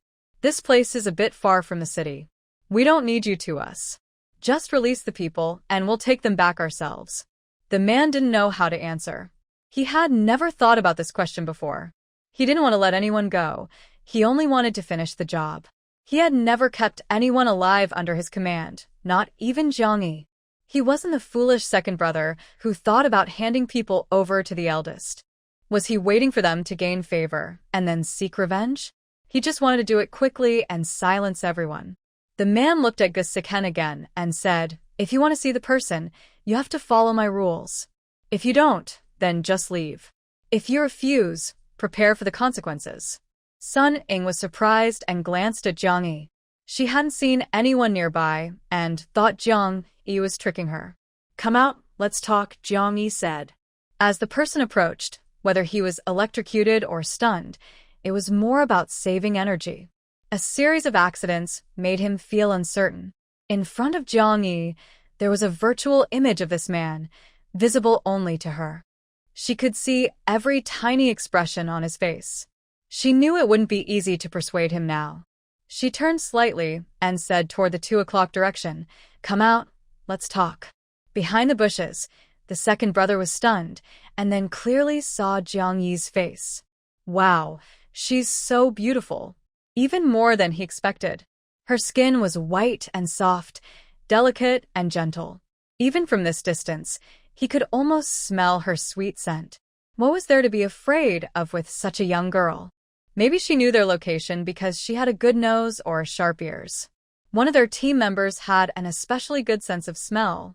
If a familiar person came from hundreds of meters away, he could tell who it was. Suddenly, there was a rustling in the bushes and a tall, thin man stepped out. "Second brother." The man with the bitter face shouted angrily. This foolish guy. Today, he shouldn't have brought him, but should have brought the third brother instead. Jiang-yi smiled at the tall, thin man. I brought the money. Will you let my mother go? Yes, yes, yes. The man nodded immediately. Such a beautiful girl, softly pleading. Who could resist? Second brother. The bitter-faced man was about to lose his temper. The second brother shot a distant look in his direction. Big brother was so foolish. Agreeing didn't mean he had to do it. He didn't even know how to coax a woman. No wonder he was over 30 and still single. Little girl, come here. I'll take you to find your mother, the man said with a smile. Jiang-yi walked toward the man. Just as she lifted her foot, Sun-ning grabbed her. I'll go with you, Sun-ning said to the tall, thin man. The man's face immediately darkened. He looked like a man in his 30s who hadn't been with a woman in a year and was not interested anymore. You and that kid, wait right here. Otherwise, don't blame us for being rude, the second man said with a serious face. The skinny man, who looked like a stick, seemed malnourished. Despite his appearance, he had a cold, threatening aura. Sun-ing quickly realized these people were dangerous and more difficult than she thought. She signaled to Jiang-yi to run quickly. Maybe there is still time to escape now. The man seemed to notice Sun-ying's plan. He pulled out a gun from his waist and pointed it at the three of them. Sun-ying's heart sank heavily. The man smiled and said to Jiang-yi, little girl, come here. Then, turning the gun, he pointed it at Sun-ing. You two stay right here and behave. Sun-ing tightly held Jiang-yi, one hand pressed against her clothes hem. She also brought a gun. Jiang-yi moved closer and whispered, be careful of the other person. I'll handle this one. Then she looked at Gus Sik-hen and said, you just run. Gus Sik-hen looked anxious, but didn't dare speak. She thought she should be the one to say that. Sun-ing still held onto Jiang-yi tightly and refused to let go. She couldn't let go. How could she let Jiang-yi take such a risk? What about Xiaojiu? How could she explain to Xiaojiu? Both of you, leave it to me. You just run, Sun-ing said. Before Jiang-yi could speak, the tall, thin man grew impatient. He knew they were planning something. I count to 3. If you don't come over, I'll shoot. As soon as you hear the gunshot, my partner from afar will tear up the deal immediately, he said. He's telling the truth, 518 immediately whispered in Jiang-yi's ear. Jiang-yi quickly repeated this to Sun-ing and Gus Sik-hen. Her heart sank even more. Where did Duprung find such ruthless people? Sun-jie, trust me, Jiang-yi said. With a quick move, she freed her hand. She had been learning from Yan-zhou for 2 months. If she couldn't improve now, she would look too stupid. Watching Jiang-yi's back, Sun-ing clenched her teeth tightly. But now she doesn't dare to shoot anymore. Based on her experience, this man is telling the truth. 10 meters is very close. In just a few seconds, Jiang-yi reached the man. He he he he. The man chuckled foolishly. Up close, she looked even more beautiful. Her skin was as white and smooth as egg whites, soft and delicate. I wonder if her body is just as smooth? Her figure was curvy and attractive. The man's saliva almost dripped down. He glanced at Sun-ing, who was glaring fiercely from nearby, then pulled Jiang-yi away. They couldn't do anything here that might excite her further, or she might start shouting again and attract passers-by, causing more trouble. Outside Hang City, the mountains are not as big as those in the northwest. There are villages and fields in these mountains, and sometimes people enter the mountains. Big sister. Je zoeken grote dansjosli. Let my sister go. I'll go with you. The man looked disgusted and cursed back. I'm not interested in men. Their boss, who was 1,000 miles away, was actually interested in men, but unfortunately, last night he learned a lesson from a grumpy man. He knew these people couldn't be kept, so he gave up on giving gifts. What a pity. The man looked back as he walked, watching Jiang-yi quietly held by him. It would be so good if she could stay. Is my mom still alive? Jiang-yi suddenly asked. Of course she is. The man was happy to talk to her. This girl's voice was nice, like a little bird, clear and crisp. Is she nearby? Can you take me to see her? Jiang-yi asked softly. The man enjoyed her gentle tone but shook his head. I won't shout or call out. As long as I see my mom, you can do whatever you want, Jiang said. 518. She just asked him to tell her where her mother was, and he refused. He said it was to help her build her crisis management skills. Alright, it's not as dangerous now as before. The man definitely wouldn't kill her at this moment.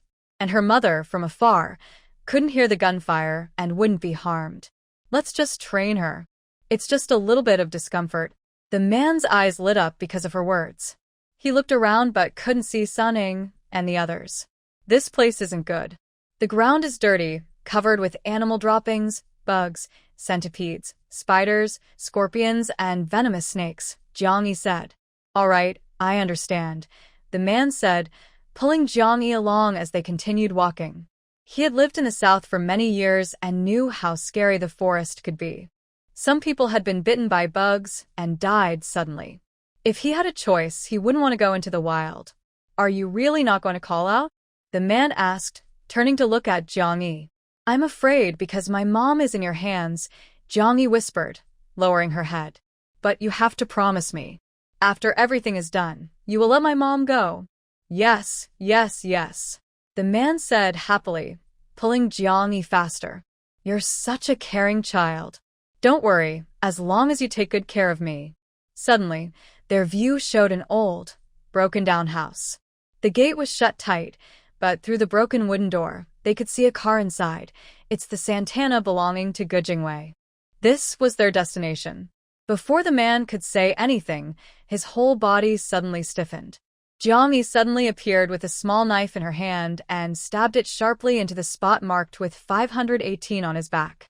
His eyes showed intense pain, then the light in them went out, and everything became silent.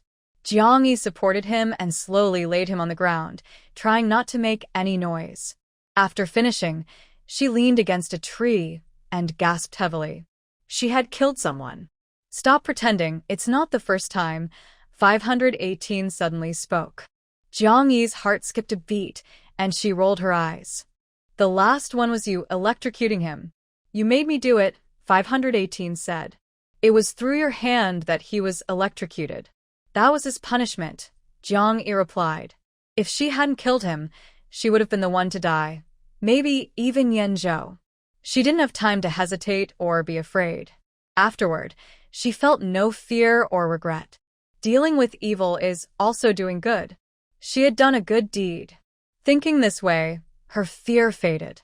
The man in front of her was smiling with a wicked look, his eyes full of murderous intent. His ruthlessness must have come from killing many people. She had once again done a good deed. Her fear was gone, but she was starting to get tired of being covered in blood. She was so eager for pleasure, she wondered if there was poison in the blood. Why didn't you just shoot him directly earlier? Why did you have to kill him yourself? 518 asked curiously. Wouldn't that be cleaner and more environmentally friendly? Are you crazy? 518 teased.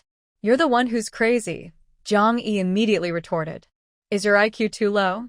He died unharmed, just like the last one. How will you explain that? Will everyone who kidnaps me suddenly have a heart attack? It could also be a 518 suggested. Jiang Yi rolled her eyes and ignored him. She climbed up a hill and looked down at the broken house from above. The house was small, with only 2 rooms, and the windows were boarded up, so she couldn't see inside. A thin man sat in the yard, frequently looking toward the door. Jiang Yi's eyes lit up. Was there only one person? This is my home. Who are you? Why are you here? Jiang Yi asked back. The small man was stunned. Is this broken house really her home? Inside, Li Yumei and Ge Jingwei shivered all over. Why did she come here? Li Yumei quickly ran to the window and looked outside through a. She covered her mouth tightly with her hands, afraid she might shout. Ge Jingwei did the same. He knew he couldn't reveal Jiang Yi's identity now. Don't be a sucken. Where did you go? How did Jiang Yi get here?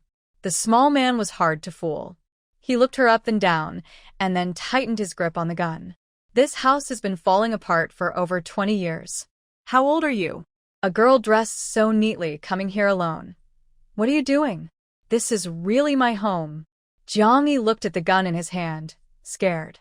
She raised her hands tremblingly and said, "This is my ancestor's house. Today is my grandfather's Memorial Day. He is buried on the back mountain. I came here to pay respects. After the ceremony, I was passing by and saw a car inside, so I came to check." Jiang Yi spoke casually, making up a lie. The small man's eyes hesitated. Should he kill this pretty girl now or wait a little longer? She saw him, saw the gun in his hand. He couldn't keep her alive. After a few seconds of hesitation, the small man took out a small bottle from his pocket and said to Jiang Yi, "Come here and take this medicine." Jiang Yi's eyes flickered. She knew he was dangerous. She didn't know what was in the bottle, but from the sound of it when he took it out, there were dozens of pills inside. Even if they were cold medicine, eating dozens could be deadly. The small man decided to act before the boss and second-in-command returned, so he could deal with the girl quickly and avoid wasting time. He was different from the second-in-command. He only cared about life and money, not women. Recently, he kept feeling his heart pounding, as if Yan Jiu's gaze was constantly on him. At such times, he couldn't get in. Jiang Yi seemed afraid of his gun and moved forward carefully, reaching out to take the bottle. "Eat it." The man stared at her. "If you don't take the medicine, you'll take a bullet. Choose one." "Then I'll take the medicine." Jiang Yi looked terrified. She opened the bottle and poured the pills into her mouth. She definitely wouldn't really eat it. The moment it reaches her mouth, 518 would take it away. But Li Yumei doesn't know this. "Don't!" She shouts loudly inside the house. The small man is stunned for a moment, then suddenly reacts, realizing that they know each other. Li Yumei recognizes the pretty girl who appeared here unexpectedly. In that instant, he guesses who Jiang Yi is. With a loud, the man fires his gun. "Rui!" Li Yumei screams sharply. But the bullet doesn't hit Jiang Yi. She dodges skillfully. Her skills are not perfect, but her reactions and speed are quick. Also, before her mother finishes the first syllable, she knows trouble is coming and starts to hide. The shot misses and the small man fires 3 more shots, but Jiang Yi avoids them all and disappears into the dense forest. The small man is shocked. Her skills are not what an ordinary girl should have. The gunfire startles a flock of birds and also wakes a group of people moving through the forest. "Over there," Yan Zhou says, then rushes into the woods toward the old house. A group of people follow quickly behind him. Not far from the old house, the man with a worried face and son Jesai Chun also hear the gunfire.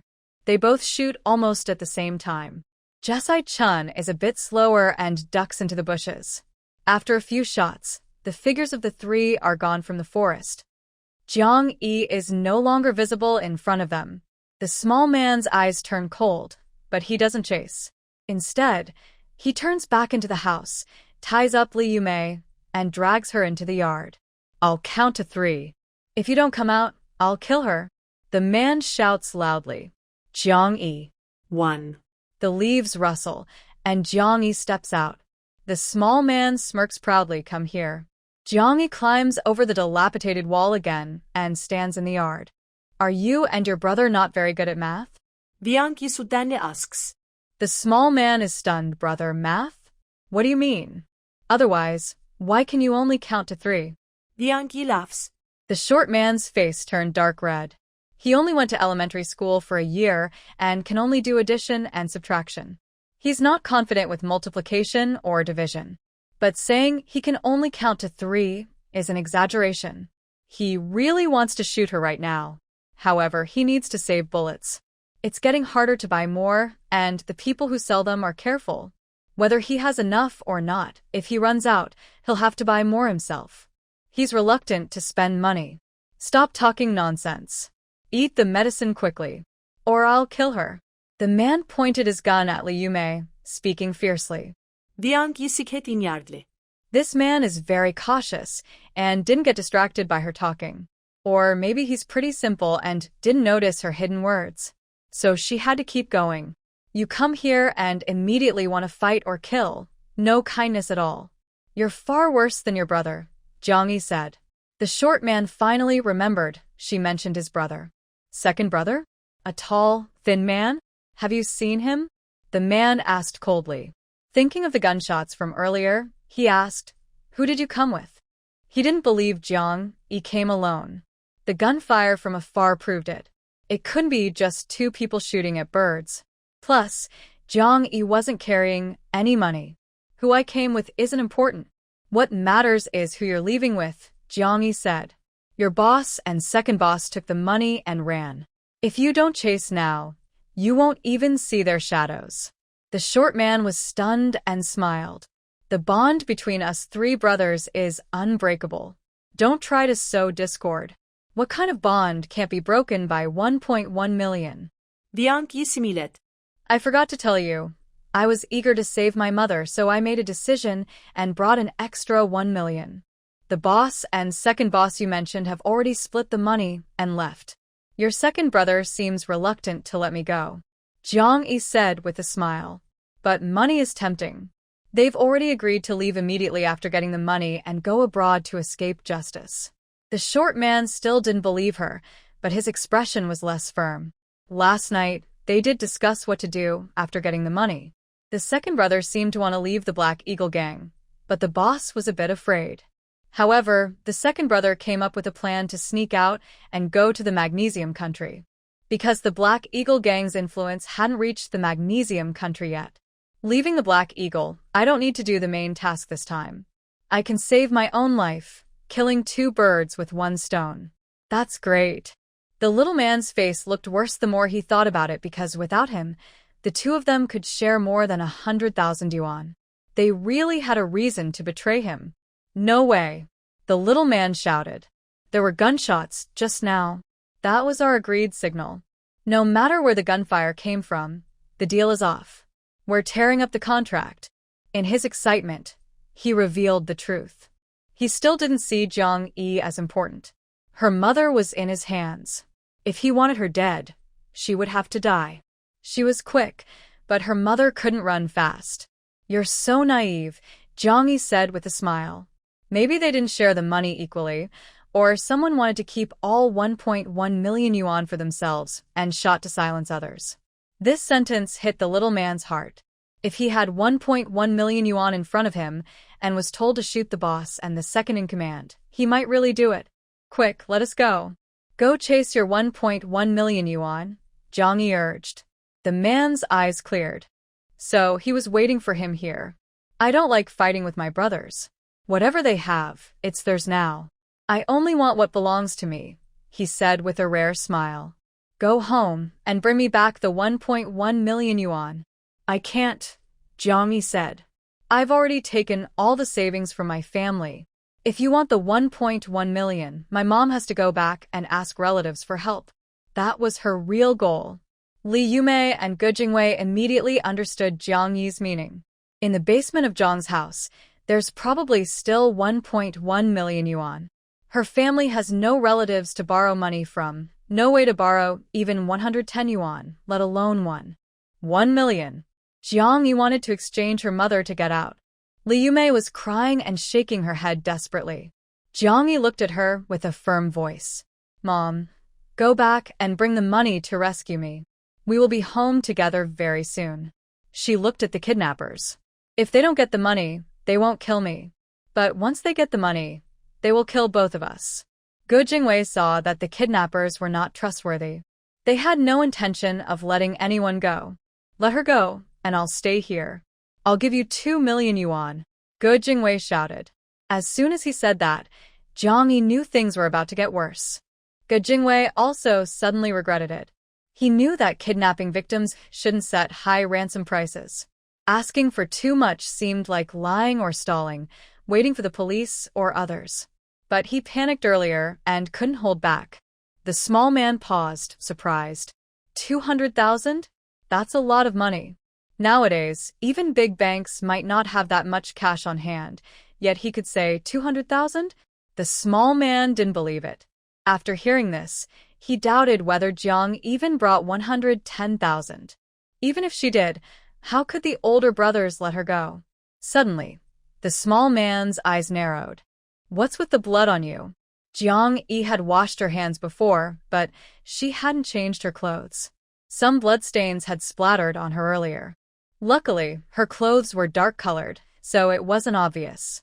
But bloodstains are hard to hide from a professional. Before my second brother left, he tried to hurt me, but I escaped. The blood is mine, Jong-yi said. The small man believed her. Just now, outside, there had been heavy gunfire, obviously 2 guns firing at the same time. Her older brothers were outside then, so they were fine. But he didn't know if they were safe now. If they were safe, why hadn't they come back? Did they really run away? If something happened to them, what should he do? The small man was at a loss. Usually, he was just a scout. Big brother handled these complicated things. But Jong-yi was getting impatient. She knew her older brother was quickly approaching. Let my mom go so she can get the money. Isn't 110,000 enough? With this money, what can't you do in the future? Why live such a hard life now? Jong-yi tried to persuade him gently. Don't worry, we won't call the police. I don't have a phone, and my mom won't call either. Are you afraid I'll take the money and still kill you? The small man hesitated. He was tired of this life. Yes, I am, Jong-yi admitted honestly. But I have to take a chance. If I don't, you might kill us now. That was true. Take a chance too. Swap an unimportant woman for 110,000. You won't lose out, Jong-yi said. The small man looked at Lee Yu-mei, who was crying like a tearful person. She was just an ordinary woman, slightly prettier than average. Trading her for 110,000 was worth it.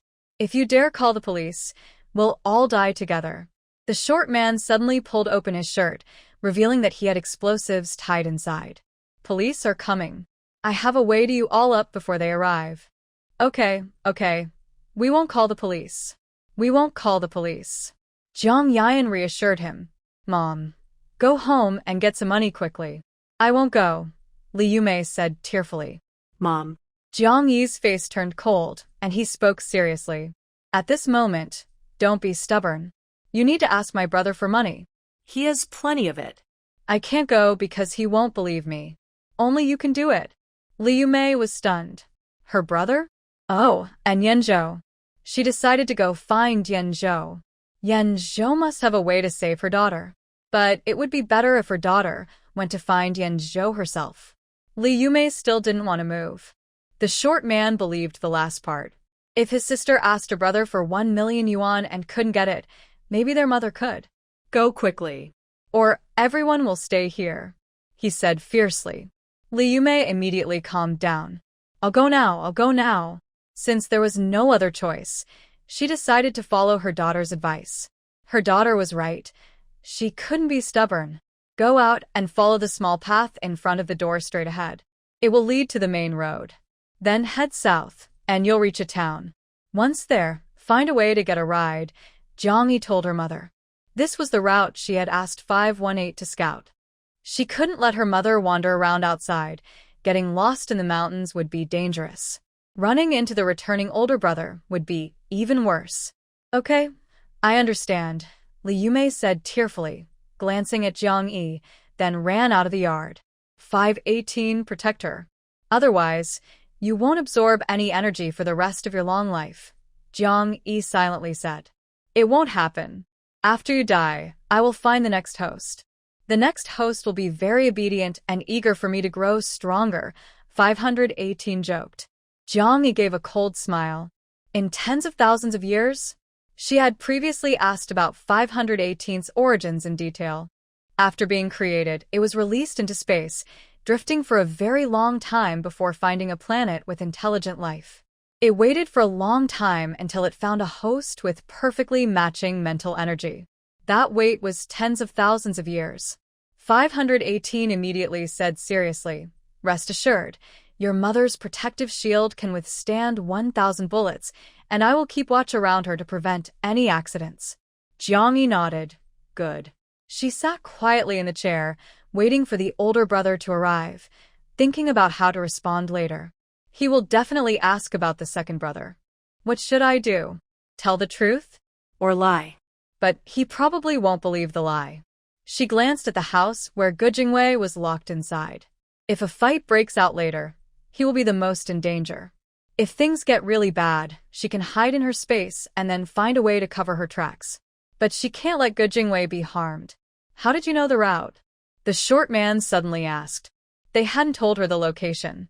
At this point, pretending to be clueless doesn't really matter. Jiang Yi smiled. You're slow to react. You've only just asked now. Before the short man could get angry, she continued, I found out while I was running around trying to avoid your second brother. Of course, she avoided provoking him. Lighting a firecracker wouldn't help, and she didn't want to hurt Ge Jingwei. The short man was surprised and shot her a glare. He had never seen such a brave girl, still joking with him at this moment. Suddenly, hurried footsteps sounded outside the door. Who's there? The short man shouted immediately. It's me, responded a man with a worried face. Big brother? The short man was stunned. Big brother is back. He quickly looked down at Jiang Yi. She had tricked him. Jiang Yi shrugged. You believe what I say or you don't.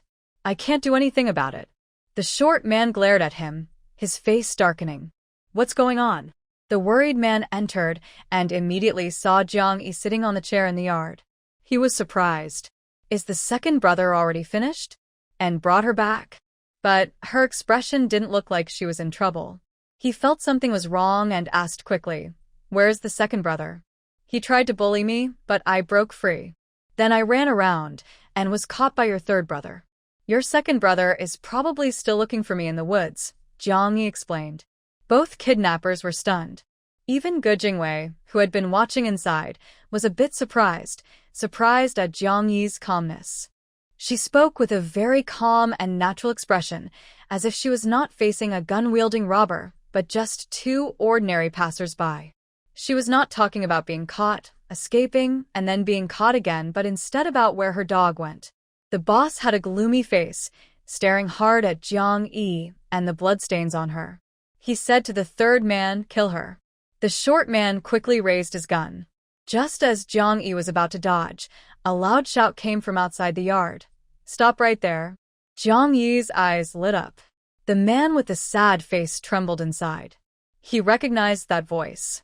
Everyone chasing after Lord Jiu had either seen his back or heard his voice. The sad-faced man slowly turned around and looked into Yan Zhou's eyes. Immediately, he knew this was their target. His whole body froze with fear, but in the next second, he felt a surge of energy. He was glad he had kept his gun aimed at Jiang Yi all along. Don't come any closer, or I will kill her. The sad-faced man shouted loudly, his voice breaking. Yan Zhou indeed stopped and looked at Jiang Yi. Jiang Yi felt both sweet and sour inside. He came so quickly. He was probably too late. Lord Jiu, long time no see, the sad-faced man said as he backed away, retreating behind Jiang Yi. Then he grabbed her neck with one hand and pointed his gun at her temple with the other. He didn't think he could hit Lord Yan from 20 meters away, but he was confident he could hit this girl in his arms. And this girl seemed to be special to Lord Jiu. It was truly of luck. Third, stand in front of me. He shouted again. The short man obediently opened his coat, revealing the explosive strapped to him, then raised his gun and stood in front of Jiang Yi, aiming at Yan Zhou. He was a bit nervous and confused. Lord Jiu, why did he suddenly appear? He wasn't ready, and he had seen Lord Jiu's face. Yan Zhou looked expressionless, with no change in his eyes, and said, Let her and the other hostage go. He had just seen the shadow of Li Yumei running away. He knew something was wrong. If Li Yumei could escape and the other side was so calm, there must be some exchange. Lord Jiu, put down your gun first, the sad-faced man shouted. Yan Zhou didn't hesitate and threw his gun far away. Jiang Yi's nose tingled with emotion. She remembered the meeting by the river and how similar it felt to this moment. Back then, someone had also used her as a threat to force Yan Zhou to drop his gun. At that time, he had hesitated for a long while before giving in. But now, there wasn't even a trace of hesitation. This change in attitude made the two bandits' eyes light up. The man with the bitter face held Jiang Yi tightly, refusing to let go, but he did move his gun slightly away. That was exactly what Yan Zhou wanted, to make them understand how important Jiang Yi was to him. As long as he stayed alive, They wouldn't dare to harm her. Take off your clothes. Who knows how many weapons you're hiding on you? The bitter-faced man shouted. Yan Zhou immediately looked at Jiang Yi. Her eyes wavered, but they never left him. This time, Yan Zhou paused for 2 seconds before slowly starting to undress. His shirt and pants were thrown far away, leaving him only in his shorts, his strong build completely revealed. He stared at the robbers, silently warning them not to push further. The bitter-faced man seemed shaken by his gaze. He moved his lips and said, "Call out the others. You can't be here alone. Where's that woman from earlier? Tell her to come out. And anyone else hiding too. To deal with the two of you, I'm more than enough," Yan Zhou replied. The bitter-faced man grew furious, pressing the gun against Jiang Yi's temple. "If they don't come out, I'll kill her." Yan Zhou's eyes turned cold, and the man's hand froze in place, unable to move further. "If you kill her, you'll wish you hadn't lived to see what comes next." His calm voice sent a chill straight into the bandits' hearts. "Let her go. I'll take her place as the hostage," Yan Zhou said again. The bitter-faced man snapped back to his senses and shouted, "Do you think I'm a fool? You as a hostage? How could I control you? Lao San, throw him a knife and make him end himself. Do you think everyone else is a fool?" Jiang Yi shouted. "If he ends himself, you'll kill me the very next second. Why not let him finish you off and avenge me instead?" Her words made the bitter-faced man panic. He didn't want to die either. "Don't worry, Sun Maokai, always keep my word." He glared at Yan Zhou. "If you die, I'll definitely spare her life." Yan Zhou was already dead, so what harm was there in letting this young woman live a couple more days? Just a couple of days, it didn't matter. "Why should we believe you? Sun Maokai, is that even your real name? Do you have an ID? Show it to me." Jiang Yi continued. "Even if he is one, it's probably fake."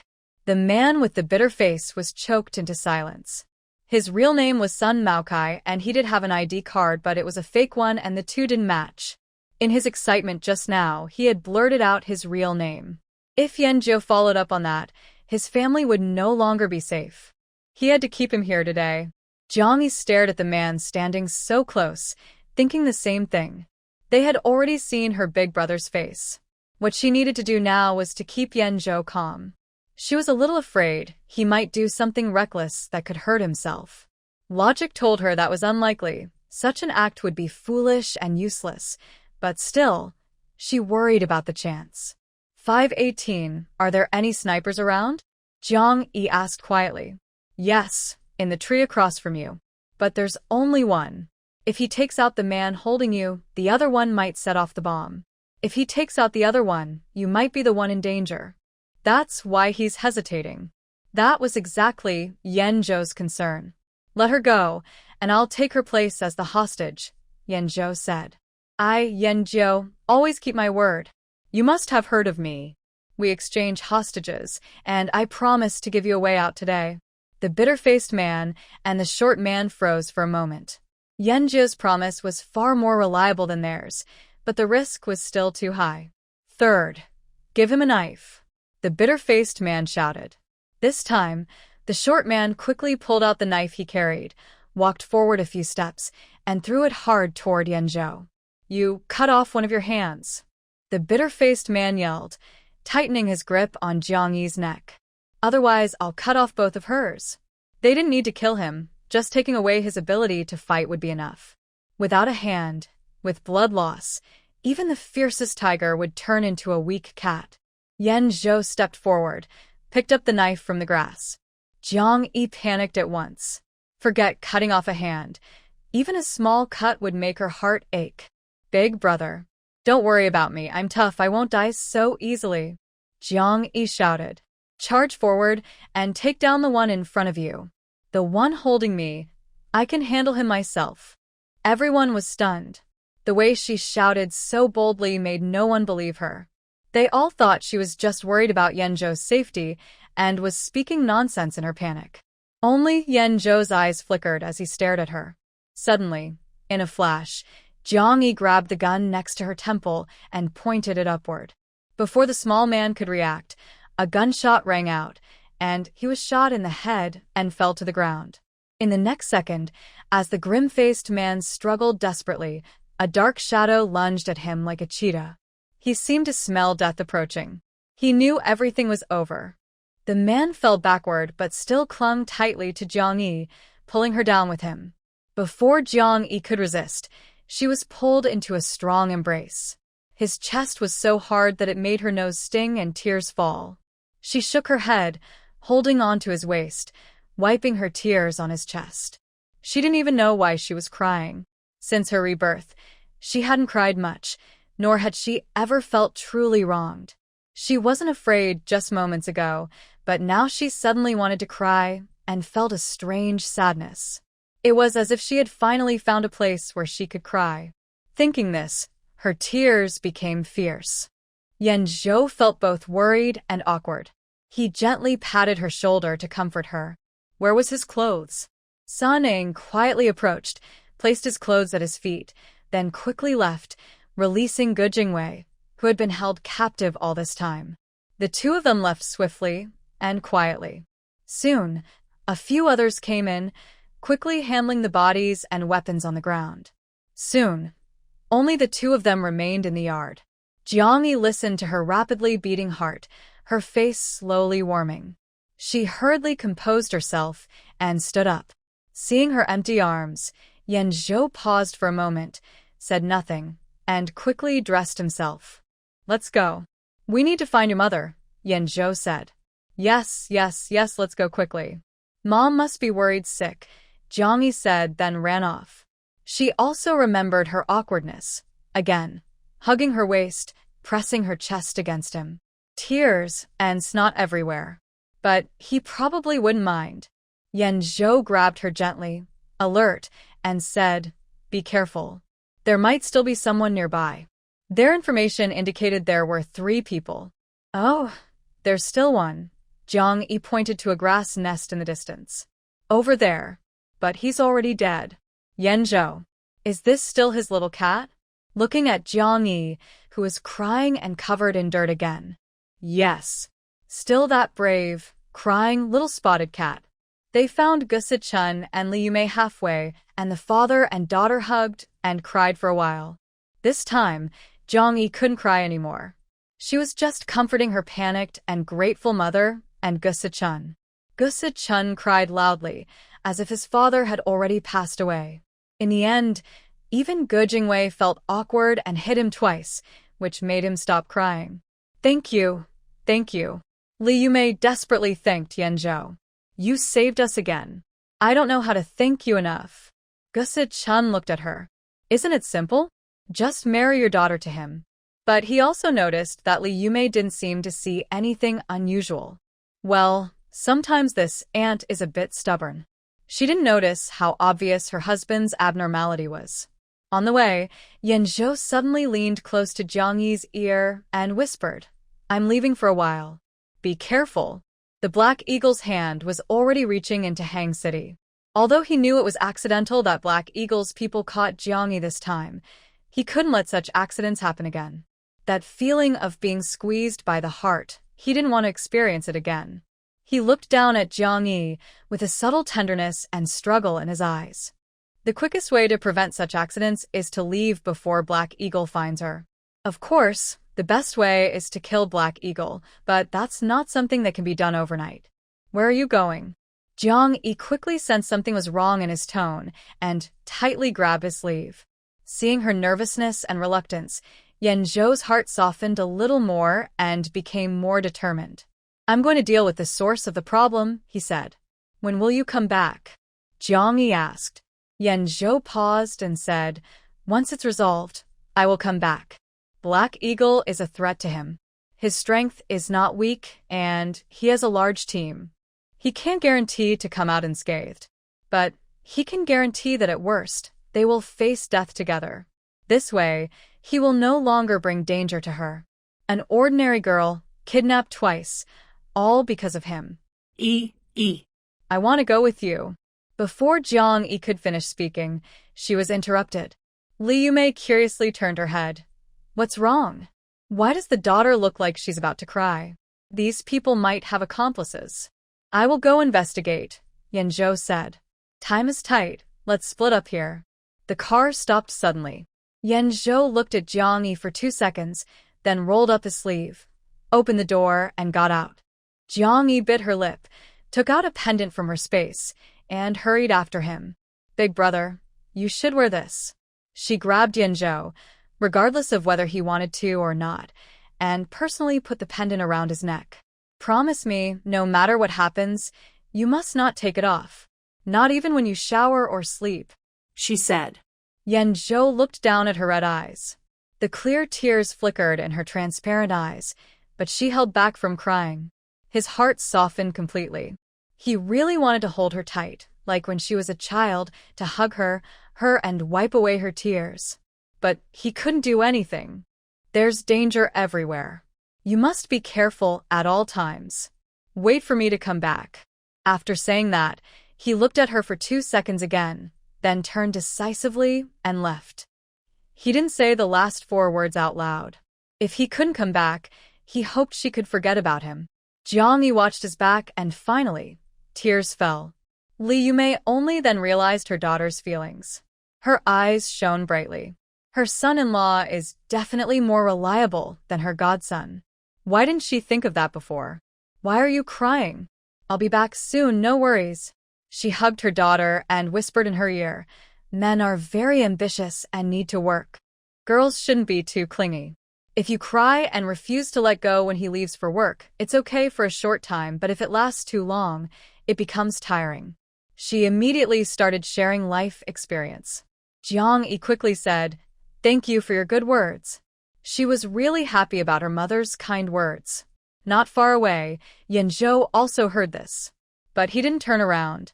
A slight smile appeared at the corner of his mouth. If he could come back this time, he definitely wouldn't let go again. The group returned home, and the news kept coming back through Sunning. Dupin was caught. With many tricks, he quickly admitted his crimes. The incidents involving Jiang Yi and Wu Xiaoya were all his orders. Du Chuyues sold all her family property, including that piece of land, and used the last of the Du family's strength, but they couldn't get him out. Dupin was sentenced to 5 years. It should have started 10 years ago, but Dupin was only a few days shy of turning 18 and was still a minor. Also, the 2 incidents didn't really cause any harm. The victims were just startled and didn't get seriously hurt. It's unlikely he will be sentenced for a serious crime. Gu Jingwei was not happy. 5 years is too lenient for him. He, Li Yumei, and Jiang Yi almost lost their lives.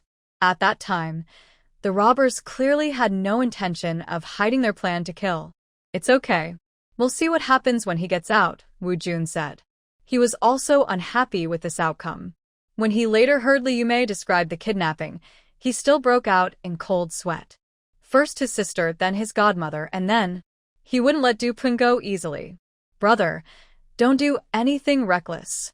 Wu Xiaoya shook his arm. Wu Jun smiled faintly. Don't worry, I won't do anything crazy. When the time comes, I will deal with him openly. I have many ways. Then he asked Jiang Yi, does the Du family still have hope to make a comeback? Jiang Yi looked at the recently obtained land certificate and smiled. There was, but now it's gone. Shaolin said that if it was just business dealings, exchanging blows without causing lasting damage, then losing or winning wouldn't matter. But they dared to target Jiang Yi. That's a fight to the death.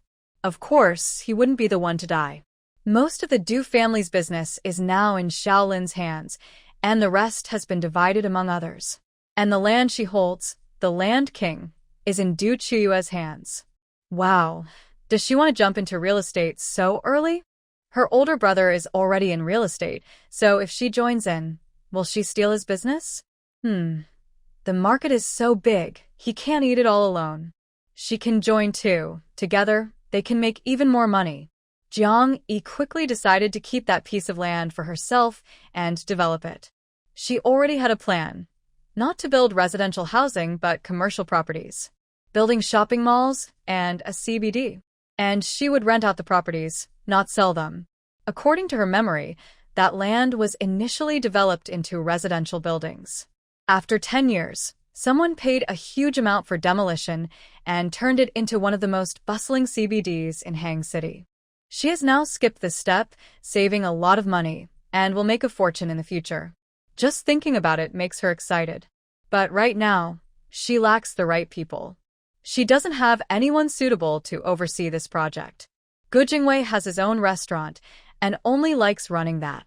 Her mother needs to manage the food factory. Wu Jun's tile factory is at a crucial development stage and can't be left unattended. Wu Xiaoya? Not yet. Gu Siken? His dream is to live a simple life, not to be a CEO. Forget it, she has to do it herself. Staying busy is good. It keeps her from thinking about someone too much. Yan Zhou has been gone for a few days now, leaving completely, without any news. Fortunately, she gave him a necklace that can monitor his situation at any time. If not for worrying about draining the necklace's energy, Zhang Yi could even see his live video feed.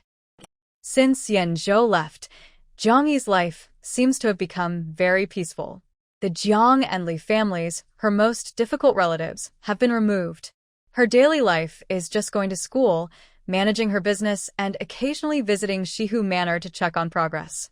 Her house is mostly finished, and interior decoration can begin.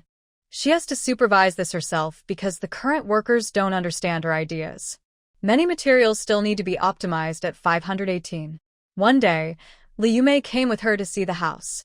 Standing in the yard, she couldn't calm her feelings for a long time. This yard, so big, was once the Jiang family's property. In the future, it will be her home. It's something she never thought possible, even in her dreams. Looking at the blue bricks and dark tiles, with a strong classical atmosphere, Wu Xiaoya was very excited. Compared to my house, this one is a wreck. She prefers this place over the European-style villa Jiang Yi lives in now. It feels more fitting with Shihu. How much is this house? Brother, let's buy one too. She pulled Wu Jun. This is also her home. She loves the lake and mountain scenery at the entrance. Buy 2 houses.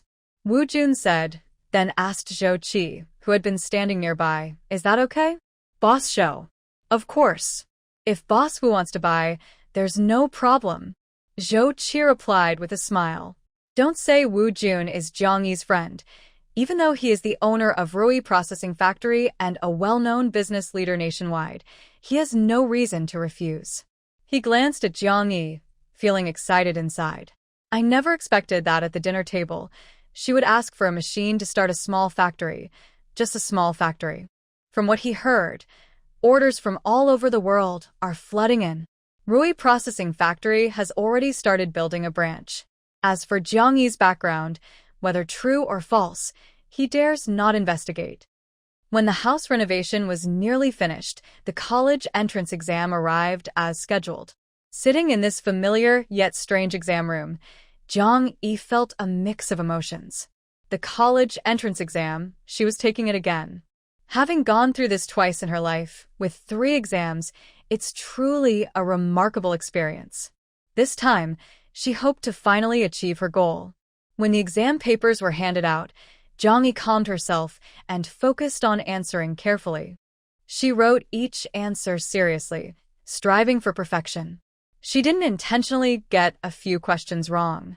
Why would she? Cheating? Living itself is the biggest cheat. She couldn't just stop living because she cheated. Next door, Wu Xiaoya was getting more and more nervous and excited. She knew all the questions. Oh. Finally, a question she didn't know. Otherwise, she might start to think she was dreaming. This is the college entrance exam. It's not a classroom quiz where you know everything. That only happens in dreams. Wu Xiaoya felt dizzy as she left the exam room, pulling Jiang Yi to ask her to pinch her. Jiang Yi immediately understood what was going on and asked worriedly, "Did you write your name?" Wu Xiaoya suddenly became clear. "Yes, I did.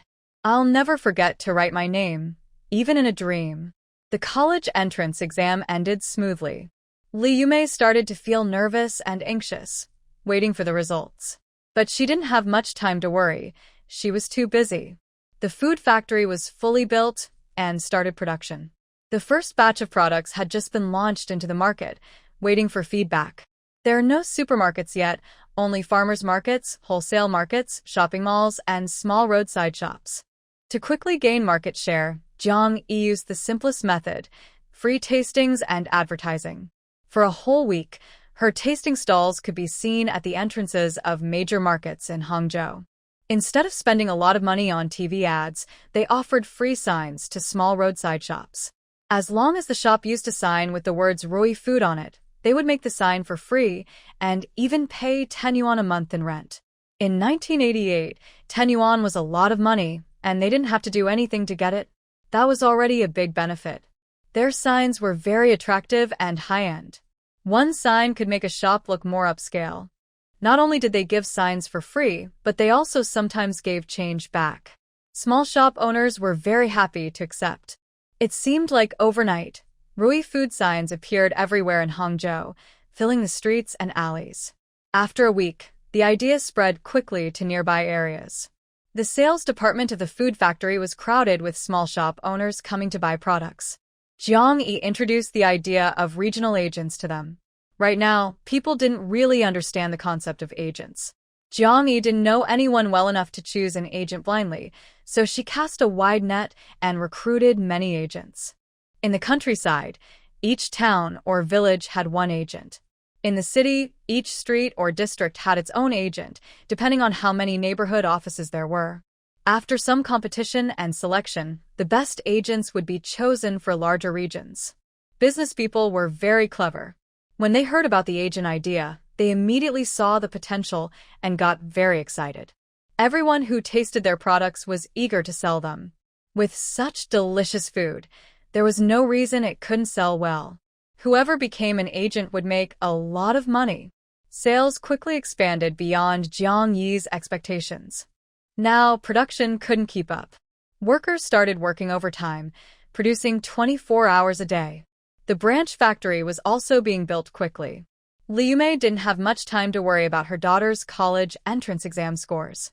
Her daughter said she was sure she would get into Tsinghua University, so she didn't worry about that anymore. Jiang Yi also had no time to worry. She had to start building the land she just acquired. If she didn't begin soon, the land might be taken back. She planned to build a commercial area that combined shopping, entertainment, and relaxation. The blueprints were personally designed by her or her assistant, 518.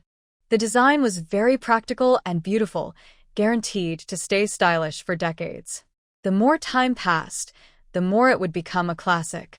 She was not nervous, but Wu Xiaoya was extremely anxious. She still doubted her own grades.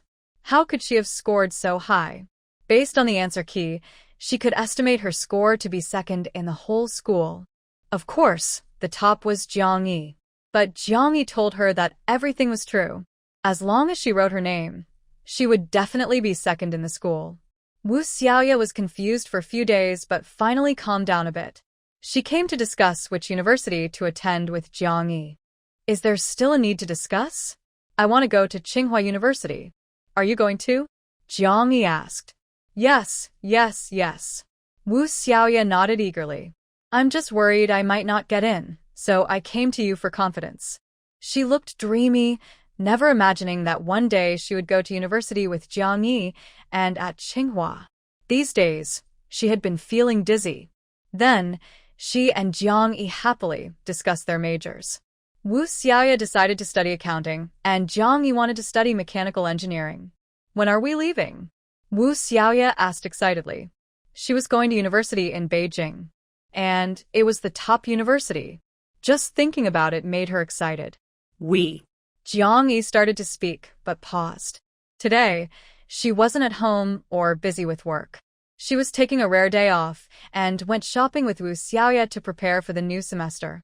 They bought lots of clothes and shoes. If she wasn't satisfied, she could just have 518 modify them later. Now they were walking home with bags and packages. Most of the things belonged to Wu Xiaoya, so Jiang Yi was taking her home. When she looked up, she saw two people standing at Wu Xiaoya's door, one man and one woman. The woman was in her 30s, no longer young, but still looked quite attractive. The man was also in his 30s or early 40s, tall, wearing glasses, handsome, dressed in a suit, refined and scholarly, like a gentleman. Both of their appearances were deeply imprinted in Jiang Yi's mind, something she would never forget. It was the first time she saw them in this life. Jiang Yi's aura suddenly changed, becoming darker. She stopped walking, and the two people noticed her. The woman looked at Jiang Yi's face for a long time, hesitated, and asked, "Jiang Yi?" "Yes, it's me." Who are you? Jiang Yi admitted openly, and then calmly asked back, Oh, little E. "I heard they said you grew up and became incredibly beautiful. I didn't expect you to turn out like this." The woman chuckled and said, "I'm your aunt. Do you remember me? She is Li Yumei's sister, Li Yurong. In a past life, Li Yumei's second husband, the scoundrel, was introduced by her. It's the man next to her, Lu Xiefeng. Comrade Xiefeng, this is Jiang Yi, the girl I told you about. Isn't she beautiful? Seeing her makes me think of her mother. My sister was a great beauty back then," Li Yurong said to Lu Xiefeng with a strange tone. Wu Xiaoya frowned. Is it appropriate to introduce her sister to a man like that? Jiang Yi looked at Lu Xiefeng with a blank face. Lu Xiefeng also looked at her, full of admiration and satisfaction. Satisfaction with what? Thinking of her past life, Jiang Yi suddenly became furious.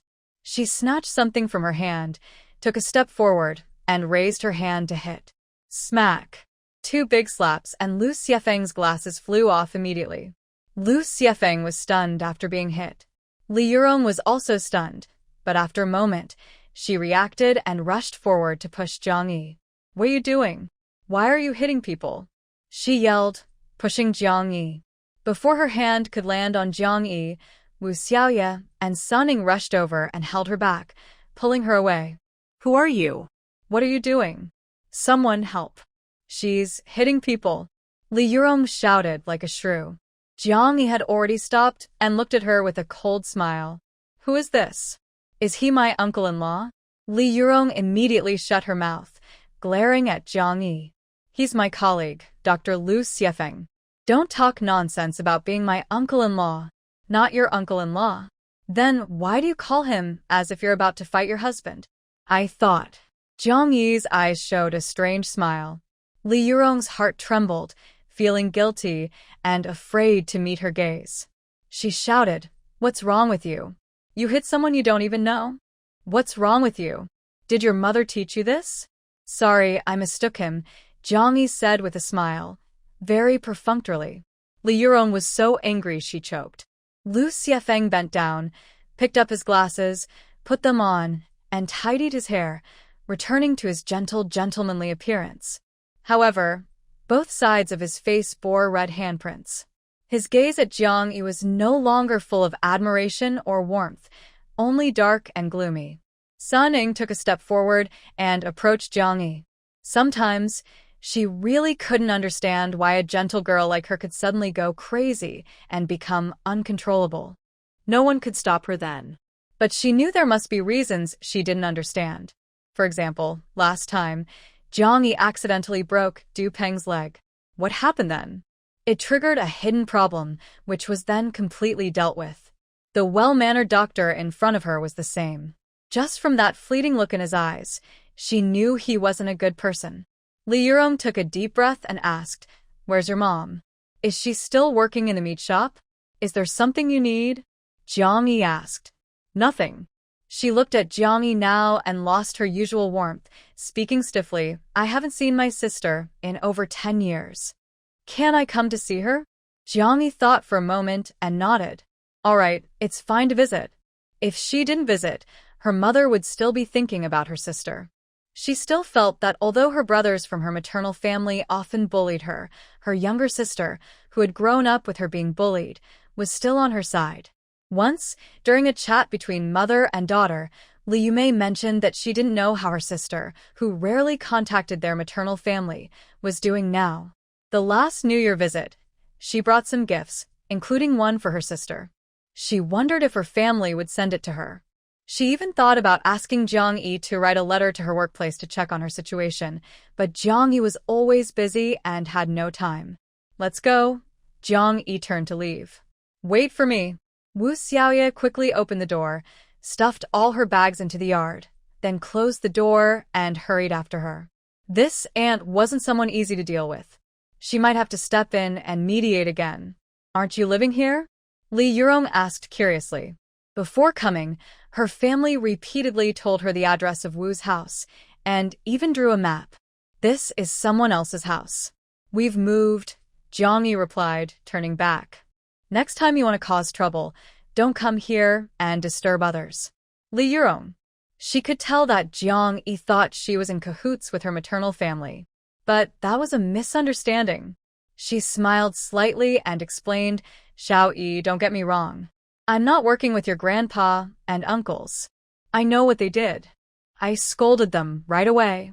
We're all family, the closest relatives. How could they treat people like that? It's just too inhumane." She spoke sincerely from her heart. Imagine if she were Li Yume. Her parents and brothers dared to bully her like that. She would chase them 10 blocks with a kitchen knife. This time, she's not here to defend her parents and brothers. She not only refuses to speak for them but also plans to criticize them on behalf of Li Yume. Jiang Yi glanced at her, understanding her thoughts very well. Her little aunt is very selfish and smart. She has long seen through her family's true nature and rarely visits her family after marriage. It's unclear whether she was invited by the Li family or came on her own after hearing some news. But when she comes, it's only for herself. She wants to gain some benefits for herself. And these benefits. Jiang Yi looked at Lu Xiefeng, who was silent.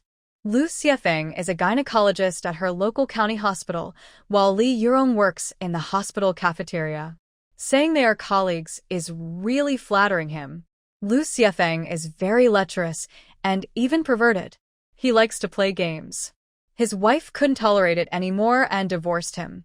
Li Yurong was very beautiful when she was young. It's unclear how she ended up with him. But Li Yurong has a family and children.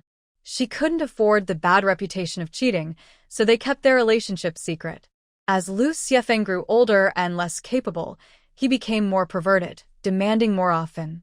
Li Yurong couldn't take it anymore. She wanted to end it, but Lu Xiefeng refused, threatening her with his reputation. In her dilemma, Li Yurong heard that her sister Li Yume was divorced. This gave her an idea. She introduced her sister to Lu Xiefeng, partly to share her own pressure and partly to create more opportunities and reasons to meet, which could also calm her suspicious husband. In her past life, Li Yurong succeeded.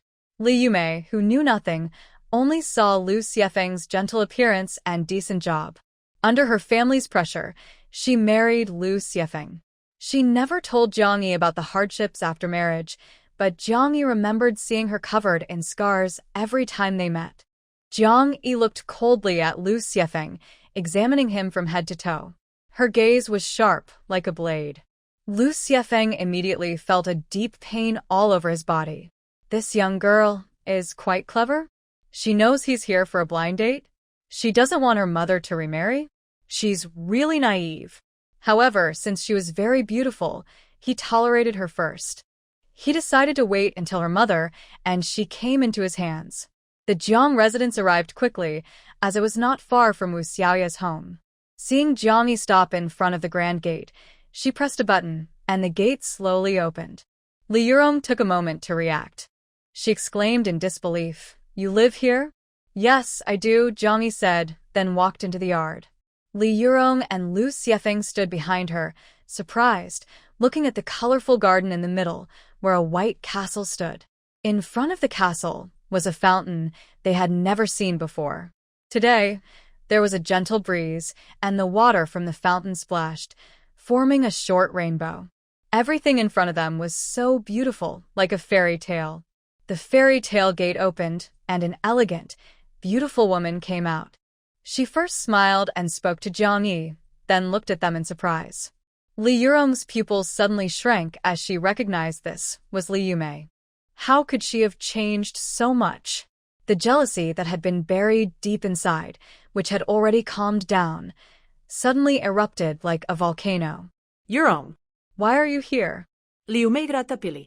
Li Yurong suppressed the raging feelings inside her and forced out an awkward smile to greet her. The two sisters immediately held hands and looked at each other, then burst into tears. Lu Xiefeng stood behind, surprised and amazed as he looked at Li Yumei. He never expected Li Yurong's sister to be so beautiful and young. She looked more like a younger sister than an older one. It was truly a big surprise. And such a big house. Wu Xiaoya whispered to Zhang Yi, "How did they bring them here? What if they come to bother us every day?"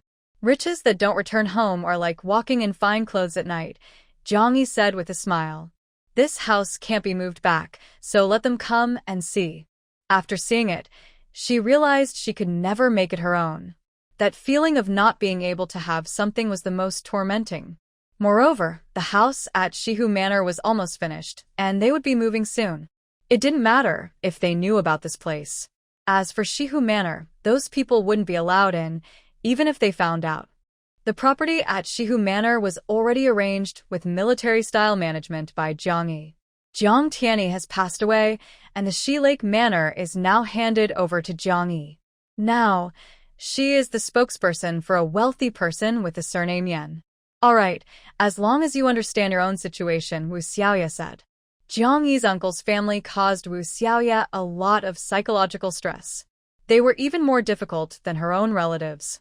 She was uneasy about her aunt, who suddenly appeared with a man. Meanwhile, the two sisters had calmed down from their initial excitement.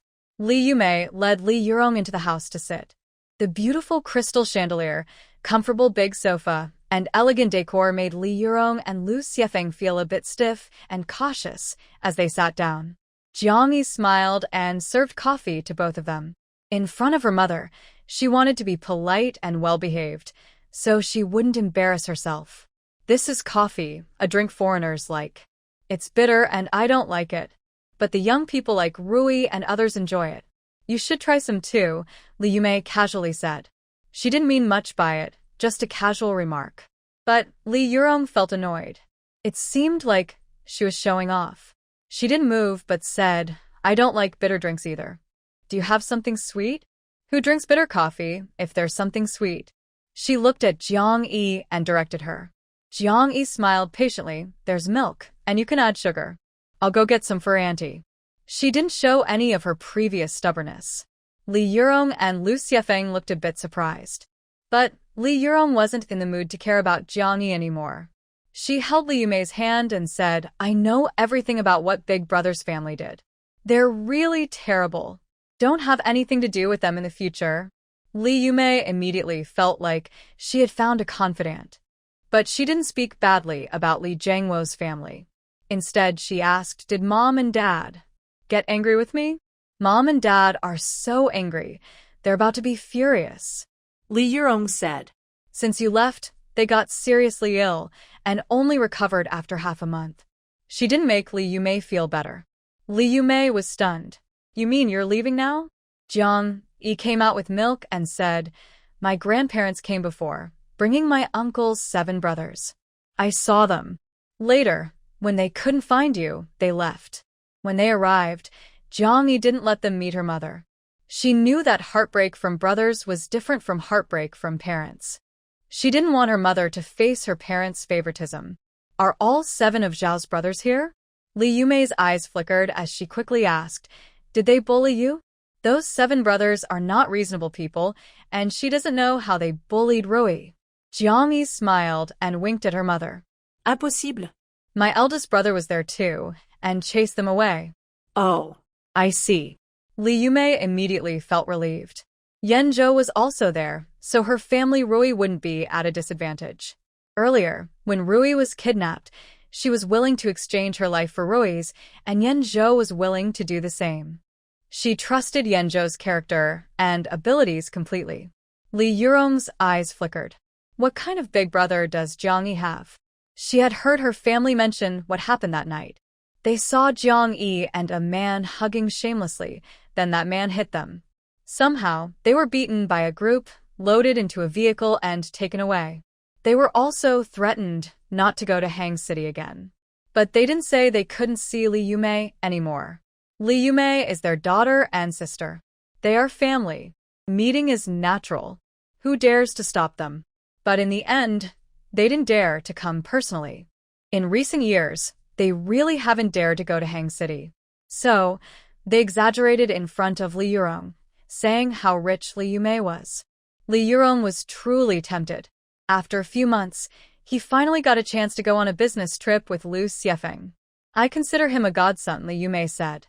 Ha ha ha. Li Yurong exaggeratedly laughed, patting Li Yumei's hand. Look at you. So young. And you already have a godson? But sister, I have to say, what kind of snow cream are you using? You look so young. When we stand together, you look more like my younger sister. His words were full of sarcasm, and she didn't hide it. Li Yumei naturalis milat. Her sister always spoke with a hint of sarcasm, but she was used to it. That's just her personality, with no ill intentions. I don't use any special snow cream. Just the 50-cent bottle from the mall. I feel good, so I look a bit younger. She truly believed that. Little did she know, the snow cream she bought from the mall had already been processed by 518, and its effects were definitely top in the world. I don't believe it, Li Yurong pouted. I don't care. When the time comes, you have to give me a few bottles. I'll take them. Okay, Li Yumei said happily. The two sisters grew up together, sharing the same snow cream when they were young. The money for the snow cream was naturally saved by Li Yumei. After they got married and lived in the village for a few years, the sisters often visited each other. Li Yurong frequently asked her for things, and she would also give some gifts in return, several notebooks, pens, and bottles of ink. All things Jiang Fan could use. Li Yumei's heart skipped a beat. Thinking back, she realized that some things that seemed innocent before now felt a bit strange. By the way, sister, whose house is this? Why are you living here? After a few words, Li Yurong finally asked the question she wanted to know most. She hadn't thought it was Jiang Yi's family. Looking at Li Yumei, she wondered if maybe she had used her looks to find a wealthy old man. That's why she still hadn't dared to introduce Lu Xiefeng. Li Yumei looked at Jiang Yi, surprised that Jiang Yi would bring someone directly into her home. This is my house. We just bought it, and it was renovated less than 2 months ago. Look at the furniture. It's all brand new, Jiang Yi said. Really?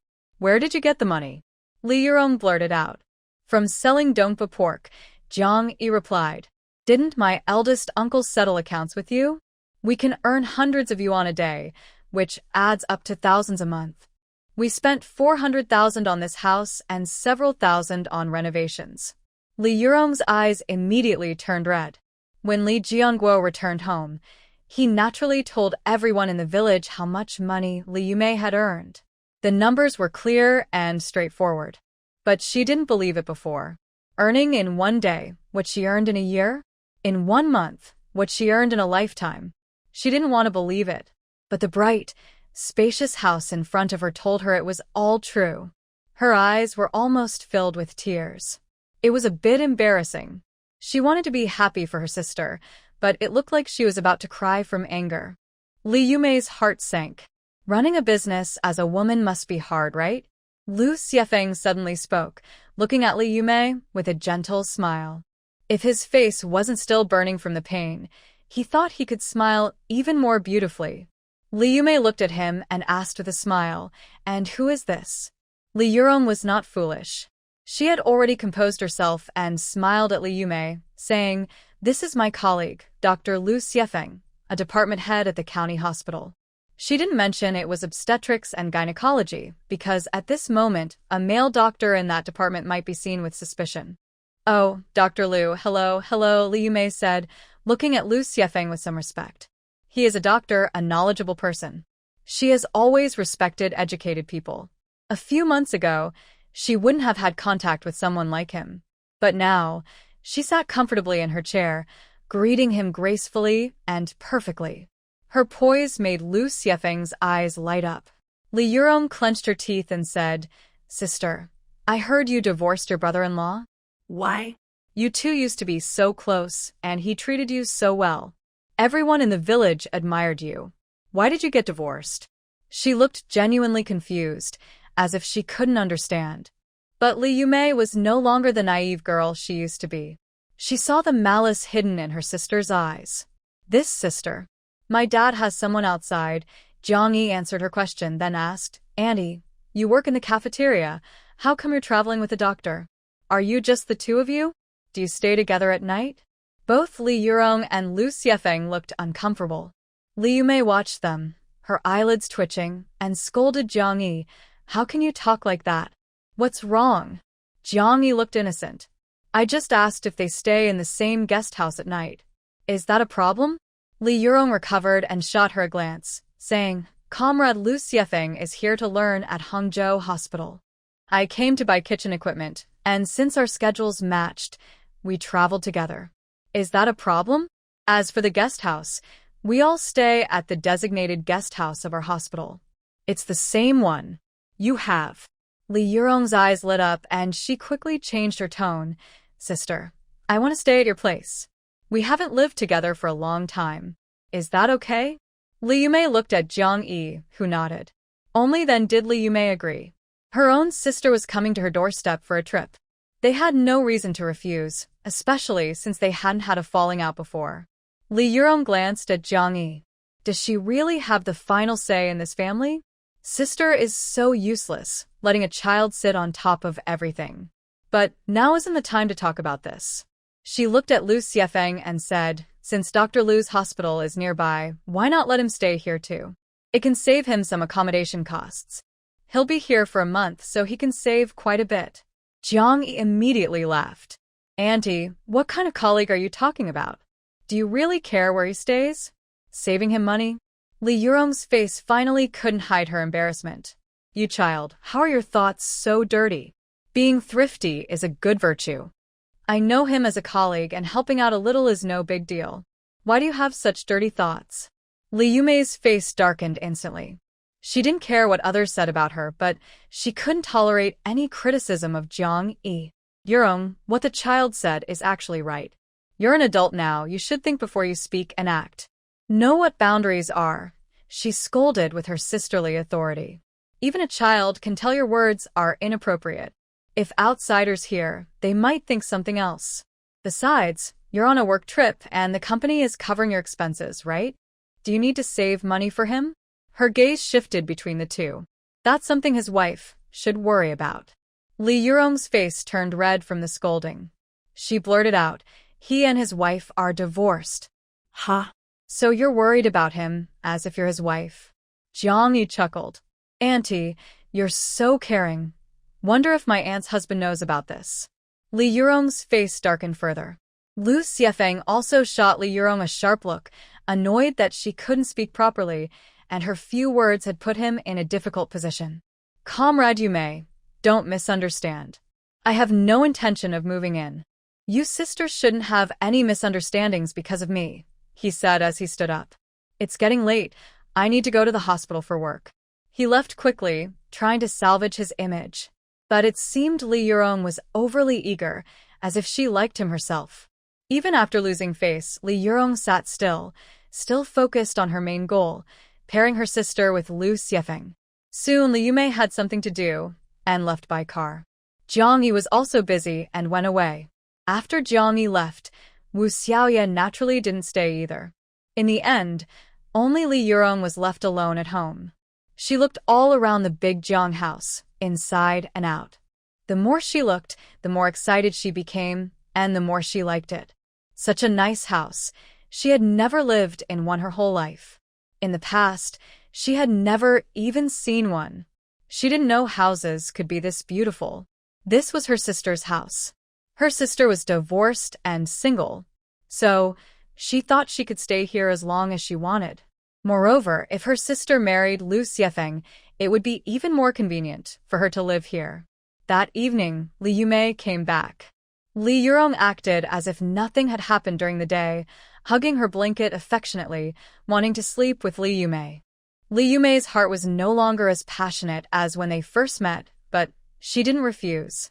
She also wanted to know what kind of relationship Li Yurong had with Lu Xiefeng.